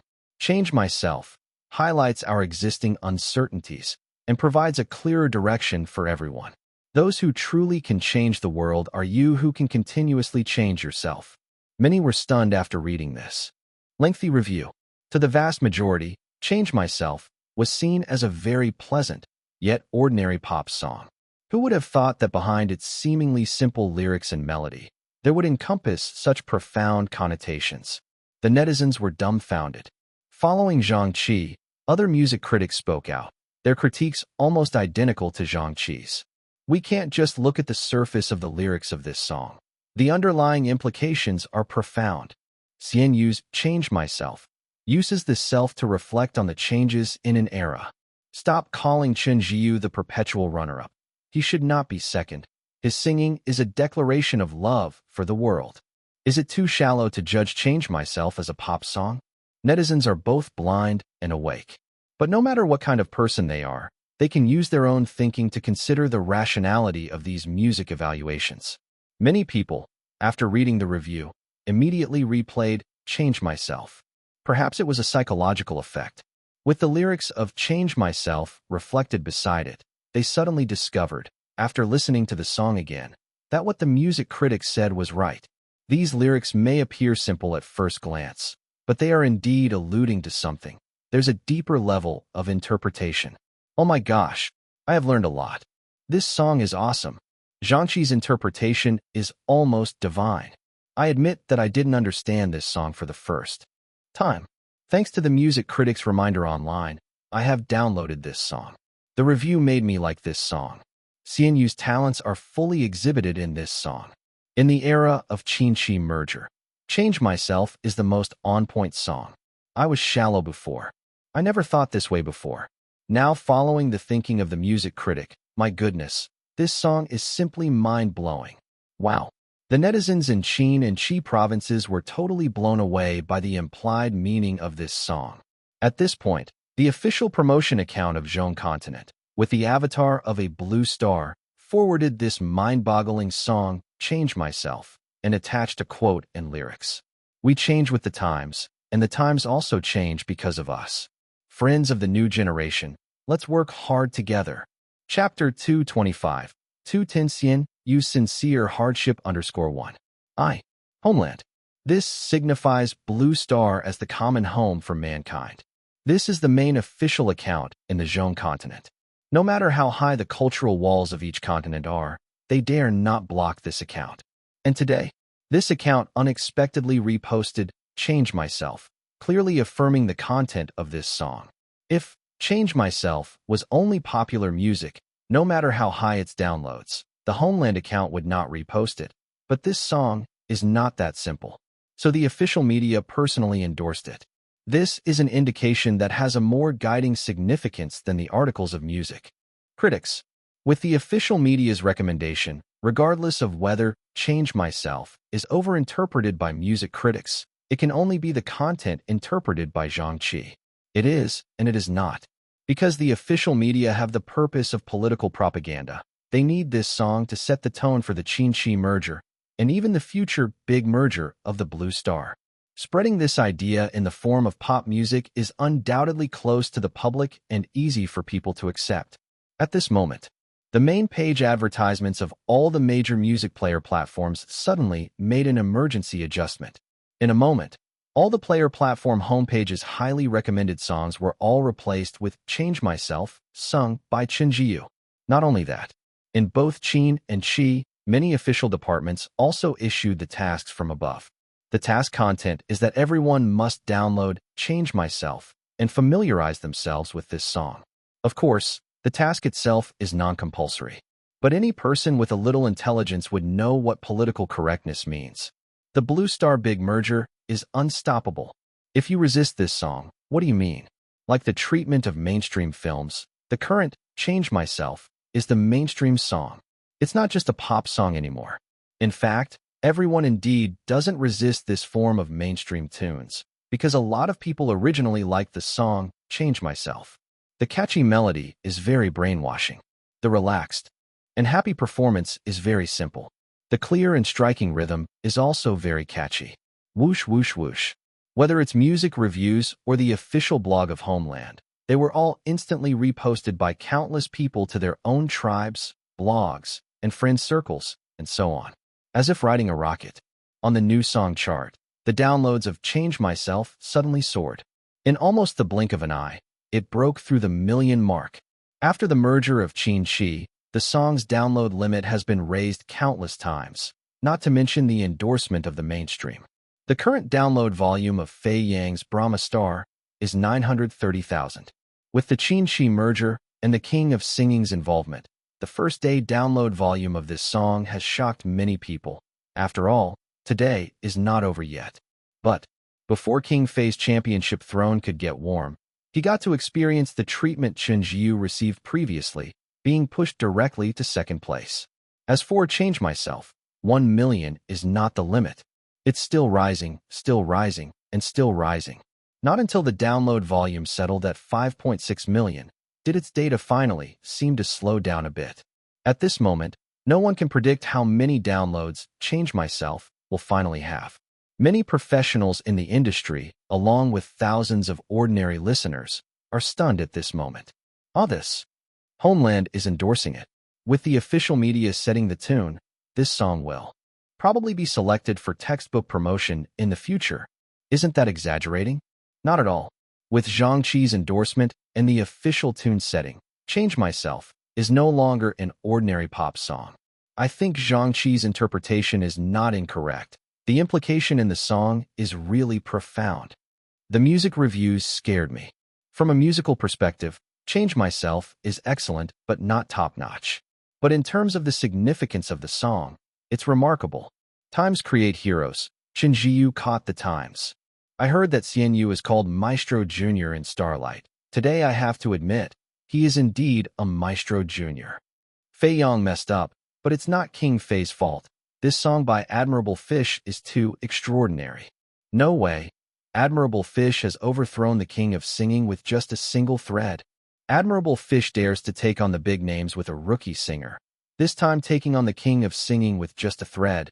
It seems he can only challenge the King of Singing. No problem with that. But the thing is, he led Chen Jiu to overthrow Fei Yang. Seemed like too much happened at this point. But in reality, all of these happened in a very short time. This time was so short that, when Chen Jiu came to his senses, this perennial runner-up had ascended to the championship throne of the season with Change Myself. Just like the others, Chen Jiu himself was also stunned. Even throughout his singing career, this was the most dramatic rise and fall. I am the first. He grabbed his agent Lu Mao's arm, pinching so hard that Lu Mao's face twisted. Ouch, Chen Jiu muttered. It hurts, which means I'm not dreaming. Lu Mao barked angrily. Then why don't you pinch yourself? Chen Jiu ignored his agent. let go of his hand, and took out his mobile phone to snap an image of the new song chart, his shutter-clicking fingers slightly trembling. Lu Mao no longer cared about Chen Jiyu pinching him. Not only are you the first on the new song chart, you have also taken up the top 2 spots on the trending list. Why the top 2? Go check it out for yourself on Tribe. Right now the top trend is hashtag perennial runner-up Chinjiu hashtag. But the second trend is hashtag Chinjiu is first hashtag. You are probably the first one to have created 2 different trending topics. You have slapped the face of the first trend within a day. Chen Jiyu burst into laughter, roaring loudly. I, Chen Jiyu, am the first. Yes, the first. You are the first. Unexpectedly, it would turn out like this. You were actually singing with such deep feelings. Lu Mao was ecstatic. He had seen the online reviews. All over the place were analyses of Change Myself, saying this song expressed the creator's views of the era under the guise of a pop song.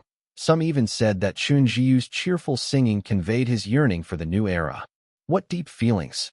Chen Jiyu was taken aback. Lu Mao was in a hurry. You were indeed deeply moved. You must have known from the start that this song was expressing the creator's shouting at the era.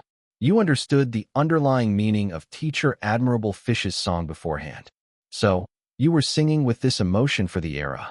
Chen Jiyu wasn't stupid. He got it in a heartbeat. Right, that's exactly what I thought. When I first got the song, I knew. I had to get this song.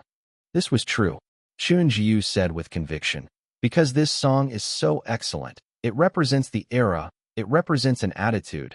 I am trying to align with Teacher Admirable Fish's expression in the song. This wasn't true. In reality, Chen Jiyu was expressing himself. Change yourself. Stop being the runner-up. It has nothing to do with the era. If it weren't for Zhang Qi's excellent essay, he wouldn't have known how incredible this song was. Do you think that is what Teacher Admirable Fish really meant? Chen Jiyu suddenly lowered his voice. Of course, Lu Mao's expression instantly turned serious. You dare to question Teacher Admirable Fish? Have you forgotten that joke by Teacher Admirable Fish? What? Teacher Admirable Fish said, TM clearly eating clear soup hot pot. Why is there a certain numbing feeling? The boss said, the hot pot was leaking electricity. So, Chen Jiyu was clueless. This joke was so awkwardly cold that he had to fake a laugh. Don't you get it, Jiyu? This is not exactly a bad joke. I also just realized it recently. That day, Teacher Admirable Fish was trying to convey through the hot pot that the song Change Myself looks like a pop song. But if you listen closely, you'll realize it's not just a pop song. Teacher Admirable Fish added some serious stuff in it. This seriousness is where the song's meaning lies. Just like electricity in a clear soup hot pot. Lu Mao was bubbling with excitement. At this moment, Chen Jiyu finally got it. Clear soup hot pot is not just clear soup hot pot. The hot pot is electrified. Pop song is not just a pop song. Teacher Admirable Fish added a deeper meaning in it. Seemingly dissonant, but full of deep feelings. Chapter 226, 211. The King of Singing's Approval. Producer, your song was truly extraordinary. Not only did it secure Starlight's first place for the season, but it also showcased your talents to everyone in the Qinshi territory. I was too foolish. I didn't even notice that a pop song of yours was filled with so many cultural insights and deep meanings. Wu Yong couldn't stop praising. Sitting in the producer's office, Lin Yuan had no idea what song Wu Yong was talking about. Could it be Change Yourself? Isn't that just an ordinary pop song? After all, there's no shortage of rhythm and blues in this world. Why was he making such a fuss? Zhang Qi really is everyone's favorite. Wu Yong found Zhang Qi's music critique and started to read it out loud, his tone full of infectious enthusiasm, seemingly sharing the glory. It was only until then that Lin Yuan understood the meaning of Wu Yong's words. After slightly hesitating, he asked, is Zhang Qi a Chinese language teacher at a school? Wu Yong. Lin Yuan shook his head and said, people like him must have been the representative for Chinese language class from childhood. They must get full marks on each of their essays. Maybe it was him who made the topic of life like a summer flower for my last exam. Wu Yong softly asked, so what you're saying is, Zhang Qi's music critique doesn't go deep enough. Is there an even deeper meaning behind the song that you can help me understand? It's fine. Lin Yuan didn't bother explaining further. As the saying goes, to 1,000 readers, there are 1,000 Hamlets. Interpretations are up to the individual. In the same vein, to 1,000 listeners, there are 1,000 ways to interpret Change Yourself.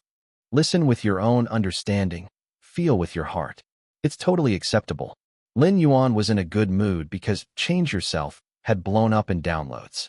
It was the first time one of his songs had been downloaded several million times on the first day of its release, converting into a sizable sum when broken down into shares. However, speaking of which, collaborating with Chen Jiu was indeed a loss. He could have obtained 15% more if it were senior Yaohua. In the future, he'd try to avoid collaborating with top-tier singers as they tend to be the tools with the worst cost-effectiveness. At that moment, it wasn't just Wu Yong who was utterly in awe of Lin Yuan. The entire Starlight Company, including all floors of composers, were greatly discussing the song performed by Chen Jiu. That's incredible. Maestro Jr. is super powerful. Starlight has been in the limelight this time. I initially thought that we would need Maestro himself to secure a first place, but who knew that our little Maestro Jr. could take care of it so easily? No wonder the company let Xian Yu do the movies. Is it too much for such a gem to want to do a movie? It's not excessive at all, just losing some money. Compared to Xian Yu's importance to the company and his past contributions, even if he wanted to make a movie costing tens of millions, the company would have no choice but to grit its teeth and approve. Treat making movies as an entertainment project for Xian Yu. It was indeed Maestro Jr. Solely based on the ability to write lyrics, I feel Xian Yu is even better than Maestro. Maestro's songs occasionally need others to write lyrics, but all of Xian Yu's songs are wholly written by himself and fit the melody perfectly every time. Although different departments have competition, Starlight is a big collective. Whenever Xian Yu was in the limelight, it was also a time for the entire company to shine. All the songwriters in the company are quite proud of their company's position in the industry proven this time. Zhao Ju never thought it was possible to turn the tide under such circumstances. Even though she was confident after inviting Lin Yuan to write a song, Fei Yang's appearance entirely disrupted her plan. Who could have known that even Fei Yang wasn't a match for Xian Yu? Haha. Zhao Ju's assistant looked at his mobile phone and laughed. Ms. Zhao, you wouldn't know, but now virtually all the top-tier singers in the company are making a fuss, saying they want to invite Xian Yu for songs. Since it's challenging to get Maestro, this Maestro Jr. has become everyone's target. Don't pay any mind, Zhao Ju sullenly said. It took Xian Yu a long time to write this new song. He can't just jump into writing a new one so soon. If anyone wants to ask Xian Yu to write a song for them, they should inform me first. Without my consent, they are not allowed to bother Xian Yu. All right. The assistant nodded. Zhao Ju continued. The maestros are of strategic significance, and so is Xian Yu now. Unless he takes the initiative to propose a collaboration with a singer, his skills should be used where they are needed. The process of Blue Star's integration has just begun. There are plenty of areas that require a composer's input. Speaking of this, Zhao Ju suddenly laughed. Dazzling Entertainment must be going blind now. Sending out a superstar didn't manage to secure the first spot. Although this can't be blamed on Fei Yang, the task was not completed smoothly.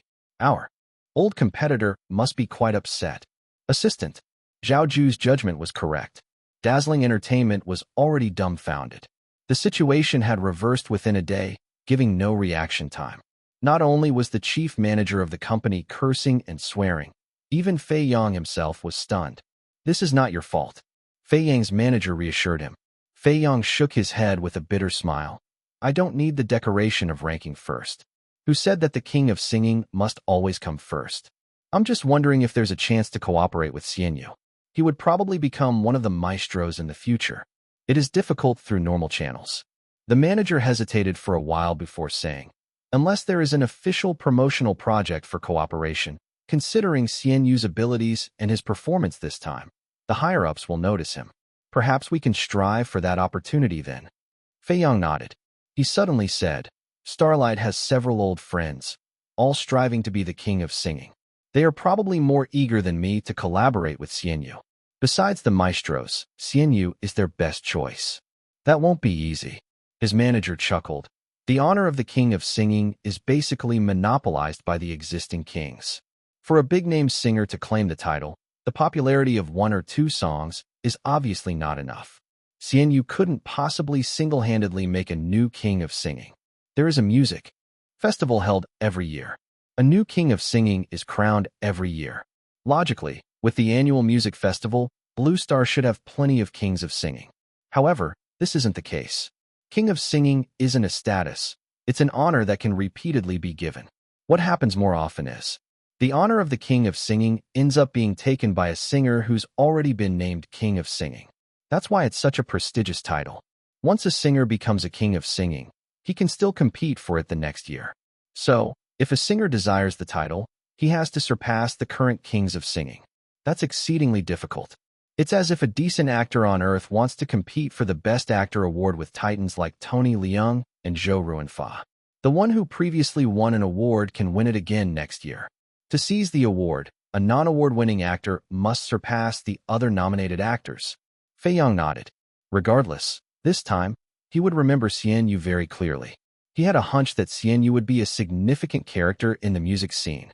As a matter of fact, Xian Yu is already heading in that direction. With his continuous victories in the seasonal chart, the nickname Maestro Jr. is no longer limited to the internal circulation within Starlight. Chapter 227, 212, Ghost Blowing Lamp Plus. Endorsed by official media and praised by music critics, the song, Change Yourself, soared in popularity in the following days. Chen Jiyu had risen to the top. He was indeed cemented in the first place. The joke about him being the perennial runner-up was shattered, and it happened in such a way that no one could have anticipated. Yet, the zany netizens always managed to find new hilarity. If you can't beat them, join them. Indeed a wise saying. Chen Jiyu kept coming in second because he clung to the wrong, giant thigh, Chinese slang for seeking support from someone powerful. The biggest difference between Splendid and Starlight is that Starlight has Xian Yu. Let's admit it, Xian Yu's leg is quite thick, meaning Xian Yu is quite influential. So, he who gets Xian Yu gets the world? Doesn't Xian Yu look like the cheat code grandpa from fantasy novels? He's indeed a humanoid cheat code. Chen Jiyu, a witty guy himself, joined the netizens in playing off the joke and posted a self-mocking status on his tribe's social media account, raising an Asian arowana. The text underneath the post accompanied a picture of a large fish tank, with an Asian arowana swimming inside. Behind the fish tank blurred was a silhouette, Chen Jiyu himself, seemingly making a scissor hand gesture. Fish raisings on the table. Fearing fish cured, from now on, totally devoted to serving fish master, doghead emoji. Fish can bring you good luck. I figure, this fish should be named Champion. You're quite cheeky. Turns out, this is the correct way to raise fish. What type of fish do you like to eat? Chen Jiyu cheekily replied to that last popular comment. Fishy is so cute. Why would anyone want to eat fishy?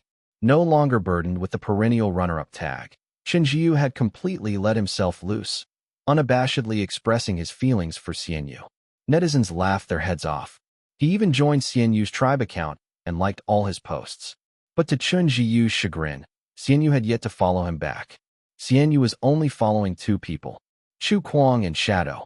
After pondering for a moment, Chen Jiyu's mind steadied again, because Chu Kuang was not following anyone within the circle. In fact, quite a number of musicians within the circle were following Chu Kuang, especially those who had worked with Xian Yu. But Xian Yu had not followed any of them in return, including Sun Yaohua from their last collaboration. Sun Yaohua? Recalling this person, Chen Jiyu suddenly understood why Sun Yaohua had had an unusual attitude towards him in their last meeting. His vigilance heightened. Xian Yu is a robustly influential figure. Particularly after tasting the sweetness of victory, Chen Jiyu was even more eager to continue working with Xian Yu. However, he should have many competitors, Sun Yaohua being the best example. In fact, while Xian Yu had helped Chen Jiyu to clinch the top spot for the season, Xian Yu himself also garnered significant attention. This could be seen from the rapid increase in followers on his tribe account. Originally at just over 10 million followers, the number had now surged to 15 million. Originally, a song wouldn't have such great power, even if it won the season's first place. But due to the special attributes assigned to this song, coupled with layers of publicity, Xian Yu received so much attention. The increase of Xian Yu's fans is a good thing. But Lin Yuan hopes that Chu Kuang can gain more fans because this is related to the tasks of the system, and there are two urgent and important tasks at hand. Task 1. Chu Kuang's tribal account needs to gain 100 million followers. Task 2. Breakthrough of 300,000 reputation in painting within a year. Both of these tasks are not easy. The second task is relatively easier. Even though it's handled by Shadow, Assistant Luo Wei can help share many responsibilities. So Lin Yuan's next focus will be to work as much as possible with Chu's identity. After all, he can't find an assistant to write a book. Anyhow, other than drawing comics recently, there's nothing else going on, so he might as well use the time to write the novel Ghost Blows the Lamp. It's worth mentioning that the version of Ghost Blows the Lamp that the system gave Lin Yuan is of 8 volumes. The first 4 are the ancient city of Jingjue, the Lost Caverns, Yunnan Bug Valley, Kunlun God Palace. The following 4 are the Weasel Grave, Return to the South Seas, Rage of Hunan West, Witch Gorge Coffin, Mountain. After these 8 volumes, the author also wrote some prequels and such, but they were not as influential as these 8 volumes, so the system didn't provide them. Taking into account the continuity of the readers, Lin Yuan plans to publish 1 volume at a time. This will improve the update requirements for Lin Yuan, because each volume of Ghost Blows the Lamp has about 300,000 or 400,000 words. It's unlike the previous publishing frequency, where a post would be about 200,000 words or so. However, this is not a problem. If he writes fast, he can publish a volume in a month. If he writes slowly, he can publish 1 every few months. Lin Yuan can entirely work at his own pace, and just notify the publishing house in advance. Thinking of this, Lin Yuan began writing the content of the first volume of Ghost Blows the Lamp. He definitely needed to make changes to the setting. Although the version given by the system had some better adjustments to the plot and writing style, the background had not been changed. In the original novel, there were the sent-down youth and the Republican era. The sense of history was extremely rich. Unlike Grave Robbers Chronicles, where it would work with just a modern setting, Lin Yuan does plan to change the setting, but he doesn't intend to directly use a modern setting either. Some features of the original work were actually quite interesting, but they wouldn't work if set in modern times. Fortunately, in order to change the background, he has read many history books of Blue Star, so his historical knowledge is very rich, which allows him to justify his narrative. The first step is to ensure that the main storyline of Ghost Blows a Lamp doesn't change. Zhang Sanchain, the legendary gold finder, is the origin character of the entire novel. He carried 3 gold finder amulets alone, and combined with the ancient feng shui theory from the tombs to write this 16-character yin-yang feng shui, a secret technique. Because he revealed the secret of heaven, half of the technique was destroyed by himself. Zhang Sanchain had 4 apprentices. The oldest was the flying mythic lion, the second was golden abacus, the third was Yin-yang I Sun Guofu, and the youngest was Iron Grinder. When the 4 apprentices completed their training, since Sun Guofu was unwilling to do tomb raiding, Zhang Sanchain gave this 16-character yin-yang feng shui secret technique to him and gave the 3 gold finder amulets to the other 3 and left the admonition that for gold finders, unity is life and division is death. Sun Guofu wandered around and unfortunately ran into a spoiled landlord who was due to a drug addiction relapse and was digging a grave to get money, who happened to be the grandfather of the protagonist of this book, Hu Bai's. The grandfather is Hu Guohua. Sun Guofu decided to accept Hu Guohua as his disciple, and before he died, he passed on the 16-character yin-yang feng shui secret technique to Hu Guohua. In the end, it was passed on to Hu Bai. With the 16-character yin-yang feng shui secret technique, Hu Bai started his tomb raiding career with his good friend Fatty, under the instigation of the antique dealer Big Golden Tooth. The story is divided into 8 volumes, with each volume presenting a new adventure. From this point of view, Ghost Blows the Lamp can be considered a typical adventure novel, which seems to be recognized as a fantasy novel. However, unlike other fantasy novels, the system left the work of changing the background to Lin Yuan, but some parts in this novel, which don't have a feasible explanation, were resolved by the system. Also, the most important point is, the horror and alarming atmosphere in this novel appear to have been magnified several times, giving a gruesome feeling. Chapter 228, 213 Preliminary Completion _1. While retaining many exciting scenes from Tomb Raid, the system added some text that enhances the eerie atmosphere, as supernatural events are inevitably designed in tomb-robbing novels. What the system does is to make readers feel a hair-raising tension when reading the novel. Are horror films scarier or horror novels? Most people would probably find horror films scarier because the visual graphics can stir emotions deep in people's hearts. But if the text is well written, it can also create a strong atmospheric effect, which, although different from movies, influences human emotions in much the same way. Lin Yuan thinks. The system's version of Tomb Raid is horrifying. Some of the text is so vividly descriptive that it creates a visual image just by reading it. Not to mention some parts that seem ordinary at first glance, but are terrifying upon closer inspection. So, Lin Yuan's summary of this version is Tomb Raid Plus. Of course, only the places that are supposed to be scary are scary. If it's just scary for the sake of being scary, then it's not interesting. Obviously, the system also understands this.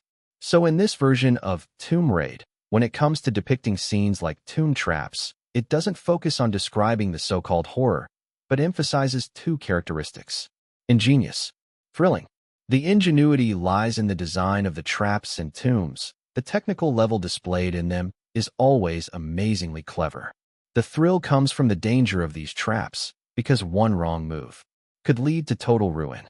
Many times, the Lieutenant Goldfinder is faced with life-and-death situations.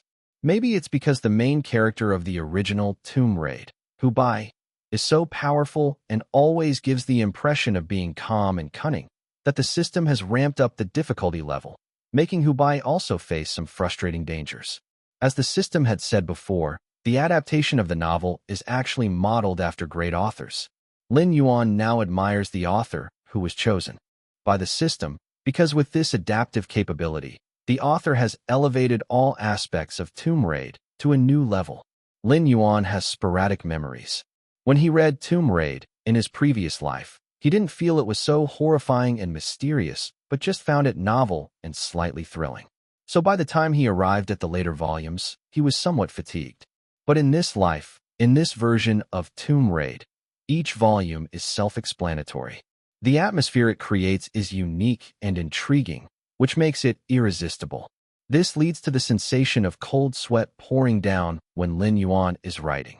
Ordinary people facing the bizarre and unknown often react this way, and Lin Yuan is no exception. You see, Lin Yuan has been afraid to watch horror films since he was a little boy. He remembers he used to be so scared watching a zombie movie that he'd burrow under the covers. Consolation phrases like, "An innocent man does not fear ghosts knocking at his door," are of no help to Lin Yuan, especially since he's done plenty of guilty things like secretly eating egg yolks without his sister knowing. So under such circumstances, Lin Yuan must screw up his courage to write a version of Tomb Raid that's more suspenseful and thrilling than the original. How could he not be panicked? But when he thinks about the fact that Tomb Raid cost him 10 million, Lin Yuan gathers up his courage. If he were to not write this expensive novel simply because he's scared, it would be a complete waste. Courage can be trained. Lin Yuan once heard a juicy piece of gossip from Jian. Apparently, a friend of Jian Yi's would wet the bed after watching a horror movie as a child, and this situation hadn't improved until the age of 7 or 8. So, Jian Yi's friend decided to train himself to overcome his fear, and the method was to force himself to watch a horror movie every day. After doing this for a month, Jian Yi's friend really wasn't as scared of horror movies anymore, and he no longer wet his bed after watching them. In the end, Jian Yi reminisced, "My friend is now just like me, not afraid of horror movies at all." Lin Yuan admires Jian Yi's friend very much. The situation he's facing now is somewhat similar. At the beginning of writing the system's version of Tomb Raid, he was very afraid. But as he continued to write more and more, the fear in his heart seemed to decrease a lot. Because most of the things in Tomb Raid are explainable, regardless of whether the explanations are far-fetched. As long as it can be reasonably explained, that's enough. After all, a tomb-robbing novel is fundamentally based on imagining reality. Many supernatural events, once you understand the principles behind them, actually aren't that scary. As for why Lin Yuan has so much spare time to write, Because Lin Yuan took a leave of absence. Actually, from the time Lin Yuan got Maestro Yang Zhoming's character card, he had a strong feeling that there was no need for him to continue studying the music composition courses at university. Staying in school was just a waste of time. Previously, considering things like credits, Lin Yuan had been enduring. But now, Lin Yuan found that he had a lot of things to do. So he decided to make use of his time in school and take leave for classes he didn't need to attend. Originally, Lin Yuan thought this would be quite troublesome. But when he told his counselor that he would often be taking leaves in the future, Lin Yuan distinctly saw the counselor's expression light up with a relieved smile. Lin Yuan wondered if he was mistaken. Why would a teacher be happy about their student taking leave? The smile flashed across the counselor's face. Then in the next moment, the counselor returned to being serious. Seriously approved the leave. Lin Yuan began to feel that he indeed might have misunderstood. His teacher did not like him taking leaves. But whether his teacher is happy about it or not has nothing to do with Lin Yuan. He does not disrespect the teachers or the school. It's just that he's really not learning anything useful anymore. The effects of Yang Zhoming's character card and the mentoring halo are much more helpful than attending any university. Even for some non-specialized courses, Lin Yuan can use a memory pill to eat books and bypass that, flipping quickly through a book and remembering all the knowledge points. There's no higher learning efficiency than this. In short, although Lin Yuan is still a college student, he can now manage his own time freely. He chooses to spend the time he used to spend on school in his own studio, drawing comics in the morning, writing novels in the afternoon. Very clear scheduling. Thanks to his ample writing time, Lin Yuan's Tomb Raid has been updated at a rapid speed. In less than 10 days, Lin Yuan was able to finish the first volume, The Ancient City of Jingjue. Phew. He let out a breath and contacted Yang Feng, the editor of Silver Blue Books. The new book is done. Can it be released next month? Send it to me to check out. The moment Yang Feng received the message, he immediately got excited. Solution is a double-meaning word which means to dissolve or find an outcome or explanation for something. The mass publication by Qin Shi's side is a predatory move to seize the market. The release of Chu Kuang's new book at this time might provide a huge help to Silver Blue Books. Chapter 229, 214. This novel is so scary _1. Yang Feng had been anticipating Chu Kuang's new book for several months, and after briefly interacting with him, he immediately opened his email. Ding! He got an email notification. Chu Kuang had sent the novel over, and Yang Feng saw the name of this new book. Ghost Blowing Lamp. Such a peculiar title. It felt quite eerie. What genre is this new book? Yang Feng was about to type to ask Chu Kuang about the genre of the new book, but before he could finish typing, the avatar of the other party had already gone dark. This made Yang Feng, who has had extensive interaction with Chu Kuang, understood that Chu Kuang probably wouldn't respond to him anymore today. At the same time, a colleague's voice came from beside Yang Feng. Yang, it's time to get off work. Aren't you leaving? Off work? Yang Feng, with a deep furrow in his brow, was eager to take a look at Chu Kuang's new book called Ghost Blowing Lamp. This was pure anticipation. Quit dilly-dallying. Let's go. The colleague patted Yang Feng's shoulder. I need a ride from you today. My car broke down, and it's being repaired now. Can I trouble you to drop me off at home? No problem. Yang Feng glanced at his colleague and laughed. The ride will cost you $100, a friendly price from me to you, Zhang. Zhang rolled his eyes. A black cab, huh? Yang Feng chuckled. Just kidding. But your house is quite far. I'll drop you off first. I had originally planned to stay back at work a bit longer to finish reading the book. Zhang asked, what book? Yang Feng answered, Ghost Blowing Lamp. Zhang raised his eyebrows. Another fantasy novel? Since Chu Kuang's Zhu Xian pioneered the fantasy genre, more and more people have started writing fantasy novels. Many have even followed the trend and achieved great success. Zhang naturally assumed that Ghost Blowing Lamp was a fantasy novel. Evidently, the word ghost in Ghost Blowing Lamp was the main focus. These kind of strange and mystical book titles often suggest a fantasy novel. It's not simply a trend. Yang Feng glanced at Zhang. This is Chu Kuang's new book.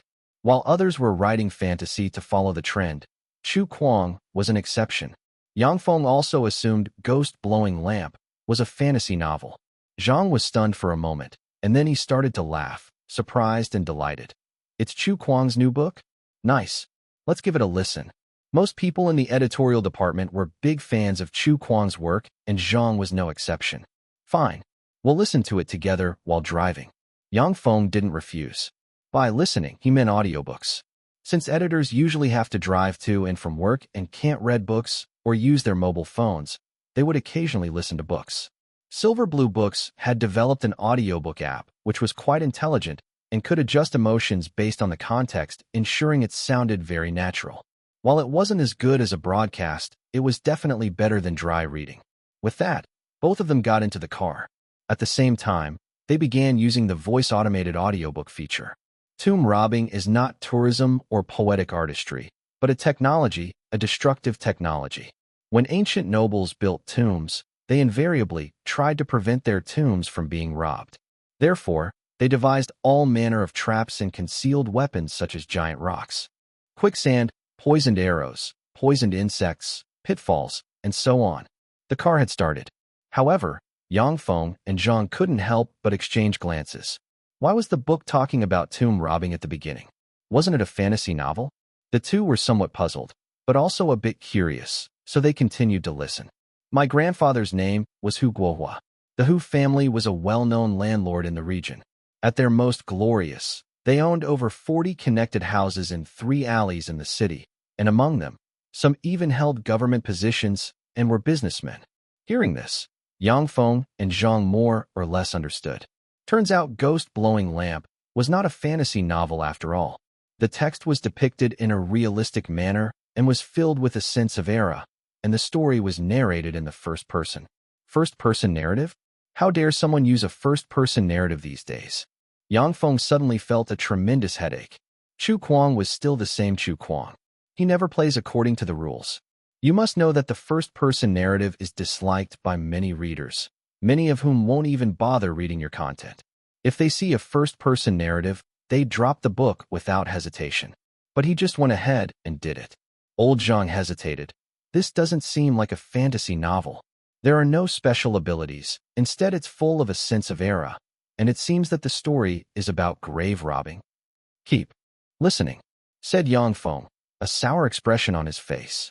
Though he felt that it wasn't a reliable concept, he had felt the same way about Zhu Xian and its fantasy xianxiao genre.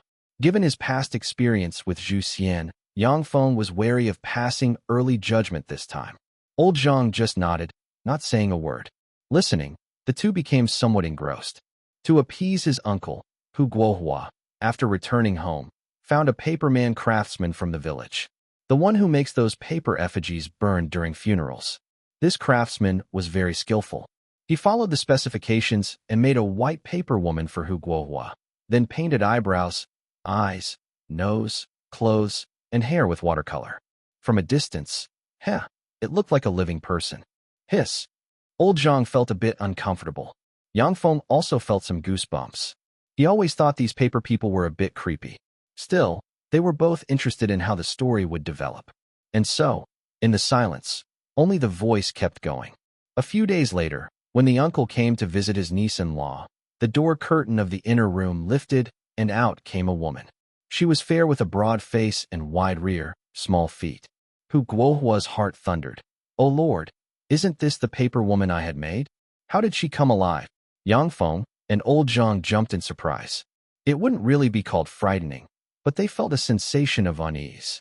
This tale made their skin crawl, reminding them of ghost stories from their childhood that were told by elderly villagers. It was unexplainably creepy. People in the book felt the same. Looking at the woman sitting opposite him, Hu Guohua felt a sickly, buzzing sensation, as if he had swallowed a fly. His scalp was pricking incessantly. The face of the paper woman was extraordinary white, without a trace of blood. The blush on her face was only paint. Just then, they hit a traffic jam. Neither Yang Feng nor Old Zhang were in a hurry, just quietly listening to the narration of Ghost Blows the Lamp. The paper woman was just the beginning of the story. Later on, the voice narrated the part about a cigarette-smoking rat. Creepy, yet somewhat humorous. The first half of the story leading up to the underground military fortress in Wildman Gorge Haifenku mainly set the stage and didn't have any clear relation to the main plot thread. The first half was more like folk tales, or rural anecdotes.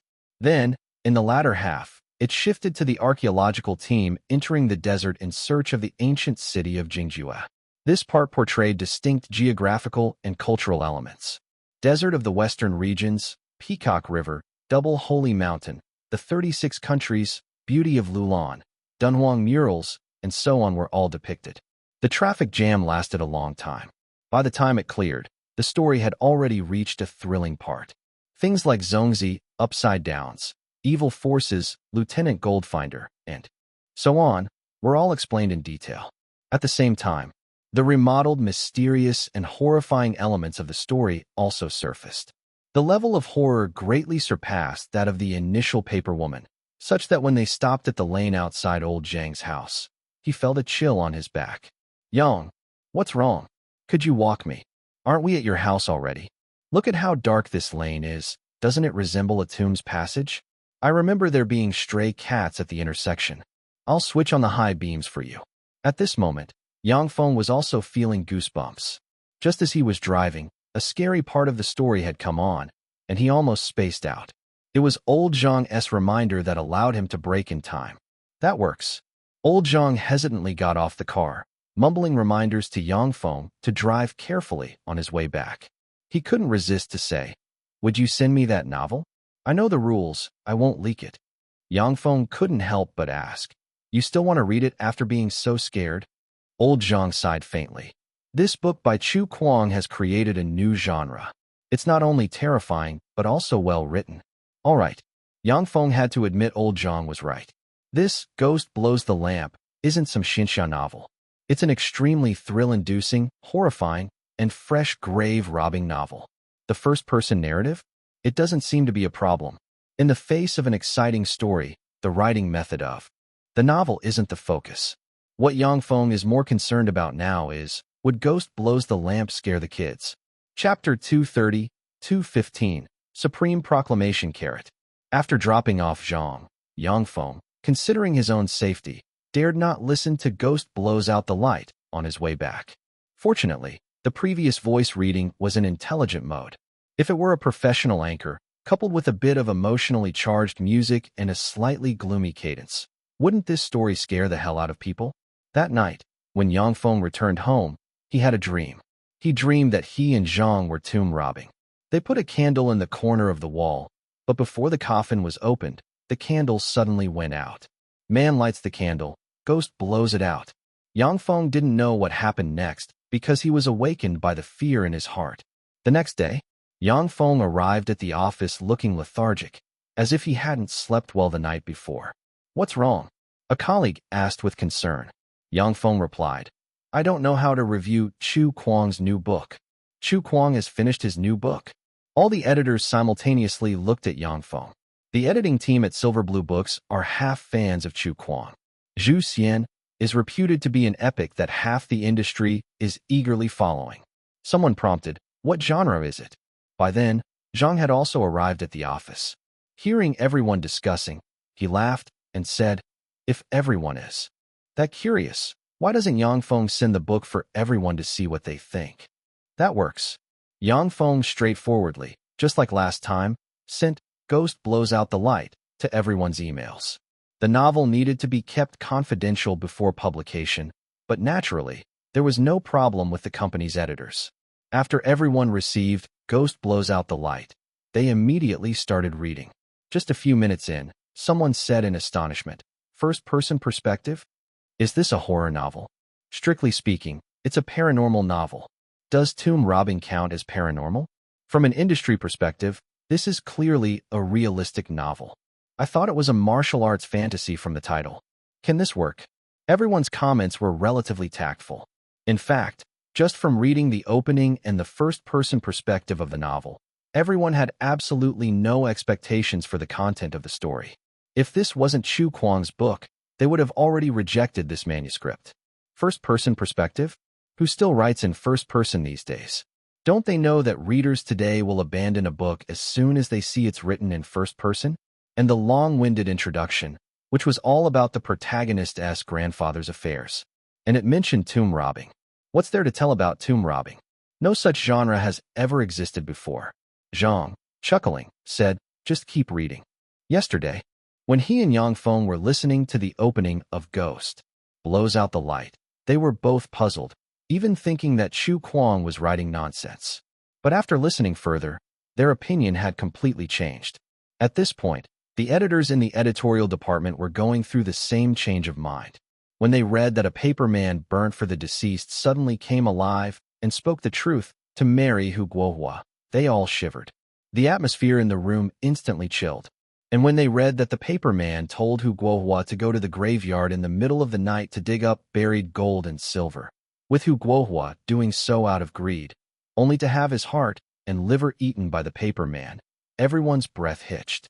Zhang and Yang Feng exchanged a glance. The reactions of the crowd didn't surprise them too much. This novel is full of horrifying scenes. The opening just feels creepy, but the further parts are downright chilling. Like when Hu Bai and Fatty went to a local job site, and Wang's daughter-in-law in the village saw a group of people kneeling before a locust tree. When she walked over for a closer look, she discovered these people had no heads. Just thinking about this scene gives one the creeps. Not to mention what comes next with the red orangutan rice dumplings, and the two dead children. The dead children were a boy and a girl.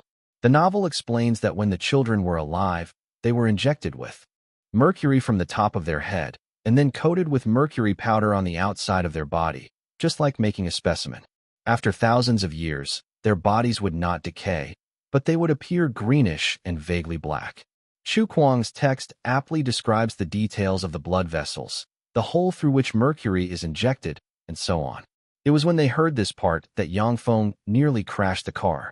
Bang! Suddenly, the door opened. Maybe everyone was so engrossed in the novel, caught off guard by the sudden noise, someone even panicked and knocked over their goji berry tea. Water spilled all over the floor. Only then did everyone realize that it was Xiong, the chief editor, who had arrived. "What are you all doing, looking so surprised?" Xiong frowned. Yang Feng explained, "Chu Kuang has produced a new book." Xiong was stunned. Then his eyes lit up. "What genre?" "Paranormal. Horror. Mystery. Adventure." Several editors blurted out simultaneously. Xiong frowned again. "What exactly is it?" Yang Feng pondered for a moment and said, "I suppose it's a new genre. I think it should be called tomb robbing novels." Tomb robbing. Xiong looked somewhat puzzled. The literal meaning was of course understood. Everyone knows what tomb robbing is. But Xiong couldn't figure out how this could make a good novel. Chu Kuang's new book. Is it another unconventional path? Yang Feng quickly said, "You'll understand when you see it. I've sent the novel to your email." The novel couldn't be easily explained in just a few words because at Blue Star, there has never been a novel of the Ghost Blows Out the Light type before. Simply defining it as horror or mystery seemed insufficient. Apart from Chu Kuang, probably no one else would think of writing such a fantasy novel. "All right." Xiong nodded and went into his office. The editors looked at each other and then started discussing in low whispers. Chu Kuang really has a different style for each book. This one is too scary. I think it's very thrilling. It's like watching a scary movie. I'm frightened but can't resist continuing. Could this be popular? After all, it's in first-person perspective. Hard to say, even though it's in first person, but as I kept reading, I seemed to have adapted. On second thought, don't you think Ghost Blows Out the Light can better engage readers by using first-person perspective? Mystery novels often use first-person perspective. The problem is, we're in fantasy fiction, where readers like protagonists being impressive and charming. Ghost Blows Out the Light seems like it's in the wrong category. It's also a fantasy novel. I think the imagination in this book is terrifying. No matter what, Chu Kuang's novel is terrific. 3 books, 3 different genres. Even the writing style is different each time. This is frightening. After discussing for a while, everyone returned to their seats and continued to read Ghost Blows Out the Light. Half an hour later, the door to the chief editor's office suddenly opened. Xiong ran out. Paced with this scene, the editors of Silver Blue Books felt a strange sense of familiarity. It was also on this day. The chief editorial director personally instructed that Ghost Blows Out the Light would be officially released in June, and the publicity level was set at the highest level. Chapter 231, 216 Goat Quota. Top tier.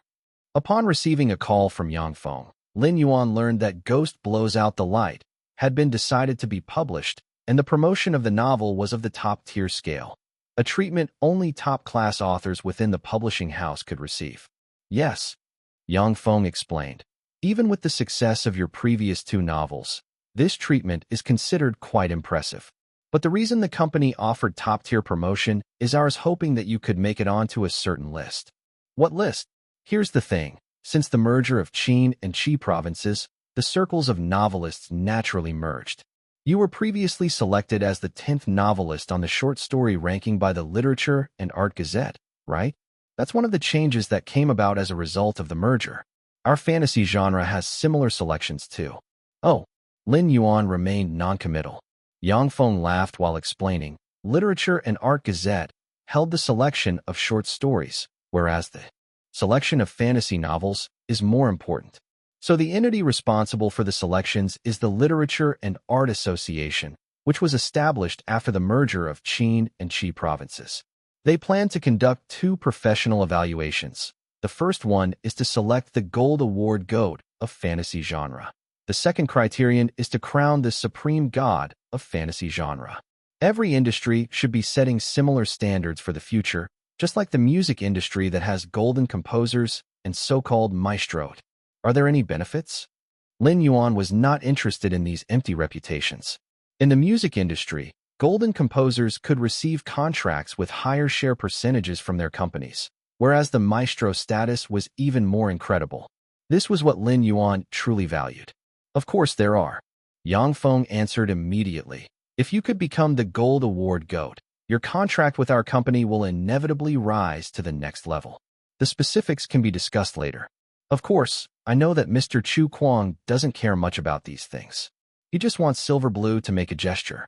As for the Supreme God, chances are slim because the sales volume of Chu Kuang's works is not high enough. I got it. Lin Yuan's eyes sparkled. GOAT is akin to golden composer in the music industry, and Supreme God is equivalent to the maestro in the music world. The biggest drawback for Lin Yuan currently was that the total sales volume of his novels was not high enough. His novels were indeed popular, but he had only been in the industry for so short a time. Without the accumulation over a period, Lin Yuan's sales volume could not be compared to top-class novelists who had been writing for decades. However, Lin Yuan had his strengths. He had pioneered 2 new genres in the fantasy fiction field, and there is also Ghost Blows Out the Light, which would soon establish a new tomb-robbing genre. All these achievements could be counted as Lin Yuan's influences. If a selection is to be held, these would all be considered. Giving the highest promotion to the new book obviously meant that Silver Blue Books wanted to help him receive a higher ranking. After all, the stronger the influence of the authors under a company, the greater the influence of the company itself. And, as long as you understand. Yang Feng chuckled. Recently, these matters have been circulating both within and outside the industry. It is rumored that the selection would commence officially in June. Therefore, the timing of your new book is just right. However, precisely because there is such a selection in June, there are numerous authors releasing their works in June. Ghost Blows Out the Light happens to be the new book that Silver Blue values most in June. Lin Yuan did not engage in further discussion. Regardless of the selection results, at least the top-tier promotion arranged by Silver Blue was a good thing. Just like the promotion for films, novels also require promotion before their publication. Proper promotion could garner more sales. After all, good wine needs no bush. Word-of-mouth reversal? Rising through word-of-mouth reversal is indeed a good narrative, but that is only a consolation when faced with reality. Wouldn't it be better if a storyline could be explosive right from the start? Sure enough, after notifying Lin Yuan, Silver Blue Books began to operate on a full scale. Ghost Blows Out the Light directly entered the top-tier promotion phase. It involved not only the conventional strategy of flaunting banners on the official website, but also pervasive urban advertisements and newspaper promotions. Even the literary section of the tribe also advertised for it, mentioning that Chu Kuang would soon publish a new lengthy novel. Consider this. Under normal circumstances, tribes seldom accept these kinds of novel advertisements. However, this, after all, is a new book by Chu Kuang, and there has always been a good cooperation foundation between the tribes and Chu Kuang. Therefore, When Silver Blue Books approached for a partnership, the tribe agreed without considering much. Instead of saying it's to give Silver Blue Books face, it's more about showing some courtesy to Chu Kuang. As a result, the advertising campaign was successful. After this comprehensive promotion, Chu Kuang's new book advertisements were everywhere within a few days. All those paying attention to novels knew about the release of Chu Kuang's new book. Anyone could see that this was the highest level of promotional value that a writer could get from a publishing house. The advertising effect was almost maxed out.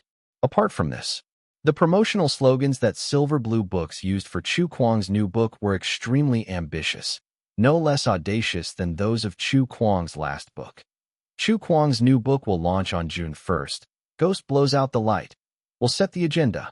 Meanwhile, there were more slogans everywhere. Their appearances all over the internet were relentless, like the irresistible advertisements on some novel forums that sparkled curiosity in people. Planting mound print, touching golden talisman, moving mountains and unloading ridges to find dragon decisions.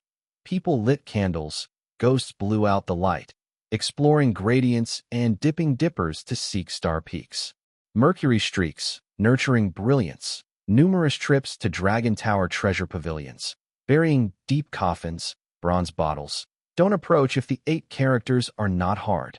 People light candles. Ghosts blow out the light. Although the style of the advertisement was completely different from the previous 2 books by Chu Kuang, resembling supernatural novels, many readers actually enjoyed this mysterious feeling. It highlighted an impressive unknown, especially the fans of Chu Kuang. It feels like it's a new genre. The promotional material said, they're starting a new school of thought. After the previous 2 books, although I had hoped Chu Kuang would continue with fantasy, martial arts, or sports genre, I still support him writing a new genre. Because I believe in Chu Kuang's writing ability, the previous 2 books have proven everything. The advertisement is really strong. Old rascal Chu Kuang is now one of the faces of Silver Blue Books. His sales may not be number 1, but his influence is extremely high. After all, he led 2 waves of trends. He's a real pioneer. How could Silver Blue Books not give him the recognition? I can't wait. The old rascal Chu Kuang has finally released a new book. Seems like he's quite productive. But I won't read it. Ever since he killed off Biao in his book, I decided not to read any of his novels anymore. This post is my witness. To be released in June? Are there too many new books being released in June? Probably all aiming for the GOAT award. But Chu Kuang is one of the few authors whose status is high enough. Other novels released in June can only be considered as last-minute attempts. The main thing is still past achievements. I think with Chu Kuang's strength, there's no problem in getting a GOAT award. And within the industry, all the major publishing companies frowned at the same time. In such fiercely competitive market conditions, Chu Kuang's sudden release of a new book is not good news for everyone, since everyone in the industry has already witnessed Chu Kuang's capability twice. In fact, from the start of the high-level promotional campaign, several booksellers have contacted Silver Blue Books, pre-ordering a certain number of Chu Kuang's new books. After last time's painful incident, no one dares to underestimate Chu Kuang anymore. Is he ushering in a new school of thought again? Is he aiming for the GOAT? Addicted to introducing new genres? Even if Chu Kuang doesn't release a new book in June, with the influence of his previous 2 books, he still has hope of getting the GOAT award. Now that he's releasing a new book, he probably wants to play it safe. The specifics are up to the quality of his new book. It shouldn't be too bad. That's not necessarily true.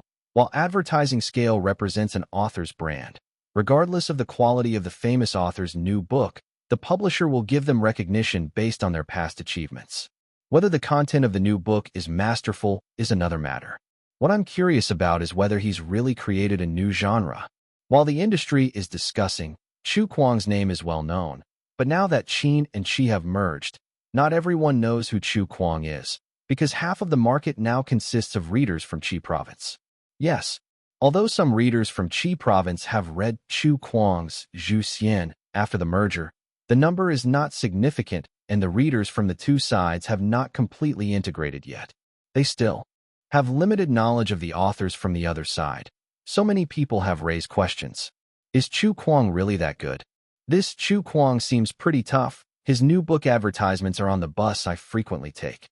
In our Qi province, such a level of author is already a leading figure in some fields. Is he really that impressive? I've read Chu Kuang's short story Necklace. It was really good.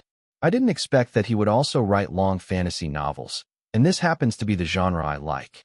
I'm curious to see if Chu Kuang really is that good. Naturally, readers from Qin province are eager to explain Chu Kuang's information to readers from Qi province. Chu Kuang originally wrote long stories. All the popular sports competitive texts in Qin are following Chu Kuang's trend. Qin's popular fantasy martial arts novels are also following Chu Kuang's trend. Do you know what a pioneer stands for? With pride. With a hint of bragging. Since Chu Kuang is a fantasy writer from Qin, after explaining to the readers from Qi, they genuinely have high expectations and plan to see how good Ghost Blows Out the Light is. This also serves another purpose of Silver Blue Books in giving Chu Kuang's new book the highest level of promotion. Win the competition. Expand the market. Let Chu Kuang firmly become a goat, and at the same time let the readers of Qi province recognize Chu Kuang's strength. In this way, the sales of Chu Kuang's novels can go to a higher level. Without a doubt, Silver Blue Books is still very optimistic about the quality of Ghost Blows Out the Light. Although there is some internal controversy about this novel, such as worries that readers won't accept the first-person narrative or concerns that the genre of this novel doesn't quite match with fantasy, one thing everyone agrees on is, this novel is very fascinating. All major publishing companies are now closely watching the competition. The publisher with more goats and supreme gods under its banner represents greater strength. Naturally, Silver Blue Books wants to help Chu Kuang. Chapter 232, 217 Official Release _1. GOAT, the absolute best. The award seems rather adolescent. However, who among the readers who enjoy fantasy novels don't have some adolescent attributes? The official naming of this award is probably also a way of catering to young readers who love this genre of novels. After all, everyone still likes to call their favorite author GOAT. There are also some who call them Old Rascal. However, this title is used by the minority. Only those authors who evoke mixed feelings of love and hate from their readers are addressed as Old Rascals. If there were an Old Rascal award, Chu Kuang, the author who killed off Biao, might be famous on the list. Lin Yuan didn't care about these shallow titles until he knew that being the supreme deity could earn better contracts. At that moment, Lin Yuan's aspiration to be the so-called supreme deity was as great as his anticipation of becoming maestro. In comparison, the benefits of the short story award, apart from gaining a good reputation, seem uncertain. Of course, there are some benefits. But in terms of making money, long stories overpower short ones, which is why Lin Yuan has never given up on writing long novels. In the following days, Lin Yuan conscientiously paid attention to the award's developments. The Literature and Art Gazette, which previously ranked authors based on their short stories from Qin and Qi provinces, is affiliated with the Literature and Art Association and is considered a subsidiary unit. The short stories were judged by the Literature and Art Gazette. The judging of the long stories, on the other hand, is conducted by the headquarters of the Literature and Art Association, and preparations for it have been underway for a while. Otherwise, the news wouldn't have already reached the public. Only someone like Lin Yuan, who straddles multiple industries, lacked knowledge of industry updates. And by the middle of May, the details of the GOAT and Supreme Deity Awards were finally disclosed. The Literature and Art Association published an article in the Literature and Art Gazette, stating, "In the future, the awards will be held annually, so there will be new GOATs and Supreme Deities every year. The exact number is yet to be determined, but the number for the first event has already been decided. We will judge fair and square, openly choosing 10 GOAT-level fantasy authors and 3 Supreme Deities." As expected, the difficult Supreme Deity Award only has 3 spots available, which are very likely to be given to the top fantasy authors who have been famous for many years and have consistently achieved good results. The number of spots for the GOAT Award is comparatively more, a total of 10. No wonder Silver Blue Books believes Chu Kuang can secure one of the GOAT spots. Although he started late, Chu Kuang's influence is not something ordinary novelists can compete with. Indeed, there are many industry insiders who have already started to forecast For these kinds of rankings, it is actually possible to predict some of the results in advance, given that the editors within the industry understand the author's achievements the best. And in the vast majority of predictions, Chu Kuang's name features prominently. In terms of sales, Chu Kuang doesn't have a significant advantage in being picked as the GOAT, but his industry influence is undeniable. Chu Kuang has consecutively created 2 new genres of writing. It's only fair that he secures a spot as the GOAT. Many agreed with this sentiment. The indisputable fact is, the sports novels and xianxia novels created by Chu Kuang have provided for many authors. The influence of the pioneer is too great, especially the xianxia novels, which are so hot right now. There was a tally. In the Qin provincial market, the xianxia and sports competition genres combined have already occupied 1/5 of the market share in the fantasy domain. In other words, 1/5 of the authors on the market are following the 2 genres initiated by Chu Kuang. Does 1/5 sound small? No. When we talk about the entire Qin province, it's quite terrifying. Of course, now with the merger of Qin and Qi provinces, this market share has certainly shrunk a lot, but this accomplishment is already dazzling enough for Chu Kuang. The editors are making predictions, and so are the readers. The readers are more fond of making these predictions than the editors, even coming up with specific lists. There are people who believe that Chu Kuang will make it to the GOAT list, but his ranking might not be particularly high because fantasy authors from both Qin and Qi will be participating in the evaluation. In comparison, the fantasy novels from Qi province are indeed inferior to those from Qin. That's just relatively speaking. Qi province also has many talented fantasy authors. But to be fair, several fantasy authors from Qi province will inevitably be selected, although the number will likely be less than those from Qin. But now, there's no point in making any more predictions, because the official results will only be formally announced after July. Currently, in the marketplace, everyone seems more concerned with how the new books released in June will perform. There are many talented authors in June.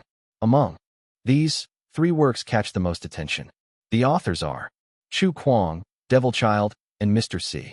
No need to mention Chu Kuang, the marquee artist in June for Silver Blue Books and the focus of the highest ad campaign. Devilchild's work is also being released in June, titled The Sword Sage Descends the Mountain. His fame is no less than that of Chu Kuang.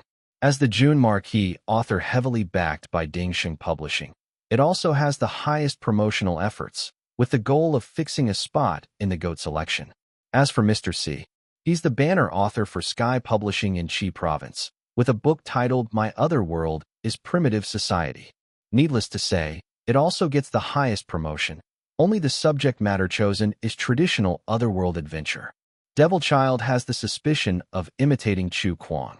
But now that xianxia has created a trend, nobody keeps bringing up whether one is copying or not anymore.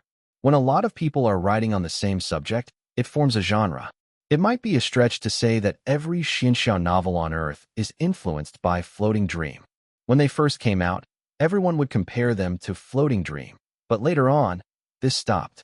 All in all, the promotion of these 3 novels was fierce, alongside the release of some other novels. But clearly, they couldn't compete with the hottest promoted titles. The booksellers were also making choices. On the side of Silver Blue Books, many booksellers pre-ordered Ghost Blowing Lamp. But the June new releases of Mr. C and The Devilchild, 2 novelists, were also pre-ordered by major bookstores. Just comparing the pre-order data, Ghost Blowing Lamp of Silver Blue Books, which hasn't been released yet, has already sold 1 million copies. The Sky Publishing House's My Other World is Primitive Society, also not yet released, has currently sold 1 million copies as well. The most impressive is Devilchild's The Sword Sage Descends the Mountain, with pre-sales of 1.3 million copies. This doesn't mean that Devilchild is stronger than the other 2. The main reason is related to the theme. Because there are no tomb-robbing types in the market, Silver Blue Books classified Ghost Blowing Lamp as a horror mystery, a niche market. It was only after Zhu Xian that the industry dared not treat Chu Kuang normally. Otherwise, the initial treatment of this book would not be better than Chu Kuang's previous work. On the other hand, My Other World is Primitive Society is much more steady, a traditional otherworld adventure. While readers may be tired of this, it is still the most active genre in the market. As for Devil Child's The Sword Sage Descends the Mountain, the pre-sales were the highest because it is a xianxia. Xianxia is the freshest subject matter currently, with several bestsellers already out. Plus, the writer this time is Devil Child, naturally appealing to booksellers. Why? Because Devil Child has many nicknames, such as Killer of Original Series, King of Bandwagon Hopping, Master of Drastic Changes, and so on. Hearing these nicknames, Devil Child is good at jumping on the bandwagon, but he does it cleverly, adding his own details and thoughts, making drastic changes, and the final works often perform better than those he imitates. This is a kind of ability. Many powerful writers in the industry have this ability, but Devil Child is undoubtedly the cream of the crop. Some even wondered if The Sword Sage Descends the Mountain could surpass The Pioneer. That is, Chu Kuang's Zhu Xian.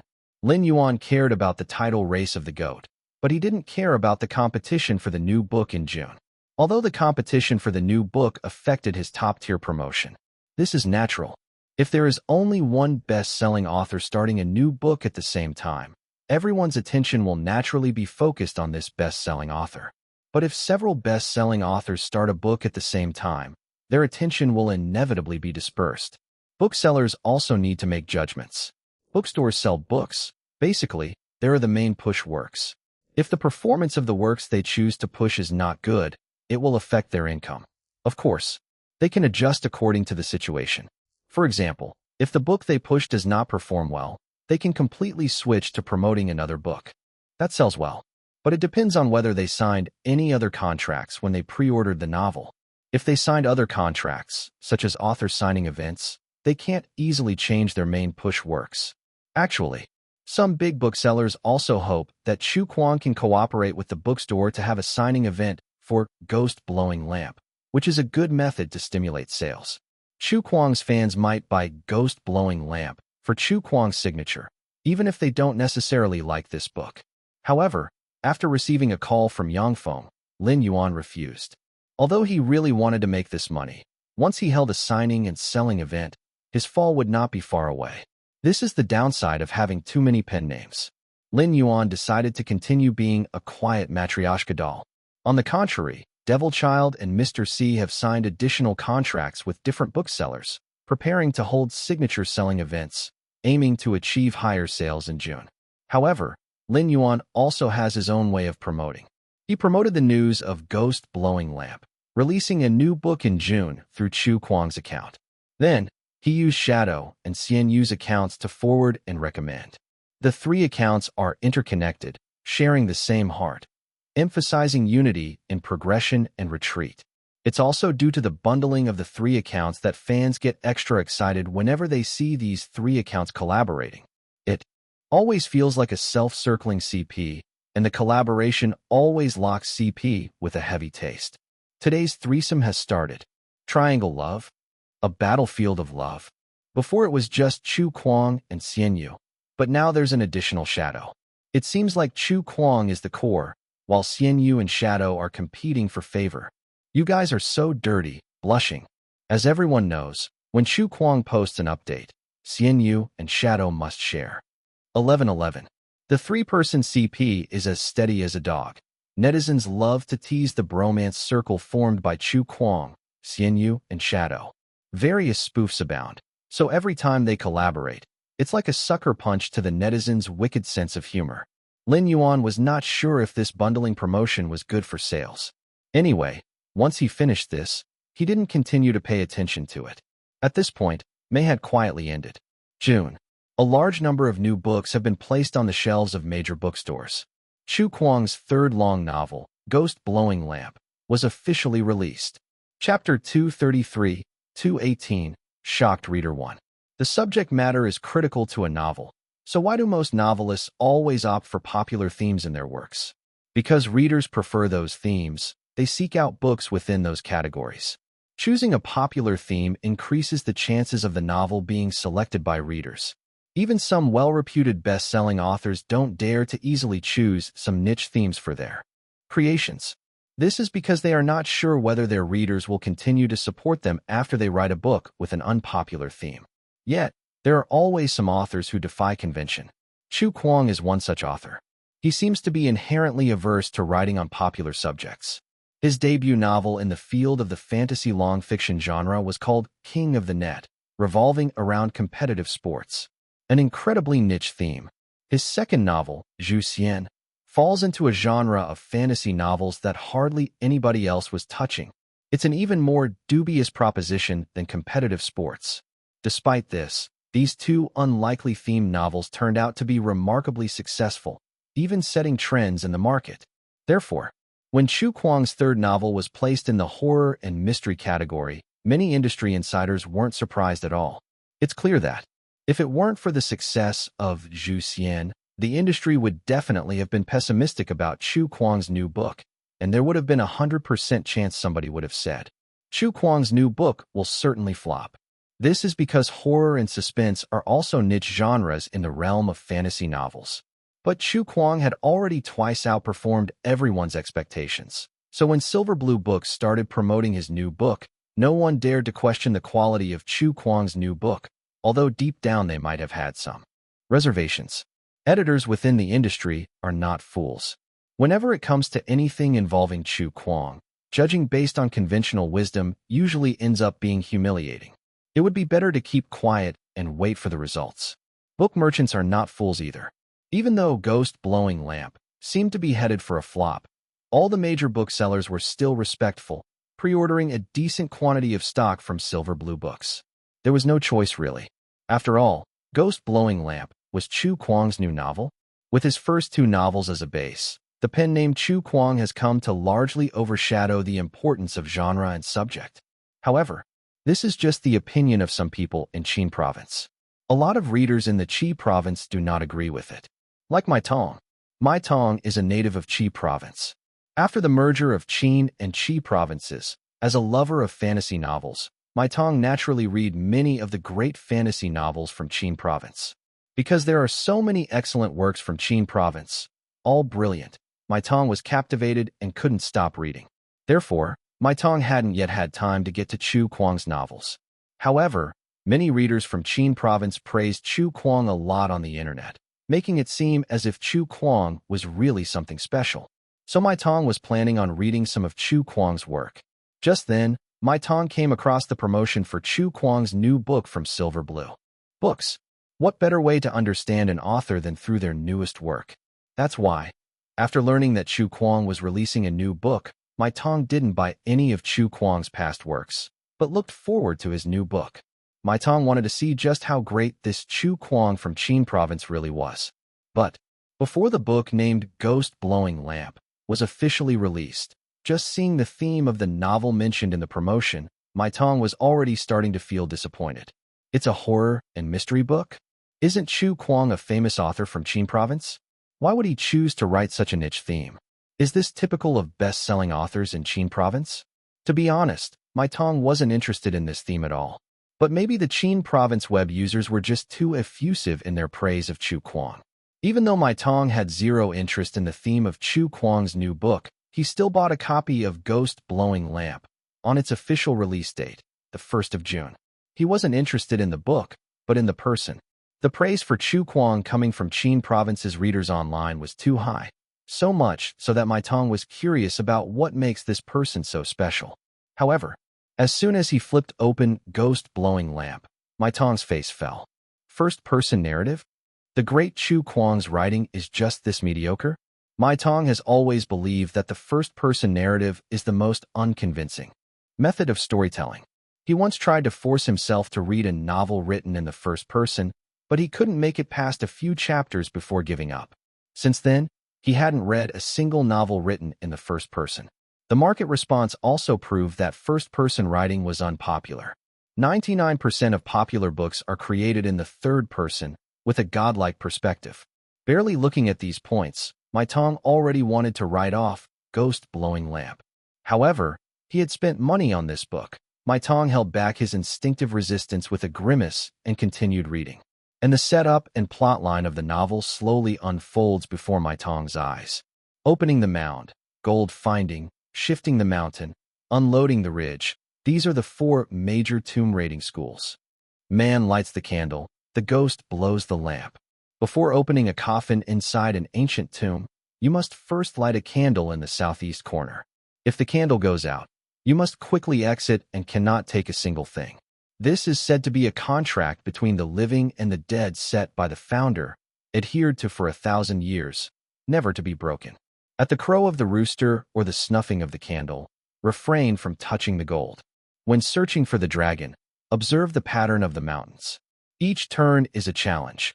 A gate with 1,000 locks hints at royalty living within. At first, my tongue skimmed through the book hastily, like swallowing dates whole. Just like reading a textbook, his lack of interest made his reading very perfunctory. But when doing plot unfolded, like the part about paper dolls, and the rules and setup of tomb robbing got meticulously analyzed by the author, my tongue gradually got interested. This is quite intriguing. He quirked an eyebrow and continued to read. Time ticked away little by little. When the story got integrated into the main line, through the perspective of Hubei, my tongue found his eyes widening a little, the speed of his reading slowing down. Zongzi, rice dumplings. Goldfinder's charm. Gifted one distributes gold and determines dwelling places. 16-character Yinyang Feng Shui secret technique. From the moment the ancient city of Jingjue got first mentioned in the story, the main plotline became clear. It was like the trunk of a large tree, slowly branching out into leaves and twigs. It's absolutely fascinating. With the progression of the story, my tongue completely lost himself in it. He recalled those Qin province readers' comments on Chu Kuang on the internet. For the very first time, he felt a profound agreement in his heart. Chu Kuang, so exceptional. This novel, seemingly scary, actually covers historical geography, humanities, and even the Book of Changes. Only a knowledgeable author could produce such a work. Because, to write this type of book, one needs the imagination of a thriller author, the profundity of a historical writer, the logic of a detective writer, a psychologist's grasp on human nature, knowledge of a civil engineer, the sensitivity of a politician, the basics of a geographer, and most importantly, an endless source of superb inspirations. A great reputation is never gained without merit. Chu Kuang accomplished all this. What is most magical is the tomb robbing scenes depicted by Chu Kuang. The underground world he describes is too ingenious and bizarre. The thrilling and terrifying atmosphere carries an intense mental stimulation, triggering my tongue's countless imaginations. The characters are very vividly drawn. Hubei, who would talk about everything under the sun, but would become decisive at crucial moments. Shirley Yang, who's agile and has extraordinary insights, upstanding and universal. Wang Kai-xian, the fatty Wang, who loves money and has a fear of heights, yet demonstrates deep loyalty and extraordinary gun skills. Faction, unique skills, jargon, sense of era, all present. It appears absurd, yet it's unusually reasonable. There's even analysis and explanation of materialism weaving through it, which keeps people from feeling that the author is concocting cock-and-bull stories. This world almost real, thrilling and exciting, horrifying and suspenseful, mystifying and weird, while carrying a bit of deductive, puzzle-solving vibe. This is entirely different from the horror suspense that my tongue had expected, even putting this novel into the horror suspense category is somewhat of a mistake. This is clearly a new genre. This is a grave-robbing novel that's never been seen in the market before. I'm totally sold. My tongue's mood became exceedingly excited. Previously, he disliked the first-person perspective, but as he read through the novel, he suddenly felt there's nothing wrong with first-person perspective. Tomb-robbing novels should use first-person perspective to boost immersion, making one feel as if they too have entered the story. This kind of immersive reading experience is something third-person perspective can't provide. In other words, if the writer is skillful enough, first-person perspective can also be beautifully done. By now, it was already dark. Without realizing it, my tongue had spent the whole afternoon reading. Only then did he come back to his senses and notice that his neck was a little sore and his eyes a little dry. However, at this point, he was nearly finished with the first volume of the novel. My tongue reads quite fast compared to average readers. Meanwhile, around the same time, the editors of Silver Blue Books were anxiously awaiting feedback online for Ghost Blows Out the Light. Though there were some comments already, most of them were not directly related to the content, only personal support for Chu Kuang. There shouldn't be any problems, right? Although the style of the novel isn't exactly youthful and imaginative, in this era, isn't it all about whether the story is exciting or not? I'm worried that readers won't accept the first-person perspective.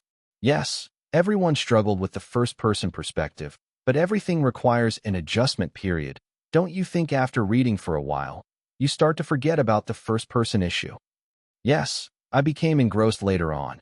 I didn't even mind the first-person perspective. As the editors carried on with their discussion, feedback on Ghost Blows Out the Light started to appear online. The first wave of readers finally showed up. The novel was officially launched at 7 in the morning. By now, almost 12 hours had passed since the launch of Ghost Blows Out the Light. For fast readers, finishing the first volume of Ghost Blows Out the Light within 12 hours was not a problem, even if they didn't finish the first volume. After reading just a part of this book, its exciting charm started to emerge, enough to allow all appraisals to be well-founded.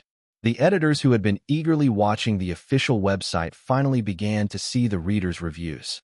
The first review regarding the official content was from a reader named Mai Tong. As a reader from Qi Continent, I've always heard of the great Chu Kuang. Today I had the fortune of reading Ghost Blows Out the Light, finished it in one breath, and was mind-blown. Since the merger of Qin and Qi, this is the best novel I've ever read from Qin province. Shortly after, as if a starting gunshot, once this book review appeared, more reviews regarding Ghost Blows Out the Light followed like bamboo shoots after a spring rain, one after another. Chapter 234, 219, The Old Pioneer. As the direct editor of Chu Kuang, Yang Feng is more dedicated than anyone to the reader feedback for Ghost Blows Out the Light. When it was about time, he would wait in front of the computer, constantly refreshing the readers' reviews. The new work is really amazing. It scares me to the point that I dare not go to the toilet. I, as a man, in broad daylight, dare not go to the toilet. Do you seem very proud? Did Chu Kuang try to scare me to death and then inherit my mortgage? Children do not speak of strange forces and chaotic gods. The snippets in this book actually justified themselves with materialism. Hey bro, wait a second. How about you explain to me the principle of corpse fragrance demon Taro using materialism? Yang Feng couldn't help but laugh. How could a tomb-robbing novel be entirely explained by materialism? The corpse fragrance demon Taro and so forth mentioned in the book, many of the bizarre plots, all have a bit of a mystical tint. Fortunately, this is not what the readers are hung up on. More readers think this book is horrifyingly exciting. The plot makes my scalp tingle and my heart kept pounding. Is Chu Kuang, the old rascal, avenging us for blaming him for killing Biao? However, the novel is really good. Chu Kuang, the old rascal, is still extraordinarily talented. Oh my god, it's a horror novel. I'm so scared but want to continue reading. I can't stop. The intriguing tomb robbing is astonishingly brilliant. This novel should be placed in the adventure category, but no matter what category, it doesn't change the fact that it's niche. Thankfully, Chu Kuang made this tomb robbing theme popular. What did Chu Kuang, the old rascal, major in? How does he seem to know everything? The book involves too much knowledge about geography and feng shui. Chu Kuang can now construct ancient tomb castles with just words. Good reviews. All good reviews. The horror atmosphere made many readers uncomfortable. The type of Ghost Blows Out the Light is nowhere near the same as Chu Kuang's previous two books, not to mention a completely different style. But considering the quality of the text, Chu Kuang's new book is as brilliant as ever. Of course, it's also very scary. The majority of readers have expressed that while the book is scary, it is also very exciting. So essentially, they are all scared, yet irresistibly curious about the upcoming plot. Therefore, they can only continue reading amidst fear and excitement. It's not easy to experience stimulating emotions while reading a novel. There are also many comments from readers from the Qi province. Most of these readers from the Qi province are reading Chu Kuang's work for the first time. But such a first-time experience is destined to be unforgettable. Ghost Blows Out the Light captivated many new readers to Chu Kuang's work. Based on experience, Yang Feng has already made a judgment. This book is a success. At this moment, Yang Feng is no longer nervous. He exhaled a long breath, as expected from Chu Kuang. As a matter of fact, not only the official website, There are also quite a few editors from other publishing companies in the industry who are paying attention to Ghost Blows Out the Light. However, unlike readers in Qi Province, the focus of these editors is on new genre. After sports and martial arts novels, Chu Kuang actually created another new genre of novels. Isn't that a bit too terrifying?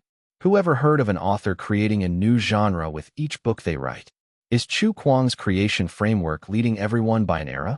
If we look at it from a broader perspective, Ghost Blowing the Lamp can indeed be considered mystery, horror, adventure.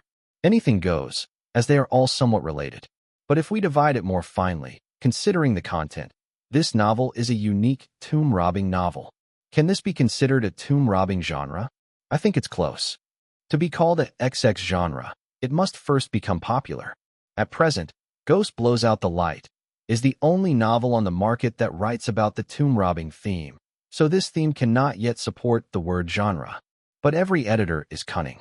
Anyone can see that. The ideas in Ghost Blows Out the Light can be imitated even if they can't be copied.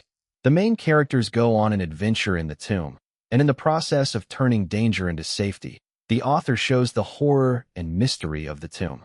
What is it suitable for? Of course it's to follow the trend.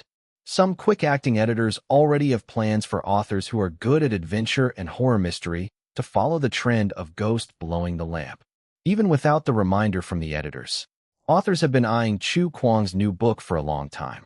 Following Chu Kuang means there's meat to eat. If you can't eat meat, at least you can drink soup.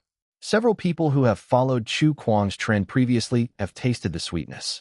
So, when Chu Kuang creates a new genre again, many people want to see if they can also catch the trend. As for this, the editors in the industry are even more sighing. 3 long novels, written in whatever unpopular genre, and each book is so well written. This kind of novelist is a monster.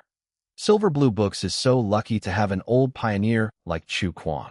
I can't believe that tomb robbing can also be written as a novel. It's fortunate for other authors that Chu Kuang is in the market, but if they release a book at the same time as Chu Kuang, it's another story. You're talking about Mr. C and Devil Child, right? They will most likely be overshadowed. The key point is that he also used first person. This is really impressive.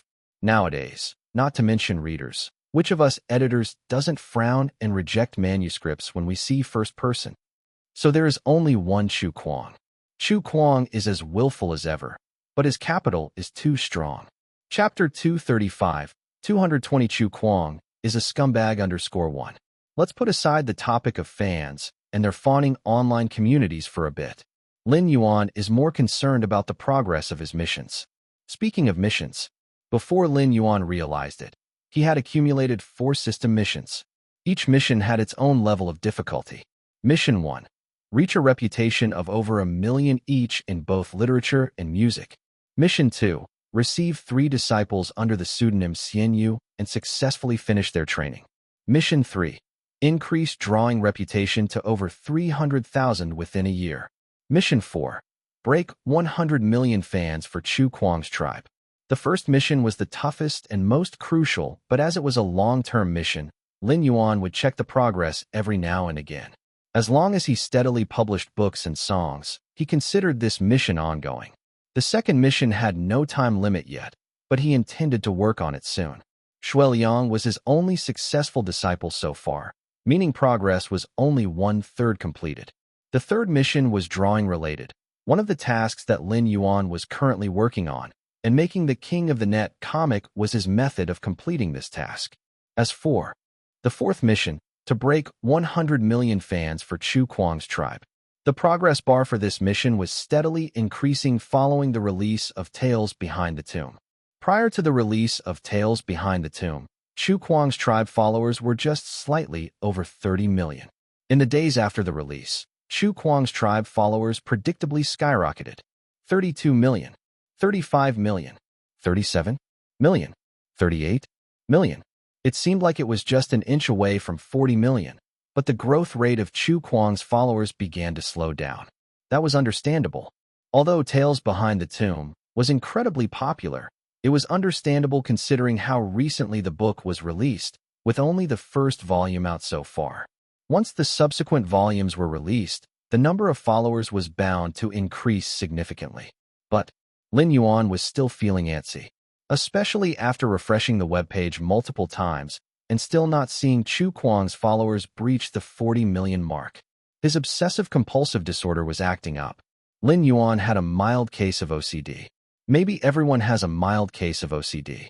Either way, all Lin Yuan wanted to see that day was Chu Kuang's followers surpassing the 40 million mark. Not achieving this target was making him feel antsy. What to do about it? Time for some creative thinking. After thinking for about 10 seconds, an idea formed in Lin Yuan's mind. A straightforward and brutal method. That was to post a status under Xian Yu's account. We're just a little short of breaking 40 million followers. Could everyone please help to follow at Chu Kuang's tribe account? Yes. What Lin Yuan thought of was to rally Xian Yu's followers to become followers of Chu Kuang. As for Shadow, the Shadow account only had a few million followers, so rallying them likely wouldn't make much of a difference. Plus, Shadow's comic was an adaptation of Chu Kuang's King of the Net. So, there was already a significant overlap between Shadow's followers and Chu Kuang's followers, making rallying these followers not particularly productive. What Lin Yuan didn't expect was, this status seemed to strike a chord with the fans, and the comments section blew up. Getting this direct now? Can I take it as official confirmation? Gay for each other. Bromance goals, sharing one quilt. Alright, followed, and notifications turned on. Wow, you must be really close to let your followers follow someone else. Chu Kuang already has more followers than you. Instead of trying to increase your own followers, why are you working on increasing his? I declare that Shadow has lost this round. Shadow, is it because I have fewer followers than you?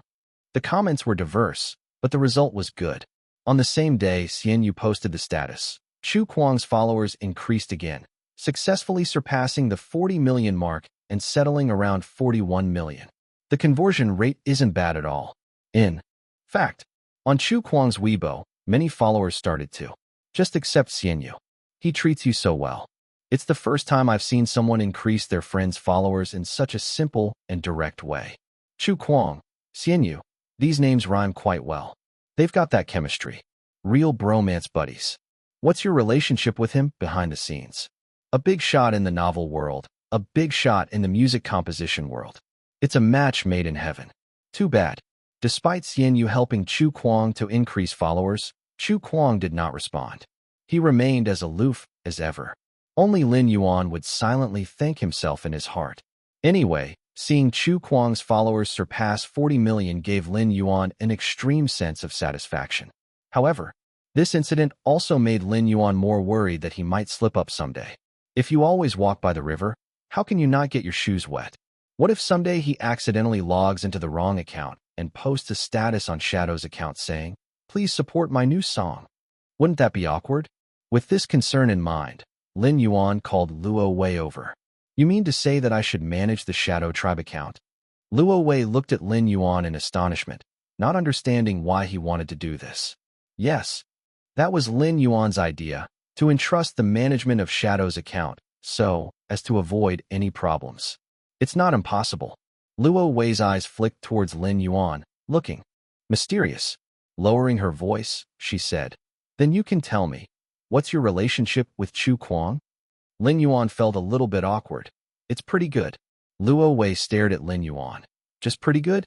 Rest assured, feel free to say anything. I'll keep it a secret. I'm known by everyone for keeping my mouth shut." Did Luo Wei sense something? Lin Yuan felt uneasy and suddenly became coy. Probably very good. His relationship with himself, of course, was really close. But when asked by others, and without the ability to directly explain, Lin Yuan would naturally become coy. There seemed to be a sense of inexplicable shame. After all, his three pseudonyms had their own distinct online personalities. What Lin Yuan didn't know was that his reaction, in Luo Wei's eyes, had a completely different interpretation. Luo Wei let out a deep, "Oh, then can you tell me, what's the relationship between Chu Kuang and Xian Yu?" Lin Yuan didn't hesitate to say, "It's pretty good too." Luo Wei frowned, suddenly seeming dissatisfied. "I didn't realize that Chu Kuang was such a jerk." Lin Yuan didn't understand Luo Wei's sudden mood change. "What?" "Nothing." Luo Wei looked at Lin Yuan earnestly. even a little pity and outrage in her eyes. I understand. I empathize with you. I will help you. What do you understand? Why empathize with me? Lin Yuan always felt that there was something off about Luo Wei. However, since she agreed to manage Shadow's account, Lin Yuan had no worries left. There was no one more suitable to handle the Shadow account than Luo Wei. Since Luo Wei had contributed at least 1/3 of the effort toward the comic drawn by Shadow, she certainly knew how to manage the account. Chapter 236, 220 Chu Kuang is a scumbag. Let's put aside the topic of fans and their fawning online communities for a bit. Lin Yuan is more concerned about the progress of his missions. Speaking of missions, before Lin Yuan realized it, he had accumulated 4 system missions. Each mission had its own level of difficulty. Mission 1. Reach a reputation of over 1 million each in both literature and music. Mission 2. Receive 3 disciples under the pseudonym Xian Yu and successfully finish their training. Mission 3. Increase drawing reputation to over 300,000 within a year. Mission 4. Break 100 million fans for Chu Kuang's tribe. The first mission was the toughest and most crucial, but as it was a long-term mission, Lin Yuan would check the progress every now and again. As long as he steadily published books and songs, he considered this mission ongoing. The second mission had no time limit yet, but he intended to work on it soon. Shuiliang was his only successful disciple so far, meaning progress was only 1/3 completed. The third mission was drawing-related, one of the tasks that Lin Yuan was currently working on, and making the King of the Net comic was his method of completing this task. As for the fourth mission, to break 100 million fans for Chu Kuang's tribe.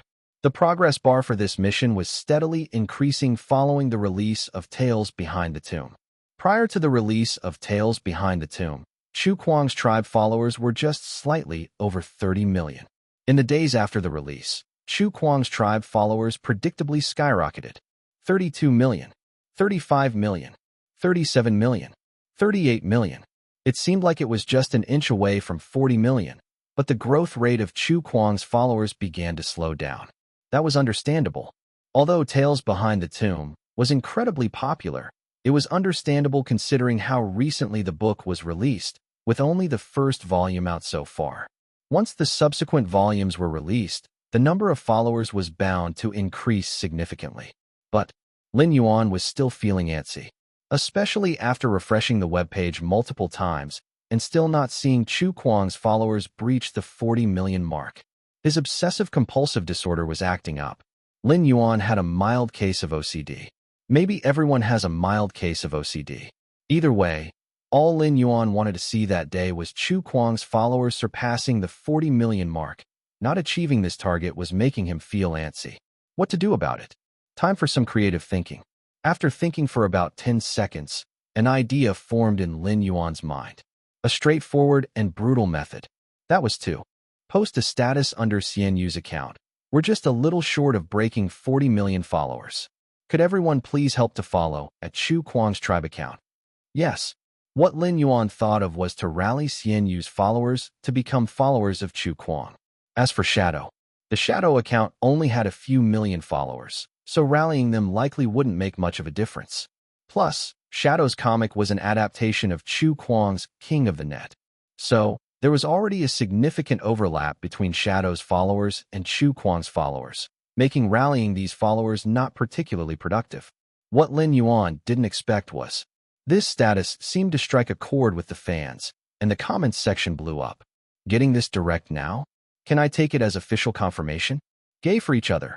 Bromance goals, sharing one quilt. Alright. Followed, and notifications turned on. Wow. You must be really close to let your followers follow someone else. Chu Kuang already has more followers than you. Instead of trying to increase your own followers, why are you working on increasing his? I declare that Shadow has lost this round. Shadow, is it because I have fewer followers than you? N11. The comments were diverse, but the result was good.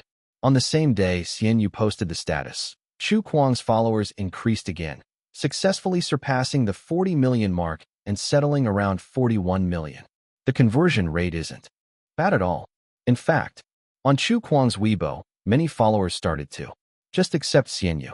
He treats you so well. It's the first time I've seen someone increase their friends' followers in such a simple and direct way. Chu Kuang, Xianyu, these names rhyme quite well. They've got that chemistry. Real bromance buddies. What's your relationship with him behind the scenes? A big shot in the novel world, a big shot in the music composition world. It's a match made in heaven. 11:11. Too bad. Despite Xianyu helping Chu Kuang to increase followers, Chu Kuang did not respond. He remained as aloof as ever. Only Lin Yuan would silently thank himself in his heart. Anyway, seeing Chu Kuang's followers surpass 40 million gave Lin Yuan an extreme sense of satisfaction. However, this incident also made Lin Yuan more worried that he might slip up someday. If you always walk by the river, how can you not get your shoes wet? What if someday he accidentally logs into the wrong account and posts a status on Shadow's account saying, "Please support my new song"? Wouldn't that be awkward? With this concern in mind, Lin Yuan called Luo Wei over. You mean to say that I should manage the Shadow Tribe account? Luo Wei looked at Lin Yuan in astonishment, not understanding why he wanted to do this. Yes, that was Lin Yuan's idea, to entrust the management of Shadow's account, so as to avoid any problems. It's not impossible. Luo Wei's eyes flicked towards Lin Yuan, looking mysterious. Lowering her voice, she said, "Then you can tell me, what's your relationship with Chu Kuang?" Lin Yuan felt a little bit awkward. "It's pretty good." Luo Wei stared at Lin Yuan. "Just pretty good? Rest assured, feel free to say anything. I'll keep it a secret. I'm known by everyone for keeping my mouth shut." Did Luo Wei sense something? Lin Yuan felt uneasy and suddenly became coy. Probably very good. His relationship with himself, of course, was really close. But when asked by others, and without the ability to directly explain, Lin Yuan would naturally become coy. There seemed to be a sense of inexplicable shame. After all, his three pseudonyms had their own distinct online personalities. What Lin Yuan didn't know was that his reaction, in Luo Wei's eyes, had a completely different interpretation. Luo Wei let out a deep, "Oh, then can you tell me, what's the relationship between Chu Kuang and Xianyu?" Lin Yuan didn't hesitate to say, "It's pretty good too." Luo Wei frowned, suddenly seeming dissatisfied. "I didn't realize that Chu Kuang was such a jerk." Lin Yuan didn't understand Luo Wei's sudden mood change. "What?" "Nothing." Luo Wei looked at Lin Yuan earnestly, even a little pity and outrage in her eyes. "I understand. I empathize with you. I will help you." "What do you understand? Why empathize with me?" Lin Yuan always felt that there was something off about Luo Wei. However, since she agreed to manage Shadow's account, Lin Yuan had no worries left. There was no one more suitable to handle the Shadow account than Luo Wei. Since Luo Wei had contributed at least 1/3 of the effort toward the comic drawn by Shadow, she certainly knew how to manage the account. Chapter 237, 221, Post-production of the movie completed. Not only was Chu Kuang's alias account rising in popularity among the tribe, but Lin Yuan's literary fame was also growing, currently reaching 400,000. Literature had now become Lin Yuan's highest category in prestige value. The latecomers surpassed. Previously, Lin Yuan had always been leading in music prestige, mainly because Xianyu was Lin Yuan's earliest alias, and his priority has always been music. However, the sustained popularity of novels could not be subdued. Think about it.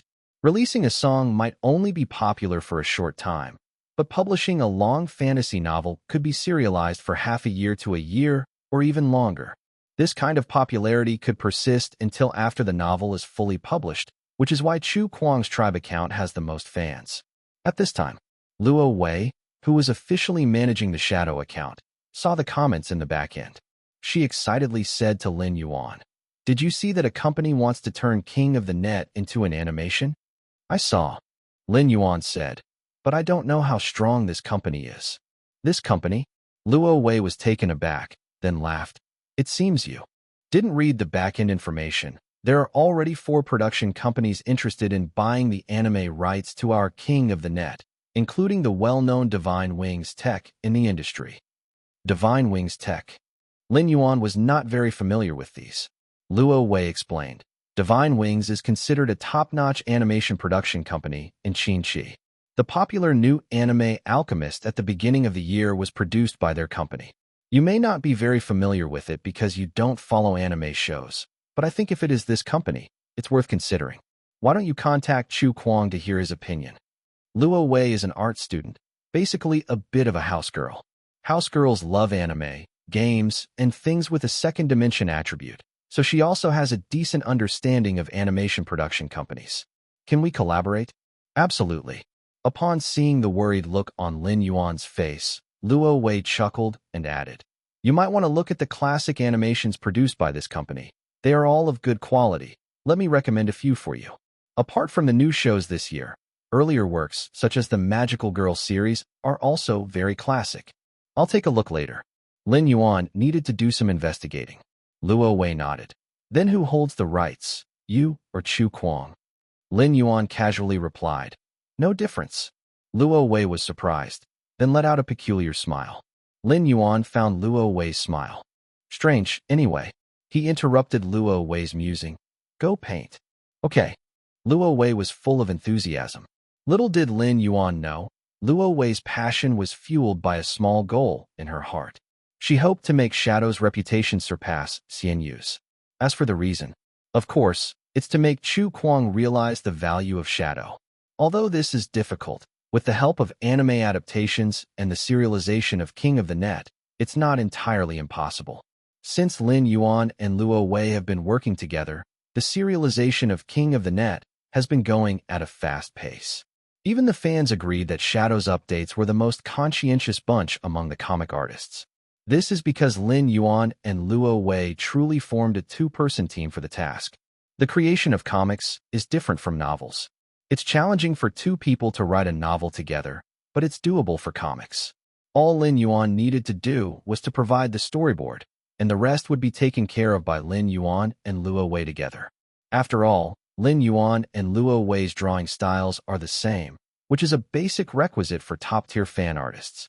Thanks to this collaboration, The King of the Net has been serialized for quite a bit now.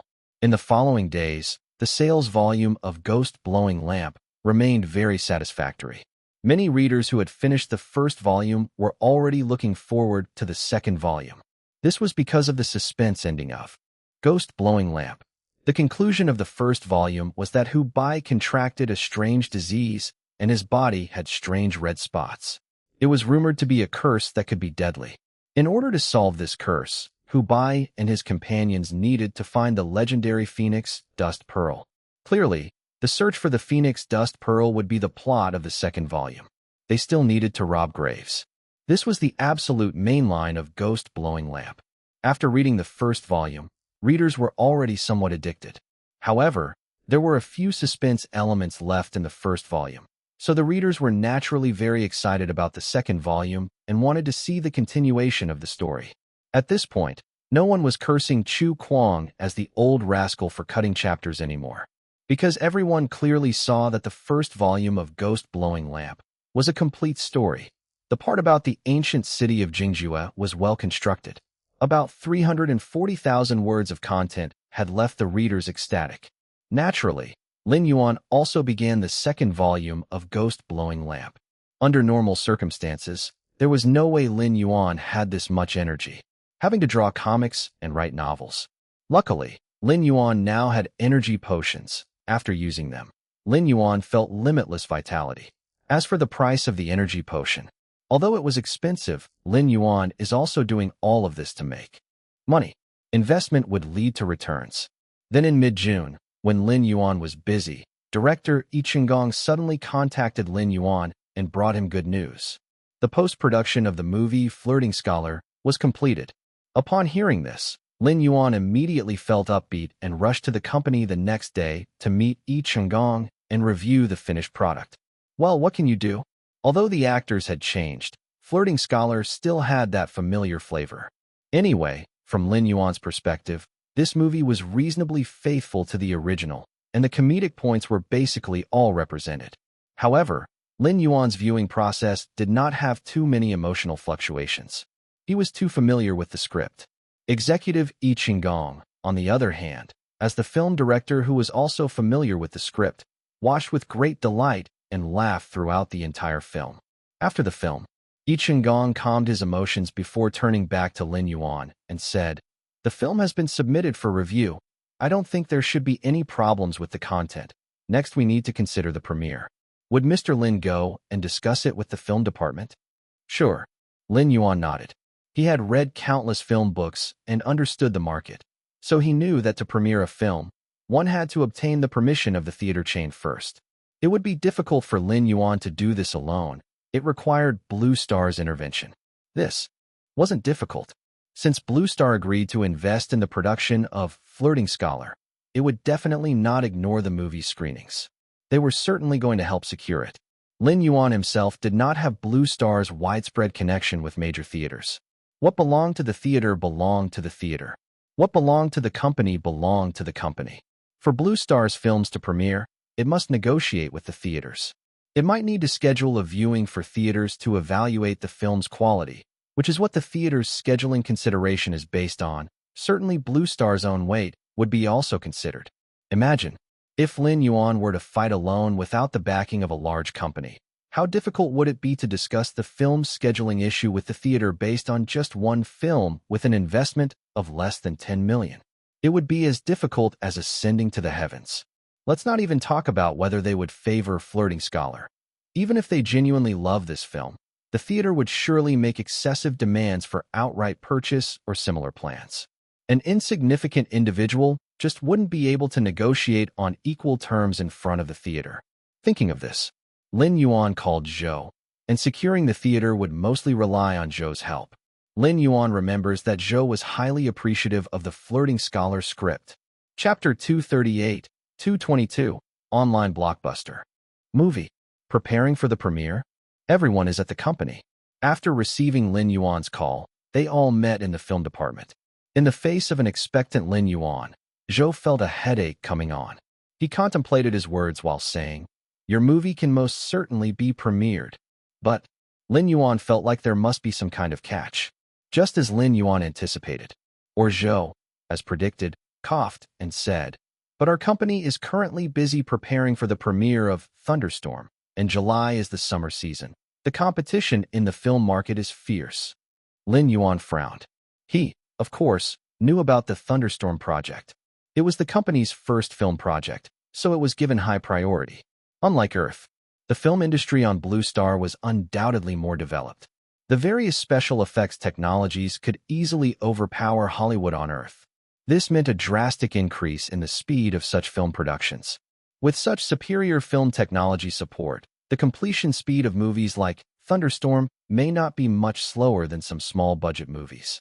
On Earth, this would be unimaginable, but on Blue Star, it wasn't an issue. So here's the thing. Zhou sighed. Your film, Flirting Scholar, won't get many screenings.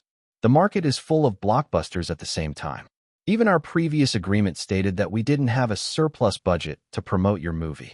What if I adjust the schedule? Lin Yuan, of course, understood the importance of scheduling. Zhou was taken aback, not expecting Lin Yuan to consider the screening schedule.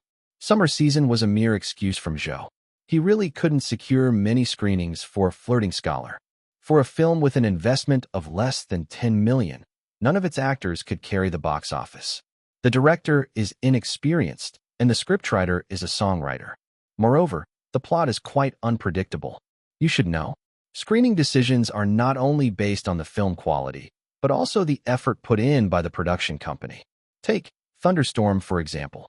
As a film heavily promoted by Starlight, to secure high initial screenings, Zhou and the film department leaders had to offer certain benefits to the heads of theaters. Do they expect him to offer benefits for Flirting Scholar? How much would that cost? And it wouldn't be an issue if offerings were useful. The problem is that even with more screenings, Flirting Scholar wouldn't benefit much. The ultimate decision to purchase is neither up to the theaters nor the entertainment companies, but the general public. Zhou complains. Adjusting the schedule can be done, but no matter how you adjust, securing screenings for your movie will be difficult. After all, theater companies also make decisions based on benefits. Your film lacks stars, known directors, and investment. No large investment. No famous directors. No famous actors. These films are referred to as three-absence films. While there have been instances where such movies have been successful, they are few and far between. Hence, theater companies will be unwilling to invest much in them. It's not that Zhou deliberately makes excuses. Even if Zhou wanted to help, he couldn't. He could only allocate a few off-peak slots for Flirting Scholar as a consolation. After all, the film had been made, so it couldn't just not be screened, right? Then let's not screen it. After some thought, Lin Yuan suddenly suggested. Zhou's expression changed. Has this kid gotten angry? He carefully coaxed Lin Yuan. The movie has already been made. Why not screen it? Let's just see how it performs. If the movie does well, word of mouth could spread, and the theaters might increase screenings. Lin Yuan shook his head. What Zhou said was the norm. But Lin Yuan knew that with a lack of screenings and the available ones being scheduled during off-peak times, it was highly likely that the movie would fail. There are quite a number of movies that attempt to make a comeback, but there were awfully few that actually succeeded. Lin Yuan did not plan to pin his hopes on such an elusive comeback. Under normal circumstances, there might be a chance for a movie to make a comeback. After all, Flirting Scholar is quite a successful comedy in Zhou's catalog. But now, the hope is very slim. With the merger of Qin, all major companies in the film market are battling for dominance. There are so many people eyeing the summer season. How could one possibly stand a chance? No scheduled screenings. There are several films with investments of hundreds of millions released at the same time. Isn't there a single one that resonates with the audience? Why should your low-budget film be the one to stand out? The foundation of a comeback is having no strong competitors in the same period, or at least favorable scheduling in advance. Take the classic Earth comeback case of Crazy Stone as an example. Everyone talks about how this movie's comeback had textbook significance, but they overlooked an important factor. At the time this movie was released, there was not a single competitor that could put up a fight against it.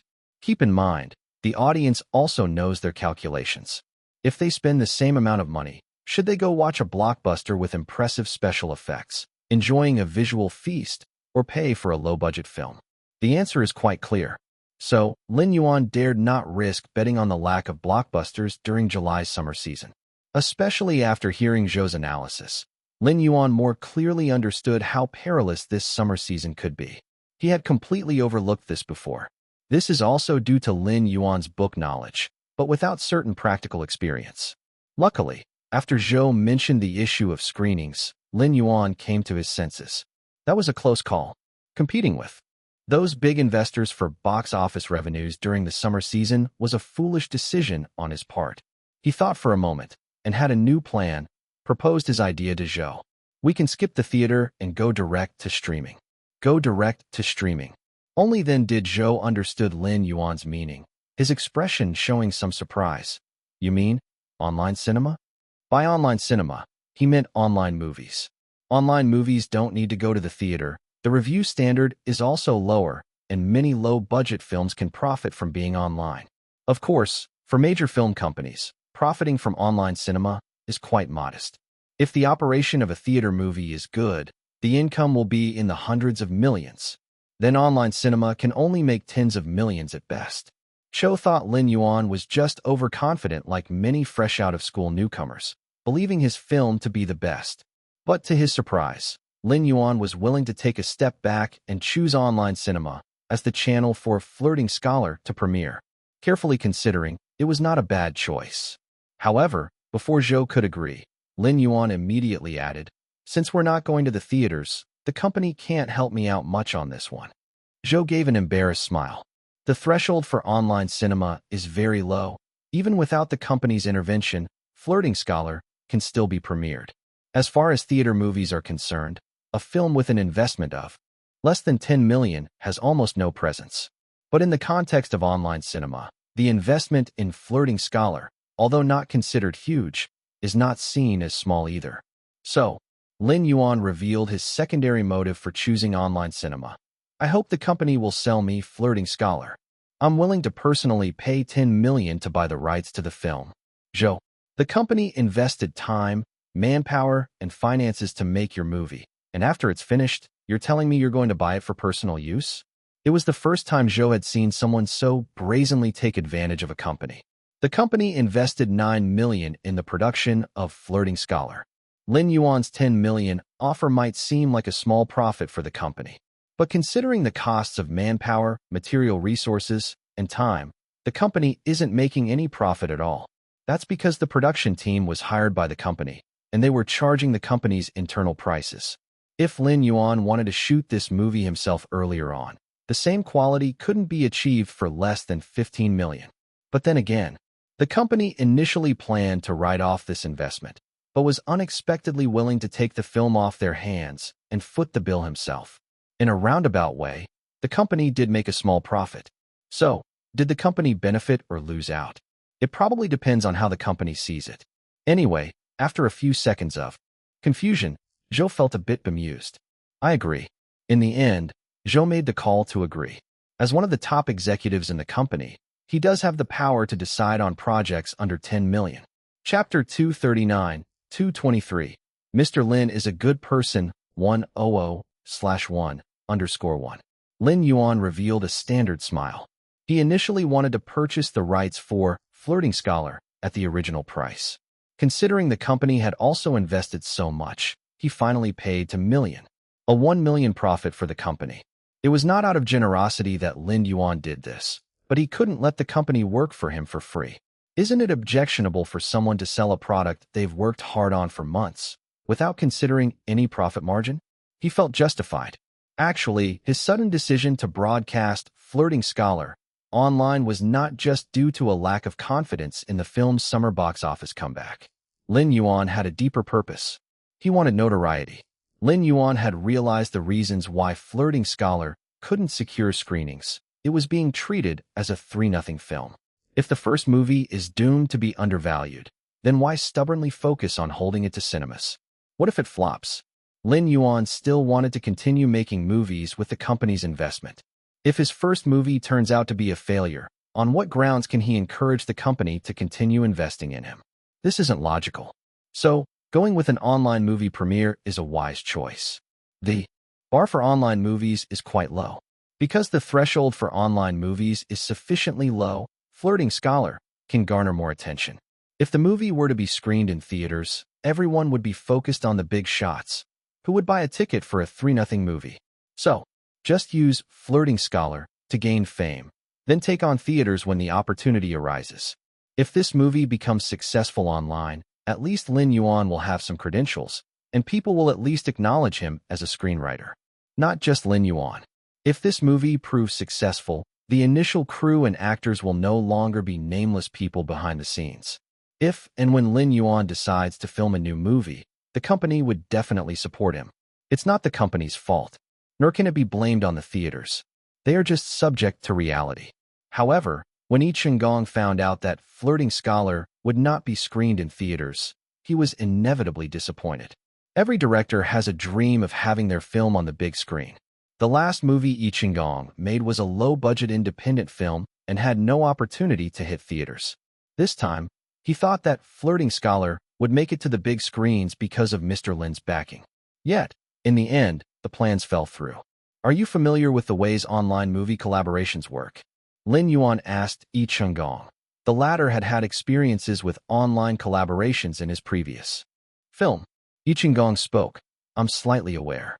There are mainly two types. One is a buyout, and the other is revenue sharing. We choose revenue sharing, Lin Yuan said without hesitation. While Lin Yuan lacked confidence in the cinematic prospects for Flirting Scholar, he was quite optimistic about online streaming. Yi Chenggong nodded his head. Most production companies choose buyouts, but revenue sharing has its advantages too. As for the specifics, Mr. Lin, I suggest you get somebody else to handle this, perhaps Mr. Shun. He should have the necessary connections. Shen Qing was the producer of Flirting Scholar. Lin Yuan called Shen Qing Mr. Shun, so Yi Chenggong followed suit. Understood. Lin Yuan immediately contacted Shen Qing. Strictly speaking, this deal no longer had anything to do with Shen Qing, as Flirting Scholar now entirely belonged to Lin Yuan. Still, Lin Yuan felt that Shen Qing would assist in liaising with the video streaming websites. When Shen Qing heard that Lin Yuan had purchased Flirting Scholar in a personal capacity, his feelings were somewhat mixed. Everyone had expected that the company would inevitably lose money by deciding to film this movie. Yet, with Lin Yuan taking it upon himself to pay for it, the movie had strangely balanced out to neither make a loss nor gain. In the end, Lin Yuan was the one who lost out. At least from the company's perspective, they neither lost nor gained anything. Because, strictly speaking, the minimal loss they made was not worth mentioning. After all, everyone knew from the beginning that this film was being produced to accompany Mr. Lin, the Crown Prince, in his studies. If Mr. Lin had a good time, then any loss incurred would be worth it. The Crown Prince just had a throwaway kind of game. But Mr. Lin did not use the company's money to play around. In the end, he took his own money and threw it away. At this moment, Shen Qijianji was somewhat admiring of Lin Yuan. The company bore the cost of Lin Yuan's capriciousness, yet Lin Yuan ended up footing the bill for the company's indulgence. It's clear that Lin Yuan sticks by his principles. So, when Lin Yuan called and asked Shen Qijianji to help contact suitable video hosting websites to broadcast Flirting Scholar, Shen Qing agreed. Mr. Lin is a good man. Although he isn't cut out to be a screenwriter, as a producer, he should do his utmost to help Mr. Lin recoup the investment. An investment of $2 million. There's no way to recoup it all, but if a little of it, like $1 or $2 million, could be recovered, that should be doable, right? Shen Qing has seen many online movies. Some of those he thought were garbage somehow managed to attract viewers, proving the bar for these is indeed quite low. Although Flirting Scholar isn't exactly decent, Shen Qing had a great time filming it. He thinks that some of the comedic parts, though odd, have an inexpressible charm that makes it impossible not to laugh along with them. That's much better than those mediocre ones. With this in mind, Shen Qing made a call to a friend who worked in a video hosting website to discuss streaming Flirting Scholar. Meanwhile, over at the company's film department, everyone also knew about Xian Yu's personal purchase of Flirting Scholar. For a moment, they shared Shen Qing's mixed feelings. So he did pick up the tab himself in the end? It's like someone exclaimed for others to treat him. So the others reluctantly ordered a tableful of expensive dishes. But when the meal ended, he was the one who paid. It might not be the perfect analogy, but it kind of fits the situation right. We shouldn't have spoken about him that way. Yeah, the guy just wanted to have a bit of fun. Considering it objectively, who doesn't get a sudden urge to do something new once in a while? Why do I feel like your words are an excuse you made up on the spot when you were caught in a vice raid last week? Nonsense, I wasn't caught.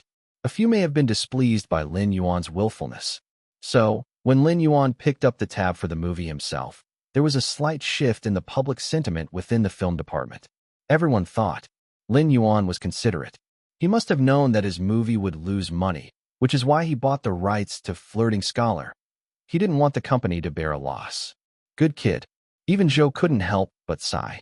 If Lin Yuan hadn't voluntarily backed out from the cinemas, Zhou and the others might have thought that Lin Yuan bought the rights to Flirting Scholar because he was confident in the movie. But Lin Yuan didn't even want to go to the cinemas. This showed that Lin Yuan was actually aware that his movie was terrible and could only recoup some money by broadcasting it online. Either way, he got to make his movie. This kid, he's truly straightforward. Chapter 240. 224 Saving Unhappiness _1. The video website industry in the Qin and Qi provinces is quite saturated, with major platforms like Penguin Video, Catmail, and Qi. These websites, known for their guaranteed high traffic, are all popular choices for video streaming. Shen Qing is reliable. He managed to secure cooperation deals with Penguin Video and Catmail. As we are not relying on exclusivity or selling the production rights to these platforms, the profit-sharing agreement won't be that sizable. The profits aren't just limited to those earned from video streaming, but from advertising as well. Let's use Catmail as an example. The full name of Catmail is Kitty Cat Movies, but the audience prefers to call it Catmail. In the Catmail platform, if an online feature film is watched for more than 6 minutes, it's counted as a successful view. Why 6 minutes? Because the first 5 minutes is a free preview. If you make it to the 6th minute, it means you've paid to watch. For each successful view, the profit share is approximately 1.5 yuan if it's not exclusively broadcasted. If it's exclusive, the share is around 2 yuan, while the platform prices the film at 5 yuan. Advertising costs are calculated separately. Lin Yuan has reviewed the contract in detail. He didn't concern himself with the complex calculations.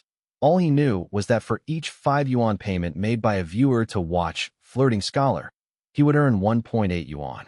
Including advertising revenue, the total would amount to more than 2 yuan. Though the platform takes a bulk of the earnings, their profit siphoning abilities are lesser compared to movie theaters, which is within the threshold that Lin Yuan is willing to accept. After signing the contract, the film's release date is also settled. The official streaming begins on July 1st, during the summer holidays on the two websites. This is a typical advantage of a web-based feature film. Lin Yuan wouldn't have to wait for a slot like regular films or TV shows. If he wanted to, he could even stream it today. However, that's not good. Even web-based feature films need publicity. The video streaming sites serve as the major platforms for this. Penguin Video and Catmill have each drawn up several documents. Almost overnight, they hastily kickstarted the publicity campaign. The publicity for web-based feature films is typically not very grand.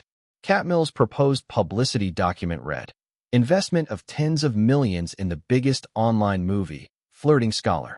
Screening from July 1st. Click to reserve and kickstart your summer holiday. Penguin Videos was similar. Their promotion was placed at a rather noticeable location. Web-based feature film also has a summer release. Flirting Scholar. Out on July 1st. All your happiness, I promise. Here to save your unhappiness. That's it. Anyway, the audience interested in web-based feature films would surely take notice. However, it seems that the movie still lacks a wow factor. The number of reservations made by the audience is not very high after the publicity. This is not good. Being behind the web-based feature film contract, Xinqing naturally hopes for it to attract more audience. He contacted Lin Yuan. Mr. Lin, would you mind if we use your name, Admirable Fish, for publicity? Most of the time, our movie publicity needs some controversial topics for the outside world to discuss. The entry of a gold record composer into scriptwriting would make a great topic. Using Admirable Fish for publicity? Lin Yuan hesitated a bit, then agreed with Xinqing. Because at Starlight everyone knows that Flirting Scholar is made by Admirable Fish, there's no usefulness to hide it. Even if he uses a pseudonym, his identity would be revealed in minutes. So it's better to let Admirable Fish take full ownership of the scriptwriting. The day after Lin Yuan agreed, new promotional texts for the web-based feature film were introduced. This time the texts from the two websites were similar. It's not clear who copied who. The golden record composer and sensation of the music industry, teacher Admirable Fish, makes his scripting debut with Flirting Scholar, releasing on July 1st. The text was sneaky.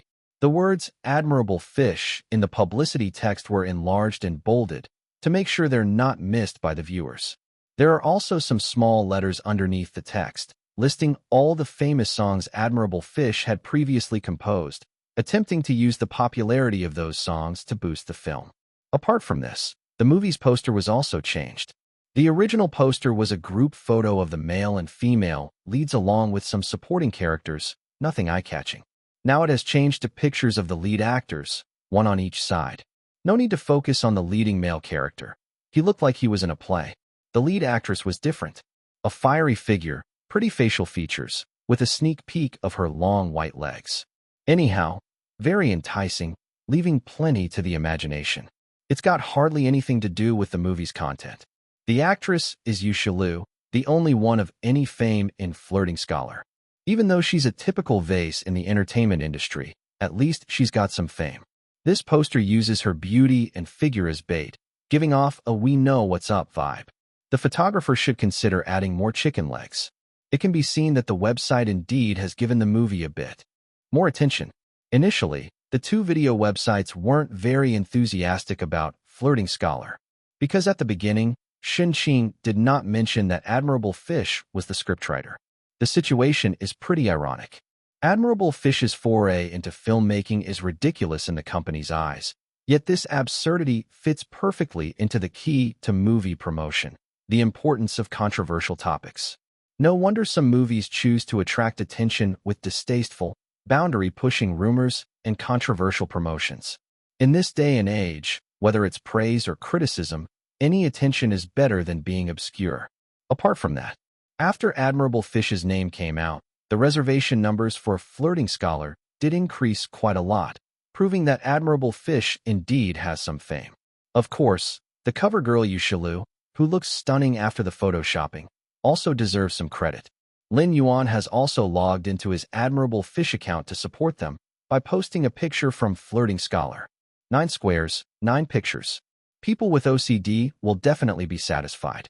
The text attached was, "The movie Flirting Scholar, for which I have written the script, will be officially released on July 1st. Please support it." Next, Lin Yuan shared the post using Chu Kuang's account, with 2 simple words attached. Support. Shadow's account was handed over to Luo Wei to manage, and Lin Yuan didn't bother with it since it didn't have many followers. As a result, the commentary got lively. This time, people didn't joke about the good buddies gag. They were more interested in the fact that Xian Yu was making a movie. Is Xian Yu the screenwriter? I've heard of singers turning into actors and directors, but never a music composer turning into a screenwriter. Huh? Can't Xian Yu just focus on writing songs? Friendly reminder, teacher Admirable Fish, making a movie is not for everyone. I will definitely support you, however, I hope you focus on composing. A music composer making a movie feels like you're not focusing on your job. But since you're Xian Yu, I'll support you this once. Teacher Admirable Fish is full of talent. He can even write scripts. I must support his movie. Xian Yu's lyrics are always full of stories, so I am quite interested in the script he wrote. I like Xian Yu too, but I don't support blind encouragement. 2. Professional practice has specialties. Even though Xian Yu has a great reputation in the music composition field, many fans still feel a sense of this doesn't seem right. They didn't criticize, they just expressed their views. There were also a small number of fans who were supportive, acknowledging their true love. It didn't cause a major stir. In essence, this is nothing more than a composer moving across boundaries to write a movie script. Under the amalgamation of Qin and Qi, someone made a rough count. Every year, there are over 5,000 online movies successfully launched. What does this mean? This means that even if these movies are allocated to each month, there are about 400 to 500 online movies launched each month. July is the beginning of the summer vacation. The number of new online movies released by Qin and Qi in July might even exceed this number. Among these numerous movies, Flirting Scholar is not very noticeable.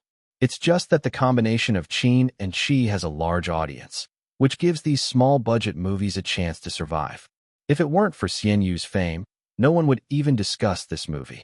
Therefore, as time transitioned into July, the online movie market was still very calm. On the other hand, in the theater, the marketing wars among various big companies were so intense, it was dog-eat-dog. This made Lin Yuan somewhat relieved that Flirting Scholar did not choose to premiere in theaters. And when July arrived, large-scale movies began to premiere in theaters one after another. The war in the movie theater market had finally reached a climax. The battle for box office began. Compared to them, the premiere of Flirting Scholar by Catmill and Penguin seemed uneventful. Of course, no matter how uneventful, under the large population base of Qin and Qi, there will always be some onlookers who will open this movie. They might have come across it for a variety of reasons. Like Deng Qi. Deng Qi was a bona fide rich.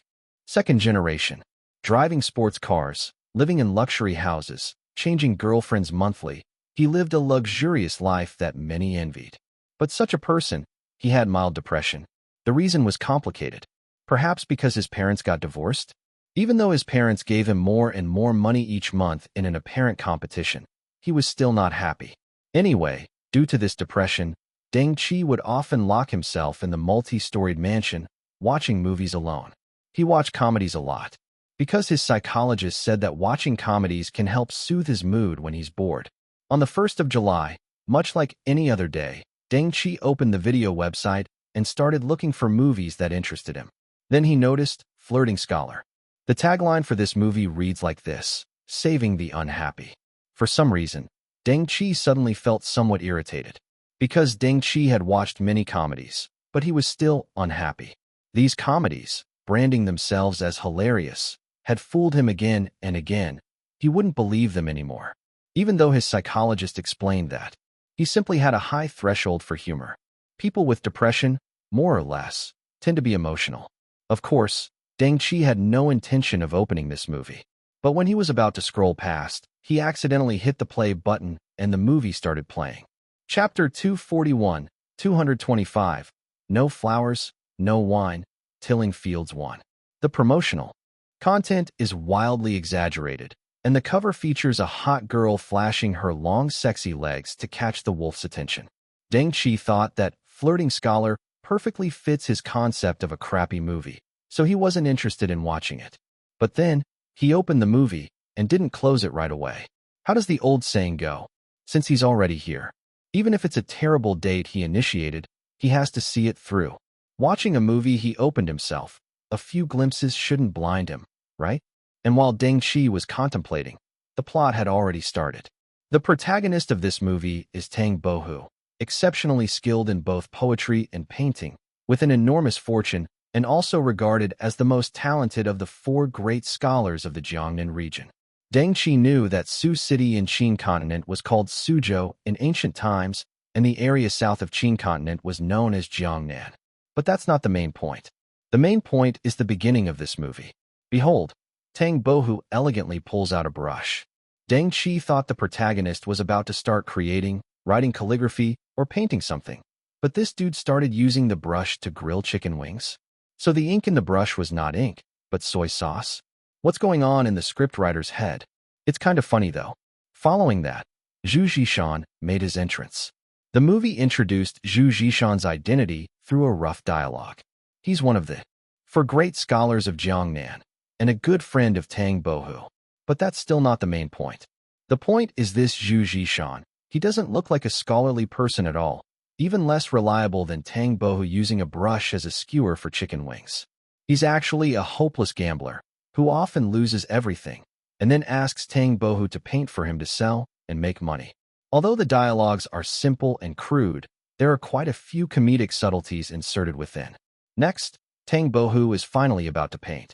But Deng Qi is utterly dumbstruck to see that Tang Bohu's mode of painting is using Zhu Zhishan's body. Bang bang bang. Boom boom boom. After such arrangements, Tang Bohu really has created an exceptional ink painting. Exaggerated? Very exaggerated. Bullshit? Very much bullshit. The scriptwriter is nothing short of whimsical.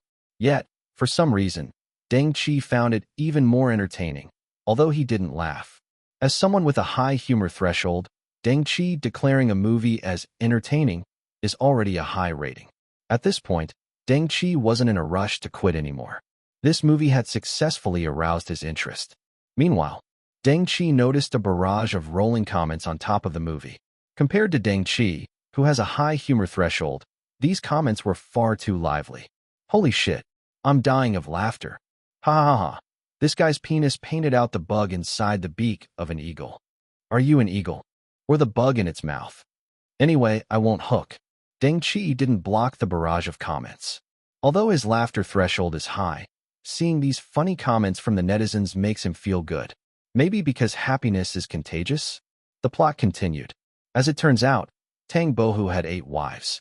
Except the depiction of these 8 wives seemed a bit odd. They were all addicted to Pai Gao, turned Tang Bohu's bird paintings into important birds, and even used Tang Bohu's poetry book as a table mat. Tang Bohu had to put up a brave front. His mother couldn't understand. You're young and successful, having accomplished so much in your career, possessing great wealth, and surrounded by a group of wives and concubines. You should be the happiest person in the world. So why are you always looking so gloomy? At this point, Deng Qi felt as if he had been hit. Tang Bohu seemed so similar to himself. There were also people who couldn't understand Deng Qi. They said Deng Qi was not only handsome, but also rich with pretty girlfriends. They couldn't understand why he still suffered from depression. At this moment, Deng Qi felt that he really understood Tang Bohu. Unfortunately, this melancholic feeling couldn't ripple out and was diluted by the following scene. All of Tang Bohu's 8 wives together committed suicide by hanging themselves? Tang Bohu praised. 8 people hanging themselves together. What a spectacular sight. For the first time, Deng Qi felt an urge to laugh. Your 8 wives commit suicide, and you only find it spectacular? His thoughts were once again confounded by the protagonist's decision-making, or to be precise, the scriptwriter's whims. This movie continues to take unexpected, humorous turns. Every time the plot diverges, it brings out an intense sense of humor. Having watched so many comedies, Flirting Scholar is definitely the most unconventional. The most unconventional part is when the Prince of Ning invited Tang Bohu to be his advisor, but Tang Bohu, pretending to be sick, was joyfully eating chicken wings. Facing doubts, Tang Bohu casually burst to a song, because I love to eat braised chicken wings. The person followed along. But your mother says you're about to die. His mother chimed in. If you're about to die, you should eat desperately. If you don't eat now, there's no chance in the future. Huh, what the heck? Deng Qi felt the corners of his mouth twitching, sensing that he had been fully played. Is this how you play it? You guys even started singing? What happened to the rebellion? Can't you be a bit more serious? The weirdest part is, the rhythm of the song is quite catchy. Deng Qi felt like he was about to crack up. When the doctor took Tang Bohu's pulse, but Tang Bohu played a musical piece on doctor's wrist, Deng Qi's jaws twitched even harder. The bullet screen had turned into an ocean of laughter. My God, is it that much fun? I'm laughing my head off. I believe this must be Xian Yu's movie. The songs in it are amazing. 2. Please give me the source of the original music. What kind of divine movie is this? 2. The scriptwriter certainly isn't a blue starian. Only an alien could think of such a plot. 2. This movie was not at all rigorous, and the logic didn't stand up to scrutiny. But strangely, nobody saw anything wrong with that. On the contrary, they just found it amusing. Absolute mockery. It was outrageous. This style permeates the following plot. The 4 talented men go on a trip, and without a word, they strip. Then, there's Ruhua's backward glance, and the classic counterperformance of picking her nose. The barrage hits a peak. Each wave in quantity seems to exceed the previous, and the humor also escalates wave after wave. The plot enters the main line. Tang Bohu, to get close to Qiuxiang, infiltrates Hua Mansion and competes in misery with pedestrians. Tang Bohu has someone fake death, selling himself to bury his father. To his surprise, the pedestrian brings over 7 dead bodies from his family, with their dog dying with a whimper. Puff! Deng Qi inevitably bursts out laughing. When Tang Bohu pinches a cockroach, yells Xiao Chong, and cries bitterly, Deng Qi can't stop laughing. Lastly, to win the competition of misery, the pedestrian even knocks himself dead with a stick, and Deng Qi laughs so hard that it hurts. At this moment, he was indistinguishable from the stupid netizen commenters. God damn Xiao Chong. The dog is dead, huh? I can't stand it anymore. This is killing me with laughter. A competition of misery. Is this for real? This guy actually knocked himself out. Working too hard, man. A friendly reminder, don't eat or drink anything while watching this movie. Don't ask me how I know. You should have said that sooner. I just took a gulp of water. Now I'm choking. 2. I can't stand it. I can't. I laughed so hard I'm about to wet myself. 2. After quite a while, Deng Qi finally manages to contain his laughter. For those who have never seen such a nonsensical film, once they tune themselves in, the impact of flirting scholar becomes terrifying. Deng Qi almost forgot when he last laughed out loud. Of course, not all comments are praise. Some comments say, what the hell? What a mess. 2. I just don't get it. This film has no substance. 2. Deng Qi filters out these comments automatically. There are trolls everywhere. Looking for substance in a comedy. Buddy, are you in the wrong theater? And haven't you figured out the style of the movie after watching for so long? Anyway, the majority of the viewers could not stop laughing at this point. And amid the laughter of countless audiences, Tang Bohu finally gets into Hua Mansion. The plot threads have linked up at this point. Madame Hua hates the Tang family. Thus, she dislikes Tang Bohu greatly. However, Qiuxiang, the woman, Tang Bohu always programs his heart for, unexpectedly has a secret crush on him and starts to murmur his poems. In the Peach Blossom Abbey at Peach Blossom Bay sits the Peach Blossom Fairy, growing peach trees for wine money in exchange for peach blossoms. Seeing this, Deng Qi's laughter fades a bit, and his expression flashes a hint of peculiarity. Did the screenwriter write this poem? Regardless of how absurd the previous narrative was and how extraordinary the screenwriter's train of thought was, it could not let the audience ignore the level of this poem. Anyone with a bit of literary taste can feel the artistic conception of this poem. This screenwriter, not bad. There are quite a few people having similar feelings as Deng Qi, and they are noticeably stunned by the barrage. This poem is of a high level. Looked it up. It's original by the screenwriter. You have quick hands. How many years have you been single? The screenwriter is Xian Yu. I honestly admit defeat. Xian Yu's literary talent is frightening. This poem is absolutely amazing. No wonder the lyrics Xian Yu wrote are all so good. I feel that Xian Yu is a little like Tang Bohu. You're right, his songwriting is elegant, but the script he wrote is extremely absurd, resembling Tang Bohu's vagabond and squirrel style. N.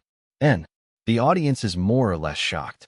But it does not end there, for Tang Bohu himself follows with a few more lines, which seem to belong to the same poem that Qiuxiang was reciting. World laughs at me for being too insane. I laugh at others for not seeing through. See not the tomb of heroes at Wuling, who farm with no flowers and no wine. Wow. It exploded. If the few lines recited by Qiuxiang only provoked a bit of surprise and astonishment among the audience, then when those lines of poetry came out, many viewers were already dumbfounded and shocked. Again, this poem rocks. The screenwriter is truly a genius. It's the same poem Qiuxiang read, right? 2 foot. Those saying this movie has no substance, stop right there. Is this poem deep enough for you yet? I thought it was just a comedy. Now I know how genius the screenwriter is. Confirmed. Tang Bohu is Xian Yu. Xian Yu is Tang Bohu. 2. At this moment, Deng Qi's eyes are wide as eggs. His breath couldn't help but hasten a few ticks. World laughs at me for being too insane. I laugh at others for not seeing through. At first, Tang Bohu's tribulation only made Deng Qi feel sympathy. But these lines of poetry pierced his heart like a sharp blade. He feels that his mood is perfectly vented in this poem. Comedy? If you truly think that the screenwriter can only write comedies, that would be the real comedy. This screenwriter conceals too deep. His literary accomplishment, his poetic level, instantly raises the level of this movie. Xian Yu. Many comments say the screenwriter is Xian Yu. At first, Deng Qi didn't pay much attention. He just found it familiar. But at this moment, he suddenly remembered. Isn't Xian Yu a songwriter? The screenwriter of this movie is Xian Yu? This guy is amazing. At this moment, there was a trace of admiration for Xian Yu in Deng Qi's heart. Farming with no flowers and no wine. What a state of mind. Never mind Qiuxiang admiring Tang Bohu. Deng Qi feels he is about to become a hardcore fan of Tang Bohu. At this point, the movie is not over yet. Chapter 242, 226, Second Brush 1. The comedy continues. Due to a collection of Tang Yin's poetry and Madame Hua's rage, Tang Bohu had no choice but to continue to masquerade as Huan. When Tang Bohu starts his self-deprecating rap with bowl beatings, the comments grew dense. I can't be human anymore. I insult myself. Buffed, can't you produce something more positive? Look at Madame Hua and the others. They are so strange. These women are reaching their climax merely by listening to this song. Who knows that Tang Bohu, he is too bewitching. Xian Yu is indeed a genius composer. The music in this movie, excluding the parodic elements, is really good to listen to. My stomach hurts from laughing. Tapping bowls, stools, pillars. Tang Bohu can use anything for his music, completely embodying his own characteristic evaluation. Monumentally proficient in both poetry and painting, especially rhythm. In other movies, this setup would only be a superficial characterization, but in this movie, everything carries. Conviction. Tang Bohu's poetry. Tang Bohu's rhythm. Both are unmistakably top-notch. As the most notable one out of the 4 talented individuals in Jiangnan, he indeed lives up to his reputation. The movie is a series of connected events. Extraneous characters need not exist. As the story takes another turn, Zhu Zhishan appears.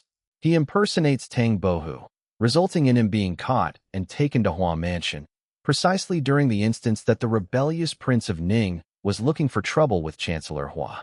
Therefore, when Zhu Zhishan, impersonating Tang Bohu, started a fleeting romance with Sister Pomegranate and painted a chick-pecking picture in front of everyone, even those resistant to humor doubled down in laughter.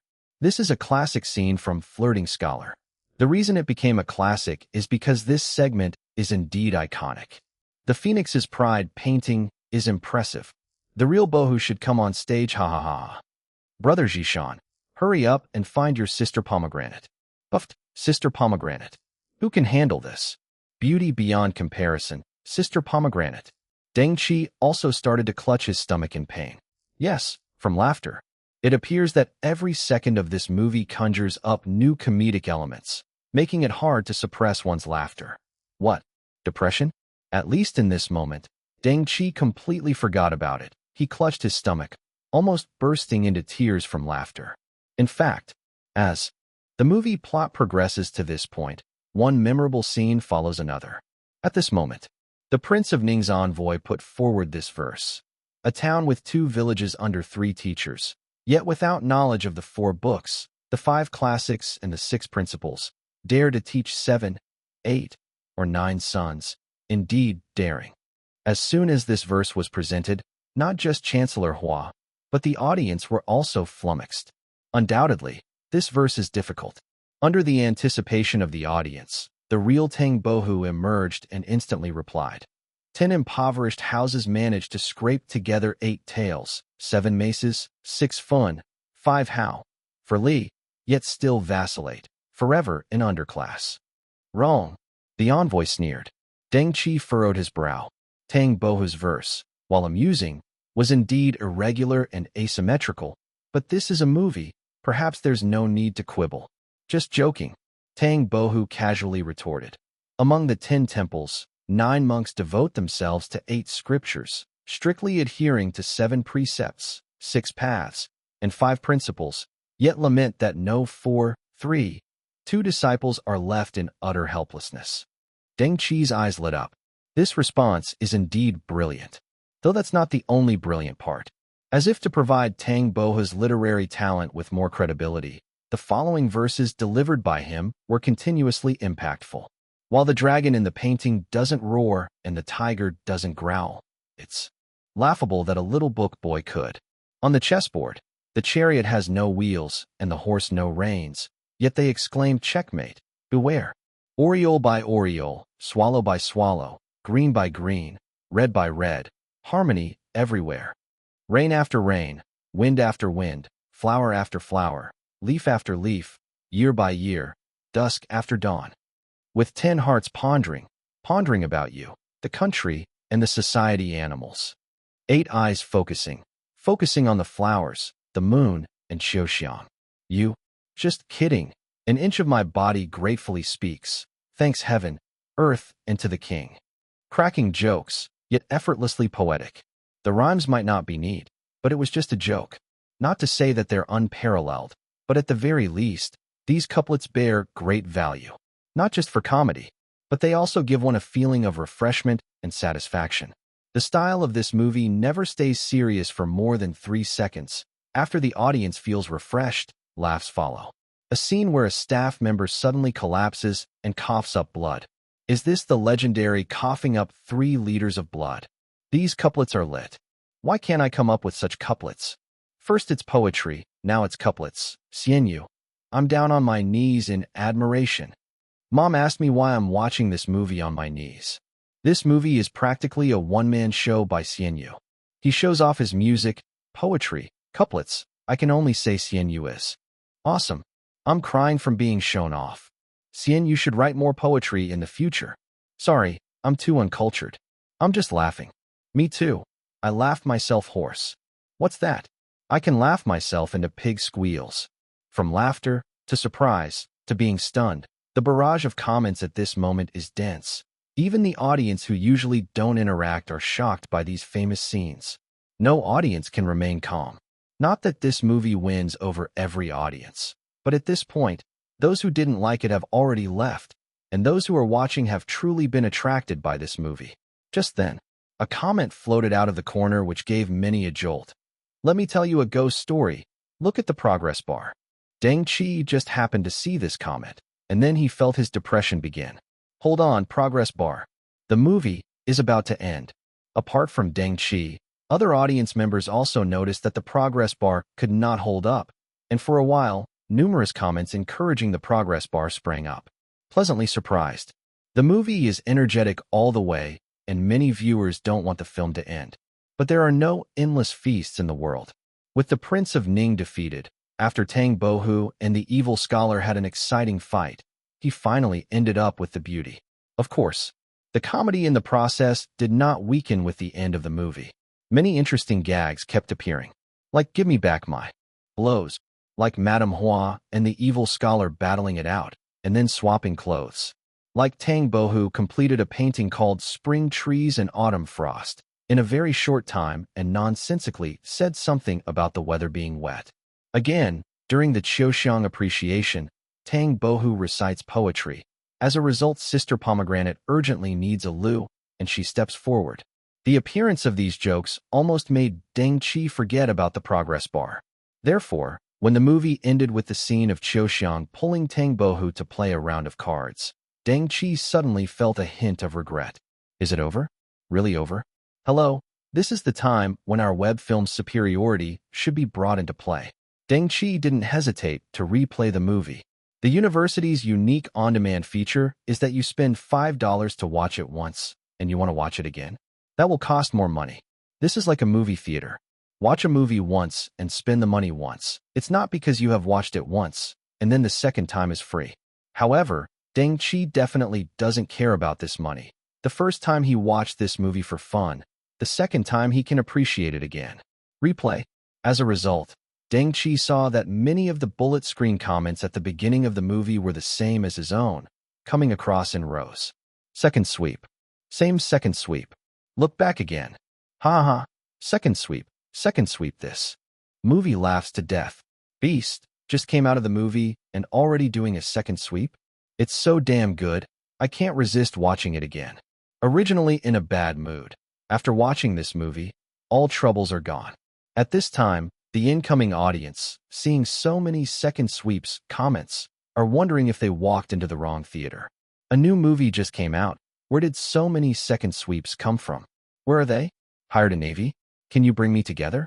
Chapter 243, 227. This movie is pretty intense.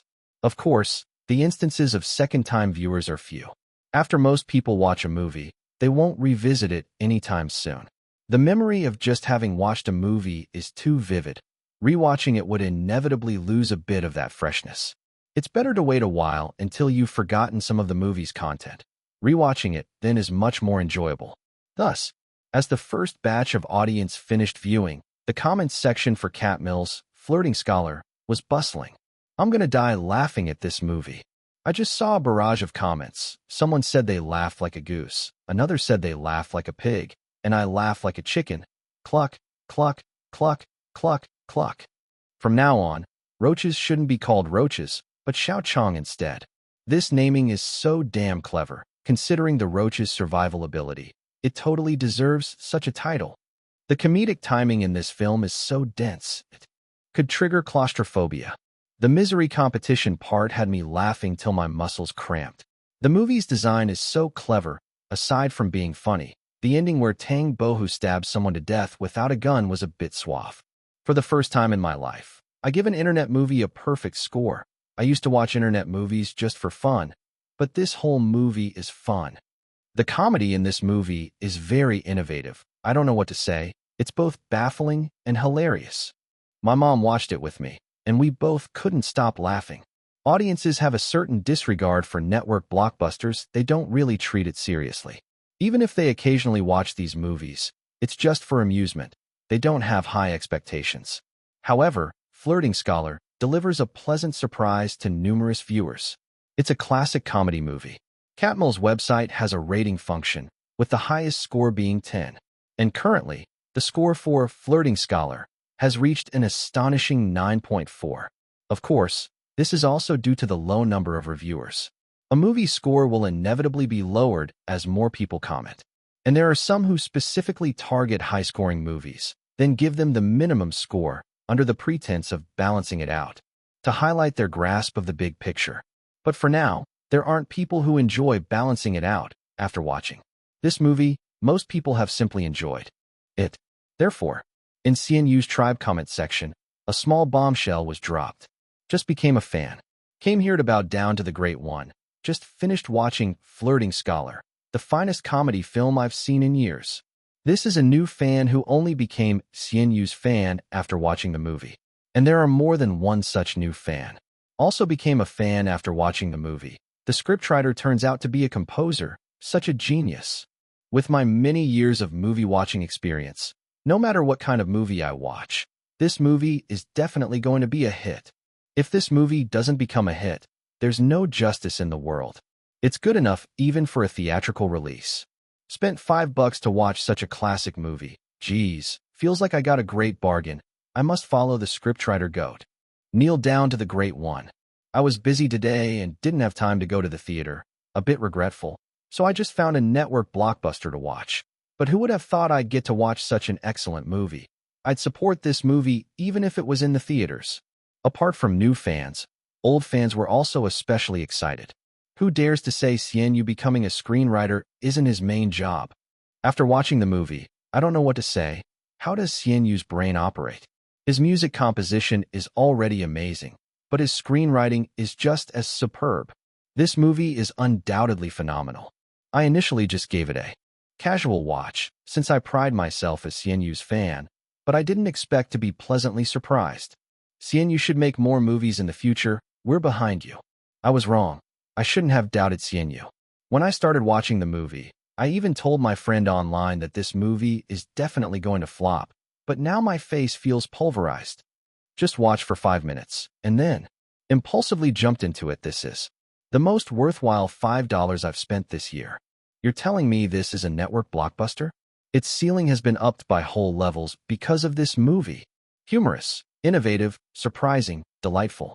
The first group of viewers gave the most direct and straightforward approval and reviews, especially the previously skeptical old fans of Xian Yu, who are extremely shocked right now. Of course, some of the poems and couplets in the movie also caused some discussions. However, the discussions about the poems and couplets do not compare to that about the movie itself. After all, people watch movies mainly for the quality of the movie itself. A good storyline is the key. The rest, while done well, only serve as icing on the cake. Moreover, these people also highly recommended Flirting Scholar to their friends and family through channels like The Tribe and Circle of Friends. Quickly come and watch. It's a legendary network blockbuster. The first network blockbuster of July. I strongly recommend. If you don't laugh after watching this movie, I'll send you a $10 red packet. You guys have to watch Flirting Scholar. It's a classic comedy. Only after watching Flirting Scholar did I realize that Xian Yu is a writer who was distracted by composing. Suggest everyone come and watch it. Don't miss this spectacular show. The video site has a gifting feature. That is, by spending $5, you can gift the movie to a friend, and then they can watch it for free. The price of $5 is only the cost of a few cigarettes. So, after the first group of viewers finished the movie, not only did they recommend it vocally, some even spent an extra $5 to share the movie with people they are close to for free. Brothers, sisters, parents, even boyfriends, girlfriends. Under such a wave of promotion, the views for Flirting Scholar surged in a short time. When it was 5 hours into the release of Flirting Scholar, the Office for Penguin Video, the Department for Internet Movies, the staff member Ji Hao, who was in charge of monitoring the data for this month's movie releases, suddenly broke the office's silence with a sharp voice. Holy cow, this movie is awesome. Usually, the first few hours of an internet movie's release don't really have anything worth noting, and it typically takes until the second or third day to gauge which new release is more popular. But there are always exceptions. Sometimes, certain movies would explode with incredibly high popularity on the very first day of their release. So when Ji Hao let out a shrill exclamation, many colleagues in the department curiously looked towards Ji Hao's computer screen, and some even joked, "How awesome!" However, when this group saw what was on Ji Hao's computer screen, the room fell into silence. Immediately following that, there were sounds of inhaling sharply throughout the office. Chapter 244, 228. Too short of a producer_1. Web page viewing data is delayed, and only the online film department can see the real-time data in the background. But looking at the real-time data displayed on Lu Hao's computer, many Penguin Video employees were doubting their eyesight. A web movie titled Flirting Scholar had an astounding view count of 100,000. Exact view count, 100,467. As internal employees, everyone was naturally aware of the inside scoop about this online movie just launched. Flirting Scholar, had a production budget of less than 10 million. No publicity, no famous director, no well-known actors. Otherwise, it would not be released online. The only advantage of this film is probably that the scriptwriter Xian Yu is a celebrity, but Xian Yu is not known for his scriptwriting, but for his composing, which might even deter some viewers. Compared to other online films of the same period, Flirting Scholar did not seem to have any apparent advantages, so no one initially expected this movie to explode. The data is insane. There must be a bug in the calculation. The views exceeded 100,000 in just 5 hours. Damn, the movie isn't exclusive, it's also available on Catmail. So why did it get 100,000 views within 5 hours? People might think it's a theater movie. How many views on Catmail? Check the website data. Everyone quickly opened Catmail's website and sure enough saw that Flirting Scholar had climbed to the top of the daily views chart. The displayed view count was 97,654. Webpage data is generally delayed. I assume the actual view count of Flirting Scholar on their side has also broken 100,000. It wasn't an exclusive signing. The two sides can be added together, which means this movie got 200,000 views about 5 hours after it went live. As far as I recall, didn't the film's budget just come to 9 million? 200,000 views. Both websites combined sold 1 million in just 5 hours. Oh my god, this making money rate is too sick. Looking at the movie reviews, it really did explode, filled with positive comments. A rating above 9, it's not just word of mouth. The number of comments is also overwhelmingly large. The problem is, the movie has only been online for 5 hours. Who the hell knows how high it can go? I need to inform the manager. We need to increase publicity. Such an awesome movie, and we'll let Catmail profit? The same scenario occurred in the online film department of Catmail. Receiving alarming news in real time, the manager of Catmail's online film department could almost pop out his eyeballs. This movie is insane. In the face of this movie's data, even the exclamations from the employee next to him were filled with astonishment. Crazy. Can such a no-cost, no publicity, no-star online blockbusters also be so powerful? According to this trend, I suspect this movie will break many records of online films. The heat will definitely ferment. Wait until the data explodes in a few days. I guess even the theaters will be jealous. We need to step up promotion. It's a pity that this film wasn't signed exclusively, or we would have made a fortune this time. Hurry up and promote it. We have to compete with Penguin Video. Since the movie wasn't exclusively signed, viewers can watch Flirting Scholar on both Catmail and Penguin Video. For the audience, it doesn't matter which website they watch this movie on, as long as the picture quality is the same. But for the two websites, there's a huge difference. Therefore, the two websites will definitely be scrambling for audience, and might even sacrifice part of the website's interests to implement price reduction strategies. When both broadcasting platforms also realized the immense potential and horrifying worth of Flirting Scholar, the site's promotion began to build momentum. The movie's rise to popularity was unstoppable.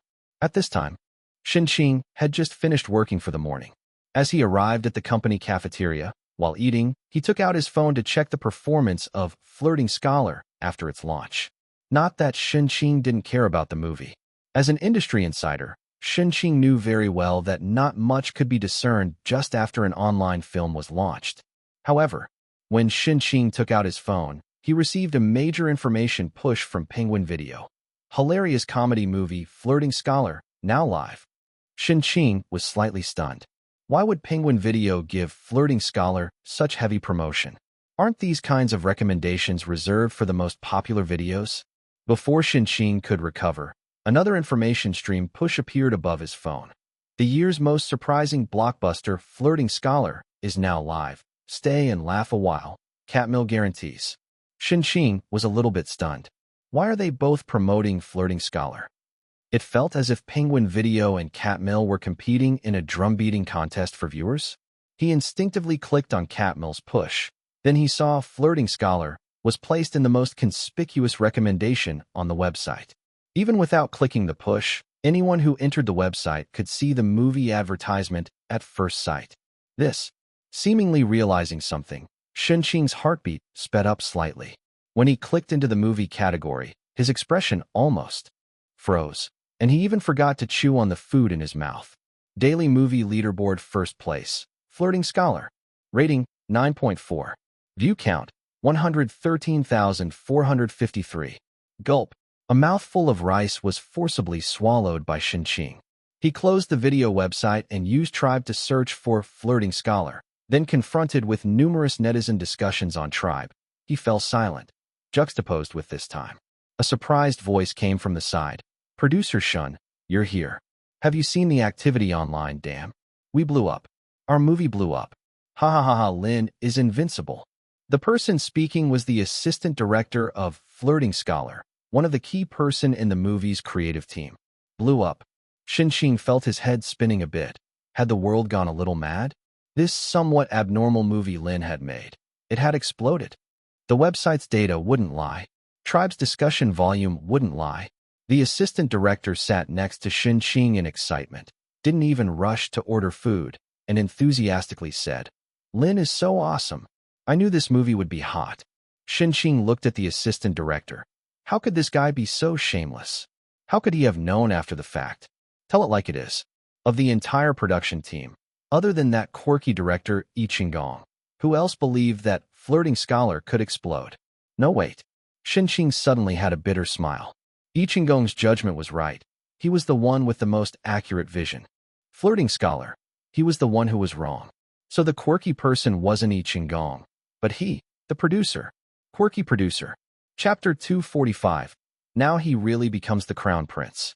If a 5-hour on-demand streaming data of an online movie can create a boom in the eyes of Penguin Video, Catmill, and a minority group, including Xinqing, then when this timeline is extended to be calculated in days, it can create a well-deserved boom in the eyes of the ordinary people. In the following days, with the website's push and the rising heat, the playback volume of Flirting Scholar has been skyrocketing in a way that didn't quite align with many people's perceptions and understandings of online movies. 2.03 million. 3-5 million. 4-92 million. 6.25 million. By the time it was the 7th day and the first week was about to end, the number of times Flirting Scholar was played on Penguin Video and Catmill combined officially broke the 10 million mark.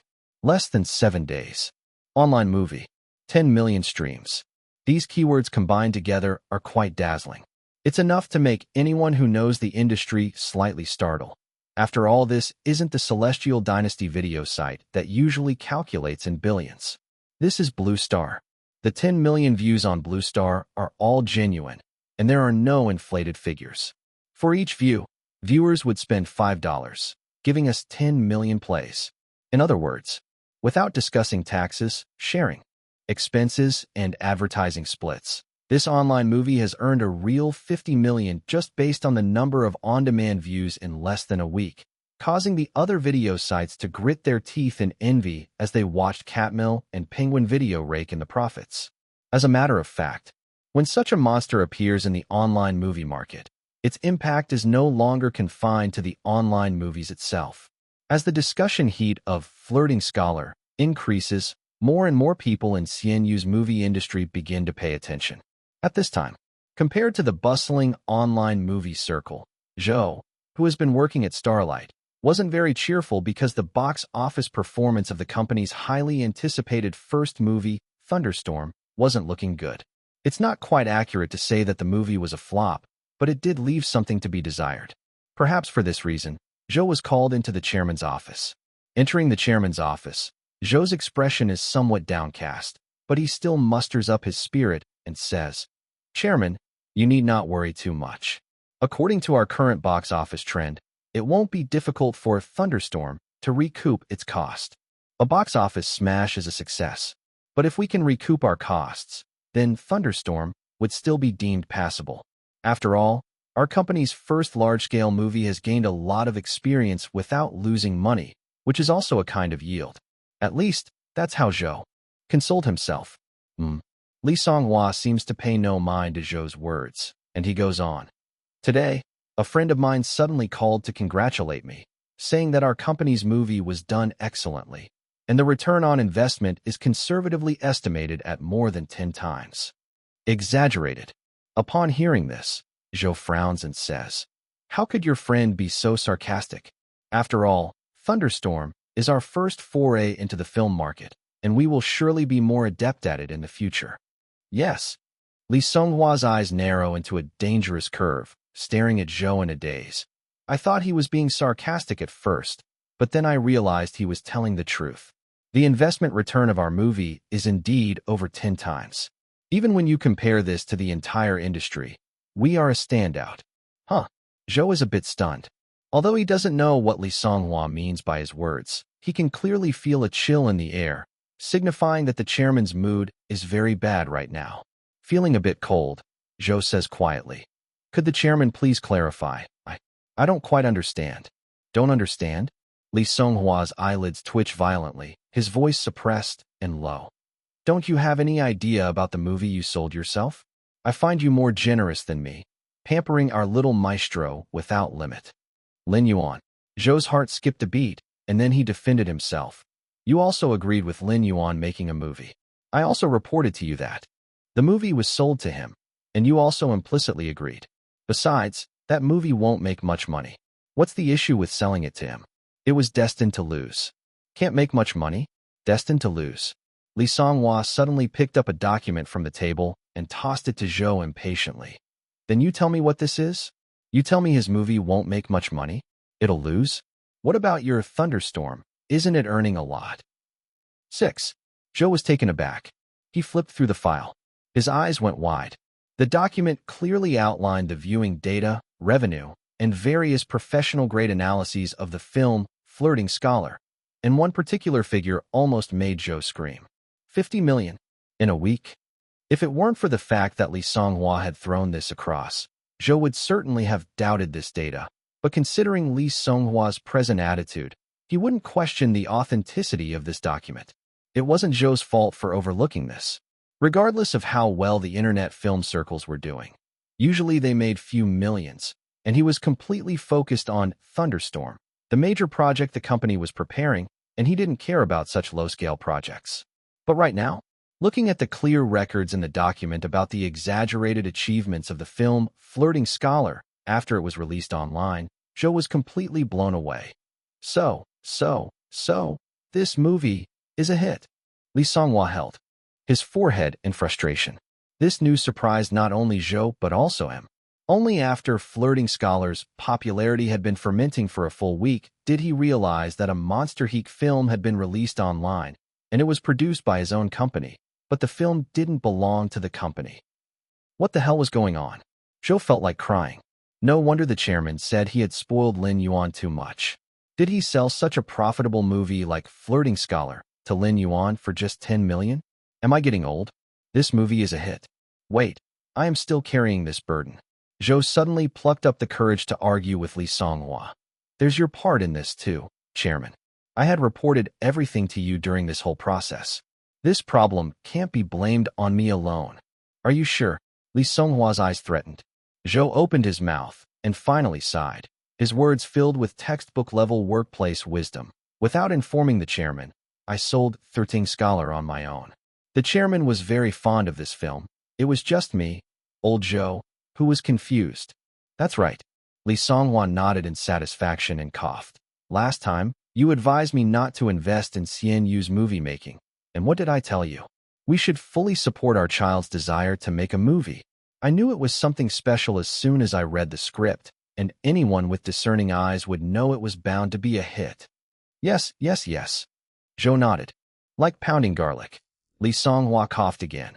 Although we gave the movie to him, it was still made under our company name. We don't want to grab pocket money from the kid, but I get it. No need for the chairman to say more. Zhou understood completely. No matter how much the company lost, it was a given fact that Starlight produced a web-based blockbuster film that was a huge hit. But some people in the company already know about this. We can't just kill them all, can we? Zhou was a bit worried. Then you tell them. Li Songhua completely restored his chairman's authority, saying domineeringly, I, Li Songhua, am ready to zip lips now. If anyone dares to spill the beans, let him come and talk to me. What about Xian Yu? Zhou asked cautiously. Li Songhua paused and stared at Zhou for a good while before he sighed deeply. Can't you pacify it? Zhou, what happened to your authority and dominance before? So now, Xianyu has become the crown prince of Starlight? Chapter 246, 230. The core of comedy is tragedy __1. Upon leaving the chairman's office, Zhou immediately made a call to Lin Yuan. Director. Lin Yuan answered Zhou's call with his usual stable demeanor. However, Zhou could no longer maintain his usual calmness when facing Lin Yuan, even though he had long since become accustomed to Lin Yuan's attitude. "01 Zhou had a lot of thoughts in his mind, but found himself speechless when it came to voicing them. What could he say? "You've screwed me over?" But he himself agreed to sell the movie rights. He couldn't blame Lin Yuan for this whole deal. He only underestimated Flirting Scholar and never took this movie seriously from the beginning. "Here's the thing," he said with a bitter smile. "About the company selling you the rights, you better not go around talking about it. Save me, Zhou, some face." Lin Yuan replied, "But isn't it something already known amongst many in the film department?" Zhou kept his bitter smile. "I will notify the company. The performance of Flirting Scholar is very good. The company wants to take this opportunity to do some publicity." "All right," Lin Yuan agreed. Lin Yuan was grateful that the company sold the movie to him. Now that Flirting Scholar had made money, it would not be right for him to widely publicize it and show the company lacked foresight. Lin Yuan knew these basic matters of human relationships. After hanging up, Zhou suddenly laughed, but this time there was a hint of expectation. Wonder how the mainstream film industry will react? Although both fields were about making films, the web films and traditional cinema were essentially different from each other. The former was trivial, the latter was the mainstream in the market. But when a web film with a budget less than 10 million yielded over 50 million within a week of its release, even the cinema industry could not remain indifferent. Why make a movie? In any industry, even those formed around so-called art, over 95% of the crowd is there for money. It's not meant to be sarcastic, just to illustrate that it's not just about the small land owned by web film industry or Starlight's belated realization.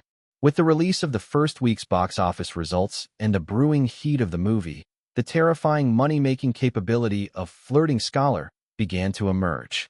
But this is just a beginning. For both cinemas and web films, the first week is only a start. The second week is the true explosion. Whoosh! When the second week ended, the viewings of Flirting Scholar had already exceeded 30 million. At that point, the popularity of this film had spread across the entire network like some big-budget cinema films. "This film is so hilarious. Please pardon my excitement, but this is really the funniest film I've ever watched. Would you believe I have already watched this film 3 times? Xianyu's thinking process simply amazed me. Besides being funny, there were also some enlightening points. This film is really adept at expressing some concepts in a popular way. What I want to say is, recently the cockroaches in our house have been renamed Xiao Chong. I thought it would be a costume drama, but the dialogues are extremely modern. This is a costume film with modern colors. From a contemporary perspective, Tang Bohu is definitely a rich, handsome man, while Qiu Xiang is a smart and gentle woman of the new era. Although she is a maid, she is talent-packed.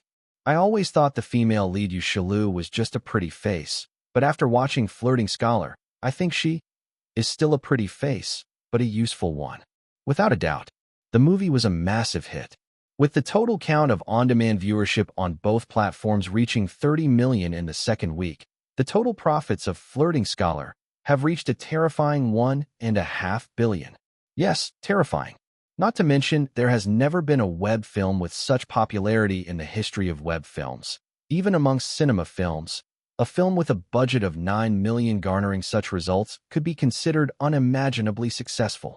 At this point, the mainstream film industry of Qi continent and the crowd of insiders who always had their eyes on cinemas were utterly shocked by the performance of this web film.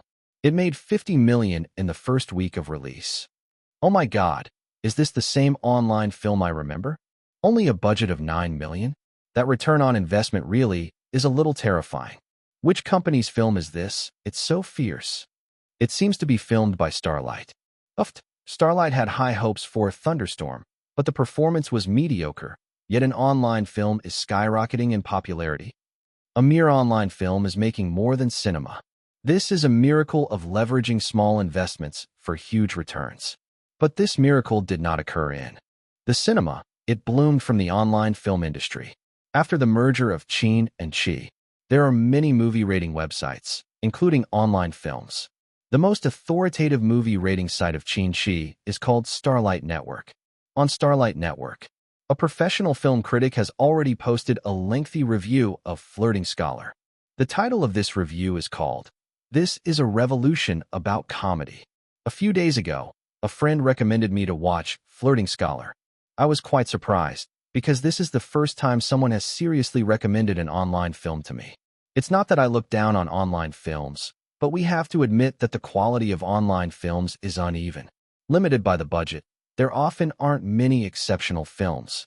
But I still watched this film. At the beginning, I didn't hold too many expectations. I was merely curious as to why a friend, who is usually so selective, would highly recommend an online film. But after watching this film, I was ashamed of my ignorance and prejudice. I'm not trying to hype it up. I genuinely believe that Flirting Scholar is a revolution about comedy. There's no doubt that this film is classified as a comedy, but even comedies should be differentiated. We are familiar with styles such as black humor, physical comedy, and linguistic comedy, but this is the first time I've seen a comedy using gratuitous humor. Gratuitous represents a Qi continent dialect, meaning a little ridiculous, but reasonable. I learned this word from a netizen in Qi continent. I believe that this word is the most apt description. Flirting Scholar is a gratuitous comedy. In reality, we know there wouldn't be a situation where everyone suddenly breaks into song during a conversation. No one would think of using a person as a brush for painting. No one would die for comparison of hardships. But in Flirting Scholar, there are many scenes that seemingly make no sense or are absurdly hilarious. Yet we can't help but laugh till our stomachs hurt. This is gratuitous. This is a brand new comedic device that every comedian, comedy scriptwriter, and even directors should study. A calm persona suddenly behaving absurdly, 7-day life insurance disperser, advertisements in the middle of a dialogue. If scenes like this occurred in a regular film, I might scold the director and scriptwriter one by one. However, when it appears in a gratuitous comedy film, I would only applaud and laugh till I choked. This is a period piece, yet I see an ingenious postmodern deconstruction. I can boldly predict that in the future, many comedies can consider this direction for development. Comedies can not only conform to old models, but also adapt the pattern of Flirting Scholar. I believe the audience will love it. Lastly, I want to mention Lin Yuan. It's hard to imagine that the scriptwriter of Flirting Scholar is a composer and a very excellent one at that. I'm a semi-fan of Lin Yuan. I've listened to his songs, and I have a deep admiration for his talent. However, I didn't expect that he also has screenwriting talent. You have to know that this film doesn't just contain comedic elements, but also poetic and cultural ones. I am sure that all the poetry in this film was originally composed by the scriptwriter because I searched the entire internet and could not find any of the same lines. Others laugh at me being mad. I laugh at others not seeing through. I started to think that perhaps Tang Bohu is a projection of Lin Yuan's inner self. Flirting Scholar might not only be a comedy, but also carries a tragic core. For instance, at the end of the film that many might have overlooked, Aquarius invited Tang Bohu to play Pai Gao on the day she marries Tang Bohu. So, who really is the Aquarius that Tang Bohu likes? Is it the Aquarius he imagines, or is it the ordinary woman in front of him who's just like his previous wives? This analysis may not be comprehensive, but the content indeed cuts through some features of Flirting Scholar, and it also provokes thought among audiences who have watched this film. Therefore, as soon as this film review was published, it quickly sparked numerous discussions among netizens. I also want to say, the ending of the movie felt a bit ironic. I don't know if the screenwriter only wanted to create humor, or was there a deeper meaning? If you look at how Aquarius treats Tang Bohu, it's more accurate to say she admires Tang Bohu's talent rather than likes him. She developed such strong infatuation before even meeting him. Isn't that similar to current star-chasing culture? The film critic is right. To view the movie as more than a pure comedy is the right mindset.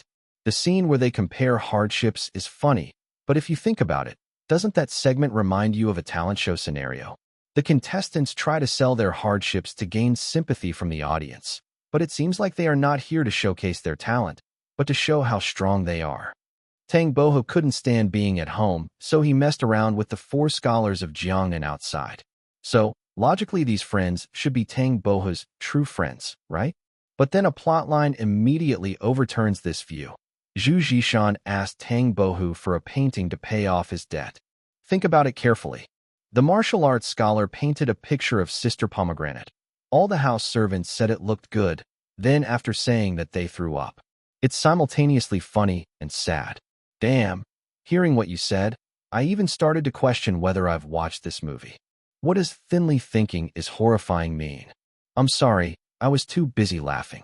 So, is flirting scholar actually a tragedy?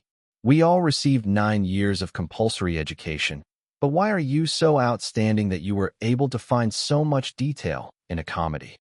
The netizens were shocked. Many people, even specially rewatched Flirting Scholar due to the discussions. As a result, upon rewatching, even more movie details were found. Chapter 247, 231. Still saying you're not Tang Bohuan.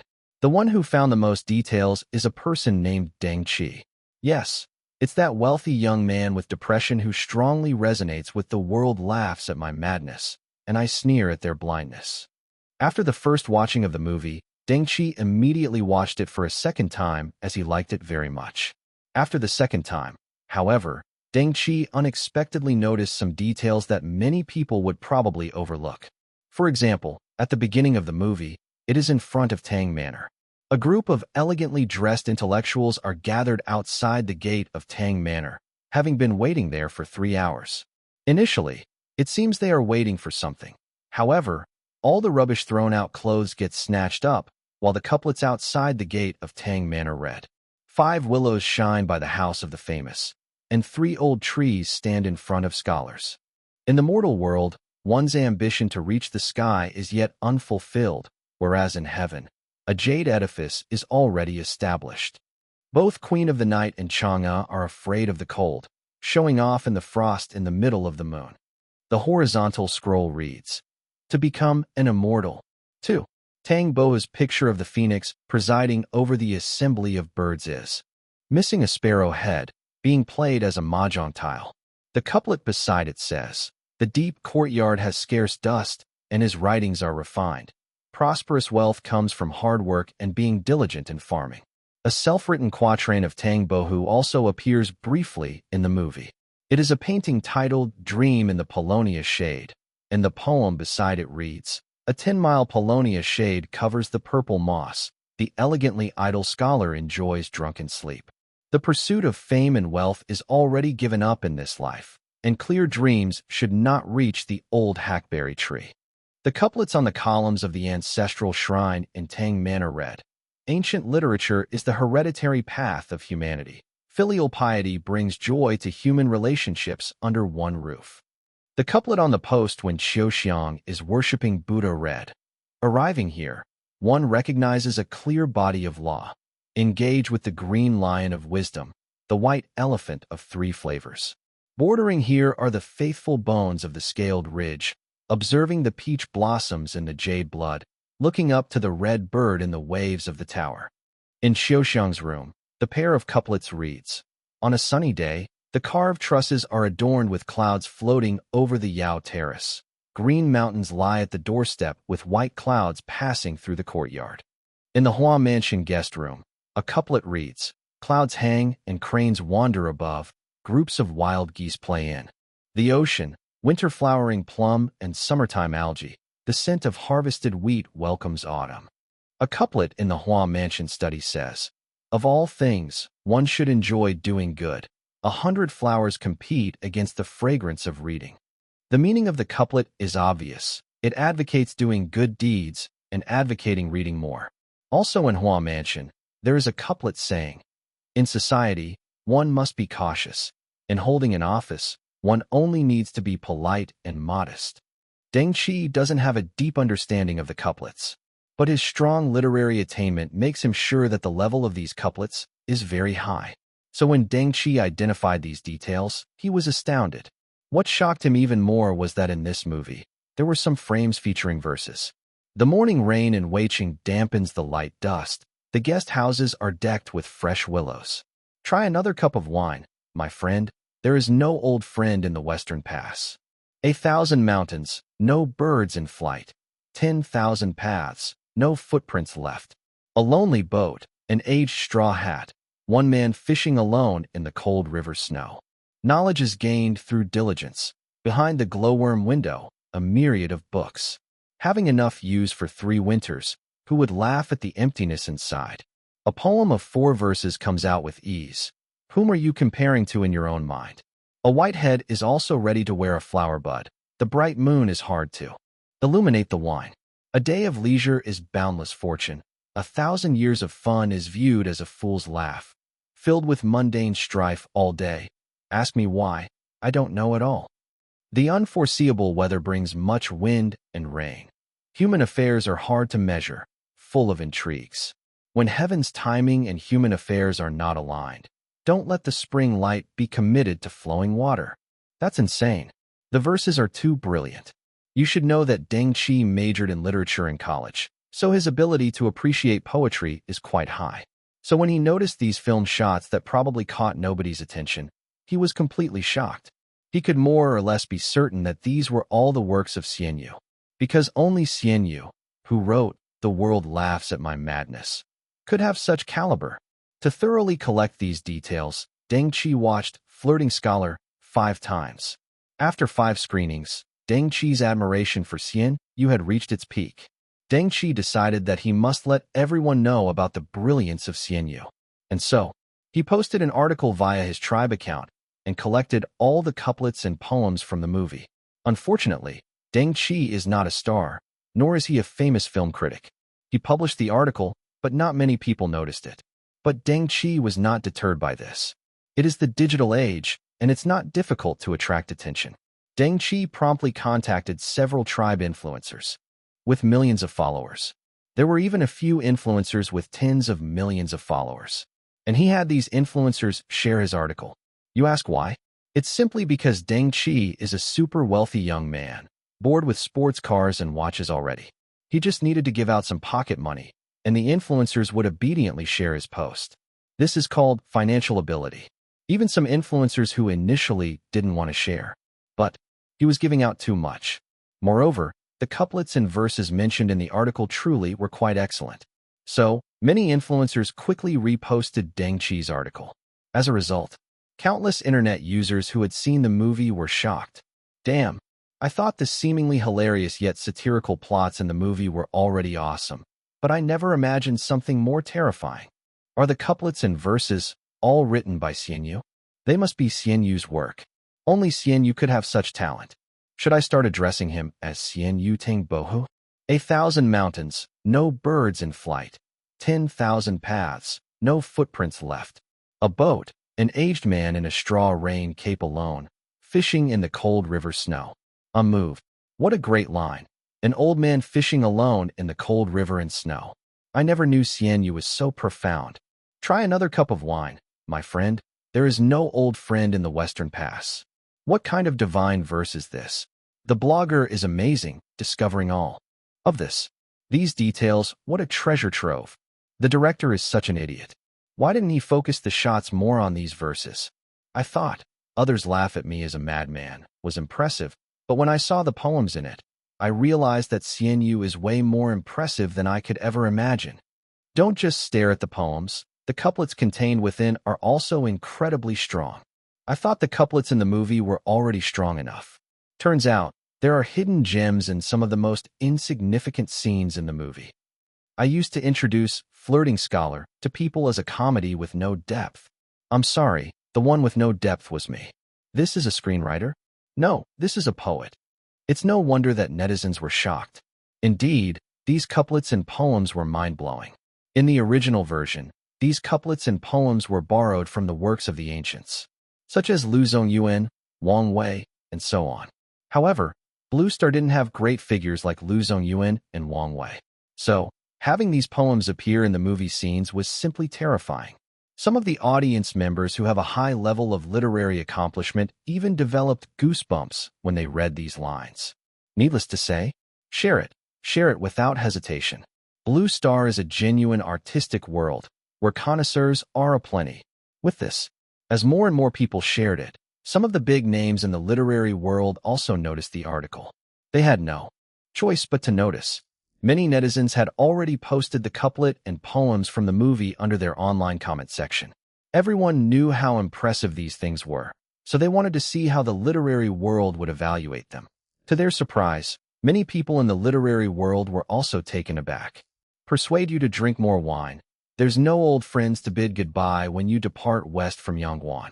Although I'm not sure about the specific allusion, I can tell it's a farewell poem with very sophisticated imagery. 1,000 mountains with no birds in flight, 10,000 paths that mankind does not tread. This poem has a universal appeal. At least 3 of these couplets in here can be categorized as unparalleled through the ages. If it were not for the movie providing the second line, I thought 90% of people in the literary world wouldn't be able to properly match it. Starting from the film reviews on Starry Sky Web, many people felt that they had underestimated Flirting Scholar. Now, with these couplets and verses being dug out, the fans were thoroughly convinced. This film is simply a one-man show of Xian Yu's talent. There are those who see the comedy on the surface layer. Those who understand the tragedy are on the second layer. Those who notice these details are on the third layer. Could there be a fourth layer? At this moment, no one can be sure.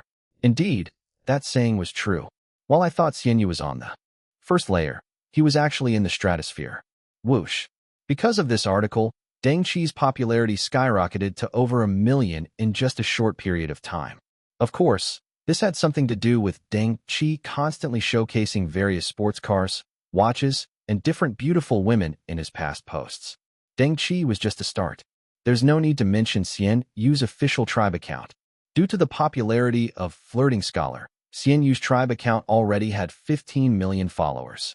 But now, with the massive success of this film and various details being dug out little by little, Xian Yu's fan base, like a rocket, started to rise crazily. 20 million, 25 million, 31 million. 5 hours after the posting of Deng Qi's article, Xian Yu's fan base reached an astonishing 33 million.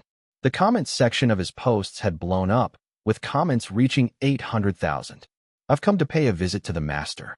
Can you play the flute too? The man is Xian Yu, proficient in all forms of poetry. And you said you weren't Tang Bohu. Tang Bohu, stop pretending. I heard that Tang Bohu was unrivaled in poetry and verse. So Flirting Scholar is your autobiography, isn't it? In the movie, Tang Bohu knew music and could write poems and couplets. In reality, Xian Yu is not only the author of the music, but also a scriptwriter, and his ability to write poems and couplets is simply terrifying. At this point, it was hard for the audience, fans, and netizens not to make connections. Of course, there were also those who noticed that Tang Bohu. Oh no, sorry, it's Xian Yu. Xian Yu was also following Chu Kuang and Shadow. Chu Kuang's fan base used to be larger than Xian Yu's. But with the success of Flirting Scholar, Xian Yu's fan base is now almost as large as Chu Kuang's. Even more, some fans even made a special trip to comment on Chu Kuang's tribe profile, and their comments evidently born out of Chu Kuang's fame as a writer with literary talent. Xian Yu, little bro, I heard you are quite talented in writing. Chapter 248, 232, Zhou isn't laughing anymore. Chu Kuang, how literary and elegant. He wrote not only the best-selling fantasy novels, firmly establishing himself in the book market as a pioneer, but also classical short stories, which many people consider to be among the best in the short story genre. So it's natural to assume in many people's minds that Chu Kuang's writing surpasses Xian Yu's. In fact, people never even thought to compare Chu Kuang and Xian Yu. There was simply no need for comparison. The former was an excellent novelist, while the latter was an extremely talented composer. Comparing two different fields doesn't make sense. Can we simply say that Chu Kuang's writing surpasses Xian Yu's, while Xian Yu's composing does the same to Chu Kuang? If these two individuals hadn't been paying attention to each other and collaborating frequently, their fan bases would likely not intersect. But now things are different. Following the success of Flirting Scholar, Xian Yu's writing skills have been thoroughly demonstrated, and the fans have started to make jokes about it. Of course, it's not meant with any malice. As everyone knows, Xian Yu and Chu Kuang are like best buddies. They would never see each other as rivals. Oh, and there's also Shadow. This is a trio of best buddies. However, as Shadow is a newcomer in the comic industry and his popularity and influence aren't as great as Chu Kuang's and Xian Yu's, he isn't paid much attention. It's like in the Little Tiger team, when everyone knows Wu and Su, but very few people pay attention to the third member. Shadow is like the invisible third in their trio, usually only appearing in Chu Kuang and Xian Yu's storylines. In short, as Xian Yu's writing has been recognized by fans, and considering he is the screenwriter of Flirting Scholar, who also writes stories, people finally unconsciously began to compare the two. After such a comparison, it really is interesting. Could Xian Yu's writing skills really be no less than Chu Kuang's? Some fans even feel that they're close to the truth. Perhaps it's precisely because Chu Kuang and Xian Yu are both great writers that they became good friends? Enough of that. It's not important. What's most important now is the terrifying influence of Flirting Scholar. As the second week came to an end, coupled with countless detailed analyses of Flirting Scholar, the popularity of this film actually soared even higher. The media started reporting, Rise of the Web Giants. Low-budget film Flirting Scholar rakes in over $150 million in 2 weeks. Xian Yu. From top composer to screenwriter of Flirting Scholar, Xian Yu makes his film debut, with his first script, Flirting Scholar, becoming an online sensation. Summer movie season, both web and theater films flourishing, Flirting Scholar leading the online movie trend. This film already made over $150 million, but only cost $9 million. Flirting Scholar made a lot with a little, showcasing Xian Yu's talent and achieving a miracle. There were also news pieces that reproduced Starlight Network's movie review. Of course, Deng Qi's article was also reprinted by media. It was quite an odd situation. For those who didn't know, they might think Flirting Scholar was also a theater film for this year's summer season. Because during such a hot summer season, media usually wouldn't pay attention to web films, let alone spend any actual resources covering them. This season is filled with blockbusters.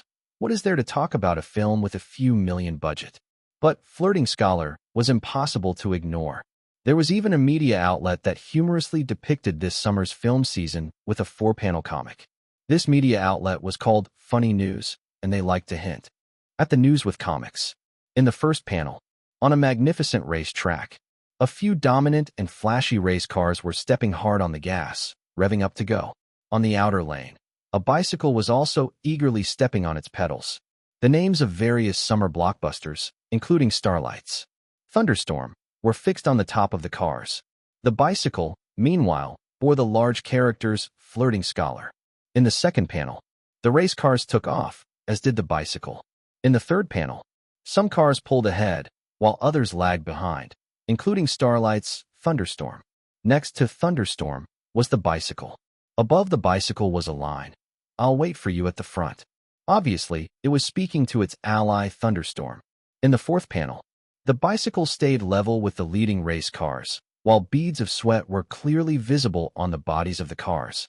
Many people in the web film circle had knowing smiles on their faces. They were quite meaningful. Because this comic was too real. Isn't reality just like that? Theater films are the race cars on the magnificent racetrack. Compared to theater films, a web film with a $9 million investment is at best a bicycle. But the popularity of the web film was on par with the theater films. This bicycle, how impressive. Not impressive in terms of box office. If we're talking about box office, the films in the summer season usually have a box office of billions. But the thing is, Flirting Scholar is so cheap to make. The film industry has a concept called investment return rate.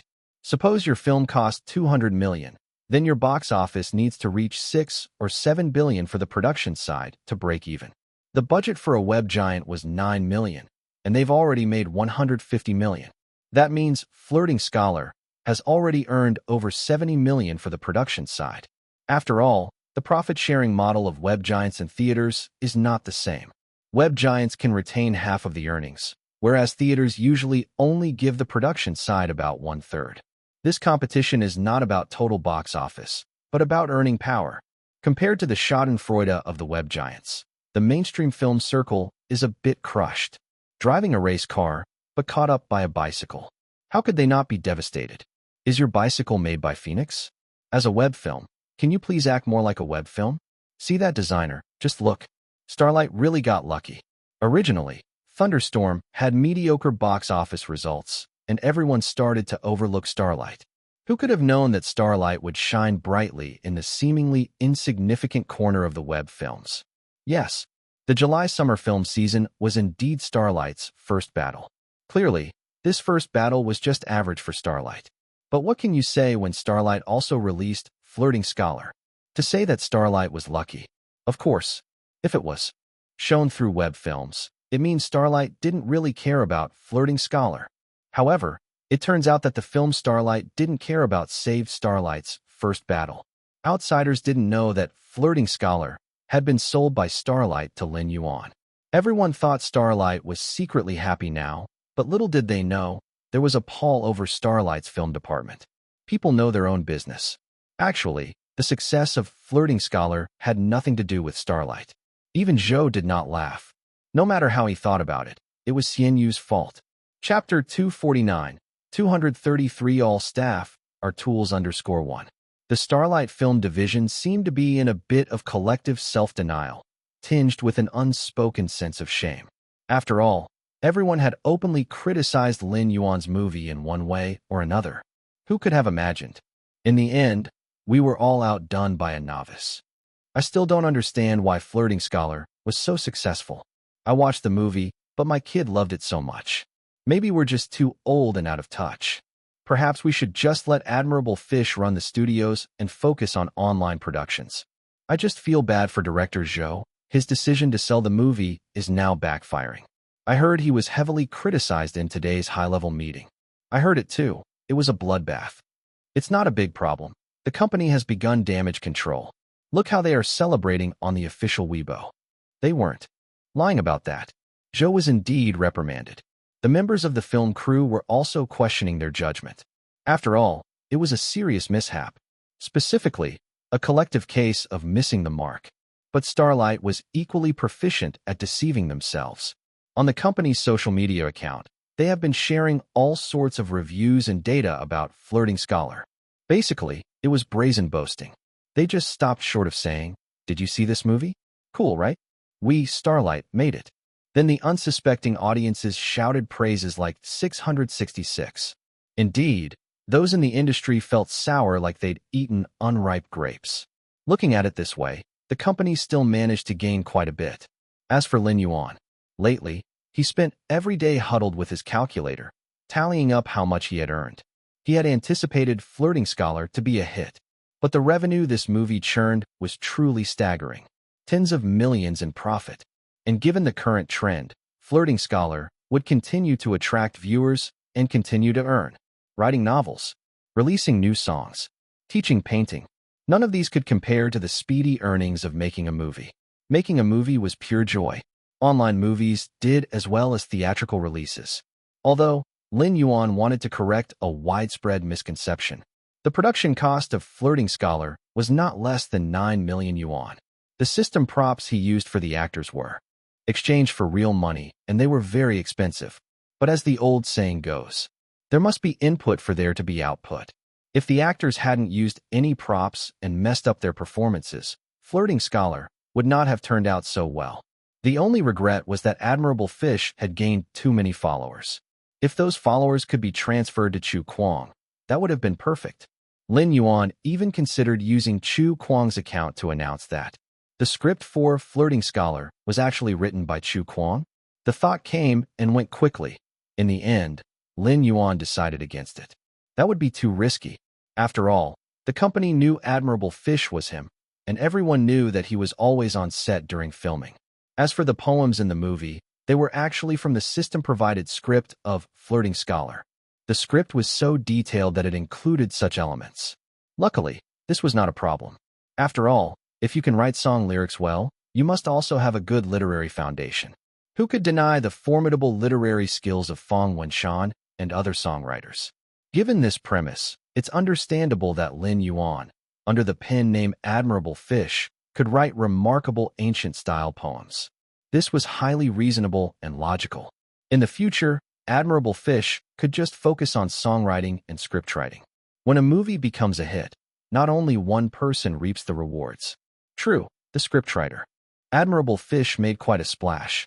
But the director, actors, and key members of the film's creative team also benefited tremendously. First of all, was the male protagonist, He Sheng.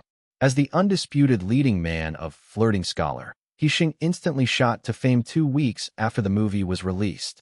Invitations began flooding in, busting down Starlight's doors. After all, He Sheng was Starlight's artist. Previously, he was just a bit player at Starlight. Now, he had become the hot new talent in the film industry. This delighted the company's chief agent, Zhao Ju. She immediately arranged for a formidable agent for He Sheng. As part of the company's transition, Zhao Ju now managed artists from both film and music industries. Previously, Lin Yuan had discovered a few new singers for her. Now he was also helping her scout film talent. This was horrifying. If Lin Yuan's success this time was not a fluke and his scriptwriting skills were reliable, then his value to the company would not be inferior to other prominent songwriters. He actually might offer even more. Given the company chairman's personality, Lin Yuan would probably be untouchable at Starlight in the future. The Little Prince? Not quite. When Lin Yuan wanted to make a movie, the company let him. There were rumors then that Lin Yuan was Starlight's Little Prince. Now, it seems the title Little Prince describes him better than Maestro Jr. Naturally, He Sheng was over the moon. After the company had him registered with a tribe account, the first thing he did was follow Admirable Fish. Then, he went ahead and skimmed through all of Admirable Fish's blog posts, liking each and every one of them. Occasionally, he left comments, such as, "Go, Teacher Admirable Fish. Teacher Admirable Fish, you're the best. I'm Admirable Fish's die-hard fan." These were the types of comments he generally left, demonstrating his incredibly sincere attitude. Sharing similar sentiments to him was Yi Qinggong. It was clear that the bigwig of Flirting Scholar was Admirable Fish, the screenwriter. This film was indeed a textbook example of a screenwriter-centric production. However, Yi Qinggong was the director after all. Even if the screenwriter shined the brightest, the director would certainly be one of the top 3 contributors to the film's success. Previously, Yi Qinggong had been somewhat disappointed that Flirting Scholar hadn't made it to the big screens. But looking at it now, who cared about the big screens? Earning internet streaming revenue, wasn't that delightful? Leaving an iconic workpiece behind for online films, wasn't that cool? Furthermore, with the prestige gained from this film, if Yi Qinggong wanted the company to fund a big screen film for him now, they would likely not refuse. Because after all, one only needed to succeed once to build credentials. People previously said that Admirable Fish was talking nonsense. Now it seemed, the company would likely beseech Mr. Lin to produce another film like Flirting Scholar, wouldn't it? Speaking of which, though Yi Qinggong was the one who believed in Flirting Scholar, the most aside from Admirable Fish, the overwhelming success of the film was equally startling to him. Yi Qinggong knew the film had potential, but he didn't expect it to explode like this. Of course, if the director and the lead male actor gained benefits, the lead female actress naturally wouldn't be left out. Flirting Scholar, the one being flirted with, was Yu Shilu's Qiuxiang. As the female lead of the film, Yu Shilu realized for the first time that being a vase character wasn't too bad. Others were in charge of the comedy, and she just had to look charming as support. However, compared to the excited Yi Qinggong and He Sheng, Yu Shilu thought a bit more about it. Being more seasoned in the industry, she had a better understanding of the importance of alliance building. When is Mr. Lin shooting his next film? Should I beg him for a part? I'm sure Mr. Lin wouldn't mind my vase character. Though I have numerous offers now, if Mr. Lin needs my time, I will definitely reserve it for him. Some people might think Flirting Scholar was purely a stroke of luck, but Yu Shilu didn't see it that way. There were times when she almost laughed herself breathless during the shooting of this film. She had also seen how Mr. Lin turned He Sheng into a comedy master with her own eyes. This assured Yu Shilu that Mr. Lin truly had talent. In fact, Yu Shilu had tried to make conversation with Mr. Lin during the shoot. Didn't they say men love beautiful women? She was so attractive, many male crew members would steal glances at her. Maybe Mr. Lin would show some interest? Unfortunately, Mr. Lin didn't spare her much attention. In fact, Mr. Lin paid more attention to He Sheng and Yi Qinggong than to her. It seemed her charm didn't work on Mr. Lin. Yu Shilu wasn't disappointed. After all, she was just trying out. And she wasn't trying to use this to climb up the ladder. She simply had a genuine desire to align herself with Mr. Lin. If the big boss was Yi Qinggong, Yu Shilu wouldn't have had any thoughts whatsoever. She would rather never make it in the industry than be involved with Yi Qinggong. I suppose other actresses in the company will soon have their eyes on Mr. Lin.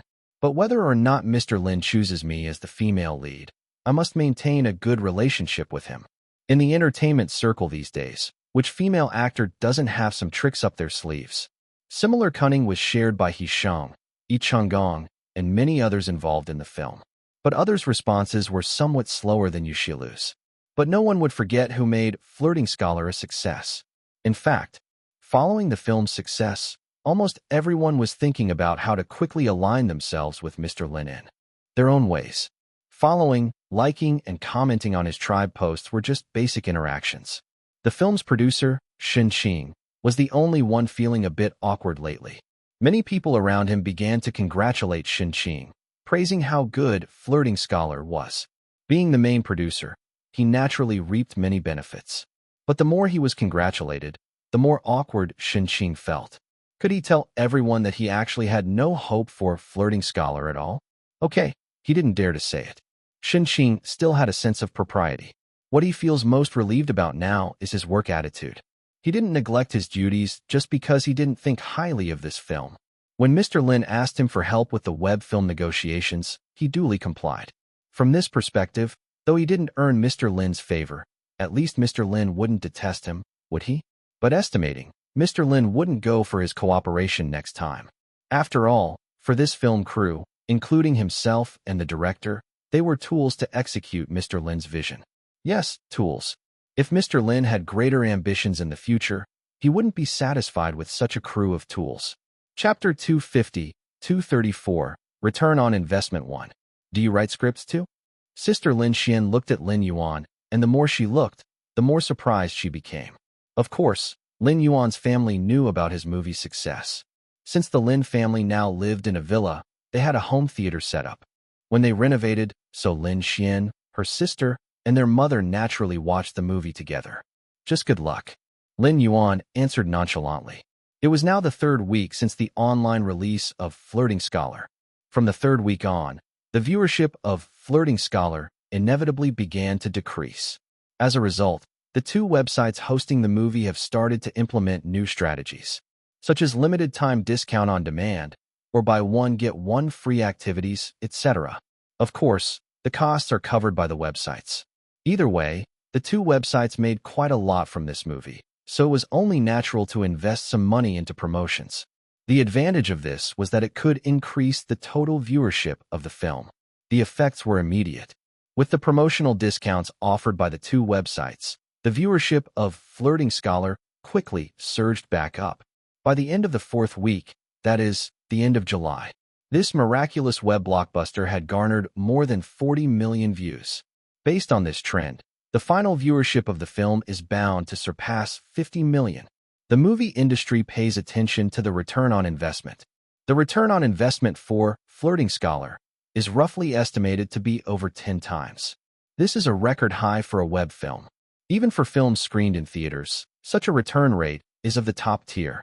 In order to further stimulate the viewership of Flirting Scholar, both Catmull and Penguin Video, without prior arrangement, extended interview invitations to Xianyu. Lin Yuan declined. Showcasing his face too often could lead to his downfall. The people from Catmull and Penguin Video did not insist. It's normal for people, even filmmakers, not to enjoy publicity.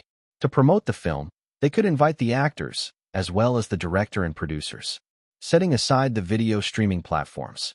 On the fifth week of the film's launch, Lin Yuan went to the 9th floor of Starlight, which belongs to Mr. Lin. The representative is really talented. The representative's movie is so good. The movie produced by the representative is so exciting. Our department wholeheartedly supports the representative's filmmaking. Upon entering the composition department, the composers under him naturally took turns to heap praise on him. Already accustomed to all this, Lin Yuan smiled and went into his office. After entering the door, Lin Yuan noticed many gifts on his desk. Some large and small exquisite packages were simply placed on the floor because the desk was too full. They are all from the film crew. As Lin Yuan's assistant, Gu Dong appeared right on time. She answered Lin Yuan's questions. Most of the gifts on the desk are from producer Shin and director Yi, and on the ground, the one on the left is from He Sheng. The one on the right is from Yu Shilu. And this, I've made a list for you. Lin Yuan glanced at the gift list. Gu Dong was reliable. She had systematically noted down what each person had gifted, making it easy for Lin Yuan to understand at a glance. While Lin Yuan was looking at the gift list, Gu Dong was looking at Lin Yuan, with a hint of admiration in her eyes. Since getting to know Mr. Lin, it seemed as though Mr. Lin could succeed in anything he did. As of today, Mr. Lin had attained massive success even in crossover filmmaking. Gu Dong couldn't help but wonder, is there anything in this world that Mr. Lin can't do? This thought was of course a bit exaggerated. However, having interacted with Lin Yuan for so long, Gu Dong did have this almost incredible feeling. This even put a lot of pressure on Gu Dong. If she was able to handle Lin Yuan's assistant work with ease at the beginning, now, working for Mr. Lin, Gu Dong had gradually begun to feel like she was walking on thin ice. That's because Mr. Lin was too amazing. So the more she understood Mr. Lin's excellence, the more Gu Dong felt the heavy responsibility of being a small assistant. Of course, while feeling the pressure, Gu Dong also found motivation. Being Mr. Lin's assistant was not only an honor for her, but also a precious opportunity in her life. She couldn't allow herself to make mistakes, and she would have to complete Mr. Lin's assistant work beautifully in the future. Of course, Lin Yuan had no idea of his little assistant's thoughts. After looking at the list and roughly remembering who had given what gifts, Lin Yuan finally looked up and asked, "Could you do something for me? Please tell me." Gu Dong immediately replied. Lin Yuan thought for a moment and said, "Help me find a young composer in our department who is promising. I'm thinking of training another student to compose music." Lin Yuan wanted to continue with the task of taking in students. Recently, the system had reminded Lin Yuan that there was less than half a year left for his teaching task. If Lin Yuan could not train 3 students in this time, the Yang Zhoming character card would disappear. Honestly speaking, the time was tight.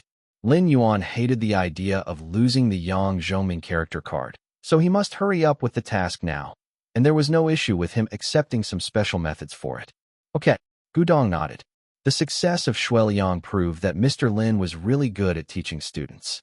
Just like the outside world, Gu Dong was also very curious. Could Mr. Lin train a second Shuiliang? After Gu Dong left, Lin Yuan's phone rang. After he picked up, he heard an excited voice from Yang Feng from the phone. "Congratulations to teacher Chu Kuang. You have been awarded the first batch of GOAT Awards announced by the Literature and Art Association. The list has been published and many people are discussing it online." Oh, it wasn't unexpected for Lin Yuan. With Ghost Blows Out the Light as the foundation, it would be strange if he didn't get this award. Yang Feng smiled and said, "Maybe to avoid controversy, they only announced the list and did not publish rankings." To Lin Yuan, it was enough to have received the GOAT Award. Yang Feng did not mind Lin Yuan's calm tone. This was human nature's innate adaptability. "Teacher Chu Kuang, do you want to attend the award ceremony?" Lin Yuan frowned. "Is attendance mandatory?" Yang Feng quickly said, "Not necessarily. Whether you attend or not is up to you. If you need it, Silver Blue Books could send someone to pick up the award on your behalf, or you could designate someone to pick it up, preferably your agent. Can you guys receive it on my behalf, and then mail it back to me? I wonder, is the GOAT Award trophy valuable?" After chatting for a bit, including the news that the second volume of Ghost Blows Out the Light had been successfully published, Lin Yuan hung up the phone. Whether it's interviews or award ceremonies, it seems like there have been a lot of occasions recently trying to get me in the spotlight, but there was one thing Yang Feng said that reminded Lin Yuan. Maybe he could find an agent to help him arrange and handle such occasions. Chapter 251, 235, The Next Movie _1. Having more identities could be troublesome to deal with. Perhaps getting an agent or something similar could save Lin Yuan a lot of hassle. He'll keep an eye out for potential candidates. Lin Yuan turned on his computer and looked up the list of fantasy authors selected by the online community. Top 3 gods. The 3 were Antarctica, Mercury, and Double Knife Kid. The first two were veteran fantasy authors from Qin province with the most terrifying book sales, and the third was the face of fantasy authors in Qi province. There were 10 spots for the great old one, GOAT. Chu Kuang's name was 5th on the list, but there was a cheeky note added to this award. The ranking does not indicate superiority.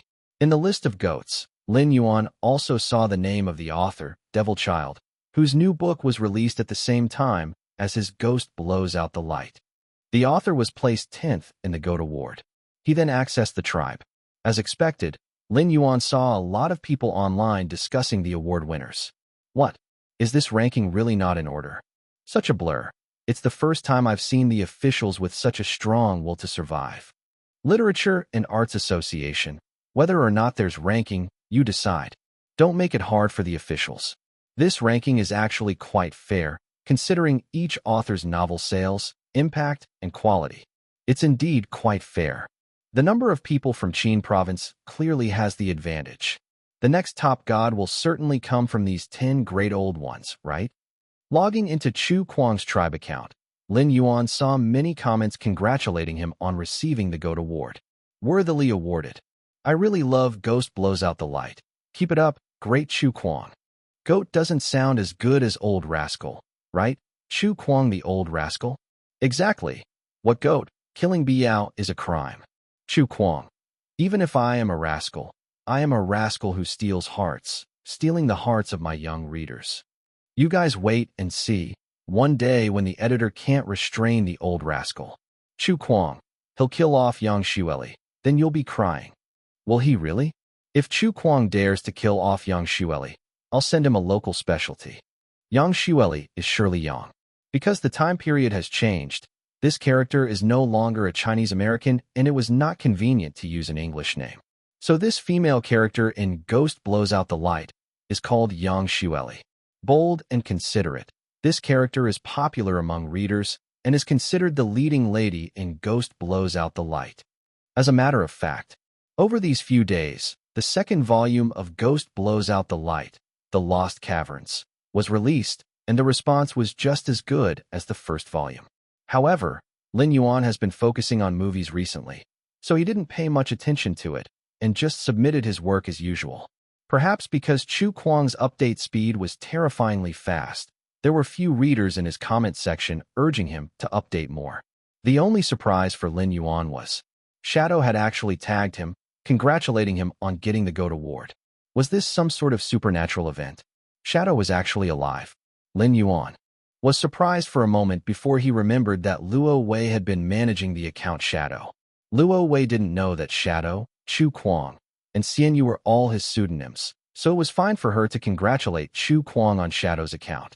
The problem was with the fans. Why is there no response from Xian Yu's side? And Shadow was the first to congratulate. For such a big event like the GOAT Award, Teacher Xian, you didn't make a sound. Are things not going well with old rascal Chu Kuang? Is Shadow trying to seize the opportunity to rise to the top? Guys, the stock of Shadow has risen. You guys are at it again? But I like it. Could it be because everyone has been discussing Xian Yu's writing skills lately? Our Chu Kuang the GOAT is feeling a bit insecure? NH. Lin Yuan was speechless. Of course, Xian Yu would not congratulate Chu Kuang, because such an act would be tantamount to selling and praising herself. But Lin Yuan couldn't stop Luo Wei, because from Luo Wei's perspective, there was nothing wrong with it, making Shadow look more like an independent person, which significantly reduced her own risk of being exposed. While Lin Yuan was reading the tribe news, he heard some movement outside his door. Zhu Weiming had come. Director. Lin Yuan greeted him. Old Zhou chuckled. Congratulations on the success of Flirting Scholar. I got some newly launched good tea today. I figured you would like it, so I brought you a box. Thank you. Lin Yuan's eyes lit up. As an assistant, Gu Dong naturally followed him, unboxed the tea that old Zhou brought, and made a cup of tea for each of them. Then he deliberately left the room, closing the door behind him so that the two could chat. Here's the thing. Old Zhou coughed. For your first film, the company may not have taken it seriously. So I came here to tell you that if you want to make more films in the future, I can help you secure more funding. Lin Yuan's movie was a hit. There are now two opinions outside. One is that Lin Yuan got lucky, and the other is that Lin Yuan really has the ability. However, the most widespread view is that Lin Yuan's own abilities combined with a bit of luck have made the movie Flirting Scholar a success. In other words, the company recognizes Lin Yuan's success. Although Old Zhou didn't handle this matter well, and thus the company suffered heavy losses, they have raised their attention towards Lin Yuan and decided to support Lin Yuan's next movie. Next movie? Lin Yuan did not immediately answer. He had tasted the sweetness from the first movie, so he would definitely continue making films in the future. But bringing up this matter now was premature. He would need at least some time before he started to consider the next film. No need to rush to answer. Old Zhou smiled. You can take your time to polish the script for the next film. When the script is ready, just remember to contact me first. I just came here to express the company's support for your new film. Okay. Lin Yuan nodded. It seems like Old Zhou really did come today to express the company's attention. After finishing his tea and chatting for another 10 minutes, Old Zhou left. Once Old Zhou had left, Lin Yuan started to ponder. Although there was no rush to prepare a new film project now, he could at least set the script first. As for the type of script, the best choice, of course, would be another comedy like Zhou's. Because Flirting Scholar had already laid a solid foundation for nonsensical comedies. But he didn't know what the system would say. Lin Yuan directly called out the system. Can I directly specify a certain movie? The system replied, that function has not been opened yet. For now, the theme and type of custom scripts are random. Lin Yuan. This damn system would never make people completely satisfied. Random scripts. Isn't this the same route as customizing novels? According to this system's behavior, the next random movie most probably wouldn't belong to the same genre as Flirting Scholar. There might even be a stark contrast. However, Lin Yuan also noticed a key word from the system. At present. This function is not available at present. So, does this mean that in the future he can customize movies by himself? That might work. Lin Yuan spoke up. Then customize the new script. The system frowny face script customization in progress. Chapter 252, 236, tuner_1. In customization. In customization. In customization. Lin Yuan suspected that the system had crashed. Usually, the system's customization took only 10 seconds to produce work, occasionally a few dozen if it took longer. But this time, the system took a full 5 minutes before finally responding to Lin Yuan. Random customization successful. Would the host like to accept the price of 25 million for the script? How much? Lin Yuan thought he had misheard. The system said 25 million. Lin Yuan suspected the system was joking, selling a movie script for such a high price. With 25 million, he could probably write quite a few songs, or even a couple of novels, right? That being said, Lin Yuan's first movie, Flirting Scholar, had a terrifying gold-winning ability. If the new film still had this level of profitability, then it didn't seem unreasonable to spend that amount on a script, right? They are all tricks. The longest road Lin Yuan has walked is the system's tricks. Anyway, the money has gone to charity. What more can I say? You say how much, then that's the price. If the film doesn't make money, I won't make films anymore. Lin Yuan threatened. The system was unmoved. Do you want to customize? Lin Yuan gritted his teeth and said, do it. Do it. Do it. Ding dong. The system prompt. Congratulations on getting the system's script, The Pianist. At the same time, Lin Yuan's money was deducted by the system by 25 million. No time to feel the pain. Lin Yuan's attention was concentrated on the script for The Pianist. This is a crime suspense movie script. At this point, Lin Yuan had familiarized himself with the script through quantum reading. Well, how should he put it? He knew the new film's genre would definitely be a departure from Flirting Scholar. The script for this film abruptly shifted him from a comedy film to the genre of crime and suspense. Similar experiences occurred when Lin Yuan was writing novels. For example, he was doing quite well with his novel King of the Net, but then the system threw a fantasy novel at him. Just as he was doing pretty well with the fantasy novel, the system then had him write Ghost Blowing the Lamp. Well, it's quite a leap. A very big leap, indeed. Not to mention that the outside world can't guess what type Chu Kuang's next novel will be. Even Lin Yuan himself was baffled. In the future, will it become a case of Lin Yuan and the outside world guessing together what type Xian Yu's next film will be? Alright, No more gripes. After Lin Yuan read the script of The Pianist at light speed, he had a general understanding of the situation. Firstly, what can be confirmed is that the script for The Pianist was adapted from an Indian film. But it must be said that the Indian side was not original either, because this Indian film was adapted from a French short film. In other words, France produced a short film called The Pianist, which was adapted by India into a full-length film, and the system then adapted the Indian film into a Blue Star film, after 3 rounds of adaptation. But the system also gave Lin Yuan a prompt. The first adaptation was done by the system, and the adaptation of the film background will be done by the host in the future. Lin Yuan didn't mind. He's very proficient in changing backgrounds. The only question is, will this movie make a profit? It's no blockbuster, and The Pianist is a film that places more emphasis on plot logic. It's not easy for this kind of film to achieve high box office returns. By the way, the movie's title can also be tweaked. Aside from the protagonist being a piano player, the film seems to have no real connection with the title The Pianist.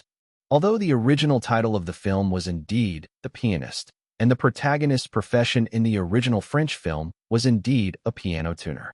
But in reality, in the Indian plot, the protagonist is a pianist, so it would be more appropriate to call the film The Pianist.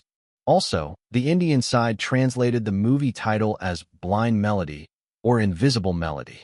The director even considered names like Kill the Pianist. All in all, no matter what the movie is called, it cannot change the film's core conflict. The central conflict of The Pianist revolves around a pianist pretending to be blind, who ends up in a movie star's home to play the piano. As a result, he witnesses a murder. Because of his pretense of being blind, the killer temporarily spares the main character. After leaving the house, the male protagonist immediately goes to the patrol house to report the crime. However, before he could successfully report the crime, he was horrified to discover that the arrest officer at the patrol house turned out to be the killer he had just witnessed. The plot suddenly becomes tense. Lin Yuan had never seen this film before, so the script provided by the system brought a fresh feeling to him. This design is really ingenious. The protagonist, who has long been pretending to be blind, ends up witnessing a murder. Just thinking about it is a bit thrilling.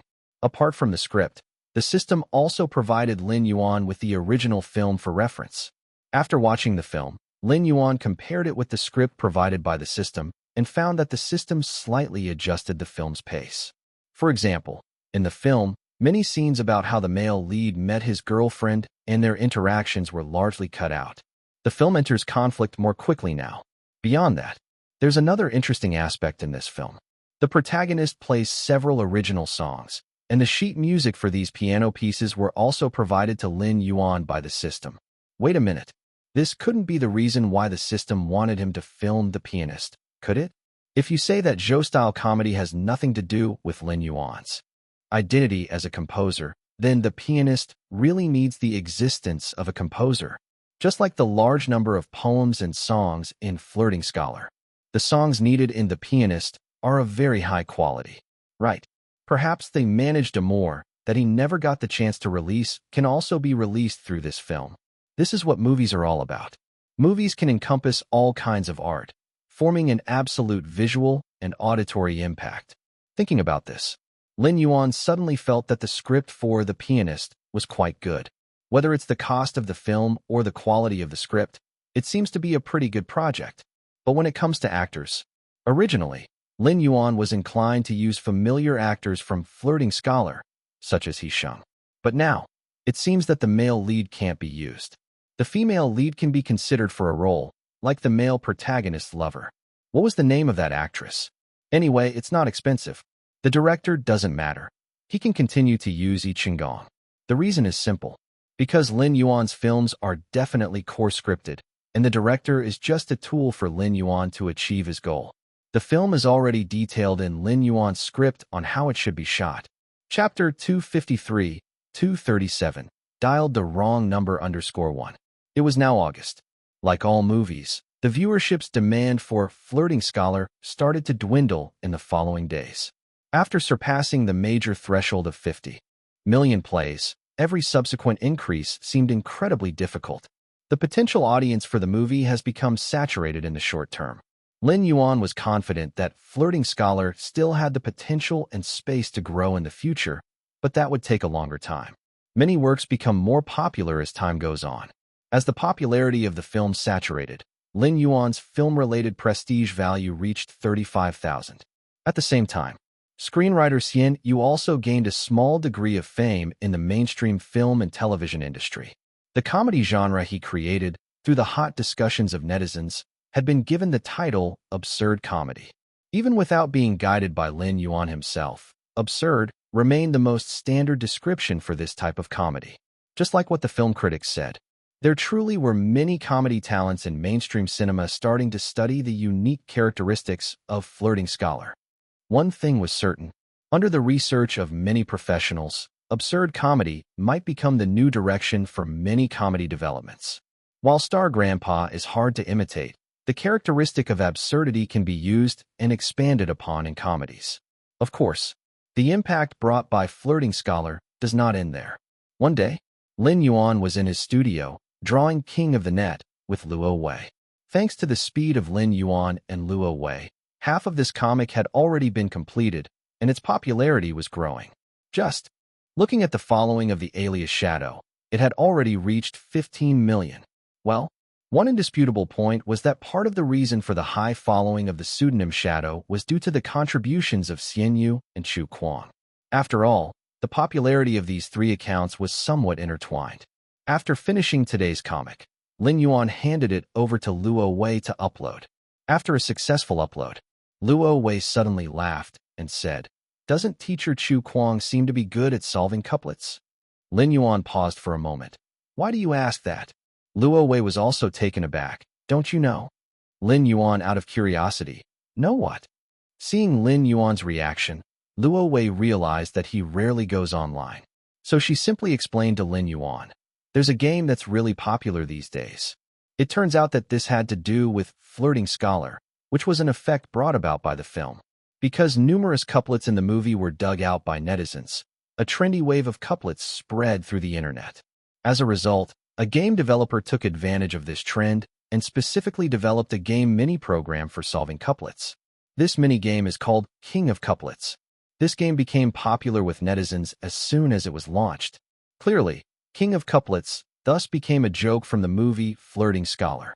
In the movie, the self-introduction of Prince Ning's advisor was, "Below is the literary champion and military advisor of the 7 provinces, nicknamed King of Couplets Dui Chuanchang." So, when netizens saw the 4 characters King of Couplets, they all smiled knowingly, subconsciously linking it to the scene of this gentleman spitting up 3 liters of blood. The game setting was simple. For every couplet solved, the player would proceed to the next stage. And with every stage, the difficulty of the couplets would increase. As a result, whenever netizens couldn't solve a couplet, they would post online asking for help.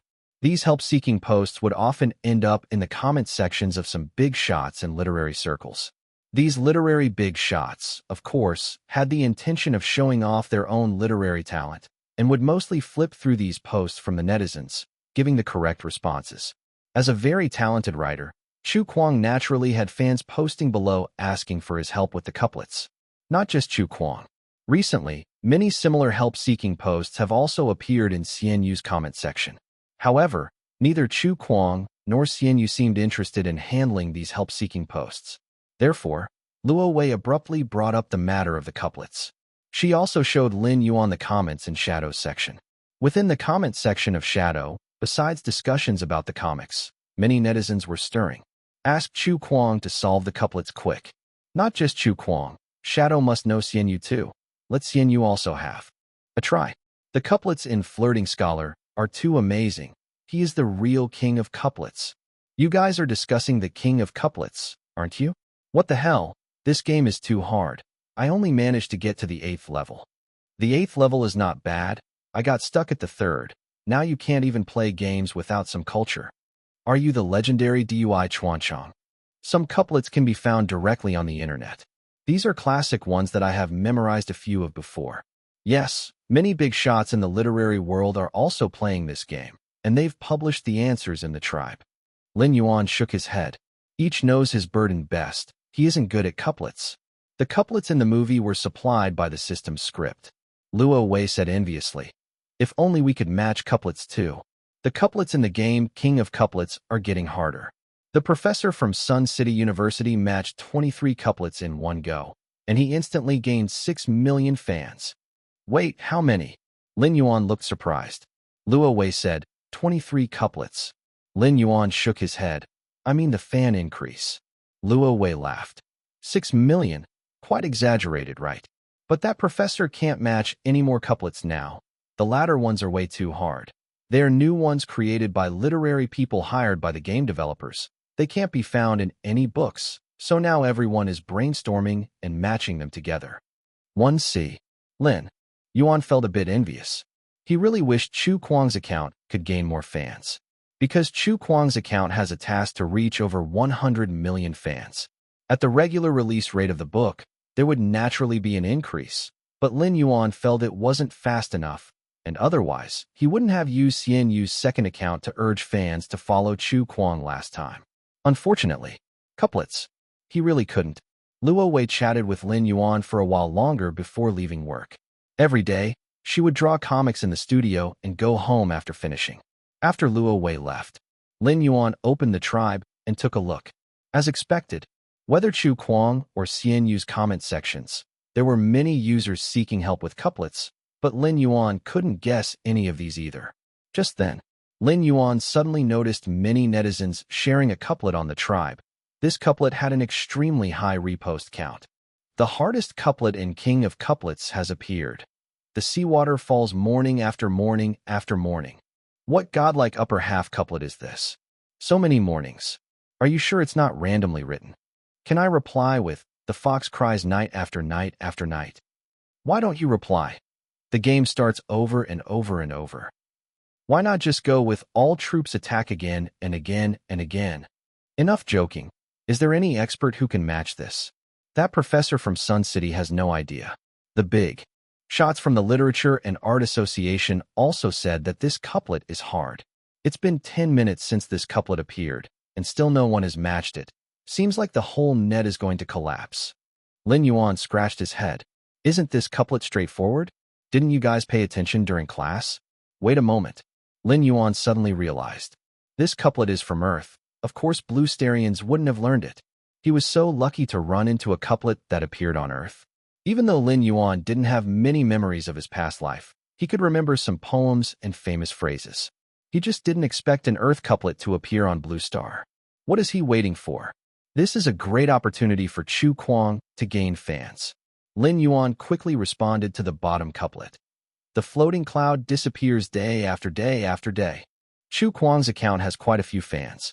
As he matched the couplets, plenty of people were bound to take notice.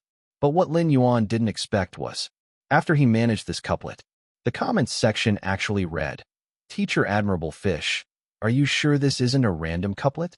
Teacher Admirable Fish. Teacher Fish. Teacher. Sure. Damn. He logged into the wrong account. Chapter 254, 238, Chu Kuang's Outcome _1. I got the wrong account. Lin Yuan felt a little bit sad. Falling off the horse because of this little thing would of course be too much. Whether it's Chu Kuang or Admirable Fish. Coming up with the lower couplet, it's not a surprising thing.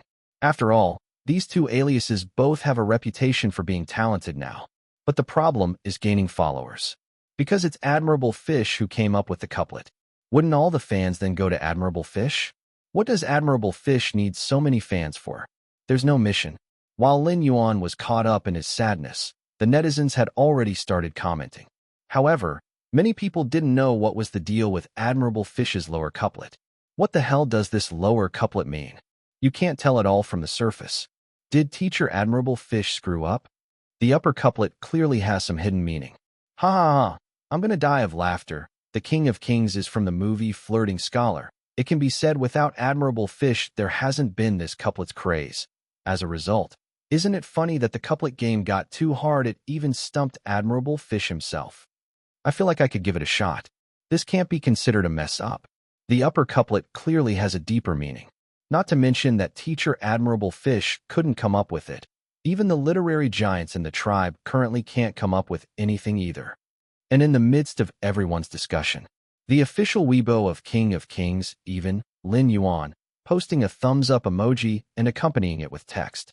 As expected of teacher Admirable Fish, we invited a few professionals in the industry for a discussion, and this lower couplet just barely made the cut. The netizens were all stunned. This lower couplet made the cut?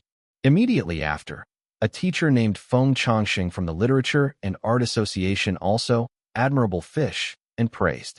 This lower couplet is awesome. I just solved the riddle of the upper couplet. Teacher Admirable Fish has already thought of the lower couplet. The reading of the upper couplet should be sea water tide, tide by tide, tide falls tide after tide. This is a typical homophonic couplet, and the reading of Teacher Admirable Fish's lower couplet should be drifting cloud rises, always rising, always rises, always fades. The bystanders were stunned. So this is how you read the upper couplet? At this moment, many netizens felt a sense of their Ike being crushed. So we didn't even figure out how to read the upper couplet. But Teacher Admirable Fish already came up with the lower couplet. This is too terrifying, isn't it? Wait, barely made the cut? Everyone knows that a couplet needs to be a perfect echo. Teacher Admirable Fish's couplet is both neat and symmetrical, but King of Kings official Weibo only considers this lower couplet to have barely made the cut. Then may I ask, does the official have a better lower couplet? Yeah. Is there anything wrong with Teacher Admirable Fish's couplet? According to teacher Feng Changxing's interpretation, I think this lower couplet is already very perfect. Each sound rhymes perfectly. Netizens couldn't help but feel a little confused. Since it's a perfect match, why does the official say that Teacher Admirable Fish's lower couplet is barely satisfactory? Many people went to ask under the official's post. Some also asked Feng Changxing, but Feng Changxing's response was, I don't know either. Feng Changxing doesn't know either? The netizens began to suspect that the official was up to something. In the face of the netizens' confusion, King of Kings official Weibo responded again. We didn't mean to offend Teacher Admirable Fish. It's just that our upper couplet actually has another reading, and Teacher Admirable Fish only got the first reading correct. The second reading is sea water tide, tide day by day the tide falls. Additionally, we also admit that this upper couplet is indeed very difficult, because after we came up with the upper couplet, we couldn't even come up with a matching lower couplet. Netizens, are they going to rub our intelligence on the ground? The reading and word choice of the official's upper couplet has changed, and the artistic conception has undergone a dramatic change immediately. It's clear that the upper couplet is still the sea water rises day by day, but in actuality, it has formed another couplet. This upper couplet is dope. Admirable Fish did his best to be able to decipher the first reading and come up with a responsive lower couplet. Admirable Fish is already very impressive. After all, this upper couplet has stumped many professionals in the literary world, let alone the fact that even the officials said they couldn't come up with a matching lower couplet. Admirable Fish is still awesome. The couplet that the officials couldn't match, Admirable Fish was able to come up with something, which is enough to prove Admirable Fish's literary talent. Can I just say, worthy of the screenwriter who wrote the classic poems and couplets in Flirting Scholar? Although the official rating for Lin Yuan's lower couplet wasn't very high, everyone already thought this lower couplet was awesome enough. However, what dazzled all the netizens was that Chu Kuang appeared at this time. Where's the mistake? In front of countless netizens, Chu Kuang? The official account of King of Kings. Your lower couplet can change. Admirable Fish's lower couplet naturally can also change. This lower couplet can also be read as drifting cloud rises, rises long and long rises and fades. Holy crap, you can play it like that? The netizens were initially convinced by the official, believing that Admirable Fish's lower couplet was indeed less than perfect. They did not expect that Chu Kuang would actually step into the arena and directly move the perfect interpretation to slap the official's face with a loud pop. Motherfucker, that works too. They match again. Is it neat this time? This lower couplet from Admirable Fish is freaking awesome. After Chu Kuang's explanation, it's freaking perfectly matched again. Only Chu Kuang can keep up with his thinking in this wave. We just can't react. Did the officials just get slapped in the face? Clearly, the officials had no intention of admitting it. They surprisingly changed the reading of the upper couplet for a third time. Sea water rises, day by day it rises, day by day it falls. My God, it can still change? Just as netizens were stunned, Chu Kuang once again made a move. Drifting cloud rises. Long and long and long it rises. Long and long it fades. Netizens, are you guys playing Snake? The officials responded a little slower this time. This is the fourth change in reading. See water tide. Tide day by day it falls. Continue on. Chu Kuang wasn't showing any signs of stopping. The cloud grows long. It grows and grows. Then it grows and fades. What the hell? Was this the fourth time? How many variations could there be? Indeed, there were more. Both sides kept coming up with new variations. The spectators online felt like they were watching the scene from a movie where Tang Bohu and Dui Chuanchang engage in a couplet battle. No one had a chance to comment. They were stunned by the showdown. Their eyes couldn't keep up. Actually, not only the netizens. On the King of Couplets side, they were also stumped. They thought no one could respond to their endless variations of the upper couplets, yet they found that teacher. Admirable Fish's lower couplets varied just as much and could easily dismantle each move they made. The official channel of King of Couplets conceded defeat. Up to this point in the battle, the officials of King of Couplets still had some variations of the upper couplet that they hadn't used. However, it was clear the lower couplet also had many variations that could cancel out each upper couplet, so continuing the battle was meaningless. Simply put, Teacher Admirable Fish won hands down. Realizing this, the officials of King of Couplets stopped posting variations of the upper couplet and instead posted a GIF. Yes, it's that GIF. The one from the movie Flirting Scholar, where Dui Chuanchang coughed up 3 liters of blood after being defeated by Tang Bohu. That's the signal. King of Couplets' official account conceded defeat. By the time the officials conceded defeat with a GIF of Dui Chuanchang coughing up 3 liters of blood, netizens were already worked up to the max. Holy shit. A real contest of immortals. My brain can't handle this. What a joke. I'm dumbstruck. Teacher Admirable Fish is the ultimate King of Couplets. Even though it was shocking, that final GIF made me laugh so hard. Was this a reenactment of the movie scene? King of Couplets, weren't you guys supposed to be formidable? Remember, this intense couplet competition had already drawn a lot of attention. Tons of people were just here to watch the show. The fact that Teacher Admirable Fish was a part of the competition and his lower couplets pushed the atmosphere to a whole new height. And when Chu Kuang entered, the atmosphere of the couplet battle was taken to the absolute peak, grabbing the full attention of the spectators. However, in comparison to the excited bystanders, fans of Chu Kuang and Teacher Admirable Fish were thoroughly overjoyed. Haha, is this a hero saving the damsel in distress? Chu Kuang, little fish, they don't understand you, but I do. Teacher Admirable Fish, damn, I was the one who wrote the lower couplet. How did you get all the credit? Haha, they gave you all the credit. Chu Kuang didn't even give Teacher Admirable Fish a chance to say anything. He directly shut the officials of King of Couplets up. Both Teacher Admirable Fish and Chu Kuang are awesome.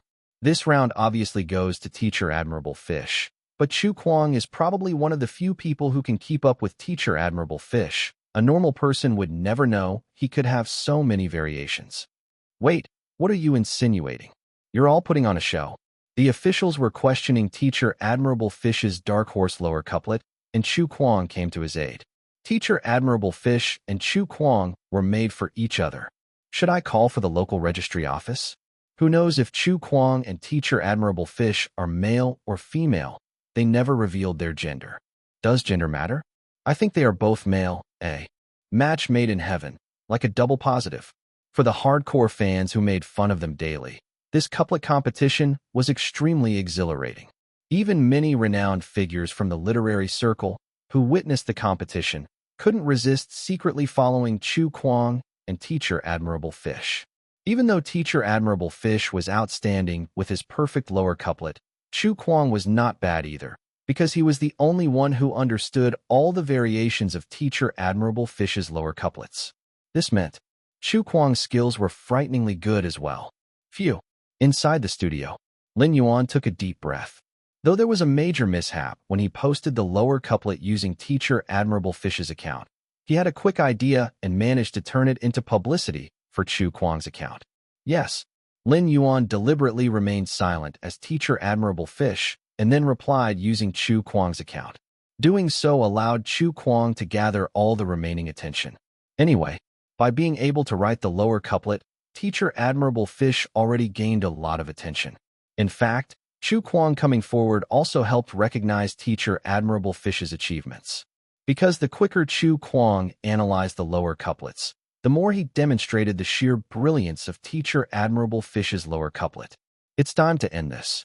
Right when Lin Yuan was about to shut down his computer, a notification echoed from the computer.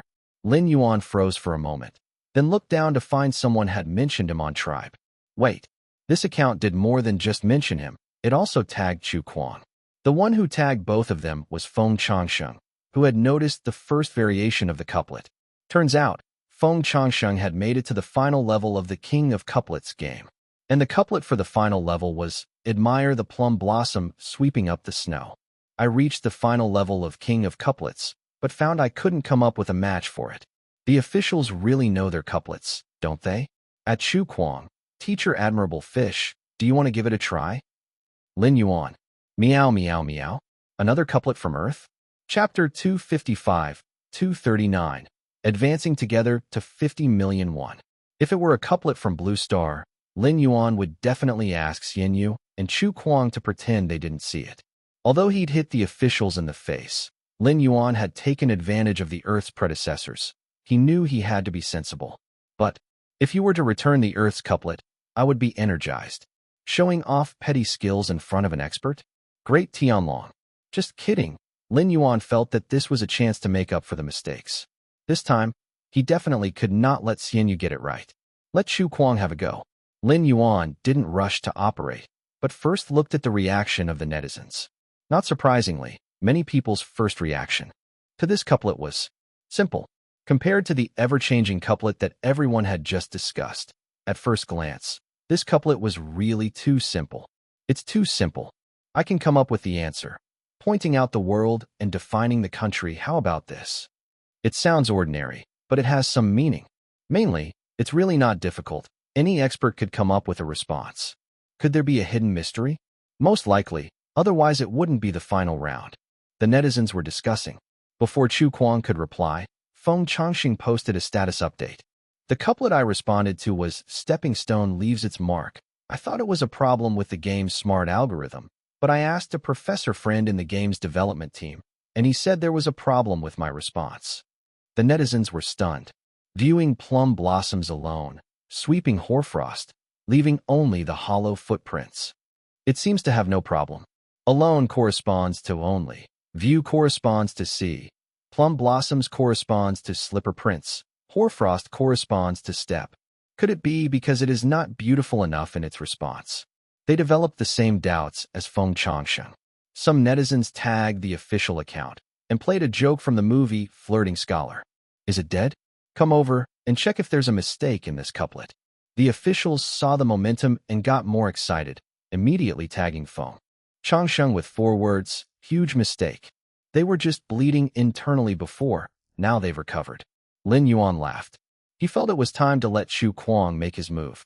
To avoid any mix-ups, Lin Yuan only released his next line after carefully confirming the account name. Detailed inspection of the mountainous scenery, dancing around the streams. This next line, like the first line, is excessively simple. The netizens didn't quite understand because the first and the next lines were both excessively simple.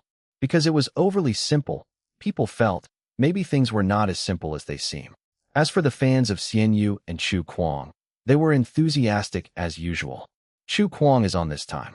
Chu Kuang. Can't let Xianyu hog all the glory. Chu Kuang. Little fish, step back, let me handle this. Just deciphering isn't enough. Xianyu just got a tough one. Chu Kuang may be in a hurry to prove himself worthy of little fish. I suspect Chu Kuang will fail. As expected, as soon as Chu Kuang's couplet appeared, the official account of the King of Couplet became excited and posted an animated picture along with the caption. Better let Xianyu do it. The animated picture was a screenshot from a cartoon.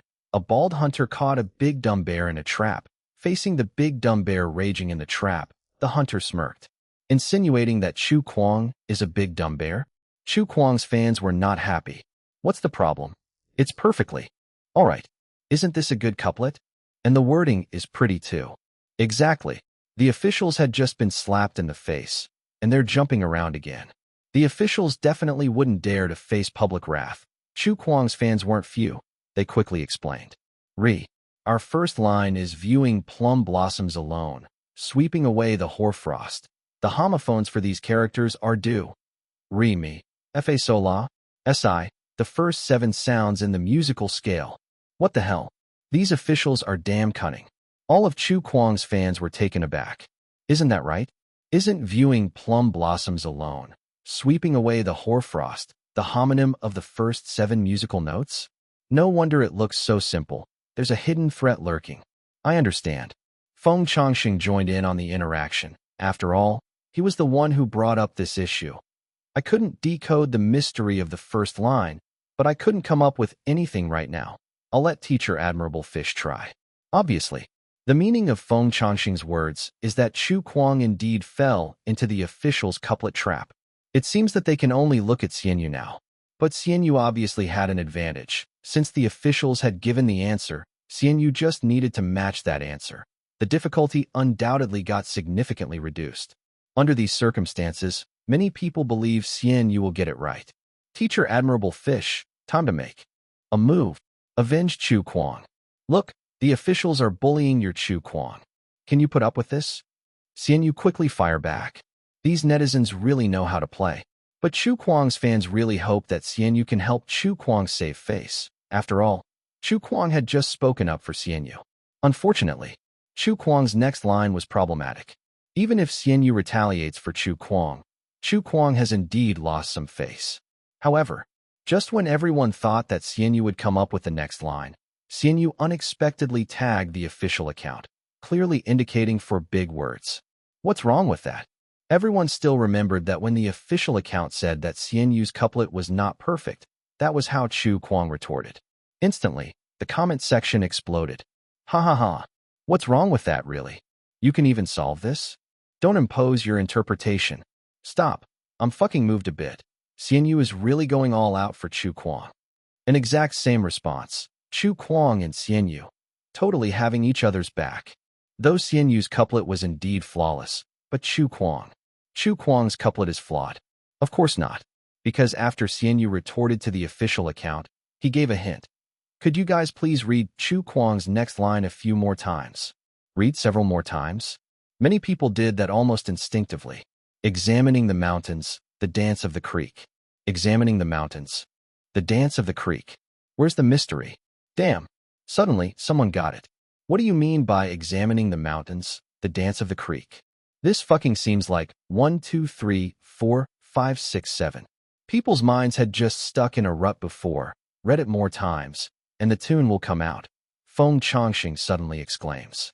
Examining the mountains, the dance of the creek. 1, 2, 3, 4, 5, 6, 7. It fucking perfectly matches. Xianyu is awesome. That makes sense, I surrender. Xianyu, nobody understands Chu Kuang more than I do. You two should just marry on the spot. Is this why legends can become friends? I am not acquainted with Xianyu and Chu Kuang because I'm not worthy. What kind of divine interaction is this? I am a fan now. I've locked down this couple. You lock it, give me the key, I'll swallow it. It really matched. The netizens never expected this.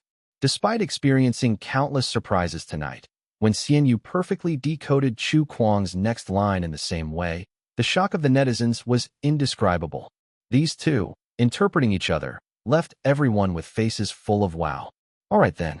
The official had deleted all the doubt-casting posts, so their latest comment was again a gif of Dui Chuanchong is coughing up blood. Comical and apt. As they say, the fandom grows, long and long, with growing laughter. Xianyu and Chu Kuang's tribe followers increased rapidly, almost breaking the 50.